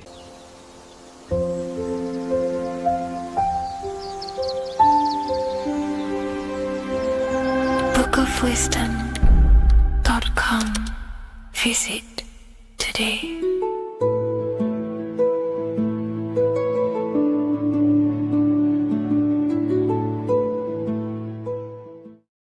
You're living in 4 planes of existence right now, but most people are only aware of one. And that's why they feel lost, disconnected, and stuck in cycles they can't explain. If you don't understand the blueprint of reality, you'll keep trying to fix the physical, while the real causes lie in the unseen dimensions that you have direct access to. You must understand that the universe only exists in the mind. Everything is a projection of consciousness. Therefore, consciousness produces everything. Our internal world is consciousness. Our external world is this physical body, physical world. Everything is an externalization of consciousness. For example, this was a thought. Now it's made physical. But before this was invented, it was existing in someone's mind, in consciousness, invisible. Then it was made manifest, made physical. So everything in this physical plane is the effect. The cause is consciousness, mind, the mental plane. So now I'm going to explain these different dimensions of consciousness. You don't just exist in this physical plane. The physical plane, in fact, is the lowest plane there is. It's the illusionary plane. So first of all, we have the Buddhic plane. This is the nothingness. So think of it like this. Absolute nothingness. If you turn off thoughts, there is nothingness. This is the void. And out of the void springs infinite potential, which is the mental plane. Now, your mind has no limitation. It can think anything, be anywhere, anytime, any place. In the whole world, there is no limitation with the mind. This is the realm of infinite possibilities. This is the realm of thought. Thought is a dimension, information and thought. To go a little bit deeper on this, there are pockets of thoughts, what we call in the occult fields of thoughts. Your mind does not think thoughts, it receives them. Your mind is like a radio. Whatever the mind is tuning into, setting its mindset, setting your frequency or setting your mind, you will receive thoughts based on that set, whatever you set your mind to. So there are pockets of thoughts that we penetrate in the mental plane. The mind is the mental plane, the infinite possibilities. This is the spark of creation. This is where all things begin to manifest as an idea in the mind as a thought. So if you want to gain certain information, you need to meditate or do thought exercises where you are penetrating that dimension of thought, that pocket of thought. For example, if you want to find a way on how to make financial wealth, you would use your mind, set your mind on wealth and money and think, close your eyes and think about that specific topic and see where your mind takes you. And you will expand your mind into different pockets of thought and gain information. So this is the mental plane. This is how you can use the mental plane. You can use the mental plane to do this. Then we have the astral plane. We have higher, middle, and lower astral plane. The astral plane is the body for thought. So every dimension, physical, etheric, astral, mental, Buddhic, is a body for a dimension above. Each dimension below is a product of the dimension above. So for example, the astral plane is imagination. This is the lucidic realm of imagination. This is where thoughts begin to manifest into some sort of form. It's not a physical form because this is physical, but imagination is a lucidic form. It's not really physical, but it's there. It's a projection of light. It's astral matter condensed by the willpower of the mind. So depending on the vibration of that thought will depend whether it manifests in the higher astral plane, middle astral plane, and lower astral plane. If you think about more material things and visualize material things, this will manifest on the lower astral plane because material matter is low vibration. Now, that does not mean it's evil. That does not mean it's bad. Okay? It just means low vibration just means more material. But if you think and imagine more spiritual things, this manifests on the higher astral plane. So the astral plane is the screen in your mind that allows you to vision an apple, that allows you to vision anything. It's that mental projection that's inside of your mind. Now, this is what we call the third eye. It's an eye because the eye is the mind, and the mind can see into the astral plane. It perceives this spiritual world, this lucidic realm that we have access to. This is where also infinite potential takes place. This is the realm of spirits, demons, jinns, whatever you want to call them. Spiritual entities exist in this because this is where thought forms manifest into form. This is where thoughts create bodies. Think of it like this. The mental plane is a thought of a chair. The astral plane is the imagination of that chair and all of the different possible chairs that could possibly be. The etheric plane is the energy double of that chair. And the physical plane is the physical chair. So as you can see, the higher we go up, the more formless and lucidic it is. The lower we go down planes, the more dense it becomes. This is formless and this is form. Everything manifests through this process. This highlighter is down here in the physical plane, but the idea began in the mental plane. Everything begins in consciousness before it creates a physical body. It goes through this process. Therefore, if you want to start to mold and create your own reality and create things in your world, you can use these planes to your advantage. You can use your mind to do mental thinking exercises by closing your eyes and expanding your mind into a different pocket of thought to gain wisdom, gain information, gain downloads.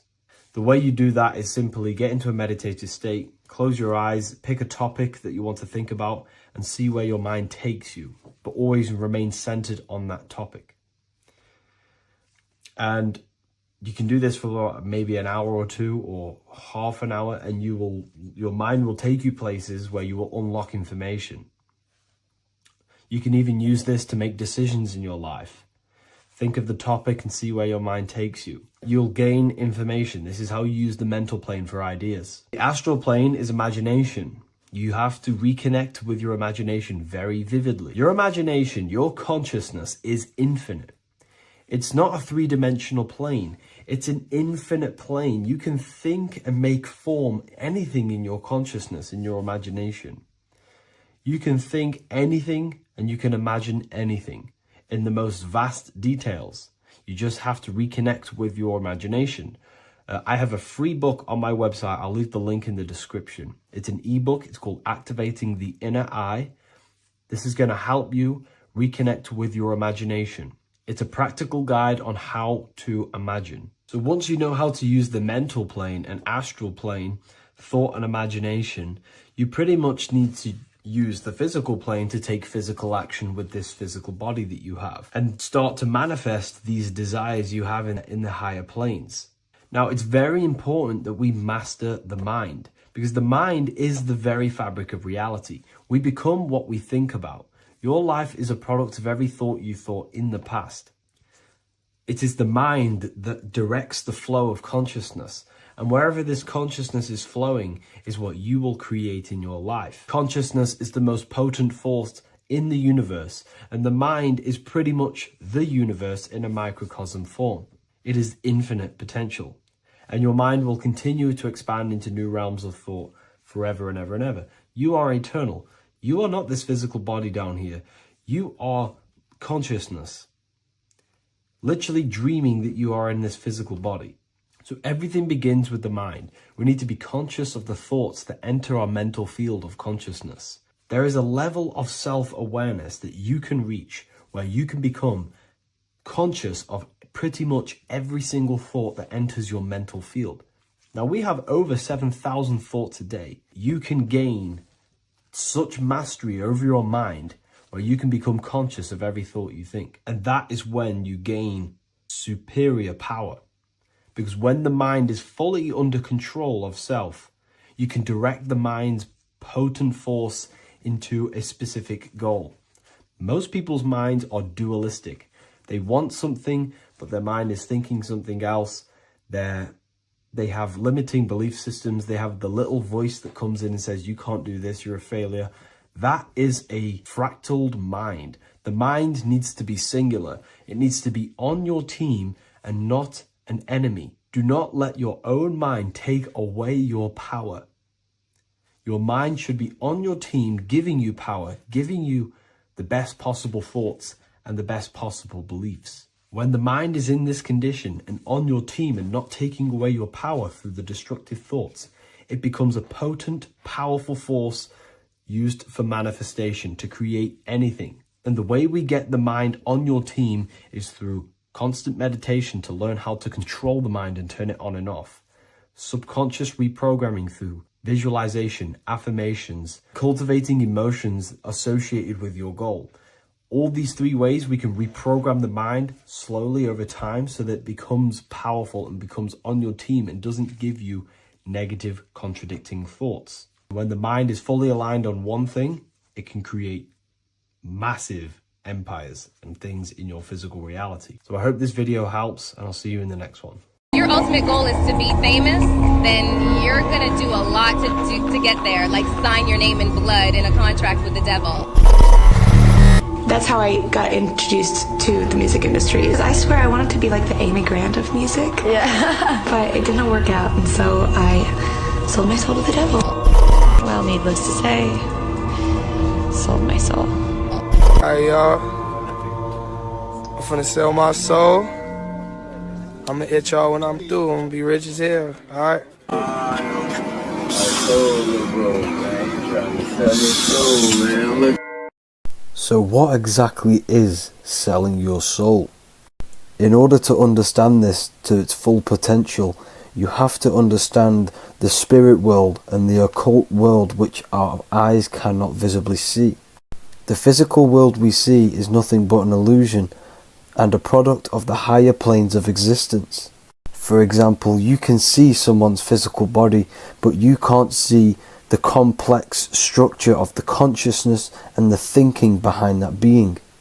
With that being said, there are forces and entities not attached to physical bodies, which they exist on the astral and etheric plane behind the physical plane.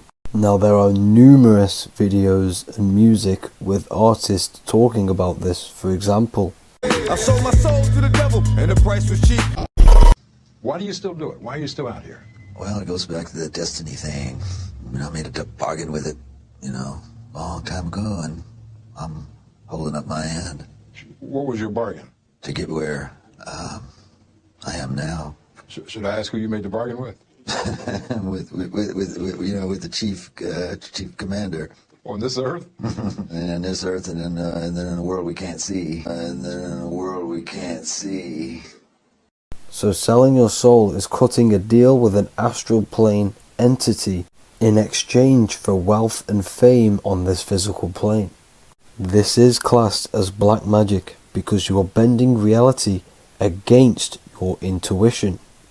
Now, making deals with entities beyond the physical plane, you always have to give something in exchange. When it comes with demonic entities, it always involves some sort of sacrifice, bloodshed, or humiliation. Now, there are countless of rappers who someone close to them have died just before their career takes off to the next level.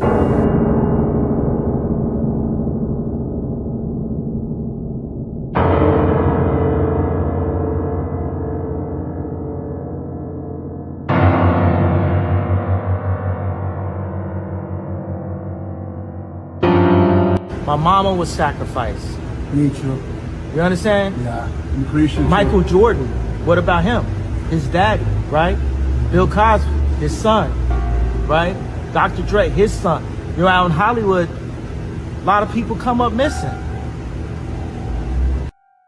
So these rappers and celebrities do have to do sacrifice rituals in order to take their career to the next level. Tough flight, I've been going up, it's a ritual.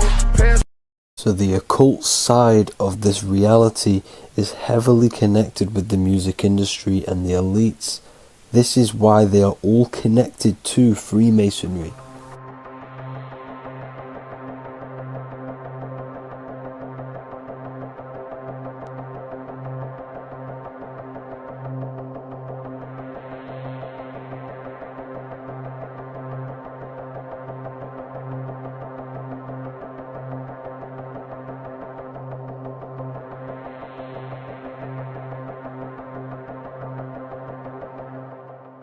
Now this is why the music industry is one of the most important industries for the elites to stay in control and keeping the masses on low states of consciousness. Frequency is one of the most powerful things in reality because it's the only thing which can enter your soul and body without consent.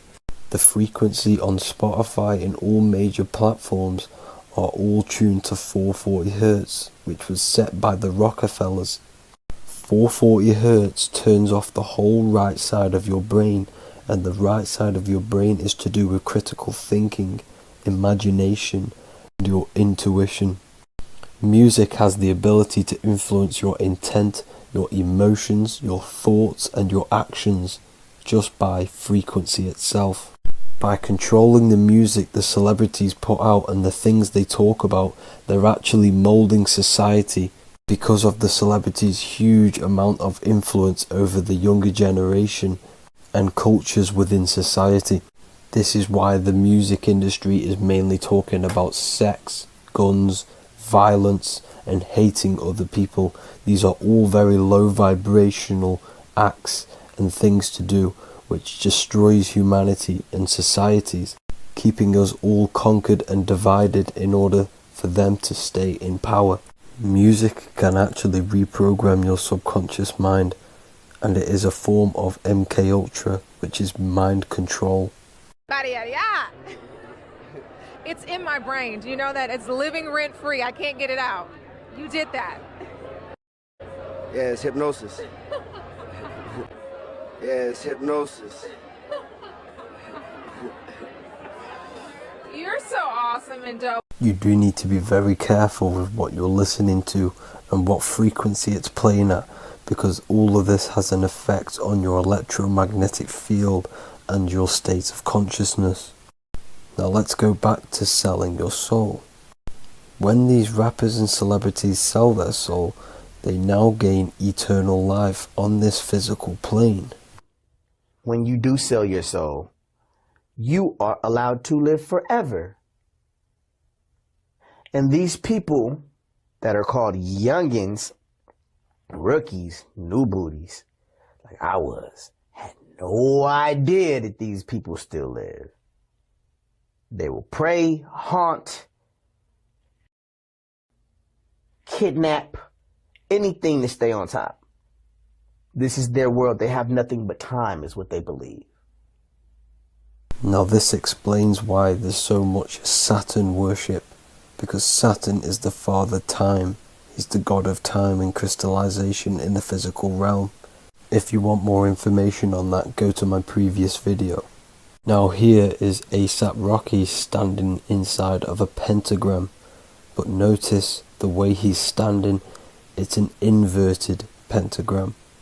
The pentagram is associated with magic, however, the upright pentagram is the 5 elements with spirit on the top. It's either called spirit or ether. It's at the top because it rules the other 4 elements, because it's the baseline of reality, which is spirit and matter. Spirit is behind the physical reality. However, when it comes to black magic, they invert the pentagram, so spirit is at the bottom because they worship the physical world. This is why the Baphomet is the inverted pentagram. These people are operating off their animal instincts. They do not want anything to do with spirit. These are antichrist. All of these celebrities know full well the effect that what they're doing on the rest of the world. They have sold themselves out, and the elites use them as puppets to push this new world order and mold society in the way they want it. This is why all the celebrities are linked to Freemasonry, because in Freemasonry you have to take the oath of silence, where you can't speak on anything that they learn inside of Freemasonry. This is the symbol of silence.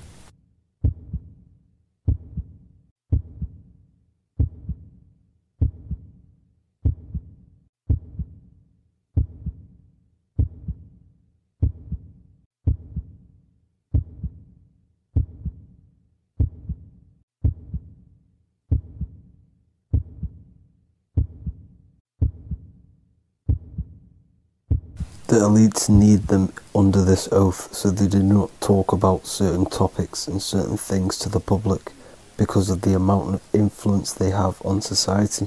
Now, even the name Hollywood is an occult term, because back in the ancient days when they used to create wands, they used to create them out of Hollywood, out of the holly tree, because each wood has certain attributes and virtues when it comes to magic. And the holly tree was known as the holy wood, and they used to create the wands out of it to cast spells. And Hollywood are still casting magic to this day through the films and through the music to the masses. That's it for this video, people. Hope you enjoyed. Please like and comment and subscribe. Peace and much love.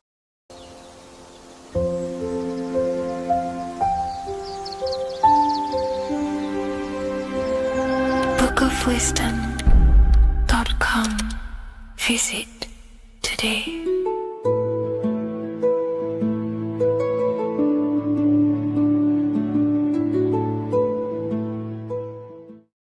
What if God is not watching you every move, not judging every mistake that we make, not deciding in real time who goes to heaven or hell? What if reality does not work through God micromanaging everyone in his creation, but through a law. And what if you are not separate from those laws, but an active expression of them? Once you understand this, everything in your reality will shift. The idea that God micromanages everything and does everything by himself to hold up his creation is illogical. It makes no sense. There are billions of souls and living people in this world. There are plants. There's no way there is an intelligence out there micromanaging everything. If you die and pass on, there's no one waiting in a queue to be judged by God. This is totally, just religion creating up their own version of the Bible or whatever holy book it is. We have to remove that system out of our mind that's being heavily implanted into us. If God were personally judging every soul the moment they died, there would be an endless queue of people waiting to proceed, punish, or rewarded. Reality does not operate like a courtroom with a single judge overseeing every case. Instead, reality operates through systems, through structure, through law. God does not intervene moment by moment. God sets laws into place, and creation unfolds by obeying them laws automatically.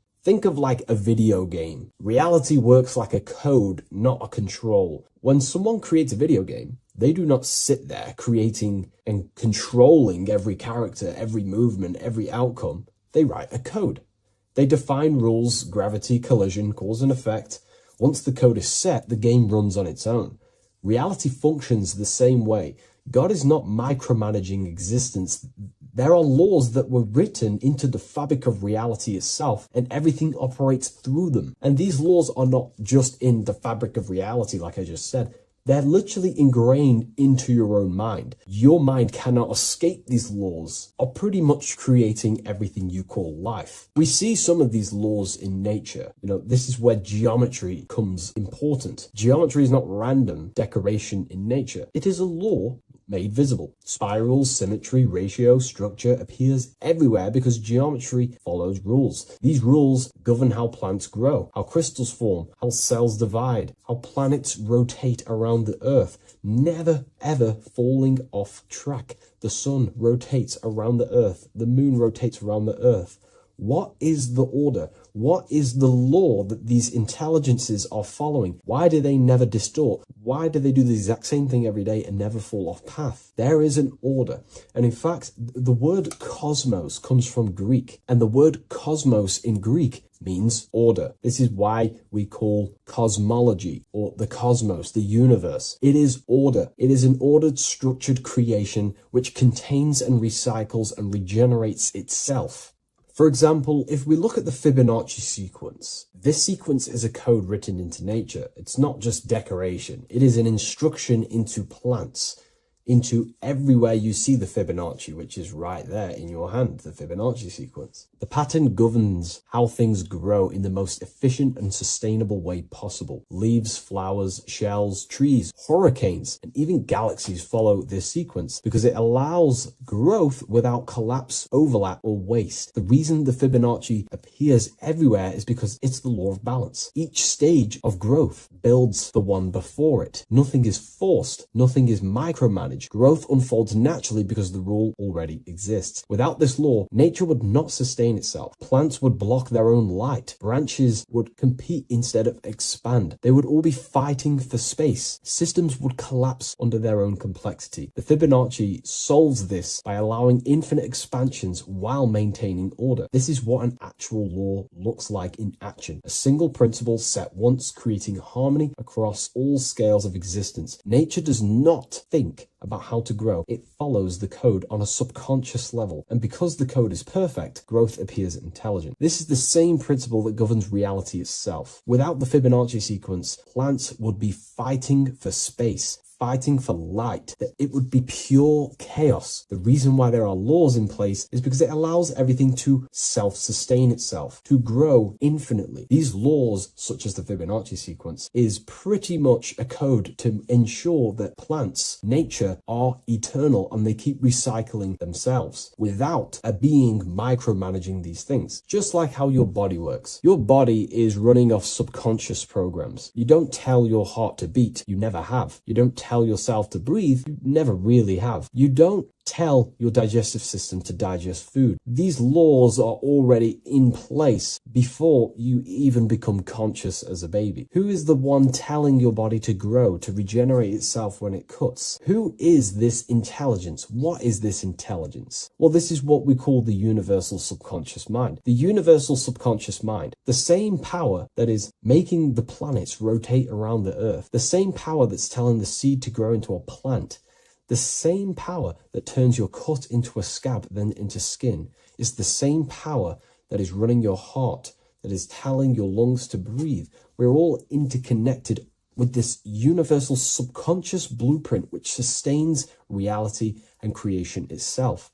It's a self-containing system. Now that we've gone over some of the basic stuff, but you see where I'm trying to come from now. There are laws you cannot escape, and one of them laws would be cause and effect. It's impossible to escape this law. It is too powerful for your consciousness to actually escape cause and effect.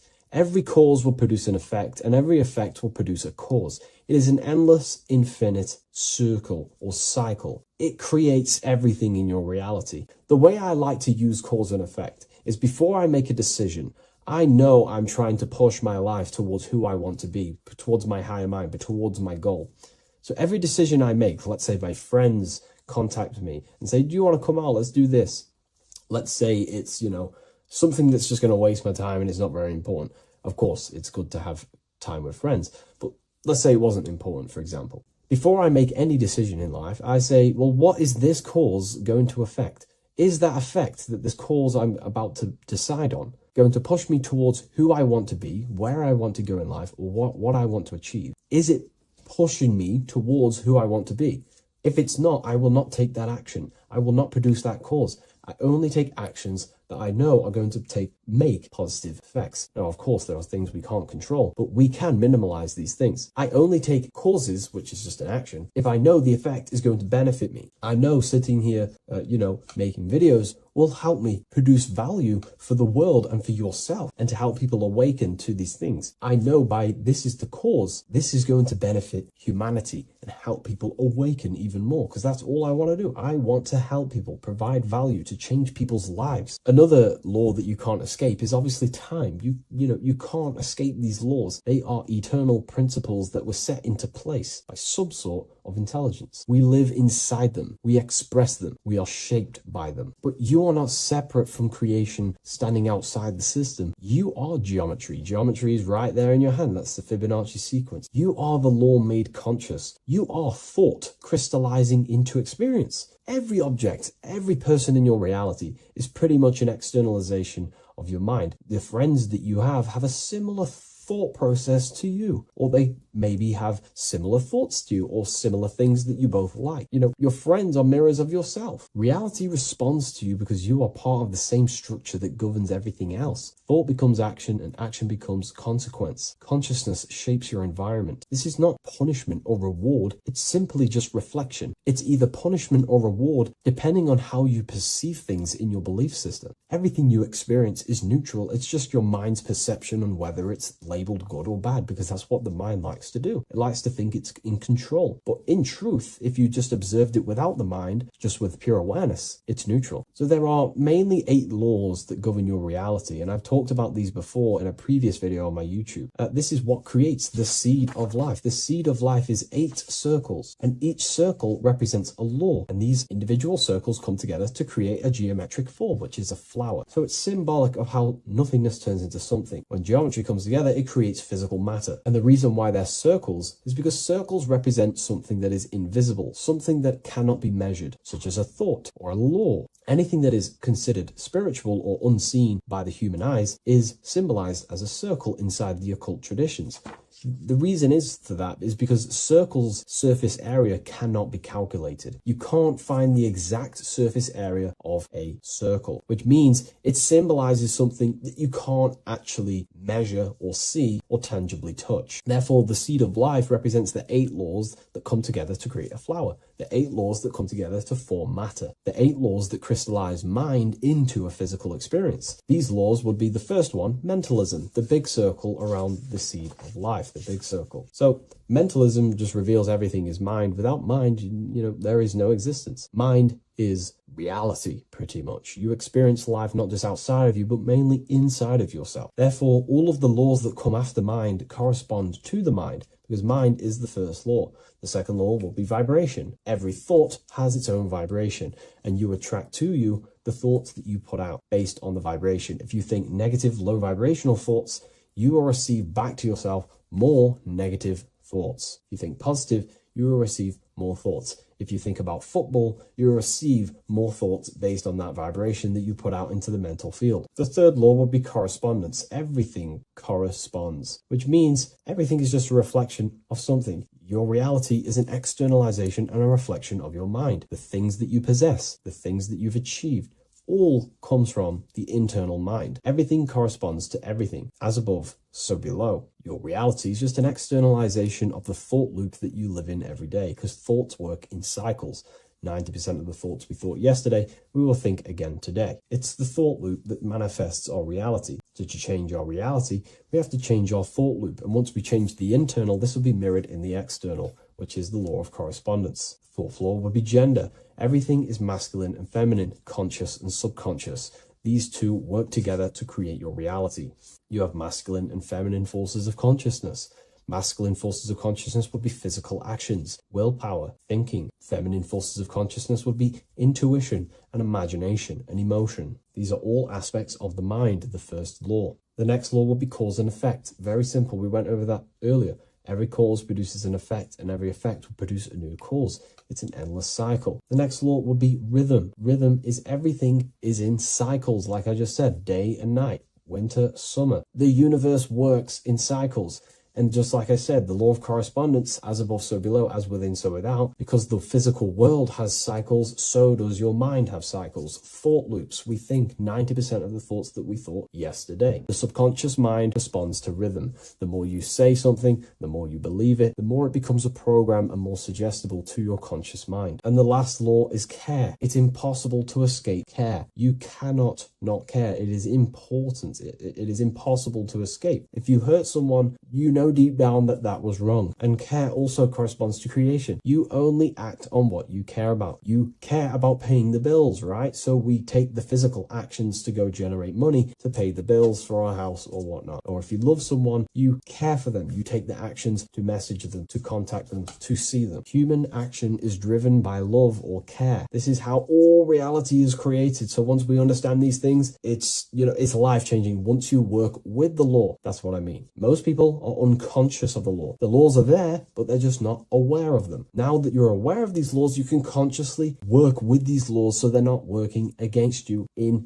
so you can actually make these things and work them in your favor. So let's go into heaven and hell, because there's a massive debate. Now that you understand that you are the laws, you are crystallizing reality, not just in the physical, but in the spiritual dimension, in the astral plane. It's the exact same laws. The law of correspondence reveals, as above, so below. Your reality is a reflection of your mind. Everything is a reflection of you. That doesn't mean that other people don't exist. I mean, the way you view other people is through the lens of your mind. You perceive what you have in your mind, your beliefs, your traumas, your memories. This is where heaven and hell are misunderstood. No one is sent anywhere by force. There is no external authority dragging souls into destinations. Consciousness determines the environment that you are in. Environment, it's mental. As above, so below. When the body dies, consciousness withdraws from the physical technology of the body. The simulation of the physical world is no longer being ran by your brain. I mean, your consciousness will go into the astral plane, which is the realm that just sits above the physical plane, which is the realm of imagination and desire. The environment that you go to in the astral plane directly corresponds to your state of thought and your emotion and your desires. If you desire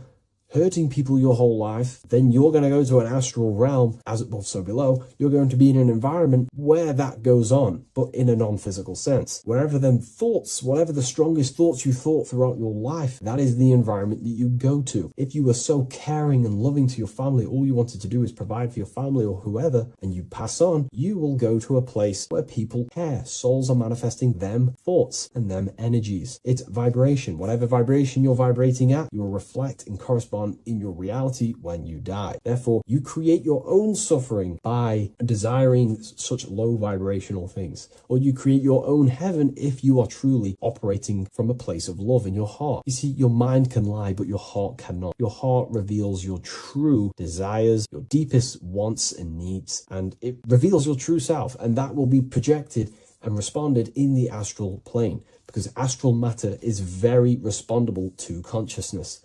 The physical plane is not real. It takes a longer time for things to be manifested in the physical plane. But in the astral plane, whatever you think, whatever you desire, it instantly corresponds to your reality there. So God does not micromanage everything. The law does not judge, it simply reflects. The universe is made of laws. The Emerald Tablet of Thoth even mentions this. He says, the search for the laws that governs man's life are an eternal mystery. Man is always forever searching for the laws that govern his existence. This understanding now changes everything in your reality. It removes fear-based control, it removes blind obedience, and it returns responsibility to where it belongs, to you, your consciousness, yourself. You are not being watched, you are not being mirrored. Reality is not punishing you, it is responding to you. Once you understand that God works through law, not micromanagement, you stop waiting to be saved, judged, or condemned. You realize something far more powerful. You are not separate from creation. You are participating in it. You are the universe experiencing itself. What a fabulous video, and I really enjoyed this today. Please leave a like, comment, and share on the video, and I'll see you all in the next one. And if you wish to get this book, there is a link in the description. Have an amazing day, everyone. Take care. What if I told you that reincarnation is real and that there is a metaphysical, spiritual science behind this? Most people leave this world just as lost when they entered it. That they carry their fears, attachments, and addictions with them, only to be born again, trapped in the same cycle, repeating the patterns of lifetime after lifetime. This lecture is not just about preparing for death. It's about mastering yourself before death, so you don't take them burdens with you. Because the truth is, whatever addictions, fears, and unresolved emotions you cling to in this life, you carry with you into the next. Unless you break free now. You must master yourself before death. Death is not the end. It is the great passage. But how we transition depends on our mastery of the self. This was symbolized by the Ouroboros, the snake biting its tail. Every ending is a new beginning. It's an infinite cycle of consciousness. Now, your human body is basically an antenna tapped in to a stream of consciousness. Just like a radio is tapped into a specific frequency to play that radio. Your body is basically an antenna, a crystal picking up the consciousness of God. You are on an ever-ending journey, a journey of learning and expansion of the mind into new fields of thought. This was symbolized as the Ouroboros. When you die, it is a new beginning. It is transitioning, not an ending. Everything is eternal in this universe, as consciousness is formless and constantly transforms into new forms of life. Let's break down the word death. Death contains the word ether. Now, the ether can be found in the word heart or earth. Ether. Everything in this plane comes from the etheric plane. The etheric plane is the barrier between the physical plane and the spiritual plane, the astral plane. The astral plane is the screen that you have in your mind that allows you to imagine a red apple, for example. This is the imaginative plane where thought forms start to take form. Everything begins as a thought, then the thought form becomes an imagination, then energy, then physical. Everything in the physical plane is a shadow of thought. All objects manifested as thought. You came from the astral. You came from the stars. This is why we say reach for the stars. Or this is why you say you are a star. Cis star, miss star, fraud star, stir is star. And when you become famous, you become a superstar and you gain a star on the Hollywood floor. You are a star. The ether. The ether is the infinite energy source which all things come out of and return back to.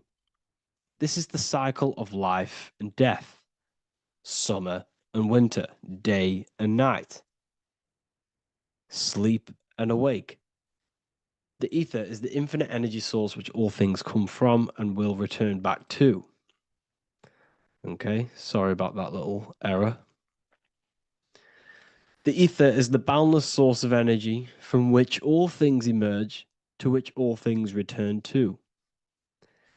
We can see this in the cycle of the sun. The sun does this wave of creation. It rises and it falls. We have the day and the night. The daytime represents our conscious mind when we are alert. The nighttime represents our subconscious mind when we are inside the spiritual realms. The nighttime is spirit, the daytime is matter, spirit and matter, awake and asleep, conscious and subconscious. We see this in the yearly cycle. Summer is life, winter is death. Spring is the morning, summer is midday, autumn is evening, winter is the night. Everything is a macro and a micro cycle of being born out of the ether and returning back from life and death. Life and death is manifested within the cycles of the sun and everything outside of you, as within, so without. This is why we say sleep is the cousin of death. The macrocosm is death, the microcosm is sleep. Every time you go to sleep, you are essentially it's a miniature death. You're entering into spirit and then returning back into matter in the morning when the sun rises. Everything is a reflection of the macrocosm cycles. Preparation for death. The first thing we must do in order to prepare for death, for life after death, in order to stop being reincarnated in this cycle of materialism, in order to progress as a soul, because remember, you are a soul in a body. Just like the sun gives power and life to the earth, your soul gives power and life to your body. When you say I, you're referring to the soul. And your soul can be stuck underneath layers of false identifications. Who you believe yourself to be is merely a collection of subconscious programs running within your mind. Now that's very deep. That is very, very deep. Who you think you are is a part of your thinking mind. Your name, your job, your reputation, your family, your friends. These things are not you. They're all aspects of the thinking mind. What happens if you meditate and you turn off the mind? Then all these things do not exist. You're left with the pure soul, the pure awareness, the pure observation. If you turn off the thinking mind, you're no longer your body, you're no longer your reputation, you're no longer your friends, you're no longer your job and your labels.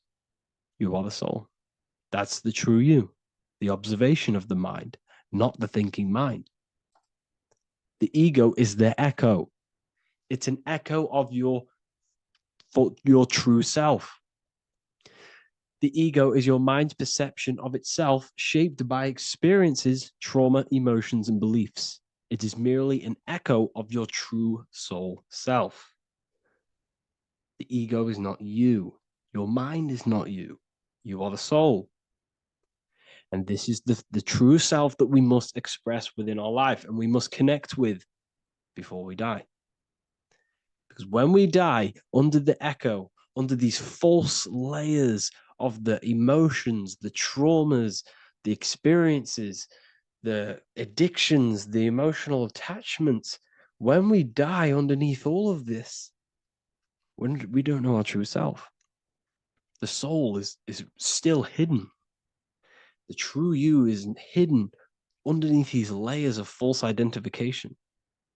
We must remove these layers of false identifications. We must remove them. We must destroy the echo.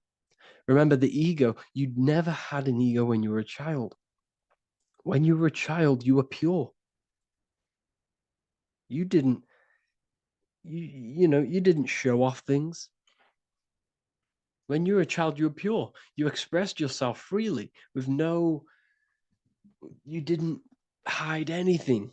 You didn't hide any aspect of yourself. You didn't suppress any aspect of yourself to fit in as a child, as a baby. Because the ego was not here when you came here. The ego grows with experience. The ego is a false perception of yourself while being incarnated in this material world.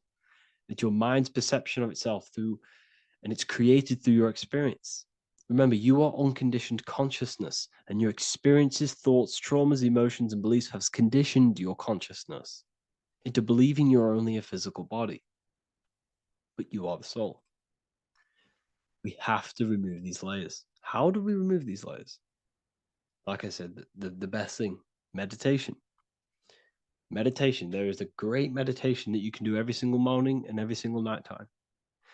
You can sit there and repeat over and over before you meditate. You can repeat that you are not this, you are not that, you are not this. You can label them one by one. Start with, I am not my body, I am not my job, I am not my name, and then detach from absolutely everything until you are left with nothingness.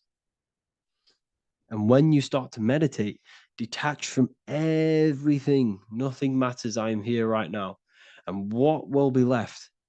The only thing that will be left is the language that your mind is using. Now, this is very deep. Not many people will tell you this, but I've lingered in meditation many times. And I can tell you from experience that the only thing left once you detach from everything is the language that your mind is attached to. So whether that's English, Italian, French. Once you detach the language of the mind that that little voice in your head's using, you're left with the soul. Once the mind is switched off, you're left with the soul, and you have detached from all of these external things. You're left with the soul. That's you. That's the power. That's the source of all creation, where everything you've ever done has come from. Every thought, every idea has come from your soul. Number two. That's meant to say number two. Sorry about that. Mental addictions and emotional addictions. Okay. These two are very important. Mental addictions, this could be thought patterns. This could be the labels that we've just been talking about. Then you have emotional attachments, which is maybe you're too attached to an external thing. Maybe you're too attached to your phone. Maybe you're too attached to family. Maybe you're too attached to loved ones. Yes, I'm not saying don't love them, but what I'm saying is do not rely on anything in this world to make you happy, to fulfill your emotional needs. Everything is found within you. You must look within, and if you're looking without, if you're trying to find yourself in the outer world, you'll never find yourself. You'll constantly be looking around in loops. Because you cannot find yourself in the outer world. Nothing will give you long-term validation. Seeking validation in the outer world will leave you soulless, leave you feeling empty inside and sad and depressed. You have to find yourself within. You have to detach from everything you are relying on to give you emotional stableness. You have to detach from all. Yes, love your children. Yes, love these people, but do not rely on them. Because everything in this world is temporary. Do not conform to this world. The Bible tells you this. Everything in modern society nurtures the body, but neglects the soul. They keep you addicted to as many things as possible. Smoking, you have to detach. Drugs, you have to detach. Alcohol, detach. You cannot rely on anything. This is why this path is very, very difficult to walk. But I'm showing you the way. These are the things you must do before death. You have to detach from absolutely everything. If you die and your mind and soul is still addicted to these worldly things, then guess what? You're going to reincarnate. You're going to reincarnate because your mind is still thinking about these material earthly things. And if you are operating in that vibration, you're going to project that vibration and come back here. You have to detach. You have to master the soul and master the mind. Like I said, the Matrix is designed to keep you addicted to as many things as possible. Your phone, food, smoking, drugs, alcohol, clubbing, all of these things. Everything in society is made to trap your soul and reincarnate in this world. That's why it's very, very, very difficult to walk this path. Very difficult. Matrix, matter tricks. John 2:15 to 17. Do not love this world, nor the things it offers you. For when you love the world, you will lose God. Do not love this world, nor the things it offers you. Do not conform to the pattern of this world, but be transformed by the renewing of your mind. Great quote. Do not conform to the pattern of this world, but be transformed. Let this world transform you. Learn from this, expand from this, but do not be mentally and emotionally attached. Okay? What good will it be for someone to gain the whole world yet forfeit their soul? Like I said, everything in the Bible is telling you the truth. You just got to read it correctly. This is spirituality. This is spirituality. The Bible is spiritual. It's a spiritual text. We must disconnect from everything outside of us and connect with the true soul. Here we have the Egyptians showing you the soul leaving the body. Here we have the soul here. Here we have the Masons showing you the soul coming out. The soul is real. You are the soul. And when you leave this physical plane, you will go into the astral plane. That's where you came from. You came from the astral. You came from the stars. You incarnated into this physical body.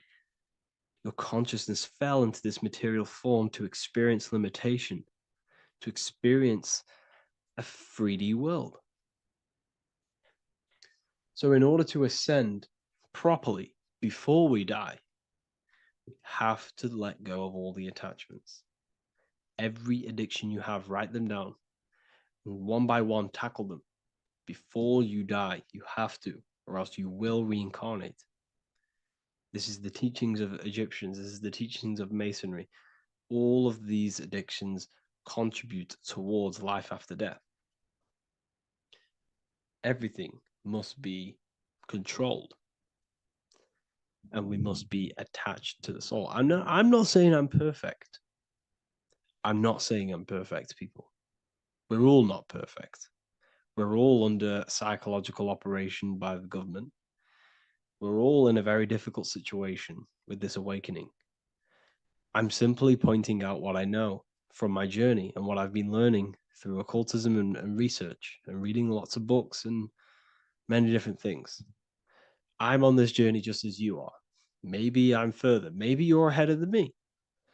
We don't know. But this is what I'm sharing with the world. This is what I'm sharing with my research. And this is what makes sense. It's common sense. Look at everything around you.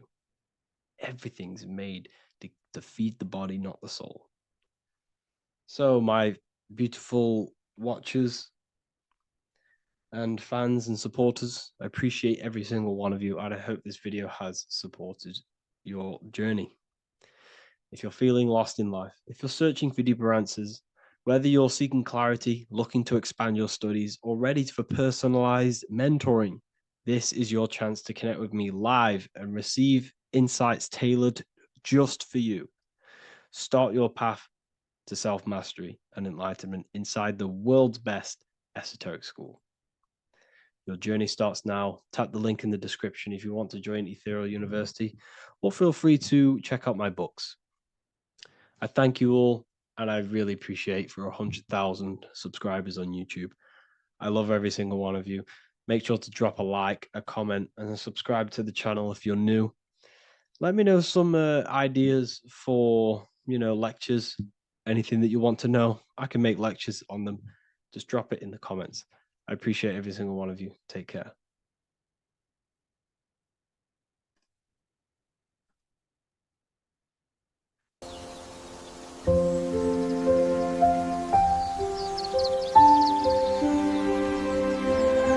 bookofwisdom.com.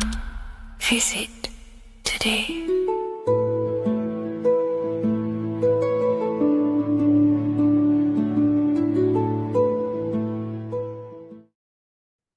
Left and right hemisphere, and what are they doing? How does it contribute towards your perception in this world? And this is what we're going to be talking about in today's video. We're going to be breaking down the two hemispheres of the brain and how they function in your life. So first, we have the left hemisphere.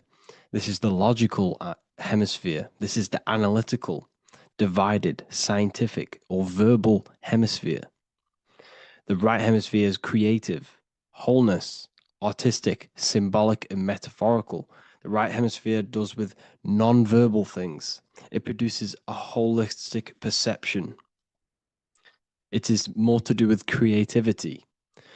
Because what you must understand is that we are not in the external world. The world is produced by our brain. We see with our brain. Our eyes are a part of the brain. What we touch is the brain's interpretation of electrical signals on the nervous system. What we smell is the brain's interpretation of smell through the nose. What you taste is your brain's interpretation of chemical reactions on your taste buds. So what you are experiencing is the brain. The brain is a computer creating a simulation. And you have two hemispheres which breaks down this reality. So essentially the brain is the perception creator. It creates perception. So if the brain is creating this, who is the one experiencing the brain? Well, that is you, the consciousness, the mind, the all-seeing eye. You are the all-seeing eye experiencing the brain, the observer behind the brain, behind reality, behind the emotions. So if you're walking through a woods, this left brain sees individual trees. The right brain sees the whole woods. It sees the biome. It sees the bigger picture. So when you are walking through this woods, the right brain picks up a holistic perception of reality. It creates the woods as one unified woods. The left brain's job is to break this down and analyze it so that we can see individual things. And this is also necessary for humans to have the ability to break things down and manipulate things in this world. So without this left hemisphere, we could not manipulate things and break things down. So this right hemisphere is important because it sees the whole woods. It sees humanity as one unified consciousness. However, the left hemisphere sees individual egos. So the left hemisphere is the place of the ego because it only understands it sees the world very divided. Okay, so for example, here's another example of the left and right hemisphere. If someone pulls out in front of you in traffic, your left brain is going to start going crazy and analyzing them, calling them names. The right hemisphere, however, sees the bigger picture. Maybe he didn't see you. Maybe it's just a mistake. Maybe he's in a rush. You see how the two brains are very different. They do the same thing, but they function in different ways. The right hemisphere is feminine, the left hemisphere is masculine. So, like I said, this person pulls out in front of you, you start to think with the left. If you start to perceive that in the left brain, you're going to start analyzing them, you're going to start going crazy and calling them names because you're analyzing it. You're not seeing the bigger picture behind it. You're not seeing it from his perspective. So there is a crossover. So the left hemisphere of the brain controls the right side of the body, the right ear, the right eye. Everything to do with the right side of the body is connected to the left hemisphere. And the right hemisphere controls everything on the left side of the body, including your eyes, your arms, your legs. So everything is crossed over, and even your visual field is crossed over. So this is your visual field, as you can see here, and even the left side of your visual field goes to the right brain. There's a crossover. No one really knows. There's not really a reason for this. However, this is how the human body is designed. As we all know, the human body is the most advanced piece of technology on the face of the earth. They cannot replicate the human body. And they tell you it has no creator. This is crazy. people are that brainwashed, they can't even understand that their body is the most advanced piece of technology. Your body is so advanced, the computers that you use are mimicked of the body. Everything they create is mimicking nature, but they don't show you how intelligent nature is because they don't want you to understand you're in an intelligent design. So anyways, let's get back on track. There is a crossover in the brain, and this is why they teach you to write with your right hand. And I was speaking to someone who's in a nunnery, or whatever you want to call it. They were a nun, or they knew someone who was who was a nun, and they forced these people, these nuns, to write with their right hand. You had to write with your right hand. This is why, I'd say at least 70% of the world, or 80%, is right-handed and right-legged, because they taught us this to activate the left hemisphere more because of this crossover that happens in the body. So when we are using this right side more, we are using that left hemisphere more. Why? Why are they doing this? Well, they also called it writing. Writing is a spell, to cast a spell on you to use that right side of the body so that you use this left hemisphere, because they want you to see the world as a divided perception. They don't want you using the right hemisphere, using that left side of the body to activate the right hemisphere to see the bigger picture and see how everything is all one and everything is created. This left hemisphere domination keeps you from seeing the connections between everything, because that left hemisphere analyzes, it breaks things down. So when we are left hemisphere dominated by using the right side of the body, we are essentially seeing everything as divided. And this is why so many people will not understand my work, because my work connects dots and connects fields of knowledge, and makes you see the bigger picture. So people who are left hemisphere dominated will see my work and think this guy's crazy. But it's all about activating that right hemisphere. So they called it writing because every word you say is molding your mind in some sort of way. The things you see is molding your mind. Everything you take in through the five senses is molding your mind. And language is a massive spell, especially the English language. They called it writing so that you use that right side. It's a spell because your subconscious mind picks up everything you say. And 90% of your daily basis behavior and thought patterns is produced by these subconscious programs within the subconscious mind. Essentially, your conscious mind is only the 10% of you. The conscious mind is just what you're aware of, what you're wearing, how you're feeling, what you're thinking. That's your conscious mind. The subconscious mind is controlling every system in your body. It's telling your heart to beat without you being conscious of it. So essentially, this is what they're programming. They're programming this system in the back of the mind, which is controlling everything through the words. And this is what spells are, because it's all about creating perception in the subconscious. So they want you to use that right side more.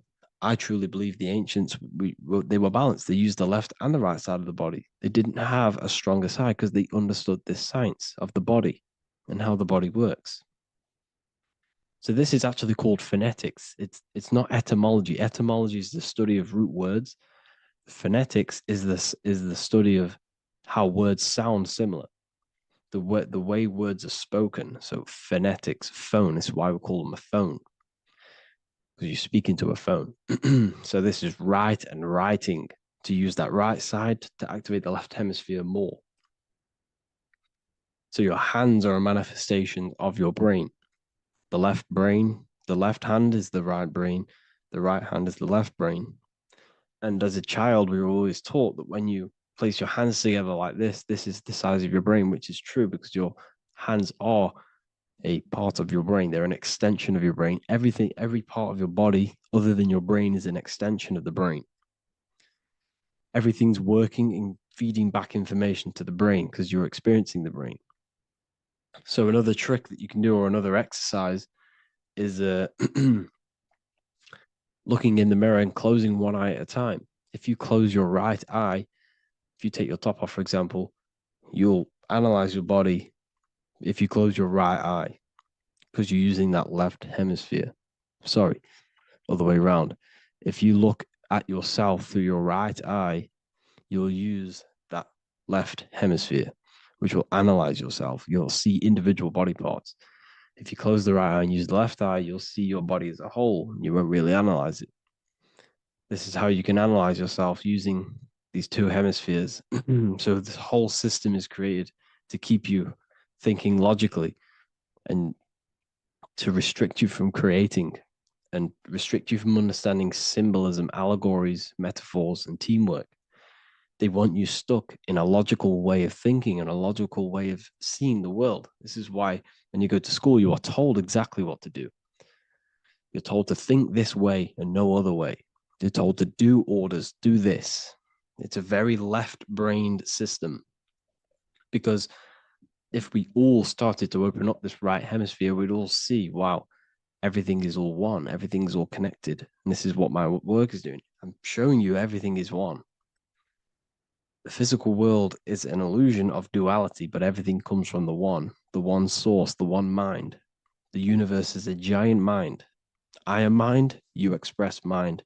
We all possess mind. Behind the physical body is the same mind consciousness. And we are all expressions and fractals of this infinite consciousness called mind. And this is what they don't want us to figure out, is that we are all just one consciousness expressed. It's an infinite consciousness. It's even in the squirrel, it's in the dog. All of these different animals, they're just different bodies, but behind the bodies is the same consciousness, which is mind. That's what the pineal gland is. The pineal gland is not the mind, and it's not the third eye. The third eye is your mind. If you have a closed third eye, it just means you have a closed mind. If you have an open third eye, it just means your mind has expanded from beyond physical things through astral projection and mystical experiences. This is how you gain an open third eye. It's just an open mind. A mind that has astral travel, that has explored the realities within the mind. So everything they do is to keep us in a divided state. Divide and conquer, right? That's their motto. All to keep you thinking how everything is divided. Everything they've done is division. Postcodes, countries, everything is divided. Like football teams and all this stuff. It's also a natural process when you grow up, because as you grow up, your brain is constantly analyzing the world. So this is sort of a natural process of how you become more left hemisphere dominated, because your brain is always analyzing. And unless something awakens you, you can awaken that right hemisphere where you can start to see the bigger picture. Even the music, all tuned to 440 hertz, shuts down the right hemisphere of the brain. 440 hertz, Spotify, Apple Music, the radio. Every time you turn on the radio, it's tuned to 440 hertz. This was specifically tuned. It never used to be tuned to this. It was in the 1950s. It was changed. The standard music tuning was changed to 440 hertz because it shuts down that right hemisphere of the brain. They don't want you thinking, seeing the world in this way and perceiving things as one. And I'm going to show you. It tells you this in the Bible. Cast the net onto the right-hand side of the boat and you will find the fish. What was Jesus saying? This is, you see, people read the Bible and they don't understand it. If the Bible is not talking about you, then it has no meaning. The Bible, everything you read in the Bible is about you and how it can better your life. It occurs to you. So if Jesus says, cast the net onto the right-hand side of the boat, this is an allegory. The boat is your body. Cast the net. It's the awareness, the perception onto the right hemisphere of the brain, and you will find the fish. What's fish? What do fish do? They swim deep in the ocean. It represents the knowledge, deep knowledge. Cast the net onto the right-hand side of the boat and you will find fish. You will find the wisdom. You will gain understanding when you cast that your awareness into that right hemisphere. You will see that I am you and you are me. We are all one consciousness. You will see everything. You'll see that the trees are the same patterns as the nerves in your body. You'll see everything is connected. Everything is a fractal of the one infinite consciousness. And how many fish did they catch? 153. That adds up to 9. This is now numerology. The Bible's filled with numerology. Adds up to 9. What's 9? Human consciousness. It represents consciousness. You're in the womb for 9 months. Feminine. It's all about consciousness. And then Revelation 14. And I looked, and behold, the Lamb standing on Mount Zion. That's the spines, the mountain. With him, 144,000. 144 adds up to 9. It represents consciousness on top of the spine. You see? And he had his name the name of his Father written on the forehead. What's the Father? The higher mind, the higher consciousness within you. Where is that? In the forehead, the pineal gland. The pineal gland is the radio receiver for the higher consciousness. Because every body part of the body has consciousness. Your heart has consciousness. Your gut has consciousness. You are thinking with these different consciousnesses. You think with the gut. You think with your penis. You are thinking with all these consciousness. And it's about raising your consciousness to the higher consciousness, which is the Father, the mind, in the head. Don't think with the lower parts of the body, because that is your animal nature. Think with the higher parts of the body. It's all representing consciousness. How to activate the right hemisphere of the brain? Well, it's all to do with non-verbal things. So music will activate the right hemisphere. Make sure it's tuned to the right frequency, though. 432 hertz, 528 hertz. Any frequency that adds up to 3, 6, or 9 is good for you. Meditation, turning off the thoughts, and you raise yourself to the higher brain.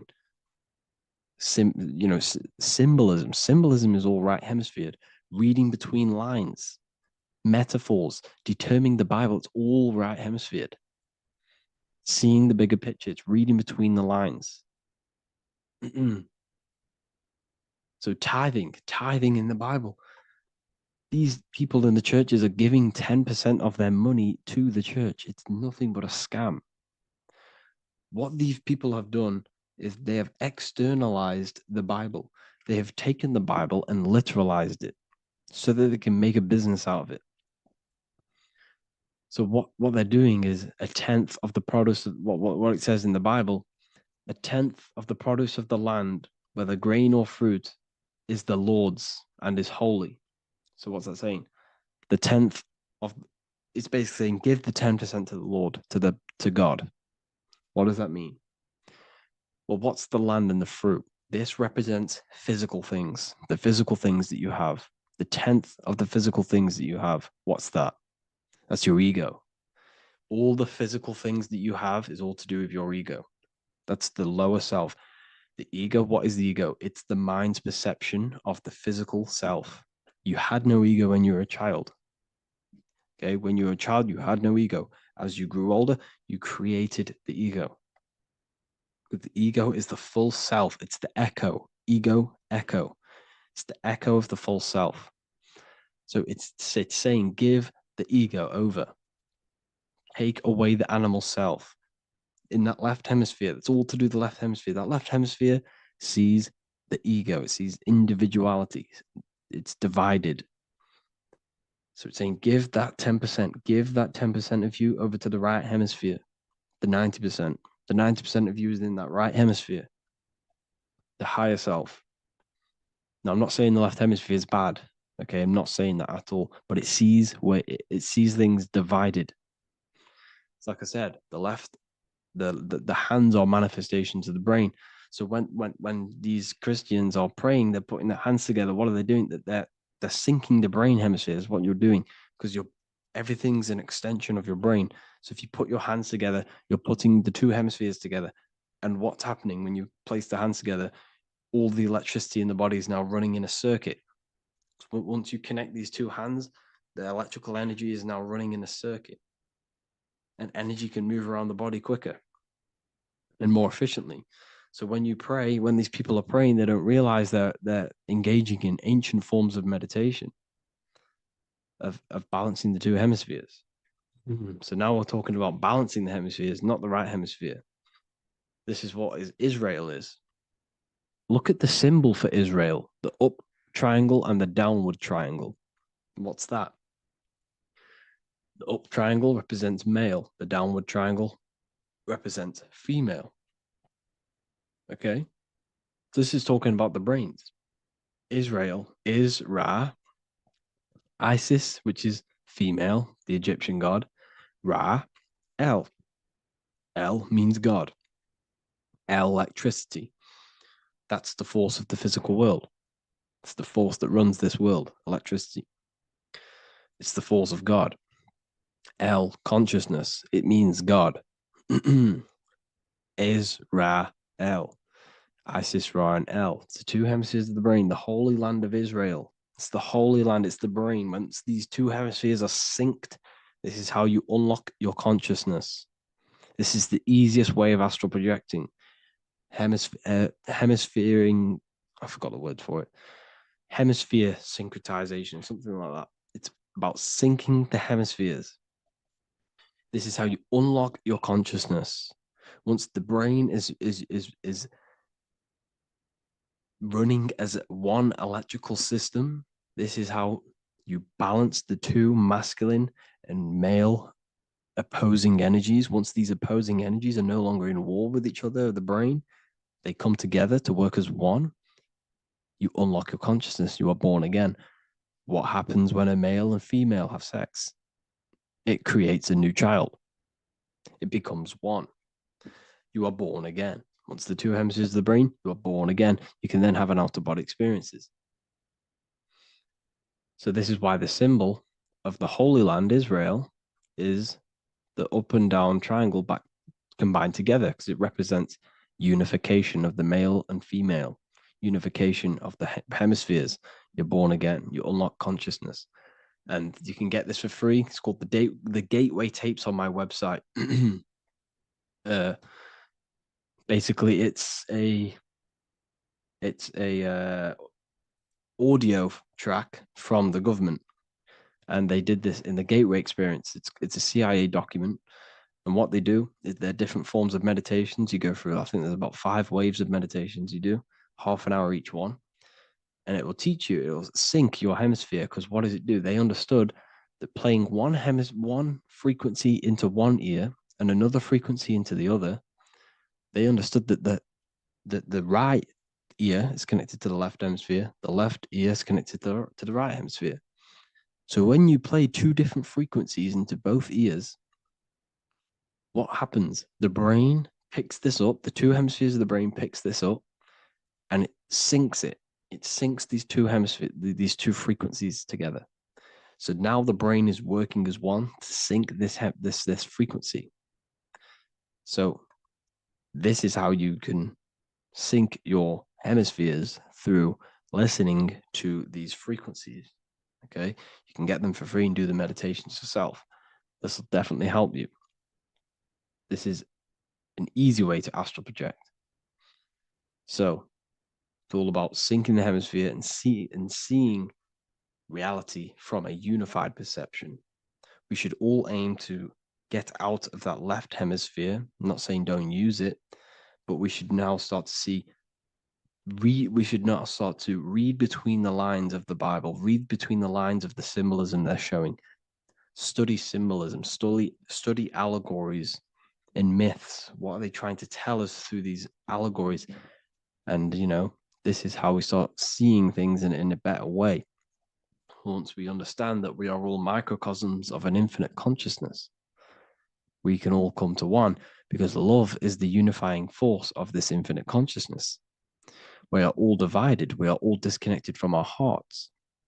Once we all connect with our hearts and see that everything is one, we can all start to love and come together as one, because love is the unifying force of consciousness. So if you haven't already seen, I now have launched the Ethereal University. I will be doing lectures like this one, but even better, deeper, and even releasing knowledge that I can't talk about online, as they are censored. I'll be doing lectures every single week. I'll be doing live calls every single week. You also gain access to my library, which is filled with over 45 occult books, filled with knowledge. Okay, I'll show you now. Plus, you get my book, The Book of Wisdom, PDF form, and the Human Health Guide, PDF form. You also get all of this stuff, the health section, Q&As, Ethereal meditations. We've got some celestial studies, cosmology, numerology coming soon. You also get the brand new Manifestation Mastery course, plus the library. And there'll be new books, new lectures, new live calls every single week. Or you can get the Book of Wisdom, use the code WISDOM in all capital letters to gain 40% off. This sale will be ending very, very soon. So if you're watching this, be very quick to get yourself a physical version or a PDF of my book. You can get it in all these languages. Hope you enjoyed this video, people. I'll see you inside the Ethereal University, the real university. Have an amazing day.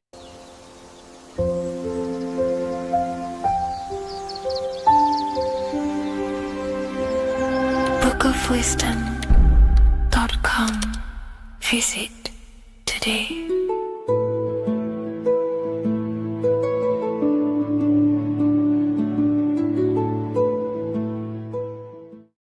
Welcome to Revival of Wisdom. Welcome people, we're back with another video. Please make sure to hit that like button, subscribe, and turn on notifications to never miss a video. The Earth is a giant torus field consisting of a positive and a negative pole. The Sun being the cathode with positive charge and the Moon being the anode with a negative charge.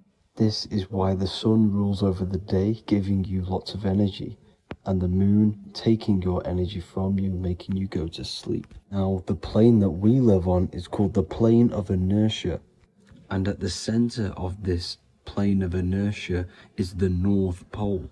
This is where the two electromagnetical energies meet. Now, this is where the most electromagnetic energy is stored.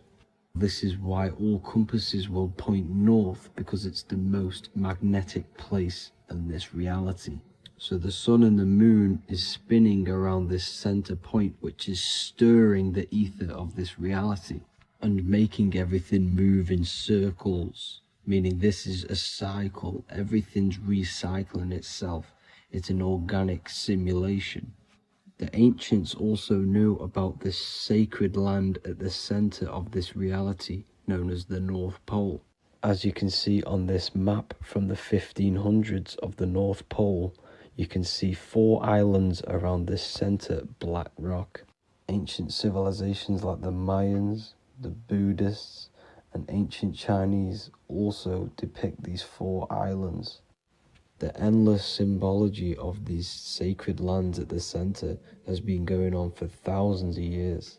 These sort of secrets are now kept by the elites, but as always they have to show the truth in plain sight, and this is what they are doing with the Windows symbol and also the Wizard of Oz. Now in the Wizard of Oz, as you can see, there's something called Munchkin Land. Munchkins are these unusually short people.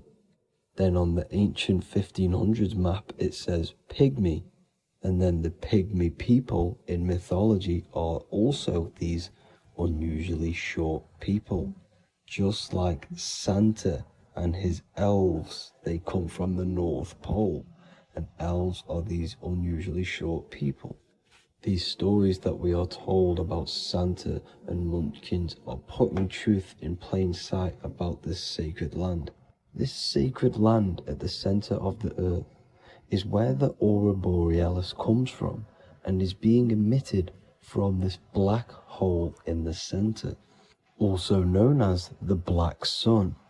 The aurora borealis is the earth's aura, hence why it has the word aura inside of it. It is the life-giving essence to all life within this realm. As this dualistic reality we live in consists of both physical and spiritual, the black sun is like our sun for the spirit. It's our spiritual umbilical cord, connecting us to the spirit realm. And the rising sun is the opposite. It's our sun for our physical 666 carbon suits, known as our human body, our physical aspect. As it states in the 40,000-year-old emerald tablets, deep in Earth's heart lies the flower, the source of the spirit, The flower of life is as thine own place of spirit, and streams through the earth as thine flows through thy form, giving off life to the earth and its children. So the North Pole is the core of this spiritual reality, and the closer you get to it, the more spiritual and lucid it becomes. So the elites have covered this up in order for us to forget the true nature of this reality. And they did this cover-up by introducing the globe model. Nicholas Copernicus was around in the 1400s, and he introduced the globe model. As you can see, he is a Freemason. He depicts himself with a globe and a Masonic compass in all of his paintings and portraits. Galileo was also a Freemason, as you could see in all of his portraits with a globe and a Masonic compass. He was also a massive part of introducing the globe model after Nicholas Copernicus. So yes, the globe model was a spiritual and political move to gain more control over the masses. After the globe model was then introduced, they introduced the theory of evolution by another Freemason, Charles Darwin. See how these two theories go hand in hand? They both degrade humanity, and they make you confused of where we actually came from. By hiding the true form of this divine creation and hiding the true power of each and every one of us, they maintain control over the masses. Now this is order out of chaos, known to be the 33rd degree slogan of Freemasonry. Now this is the Masonic cosmology, and as you can see, you have the checkered board for the duality, the 5-pointed star for the 5 elements, the 4 corners for the 4 pillars, the all-seeing eye, which is Polaris, the sun, the moon, and the 7 stars.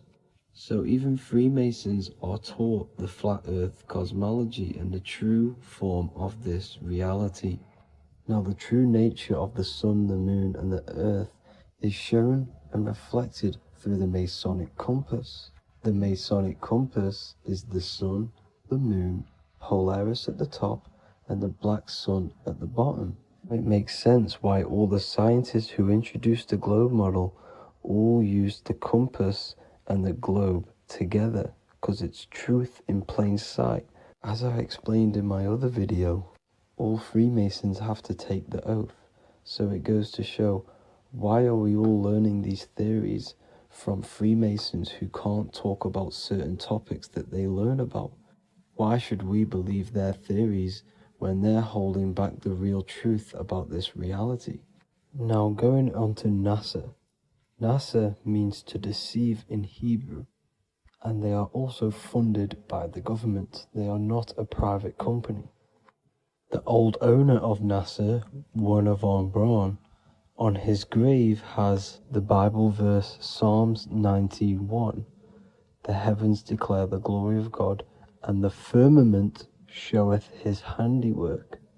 Now why would the owner of NASA put this on his grave? Seems a bit suspicious to me, alongside with the NASA astronauts are all Freemasons. And not to mention the countless mistakes they've made on their live videos in space stations, the moon landing, and the CGI footage of the Earth, which is obviously photoshopped. Just by tricking the masses that they live on a spinning ball, the elites gain the perception of the masses. Not only does it hide the divine creation we're inside of, it hides the divine spark within you.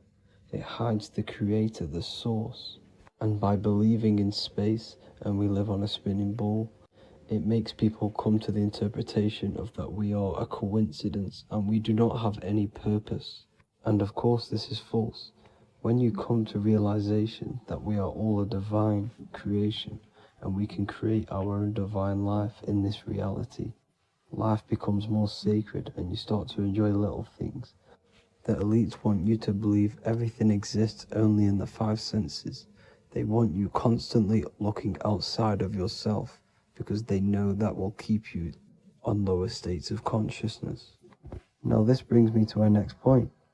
By tricking the masses into the heliocentric model, the elites started to advertise aliens in the movies in cartoons and magazines in the late 1940s. Now this is subconsciously programming us about aliens and extraterrestrial threats, which then they can use to their advantage. And this is something called Project Bluebeam. They are more than likely going to fake an alien invasion to push this 2040 agenda, which is for one government and one ruling currency. That's it for this video, guys and girls. Hope you all enjoyed. Please make sure to leave a like and a comment. God bless you all.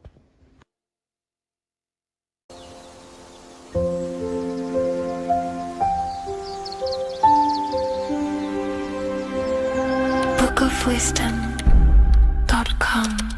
Visit today.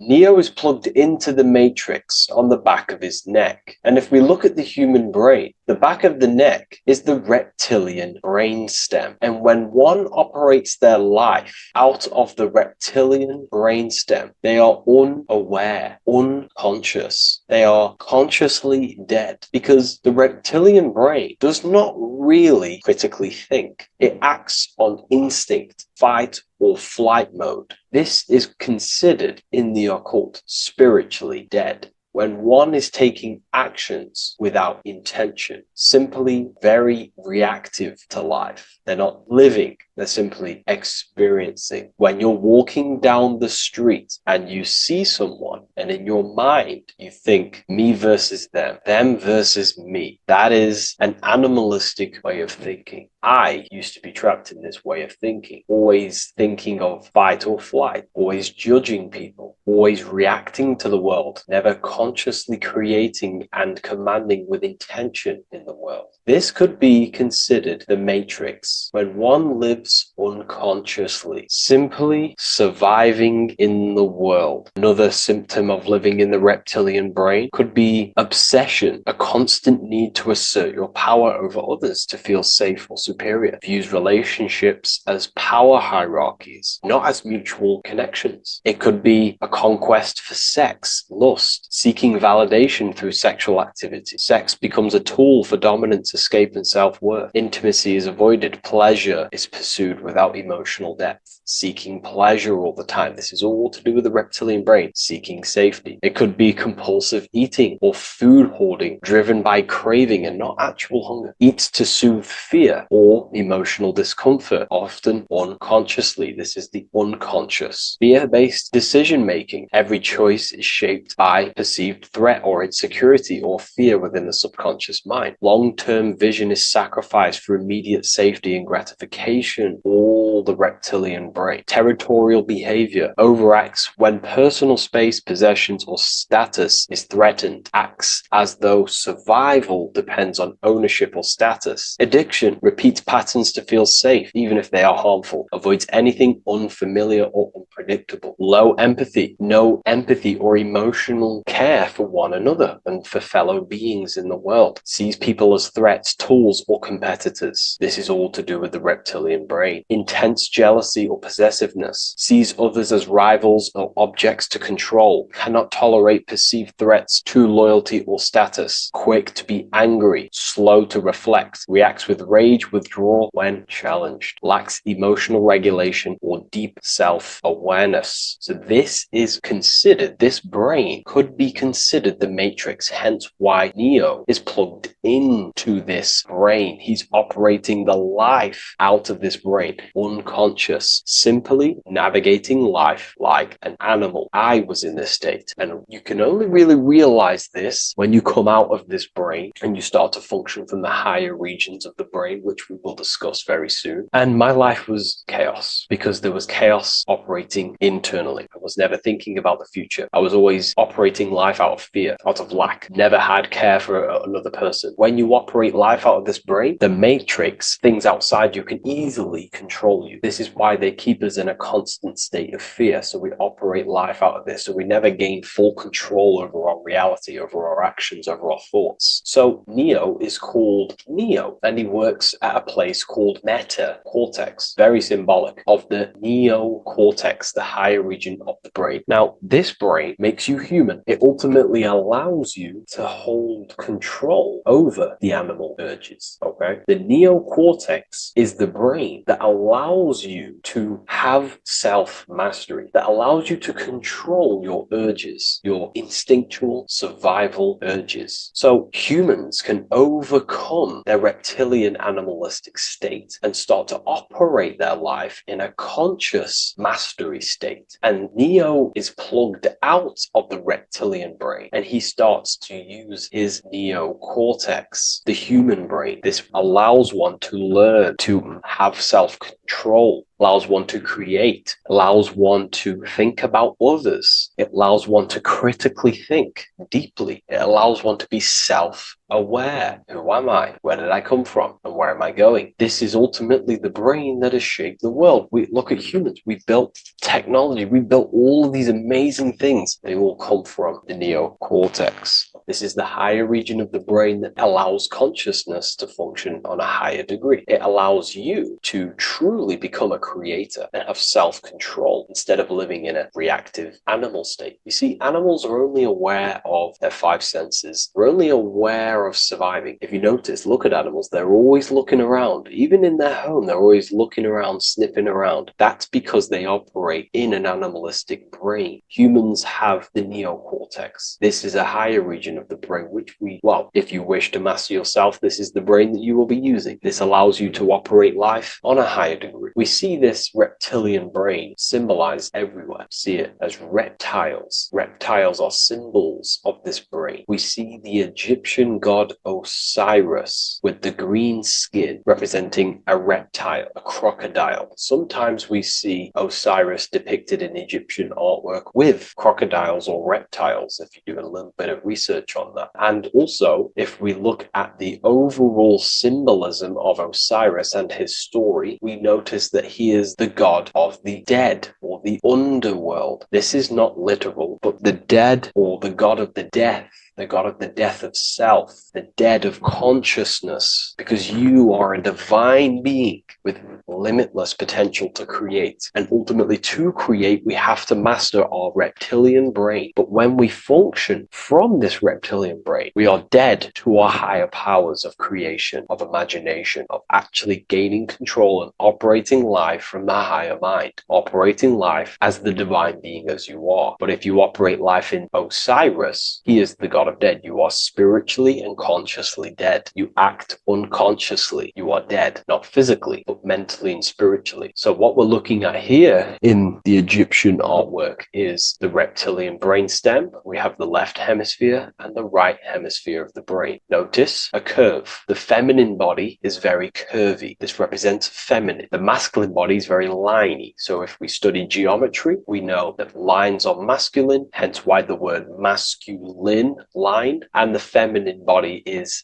in geometry, feminine is represented as curves. So this is the left masculine brain on the left side, and this is the right feminine brain on the right side, with Osiris, the reptilian brainstem, in the middle. So we're going to go deeper into some Mesopotamian artwork now. Now let's have a look at this. We're looking at the reptile on the very bottom. We see the left brain and the right brain, the Eye of Ra and the Eye of Horus on the left and right. In Freemasonry, we still see the symbolism of the two pillars, Yakin and Boaz in Freemasonry, with the two pillars symbolizing masculine, feminine forces of consciousness, also representing the masculine left brain and the feminine right brain, with the reptile down here. But if we have a little look here, right, we have a little look at these reptiles. This person is standing on top of the reptiles. When you are on top of something, you have power over the below. You are standing atop of something. You have mastery over it. You have control over it, symbolizing gaining control over the reptilian brain, the reactive actions, the sexual urges, the addictions, the territorial behavior, the fear-based decisions, constant internal tension, never being able to focus. It's symbolizing gaining control over these internal qualities that happen within us, in our mind, because the universe is mental. And if we do not gain control over this brain, it will dominate our mind, which will ultimately dominate our actions and destroy our life and live in an unconscious state. So this is basically instructions in this ancient Mesopotamian artwork of becoming self-mastery, to operate on a God consciousness level. So we have a person symbolizing your awareness, the internal you, having mastery over the reptilian urges, the reptilian brain, the reptile thinking. We have a person, a face in between, and it's standing in between these pillars, symbolizing balance of the brain hemispheres. Because the face, we see the eyes in the middle, we see the person is you, your consciousness, standing in the middle pillar. So representing seeing reality as neutral. Everything in the world is neutral. It's the mind's perception that gives it a positive or negative charge. When we adapt this mindset, this view of reality, this knowingness of reality, we see the world for what it truly is. And if you see things as neutral, it allows one to transform the situations in your life accordingly, instead of simply choosing a side.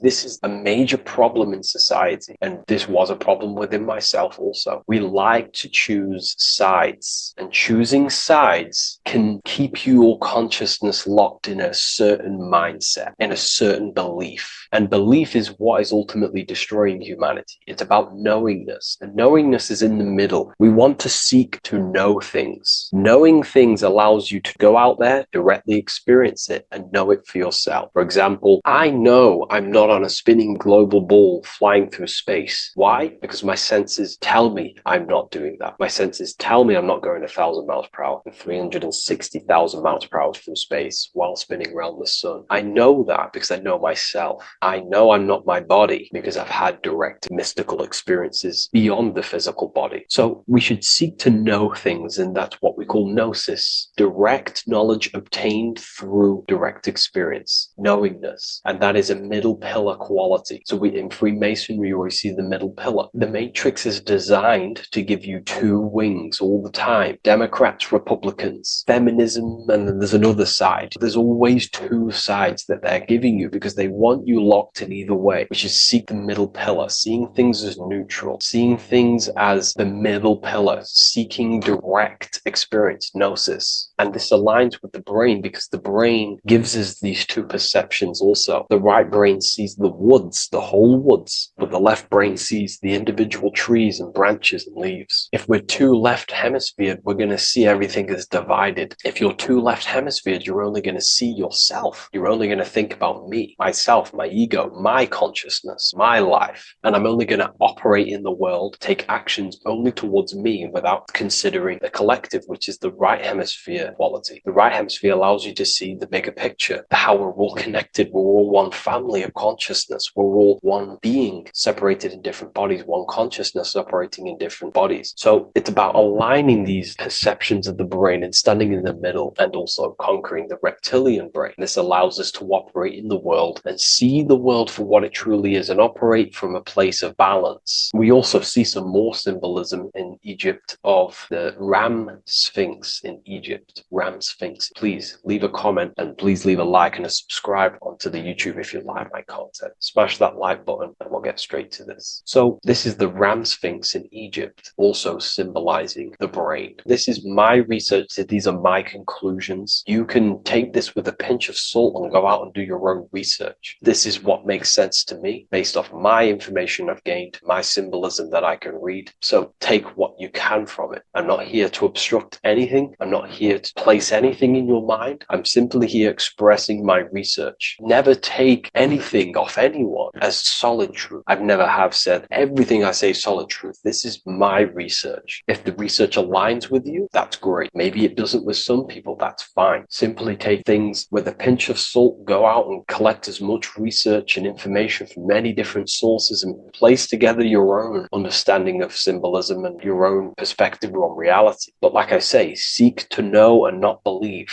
So this is the Ram Sphinx in Egypt. This is a more powerful symbolism of the brain. We have Osiris here, the god part of the dead, which is the reptilian brain, and an Aries symbol here symbolizing the hippocampus in the brain. So this is the reptilian brain stem, heavily aligned with the reptilian brain stem here. We can see the connections if we look closely. So this represents the dead of consciousness. This is the dead of self, living in impulsive animalistic state, the symptoms that I listed earlier. I'm not going to go over the symptoms again. And Aries symbolizes the hippocampus in the middle of the brain. It's the hippocampus. And Aries is a symbol of a state of being. Why? You see, ancients and the ancient Egyptians, according to my research, Freemasons still use this symbolism today. So what they do is they use the path of the sun to symbolize a state of consciousness or a journey in consciousness. So what do I mean? So Aries here is the transition from the winter arc. So this is the winter arc from Libra, Scorpio, Sagittarius, Capricorn, Aquarius, Pisces. This is when the sun is dead. This is when the electromagnetic waves of the sun are not very present. This is the winter. This is when there's more darkness in the world. However, from Aries, Taurus, Gemini, Cancer, Leo, Virgo, and to Libra, this is when the sun is giving more electromagnetic rays. Everything grows. Everything is reborn again. Everything's growing. There's more light. There's more warmth. You can grow crops. So this is very symbolic as a state of consciousness. Aries is used heavily to represent the rebirth of the sun, but internally as an esoteric interpretation of Aries, it symbolizes the resurrection of awakening of the self. It is the rebirth of the sun, of the soul, the rebirth of becoming aware out of the darkness into the light, living in the reptilian unconscious state, the unconscious, not being aware that I possess consciousness, not being aware of my thought, emotion, actions. And Aries is that symbol, is of the rebirth of the spirit, the rebirth of the self, becoming self-aware. So that's what we're looking at here with the Ram Sphinx. We're looking at Osiris, dead, the reptilian brain, operating life in an unconscious state, not really thinking, not self-aware of thought, emotion, actions, not aware of the soul, not aware of good and evil, not aware of the laws that are in the heart of love, not aware that there's always an intelligence in the heart telling us what's the right thing to do at all times, not aware of anything, just simply reacting to the world. But then we have a symbol of Aries above, which is the resurrection of self. So again, this is symbolizing by the Egyptians to me and my research going from darkness to light. This is the resurrection of consciousness when we start to deepen our self-awareness, which is ultimately what I'm doing to you in these videos. Hopefully I can awaken some people's minds and make people think deeper. And that process of internally what's happening within you that's what Aries represents when you're starting to say, wow, my mind's going deeper and deeper into the self, and I'm realizing more. That is what Aries symbolizes. When the sun returns, it's also a symbol of a sacrifice, because obviously when the sun returns back to Aries, we're sacrificing the winter, when we're transitioning, and all transitions require sacrifice. So in Aries, the Jews celebrate the Passover. It's the Passover of the sun, and what do? They eat lambs in the Passover Aries, because it's all symbolic of this internal process. In Aries, Christians celebrate with the Easter, which is the resurrection of Jesus, the resurrection of the sun. Remember, it goes deeper. There's deeper layers to this. It's the resurrection of the self and the mind deepening into a deeper awakening. So again, we're going from the lower regions of the brain, and when we start to critically think and become self-aware, we're starting to use the mid part of the brain, and the mid part of the brain then expands into the neocortex, which is the resurrection of the self. The mind is no longer functioning in just the reptilian brain, but then it's going into the light of the higher brain, the neocortex, and this is the reptilian brain. This is the midbrain, what we're looking at here with the Ram Sphinx here. So this is the resurrection. It's the transition point of going from the reptilian brain into the midbrain, into the neocortex. We're now resurrecting ourselves. Now, this is not putting anything negative on the reptilian brain. Without the reptilian brain, we wouldn't be able to live. We need the reptilian brain, but it's an abuse of the reptilian brain that can keep us in a very low state. It keeps us stuck in an unconscious state. But the reptilian brain is what's allowing you to breathe, to eat, to scan the environment for any threats. If there are threats, we do need the reptilian brain. That's not to say it's evil, but what I'm saying is an abuse of this brain, which is what most people are stuck in. They're operating their life out of this brain. And this is what the Egyptians, I think, are symbolizing, trying to tell us, to resurrect ourselves, to become self-mastered, to become the highest version of yourself, to actively create in the world. Because when we are only operating from this brain, we're unconscious, well, then other people can use you as a vessel to create their reality. This is how the world is at the moment. The ones who know how to use the mind are controlling the other ones who do not know how to control the mind. So I hope this makes sense to you. Let me know if you have any video recommendations, and I'll see you inside Ethereal University. If you wish to take your research to the next level, I have things inside of there that are very powerful. We happily invite you. I'll see you inside of Join. If not, I'll see you in the next YouTube video.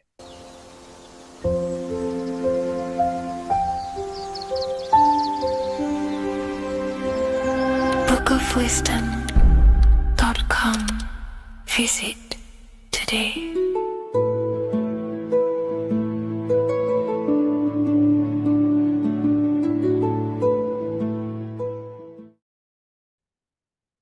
You don't just have a physical body. You have a physical, mental, spiritual, and emotional body. Each one of these aspects are a body of its own. Body does not just refer to a physical substance. You have a mental body for thinking, an emotional body for your emotions, a spiritual body for your energy in your astral form, and a physical body to encapsulate all of these. Each four of these aspects are essential for the human experience and essential to balance. Now, today we're going to be syncing the four aspects of your consciousness with the four seasons and the four elements, and how this ties into the Bible. So we have four physical elements. We have 5 elements in total, spirit being the most important, but spirit is pure invisible. We have 4 physical elements. We have air, fire, earth, water. Earth and water are feminine. Air and fire are masculine. Air and fire are active. Water and earth are passive. The air corresponds with the mental body of consciousness. This is where your intellect, this is where your communication, this is where your thoughts, intuition all comes from. This is the mental body of consciousness that allows you to think, allows you to process, figure things out, and have intellect and gain knowledge. This is your intellectual aspect of your consciousness, located in the head region. We have a fire nature, a spiritual nature. This is our astral body. Our astral body is all to do with the subconscious realms, the higher realms of consciousness. This is the body that allows us to be free from the physical body. Our spirit is more of our energy. Water is our emotional body. This is what allows us to feel things, that allows us to gain intuitive feelings of conscience. So emotion allows us to understand what is right and what is wrong. When we feel something bad, we know that this is wrong. When we feel something good, we know that we are doing good. Emotions are a creational force that allows us to feel certain things to bring them into existence. Our emotional body is a creational force and should not be reactive, and they should be controlled. Most actions are stemmed from emotions. Actions bring thought into physical existence. Emotions are the driving power. They are what drives your actions. The thought, then the emotion, then the action. Earth is your physical body. This is your physical state that allows you to take mind and emotion into action, into fruition, into physical matter. This is what your physical body allows your consciousness, your soul, to interact with the physical world and bring things into physical existence. The physical body, the physical world, is an outcome and an effect of the thinking mind. All physical substance comes from the thinking mind. The pen, the phone you're holding, the microphone I'm speaking into, all began as a thought in the thinking mind, then it was brought into physical reality. Earth is the most dense. So it goes in this order: body, emotions, spirit, mind. The higher you go up, the more lucid and fluidic it becomes. The lower you go down, the more dense and dull it becomes. Air is the mind, fire is the spirit, water is the emotion, earth is the physical body. So this is why you are a microcosm. You have these four things within you. You contain of these four elements, which correspond to the four bodies of your consciousness, the four bodies of the soul. You are the soul. You are the spirit. So this is why in Theologians 4:17 it says, "Caught up together with them in the clouds to meet the Lord in the air." You don't meet God or the Lord in the physical air, in the clouds. This is clearly a parable. A human being cannot go up to the clouds and meet a mystical man in the clouds. This is obviously a parable, a metaphor. The air is your mind. You must raise your consciousness beyond the body, beyond the emotions, beyond the spirit, and enter in the mind during meditation, turning the mind inward to connect with the Lord. The Lord is the highest aspect of your consciousness, the one that exists beyond the physical body, beyond your emotions, beyond the thought. So you meet the Lord in the air, in the mind. The mind represents the air. This is why in America there's a saying called an airhead. You're an airhead. This means that you are stupid, or you don't think, or you have nothing in your mind. You have nothing in your head. When someone's very stupid, you call them an airhead, because air represents the mind. The air is elevated. The air is invisible. The mind is totally invisible to the human eyes. It is a metaphysical substance. In fact, it's not a substance at all. It's so fluidic. It's everywhere. The mind can be everywhere at all times. It can be anything. Nothing is impossible within the mind. Now, this is synced with the four seasons. The four seasons represent the four aspects of human consciousness, the four bodies of your consciousness, the four bodies of your soul. The sun is your soul, okay? And the sun travels around four seasons. Summer, when the sun is the most hottest point. Autumn, when the sun starts to move away from the hottest point. Things start to die. Then it goes to winter. This is when everything dies. This is when things enter in within itself. This is when darkness occurs. Then spring. This is the reignition of the sun. This is when the sun starts to bring back the warmth back to the summer. You have four seasons which correspond to the four bodies of consciousness. Fire is the spirit. This is when you are passionate. This is when you are taking action. This is when you are fiery. The sun is blazing. You're taking action. You're very passionate. You're very spirit. You're in the spirit.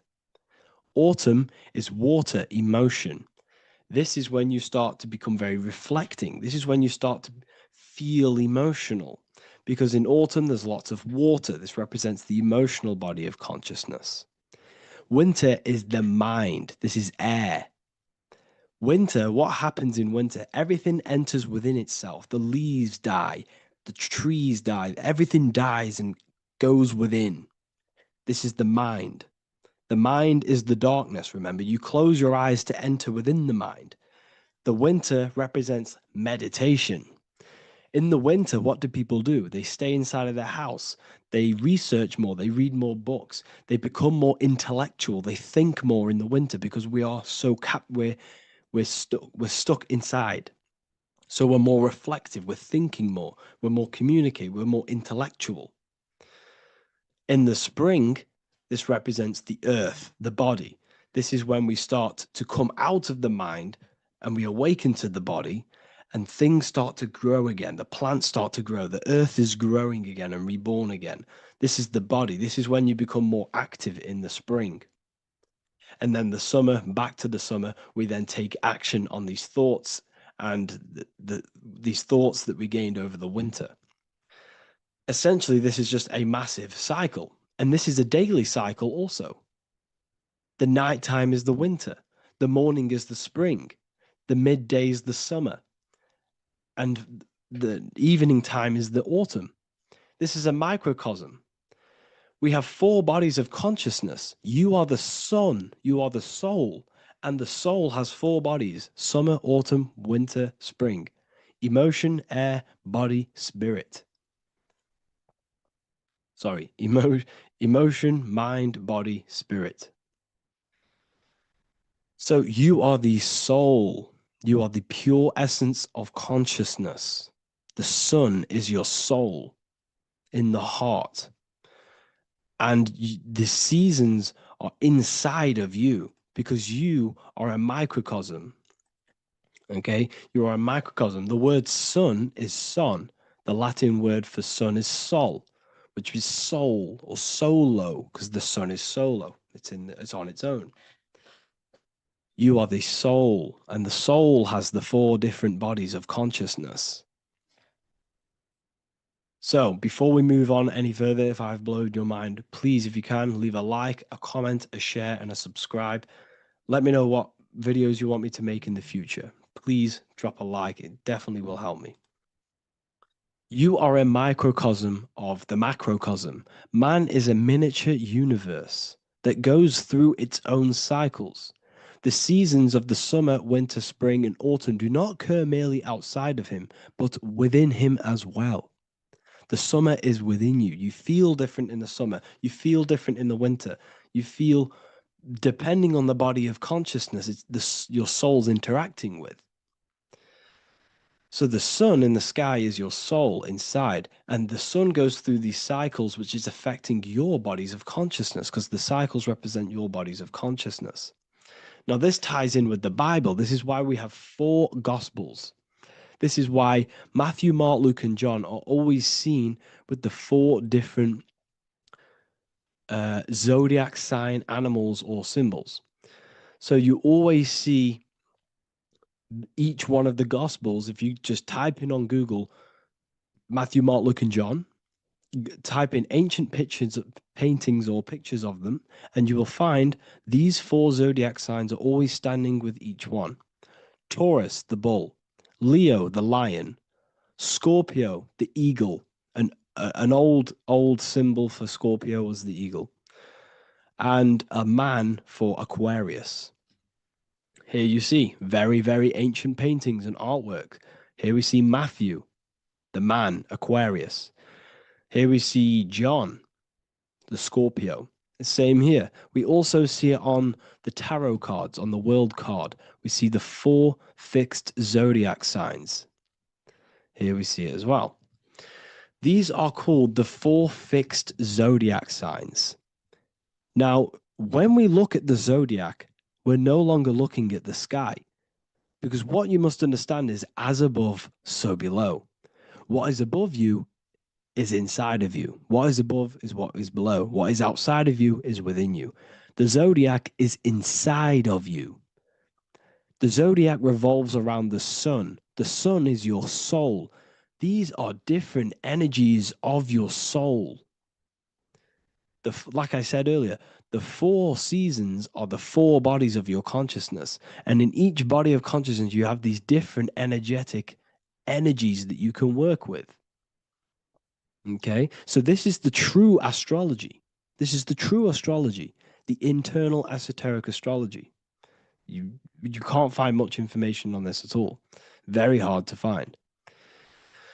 So what we're looking at are the 4 bodies of consciousness. Obviously, when you look in the middle of each, when we look in the middle of each season, spring, the middle of spring is Taurus. The middle of winter is Aquarius. The middle of autumn is Scorpio. The middle of summer is Leo. These 4 signs are known as the 4 fixed signs. Okay? Scorpio is fixed. It's the middle of autumn. Scorpio is a water sign, emotion. Aquarius is the air sign, the mind. Taurus is an earth sign, the body. Leo is a fire sign, the spirit. This is why we see Matthew, Mark, Luke, and John with the 4 fixed signs of the zodiac, which represent the 4 bodies of consciousness. Leo, the spirit, fire. Luke, Taurus, earth, body. Matthew, Aquarius, air, mind. John, Scorpio, water, emotion. Each gospel is depicting Jesus and showing Jesus in each gospel. Each one of these gospels is showing and depicting Jesus according to the different body of consciousness. In John, this is when Jesus starts to turn water into wine. Water is emotion. Wine is transmuted emotion. This is when he does miracles with his emotions, water into wine. Aquarius, which is Matthew, air, the mind. Inside of the Gospel of Matthew, this depicts Jesus as an intellectual person, a person who's communicating and using his mind, his mental body a lot inside of the Gospel of Matthew. Go and read it, and you will see this. Luke, Taurus, earth, the body. Luke shows and depicts Jesus according to the body of consciousness, the physical body. He shows Jesus as a human, being a human being, helping people physically and helping people's physical needs, like giving away food and doing all sorts of good things for other people. Leo, Mark, inside of the Gospel of Mark, this shows Jesus as a spiritual teacher, a passionate person who is taking action. Each gospel is showing Jesus according to the different body of consciousness. And Jesus represents you, the Son. That's why it's called the Son of God, the light of the world. Jesus represents your soul, and your soul has these 4 gospels, the 4 bodies of consciousness, the 4 fixed signs, the 4 elements and the 4 seasons. These things all correspond to your consciousness. So this is Leonardo da Vinci showing you the exact same thing. Jesus is the I am, the Son, the soul, in the middle, on his own. Luke, spring, earth, body. There are 3 people in each group. There are 4 groups, and there are 3 people in each group. 1, 2, 3. 1, 2, 3, 1, 2, 3, 1, 2, 3. Fall, winter, summer, spring. These are according to the 4 bodies of consciousness. Here we see Aries, which rules the head region. He's on the head of the table. Gemini, he's holding up the 2 hands because Gemini rules the 2 hands, the 2 arms. Gemini is the 2 twins, which is the 2 arms and 2 hands, and the 2 lungs. Here we see the beginning of summer, which is Cancer. You see the big knife here. Cancer, him here, this gray-haired guy, holding a knife for the crab. Cancer, they pinch. You have a knife, symbolizing the crab. Leo, the middle of summer, showing dominance. The sun is very dominant. He's got his elbow on the table, showing dominance. Virgo has no Adam's apple. Cancer here is pointing at this woman's neck, saying there's no Adam's apple. This is Virgo, the virgin, the only woman. Jesus, the sun. This is Libra, the balancing. He's holding his arms out balanced, showing the balancing of the sun, because when the sun enters Libra, the sun is balanced between winter and summer. So it's balanced. This is all astrology, but this is internal. Okay? This is Ezekiel's vision. Ezekiel had a vision in the Bible, and he saw the face of a man, the face of a lion, the face of an ox, and the face of an eagle. The eagle, Scorpio, the ox is Taurus, the lion is Leo, and the man is Aquarius. He saw the throne of God, and he saw the different bodies of consciousness. This is all symbolic for the different bodies of your soul. So when we look at the zodiac, we are actually looking at a map and the energies of our soul and the energies of our bodies and the energies of our consciousness. This is what we are looking at. Each zodiac is an aspect of our consciousness and an energy that we can work with and that we must purify. Balance and purification is essential. Imagine playing a brand new video game. Let's say a brand new video game came out and you had to play it. What happens when you play that game? You don't know the controls. You cause chaos in that game. You can't really run properly. You can't do anything properly. You're getting destroyed by other people who are playing that game. It's the same with your physical body. When you are born, you must learn how to play the game. You must learn how to balance the mind, learn how to balance the spirit, the emotions, and the physical body. We must balance and purify each body of our consciousness. We must look after our physical body with our physical health by eating physical, electrical food like fruits and veg. We must look after our minds by being conscious of what enters our eyes, enters our ears, enters everything. Whatever enters our five senses is affecting our mind, our mental health, our environment, mental. We need to look after our thoughts, control our thoughts by purifying our thoughts, only positive thoughts. Then we must purify our emotions, feeling only gratitude and love and not feeling these negative, dull emotions. Then we must look after our spiritual body through meditation and looking after our spirit. But remember, when we look after our mind, it all begins in the mind. Each body of consciousness is interlocked with the other. If you have if you have an unhealthy body, you have an unhealthy mind, spirit, and emotions. If you have an unhealthy mind, you have an unhealthy body, spirit, and emotions. If you have an unhealthy emotions, you have an unhealthy spirit, mind, and physical body. They're all interlocked. You must balance each one of them. Look after your physical body, look after your thoughts, look after your emotions, look after your spirit. But remember, the mind is the most powerful one. It's mind over matter. Once we look after the mind, because once we start to control our minds and control every thought we think, this will then turn into discipline in our physical body. Because once we learn how to discipline the mind, we learn how to discipline what we eat, we learn how to discipline what we feel, we learn how to discipline our spirit. This is all interlocked, but work on the mind first. Work on the mind first. All of this knowledge is inside of the brand new Book of Wisdom, Volume 2. This is a revolution of human consciousness. If you've read it, please leave a review down below. If you've read Volume 1, leave a review down below. This is the next revolution. I don't see this information anywhere. This is the next revolution of human consciousness.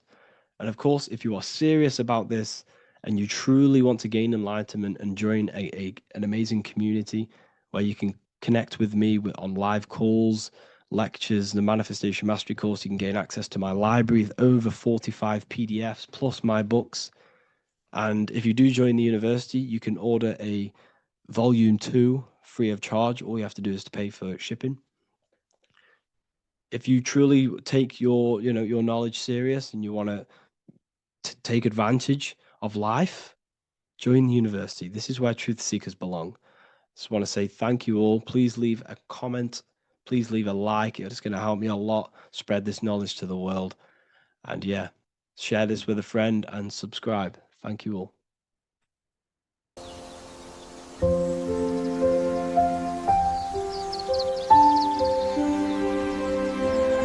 bookofwisdom.com.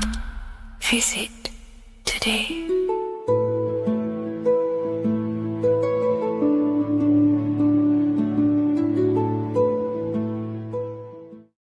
What is good, people? It's Revival of Wisdom. Today we're going to be talking about Saturn.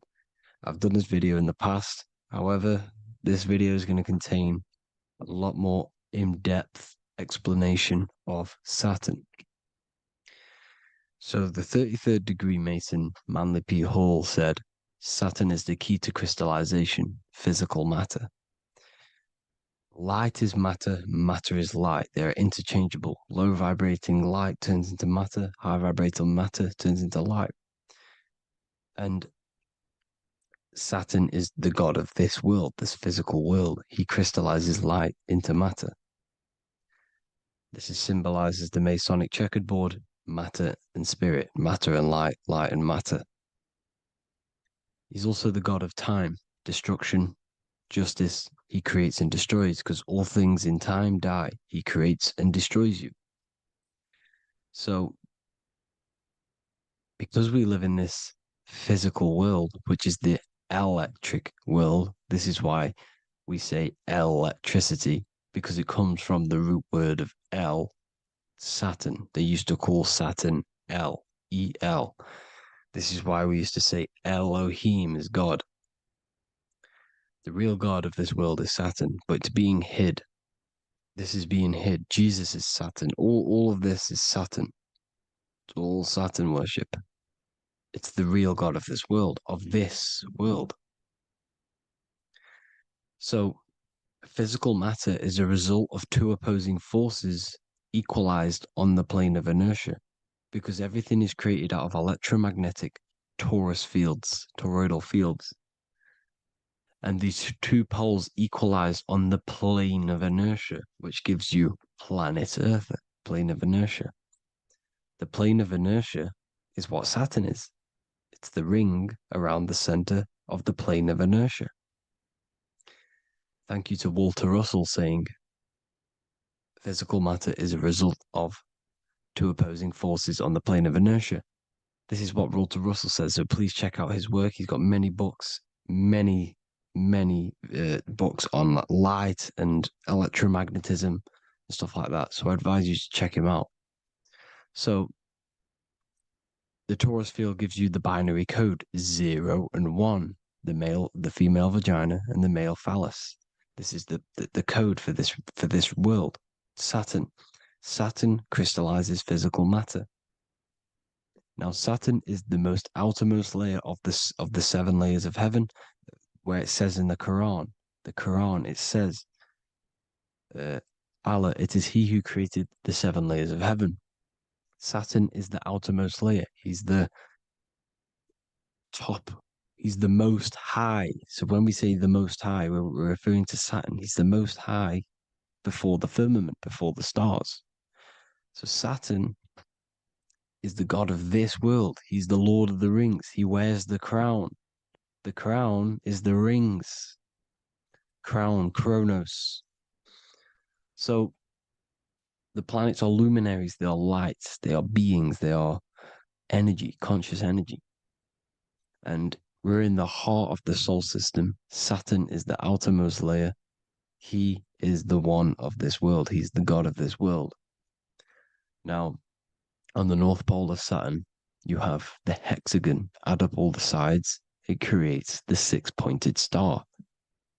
Or it can be created as a cube.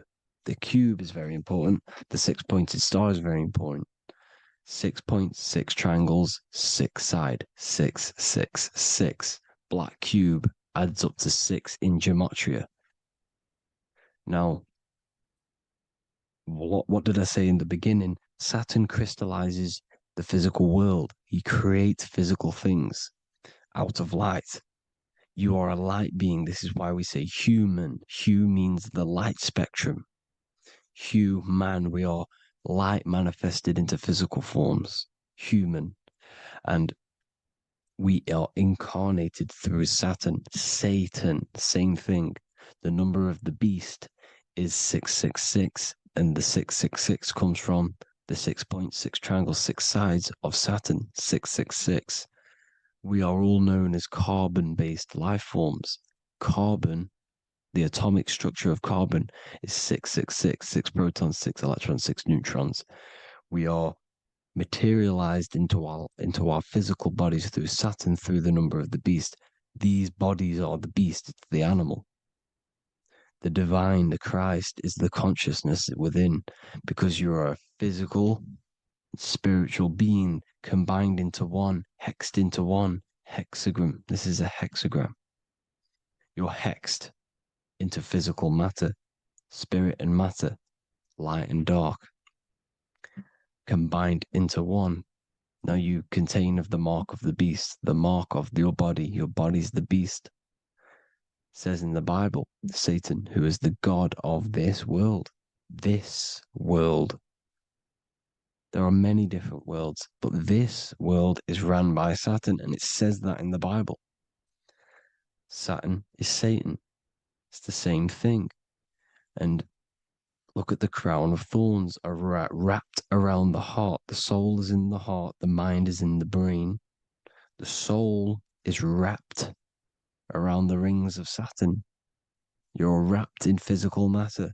This is what it's showing you. This is symbolizing the rings of Saturn wrapping you. And the cross on top is the cross of the cube. The cube, the black cube of Saturn, unfolds into a cross. So Satan, who is the god of this world, Corinthians 4:4 in the Bible, Satan, who is the god of this world, has blinded the minds of those who don't believe. Saturn blinds your mind because the god of this world materializes you and he blinds your mind when you incarnate into physical matter. When you enter this soul system, not the solar system, you hit Saturn first. He materializes you. And look at the symbol for Saturn. This is the symbol for Saturn. All of the planet symbols are created out of the Holy Trinity. The Earth, Moon, and Sun. Body, mind, and soul. The sun is your soul, the moon is your mind, the earth is your body. Your body's made out of the 5 elements. The sun is your soul because the sun is life force, gives life to everything. Your sun is a soul. Your soul is the sun of your body. The moon is the mind. The moon is the moon of your body, the mind of your body. Intelligence. So all of the symbol of the planets are created out of these. The Saturn symbol is created out of the Earth cross, matter, and the moon crescent, moon, mind, matter over mind. This is why Satan, who is the god of this world, has blinded the minds of those who don't believe. He blinds your mind. Look at the symbol, it's showing you. The Saturn symbol is matter over mind when it should be mind over matter.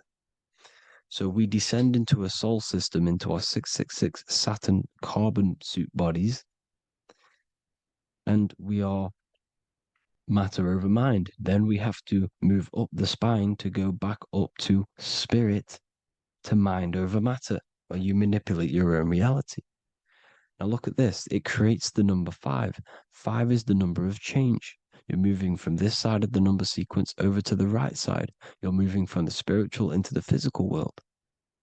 You're incarnating into the 5 elements, the 5 senses. So the cube, the black cube of Saturn, is another major symbol. Very important symbol. Here you see the cube, and the color black is associated with Saturn because Saturn's associated with death. He creates and destroys. Light and dark. Death is associated with black, spirit, because you can't see spirit, which is blackness. So the black cube is black because Saturn rules the nighttime, which is dark, blackness, and he rules the winter, which is death, blackness. So Saturn is the black cube. Cubes have 6 sides: up, down, right, left, back, and forward. Cubes are 6-sided. Everything is 6-sided inside of this creation because you're incarnating, you're materializing, crystallizing into the cube, the world of the cube. Everything's a cube. Everything's got 6 sides. Here's Leonardo da Vinci showing you that you're in the cube. Leonardo da Vinci did this famous painting. You're in the cube, you're hexed into physical matter, where you're incarnated into the 3rd dimension, the 3-dimensional world, which is a cube, 3D. And black cube adds up to 6 sides of the black cube. The Kabbalah means cube god in Arabic. And look at what they do. They worship the cube, the black cube, and they stand in rings like the rings of Saturn. Australia, Denmark, Manhattan, Santana all have these black cubes. You go to New York, you will see the black cube there as well. These black cubes are everywhere because it is the real God of this world, So look at the cross. The cross unfolds into the cube. Xbox, Nintendo GameCube, Sega Saturn, anything to do with a simulated gaming reality, they put Saturn in it because we're in the simulation of Saturn. This is a simulation. And this is why they reflect this through the Xbox, GameCube, Sega Saturn, anything to do with gaming, simulations, is all Saturn. Because we're in the cube of Saturn, the black cube. We're in the GameCube, the Xbox, the Sega Saturn. As above, so below. So they reflect it through the simulations that they create inside of this simulation. Cubes have 8 points for the 8 points of time and space. 8 is the number of time. Everything's cycling, infinity. So look at the cube. The cube is symbolized as in Judaism. The Judays have the black cube. They wrap themselves in a black band and they cover their eyes into blackness. The black cube, for the black cube of Saturn, they use the star as Saturn, and they worship their god on Saturn Day because it's all Saturn worship. And look how the Saturn god is wrapped around with these thorns or leaves, just like Jesus is wrapped around his heart. And Jesus on the cross is us on the cross. We are in the cross. We are in the cube. The cross is the cube. And the cross is even in the Saturn symbol. This is another symbol for Saturn. There's two symbols. You got this one, the one I've just broke down. And there's this one. This is the cross of Saturn, the cube god, the simulation, the game cube. Now, Chronos is another word for Saturn. Chronos means time. When you clock into work, you go to the Chronos machine. Well, I did anyway. And I'd tap my card on the Chronos because Chronos is time. Anything to do with time is Saturn. He creates and destroys. Look at the artwork of Saturn with the sand, the time. Look at this, how he's cutting off the baby's wings. He's crystallizing the spirit into matter. He's cutting off your wings. Satan, in the Bible, he falls from heaven into earth and he loses his wings. He becomes a serpent. You see it's all symbolic for us. We are the fallen angels, fallen angles of light. We're fallen angles of light. We are light beings. Now we're fallen into physical matter. Saturn's chopped off our wings. He's chopped off our spirit wings because when you astral project, you can fly. You will fly around. He's got the Reaper staff here, always depicted with the Reaper staff. Now look at the clock. Saturn Day is the 6th day, the number of the beast, 666. Look at the clock. 6 take away 12. 12 take away 6 equals 6. 7 take away 1 equals 6. 8 take away 2 equals 6. 60 seconds in a minute, 60 minutes in an hour, 24 hours in a day, 2 plus 4 equals 6. That's 666. Everything's 666 because it's time. Saturn. All goes to Saturn. He's the god of time. We're in time now. We're in time. We're in the time, which is God, the god of this world, the god of time. Now look at this. The Reaper is also depicted as the Reaper with the staff, the black cloak, black symbolizing death, spirit. Judges wear black because Saturn is the law. He's the god of this world. He's the law. This is why they wear black cloaks. When you graduate from university, you wear a black cloak and a black cube on your head. You've been hexed. Funerals, you wear black because it's all to do with Saturn, Father Time, Father Crystallization. Now, Saturn, here's another one of him cutting off the wings of a child. Because he cuts off the wings. He creates and destroys your body. We're in the electrical world. Everything that is electrical vibrates. All vibrations have to come back to a standstill point, which is death. This is why your body dies. Your atoms stop vibrating. Corona. Look at the crown. The crown is the corona. Corona means crown. And look at this is an alcohol brand for beer. You can see the staff of Saturn in the symbol with the moon crescent. Corona, which is the crown, Saturn, the crown on Saturn, the rings. And then you've got the staff. It's all Saturn worship.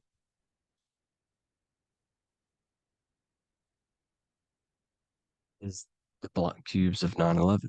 2 black cubes. This was a ritual for Saturn. It's all ritualistic. And look at the Star of David, the Star of Saturn. It's not the Star of David. Creates IXXI, the sigil of Saturn. IXXI means 9/11 in Roman numerals. 9/11. It's all a ritual for Saturn, and they have the 2 black cubes of Saturn. Now look, XX, there's more symbolism of Saturn now. We're going deeper. XX is more symbolism for Saturn. The sigil of Saturn is XX, as above, so below. Same with the Star of David. You split it in the middle, as above, so below, as above, so below. XX, this is a Knights Templar Cross of Lorraine. XX, Knights Templar, high order of Masonry. They all worship Saturn. Well, Saturn's the real god of this world. X Eon with the XX, XXL magazines, which is all to do with famous rappers and stuff like that. When you die, you put XX on the eyes because it's Saturn. He's the Reaper. Is Jesus with the XX crown with the thorns around his heart, around his soul, with the cube on the top, the cross cube. Lil Uzi Vert with the XX Cross of Lorraine. Jay-Z with his alcohol brand, XX Cross of Lorraine. The X Factor with the rings of Saturn. All Saturn worship. The seal of Melchizedek is also Saturn. This is the cube. This symbolizes the cube with the 8 points for the 8 points of space and time. And this is the cube. It's another ancient symbol for Saturn. Here you see the star of Saturn with the Melchizedek symbol around it, which is all to do with Saturn. Here you see an altar, the Holy Grail, the Melchizedek symbol on it, and they're worshipping it. This is why we wear rings, wedding rings for the rings of Saturn. It all goes back to Saturn. Earrings. The 8-pointed star of the ancient Sumerians is all Saturn. It's all Saturn. So the ancients, the symbols of Saturn goes on forever. It's in all of the major corporations. You can see it everywhere, the rings of Saturn. Toyota is an obvious one. Internet, Nike, Target, Sega, Saturn. It's all Saturn worship. All Saturn worship. Because he is the real god of this world. Here's Kanye West's album with a Saturn here. Here's Michael Jackson's album saying escape. There's the X again. The X, escape. You have to escape this reality. Maybe that's what he's pointing at. Here you see it on the dollar bill. The star of Saturn. Here you see it again on the dollar bill. So that is it for today's people. I hope you all gain some insight on Saturn. Please like, comment, and share if you can. Subscribe if you like the channel. Please have an amazing day. God bless.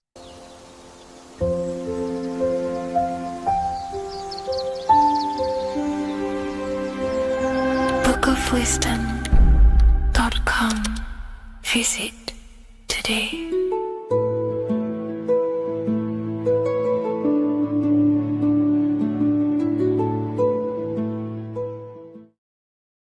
What are we all doing, people? Survival wisdom. Today we're going to be breaking down the Bible and its real, true metaphysical meaning. All of these slides within this video is taken from my book, The Book of Wisdom. So you can get all of these slides. So the Temple of Solomon, you are body, mind, and soul, which is the Holy Trinity. The moon, sun, and earth.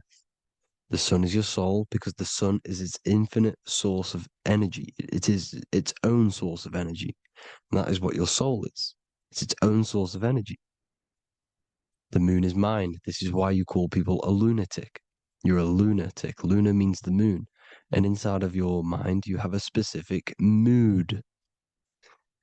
Mood is moon. And mind in German is Mond. And the word Mon means moon. And earth is your physical body because your body contains of the four elements, the four physical elements. Well, the Temple of Solomon is the temple of the soul and the Mon, the soul and the Mon, the soul and the mind. And it's the temple of the Holy Spirit in the Bible. Everything leads back to one singular point in the center of the brain. The brain is not the mind. It's mind over matter. Okay? The brain is the physical manifestation of the mind. The brain is the electrical computer which decodes the light waves given to it by the mind.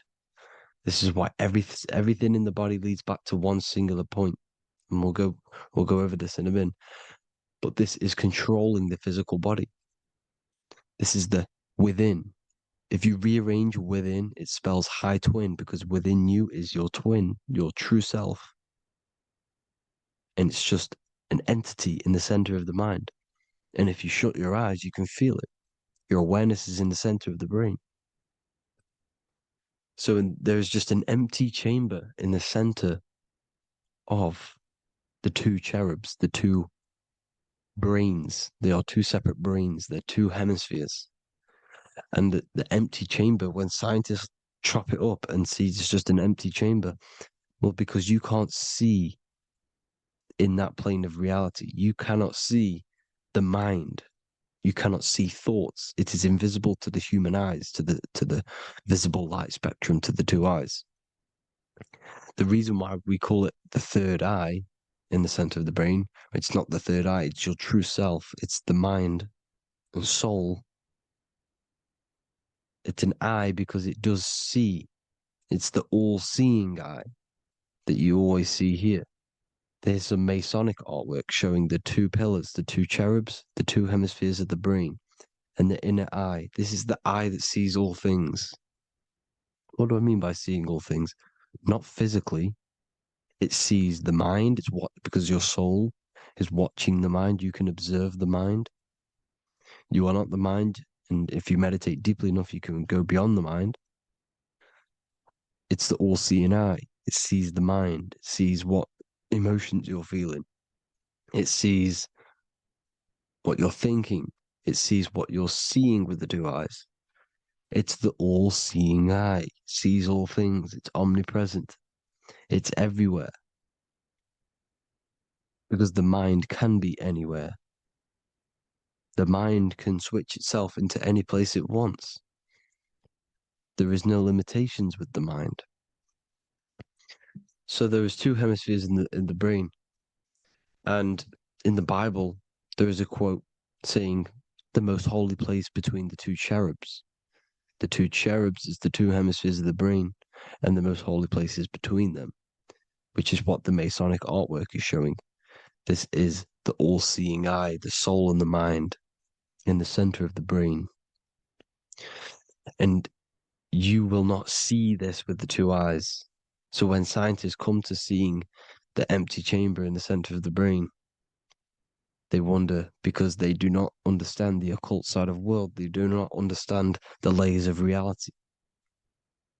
How the two eyes, everything physical comes from the unseen. Everything seen comes from the unseen.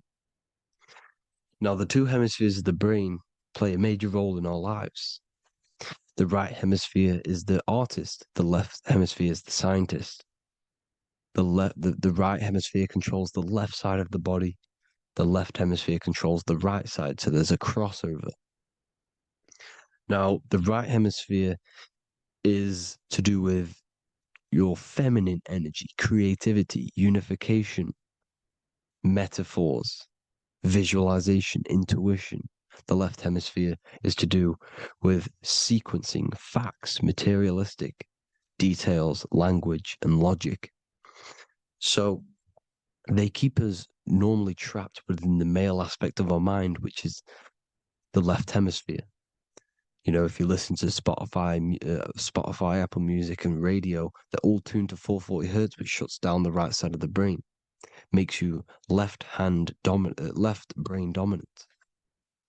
And we learn, well, 90% of people learn to write with their right hand. They're taught to learn with their right hand, which is to do with the left brain. You see, so we are being trapped within this left side of the brain, which is all to do with logic, thinking logical, not creative. You know, very analytic. But the right side of the brain is to do with your creativity.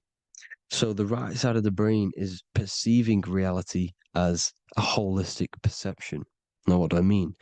If you're riding through a woods, for example, if you're riding through a woods, your right hemisphere is seeing the whole woods as one unified woods.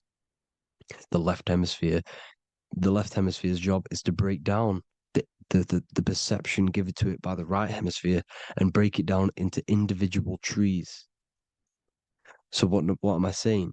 The right hemisphere is seeing humans and everything in creation as one unified consciousness.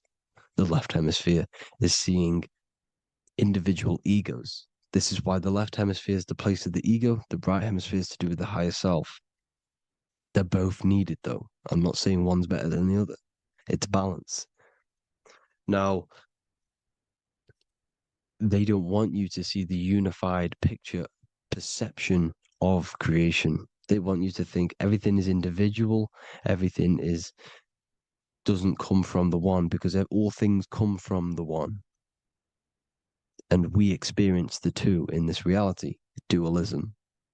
In order to understand the one, we have to experience the two to advance. So, anyways, let's get away from the two hemispheres. The right hemisphere, like I said, is to do with the higher self. And this is why in John 21:6, it says, cast the net onto the right-hand side of the boat and you will find fish. Meaning, cast your energy, cast your perception into the right hemisphere of the brain, and you will find God, unification, and higher self. You will see things from a unified perspective. How we are all one, because we are all the same consciousness. The same spark that is in me is in you. This is why I am you and you are me. We are all the all-seeing eyes of God, just split up into individual bodies. We are all made up of the same essence, consciousness. And that consciousness, that mind and soul, is in the center of the brain. You are just in different avatars.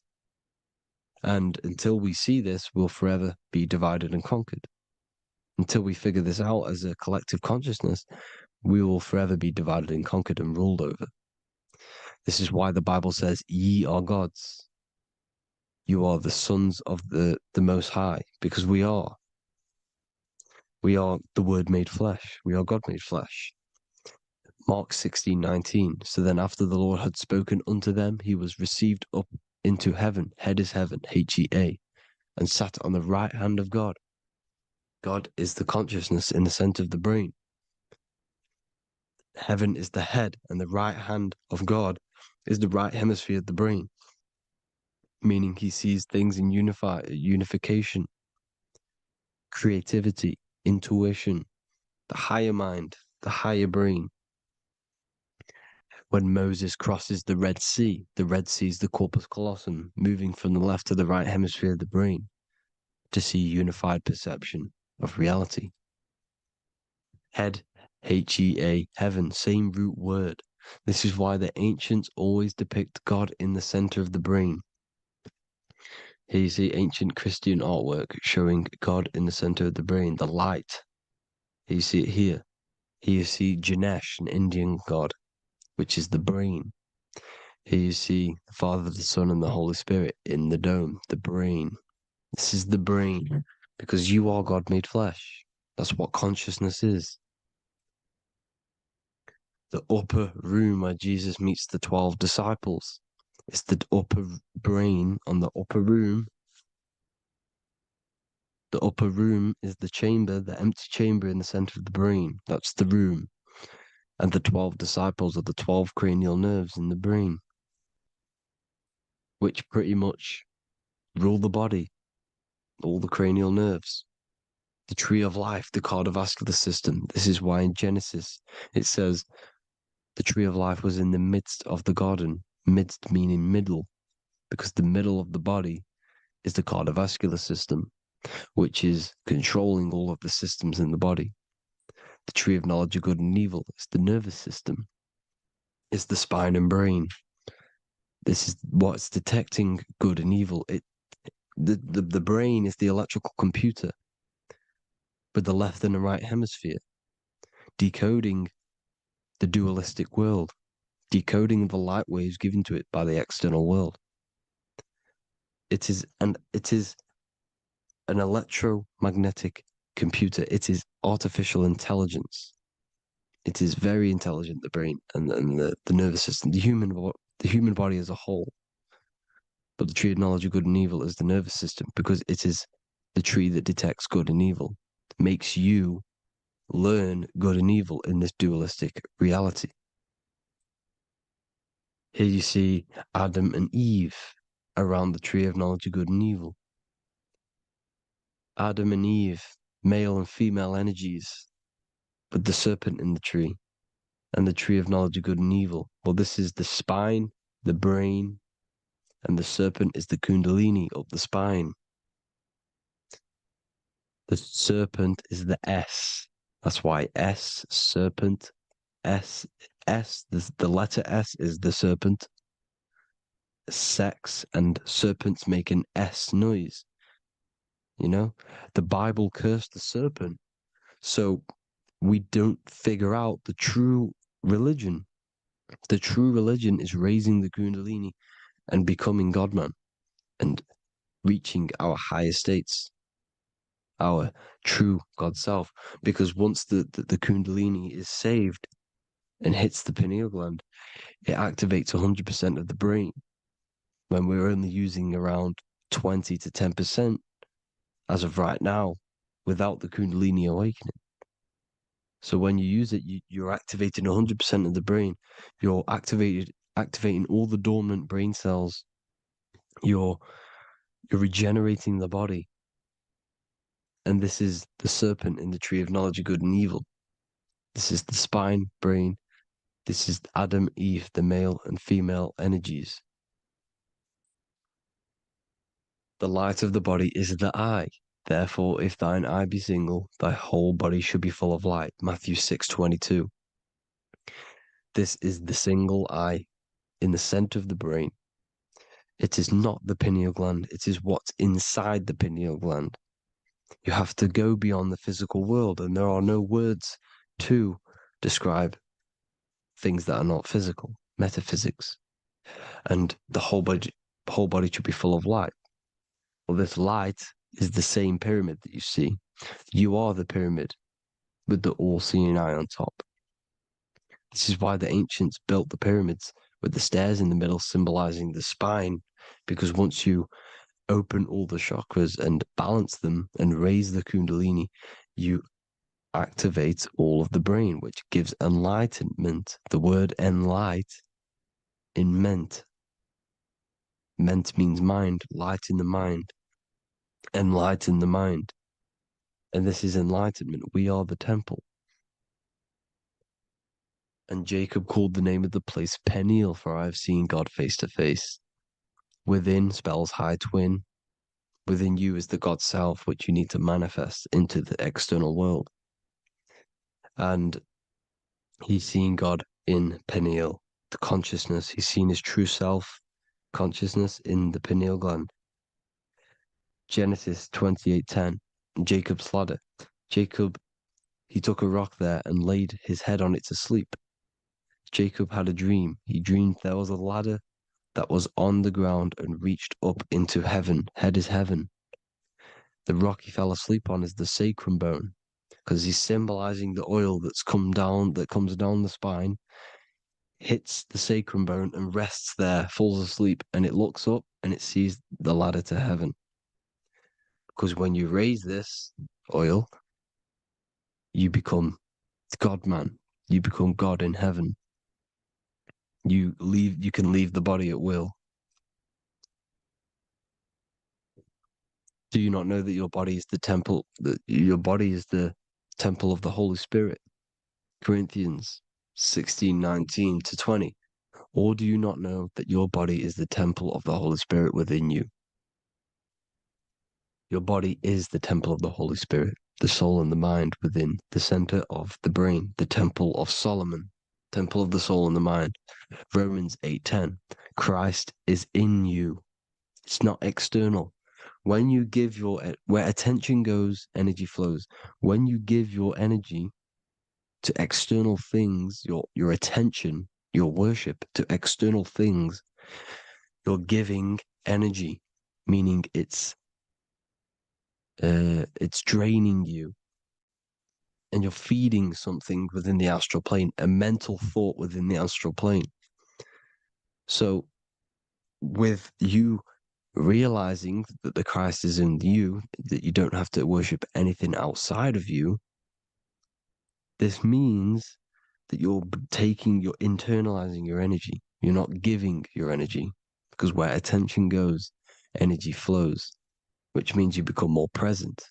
You become healthier because you're not giving off all of your special electromagnetic energy that's charging you. This is why the religions ran by the Vatican is all external. They're exoteric. Exoteric means external teachings. The esoteric is the internal, the hidden teachings. In Psalms 82,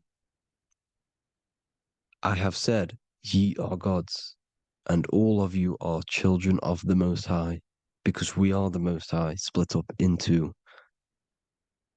individual bodies. That's what consciousness is. Consciousness is the Most High, and we have to raise ourselves to the Most High. Brahma, Vishnu, Shiva, the Father, the Son, and the Holy Spirit. Why is it always a trio? It's a trio because it symbolizes us, the soul, mind, and body. The mind is the bridge for the soul to be in the body. What is the soul? It's the life force. It's the watcher. It's the all-seeing eye.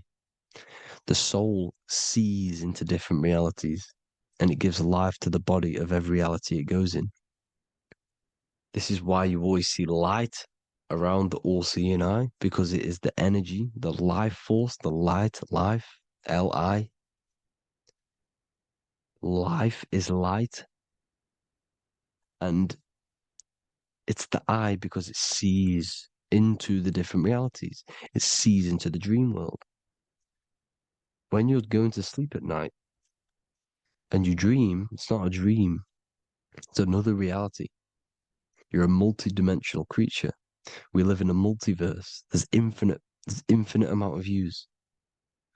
And there is a version of you which is the highest self in a reality somewhere. And this eye has the ability to switch realities, which is exactly what astral travel is. Astral travel is the ability to switch reality beyond the 3D construct of this world. The Father, the Son, and the Holy Spirit, Brahma, Vishnu, Shiva. Brahma, the soul, inhabits different bodies. This is why they have different heads. Vishnu, the mind, symbolizing gnosis, meaning knowledge. This is the serpent. The serpent symbolized knowledge. Shiva, the body. The Father, the Son, and the Holy Spirit. The bird, the soul. Because the bird symbolizes the soul. This is why you have here the Egyptians showing you the soul leaving the body. Here you see here with the twin head, the same head. And it's a bird. This is the soul self. This is the ego self. The Egyptians knew this. They knew all of this. Of course they did. Now the whole story of Jesus is all metaphorical for the process which goes on within your body. Your neck and head is the Holy Grail which the sun and the moon creates. Sorry, the sun and the moon creates the fluid within the Holy Grail, the brain, the skull. And the moon creates the milk. Sorry, the moon makes the milk. The sun makes the honey, the land flowing with milk and honey in the Bible. The land flowing with milk and honey is the center of the brain in the Holy Grail. Here you see the Masonic artwork showing you the sun and the moon creating the fluid in the spine. Here's the serpent. Serpent symbolizing the two Kundalini channels, the Ida Pingala up the spine. Here's the furnace raising the Kundalini, raising the oil, heating it up, and rising it to the crown. You see?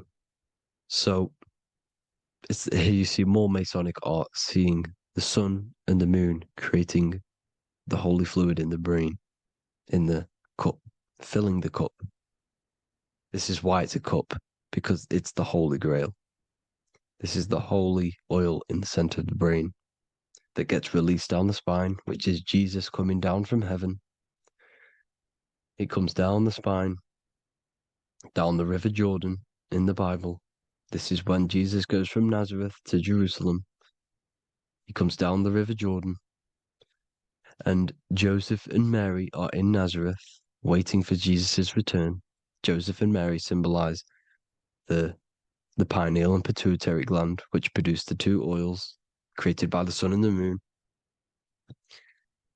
And he returns. When he returns, he gets crucified at 33, because there's 33 vertebrae at the back of the spine, and it crosses the vagus nerve. The crucifixion of the oil past 33 vertebrae creates God-man, and it creates your higher self, and it activates 100% of the brain. And you turn into spirit, you turn to your spirit self. This is why Jesus dies. He didn't physically die, it metaphorically dies, and becomes his higher self. The ego self is left behind. It's the same with the whole story of Jesus.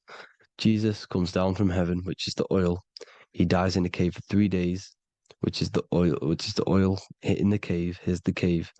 And resurrects after 3 days. If you resurrect the oil, comes up and gets crucified at 33 in Golgotha.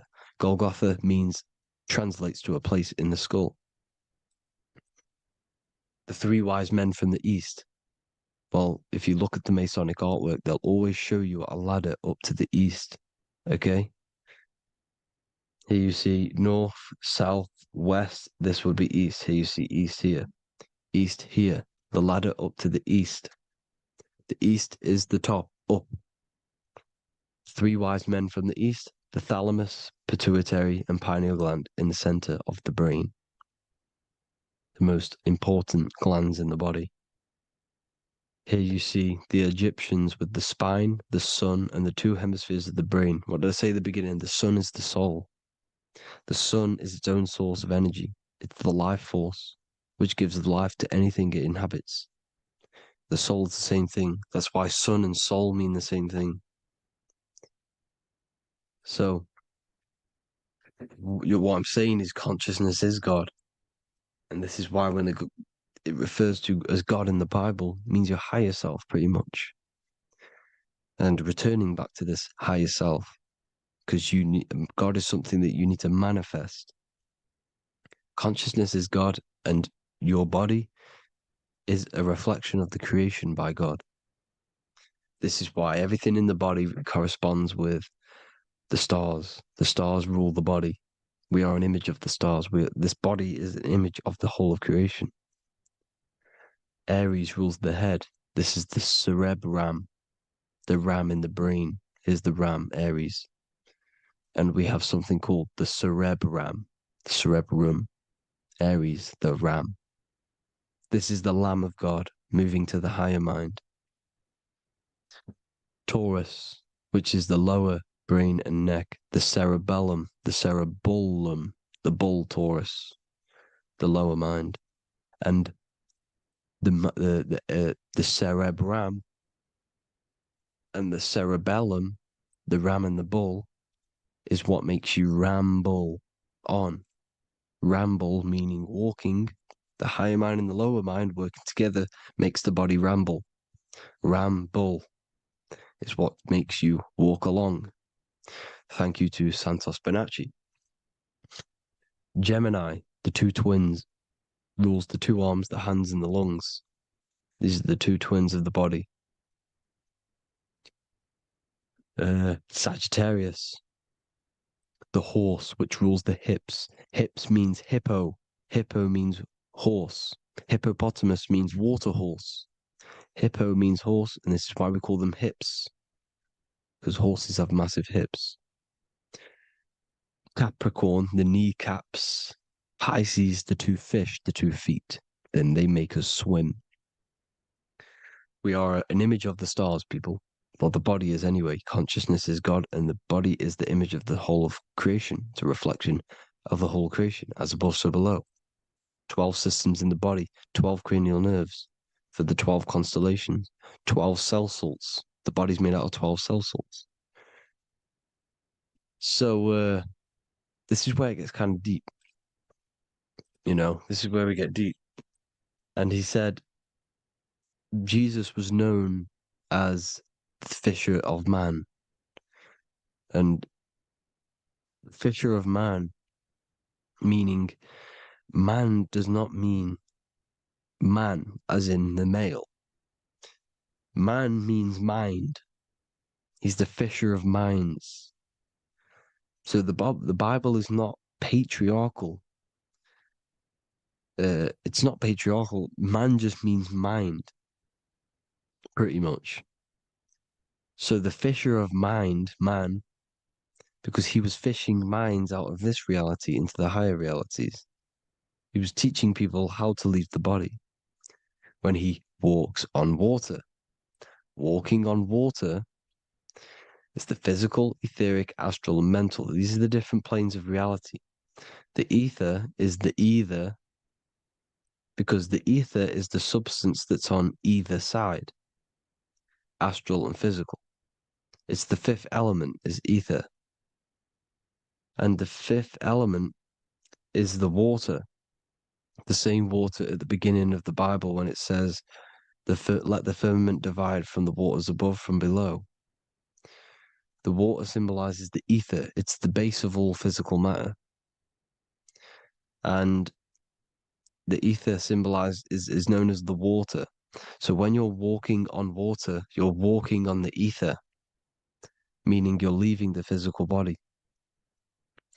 So when Jesus walks on water and he's teaching Paul to walk on water, Paul becomes scared and falls back into the water. Well, when you astral travel and you become scared when you're projecting, you'll fall back into your body.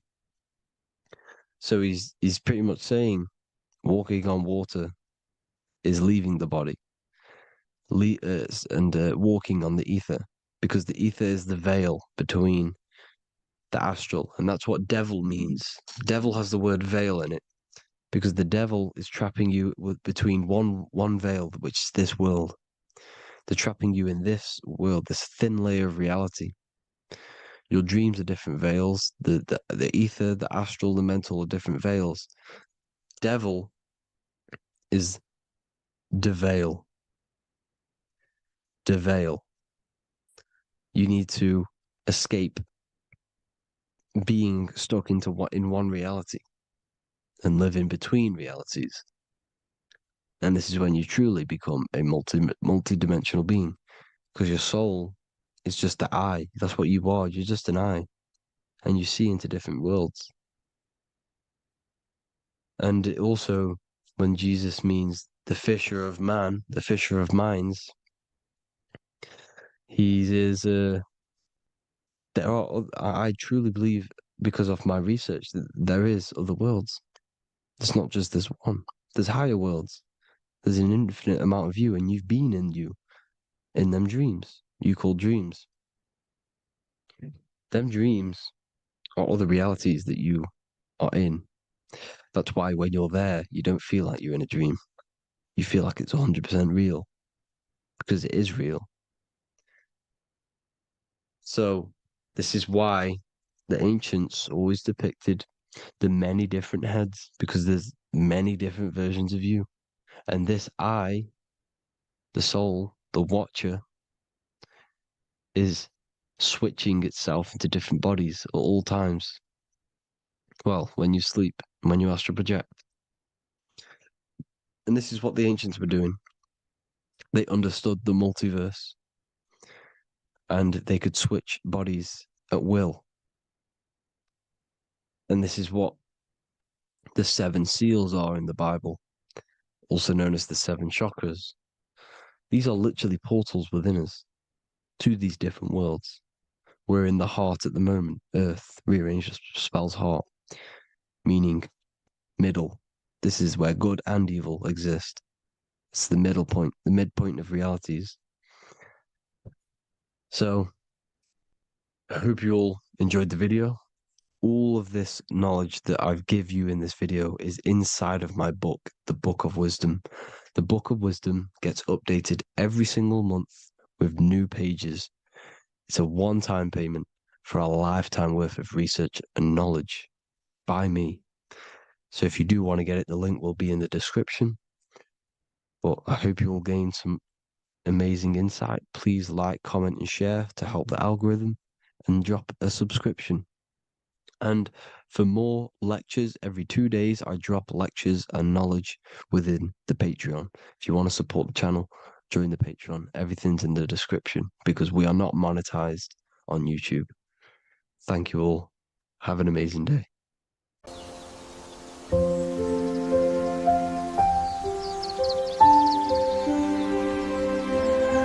bookofwisdom.com. Visit today.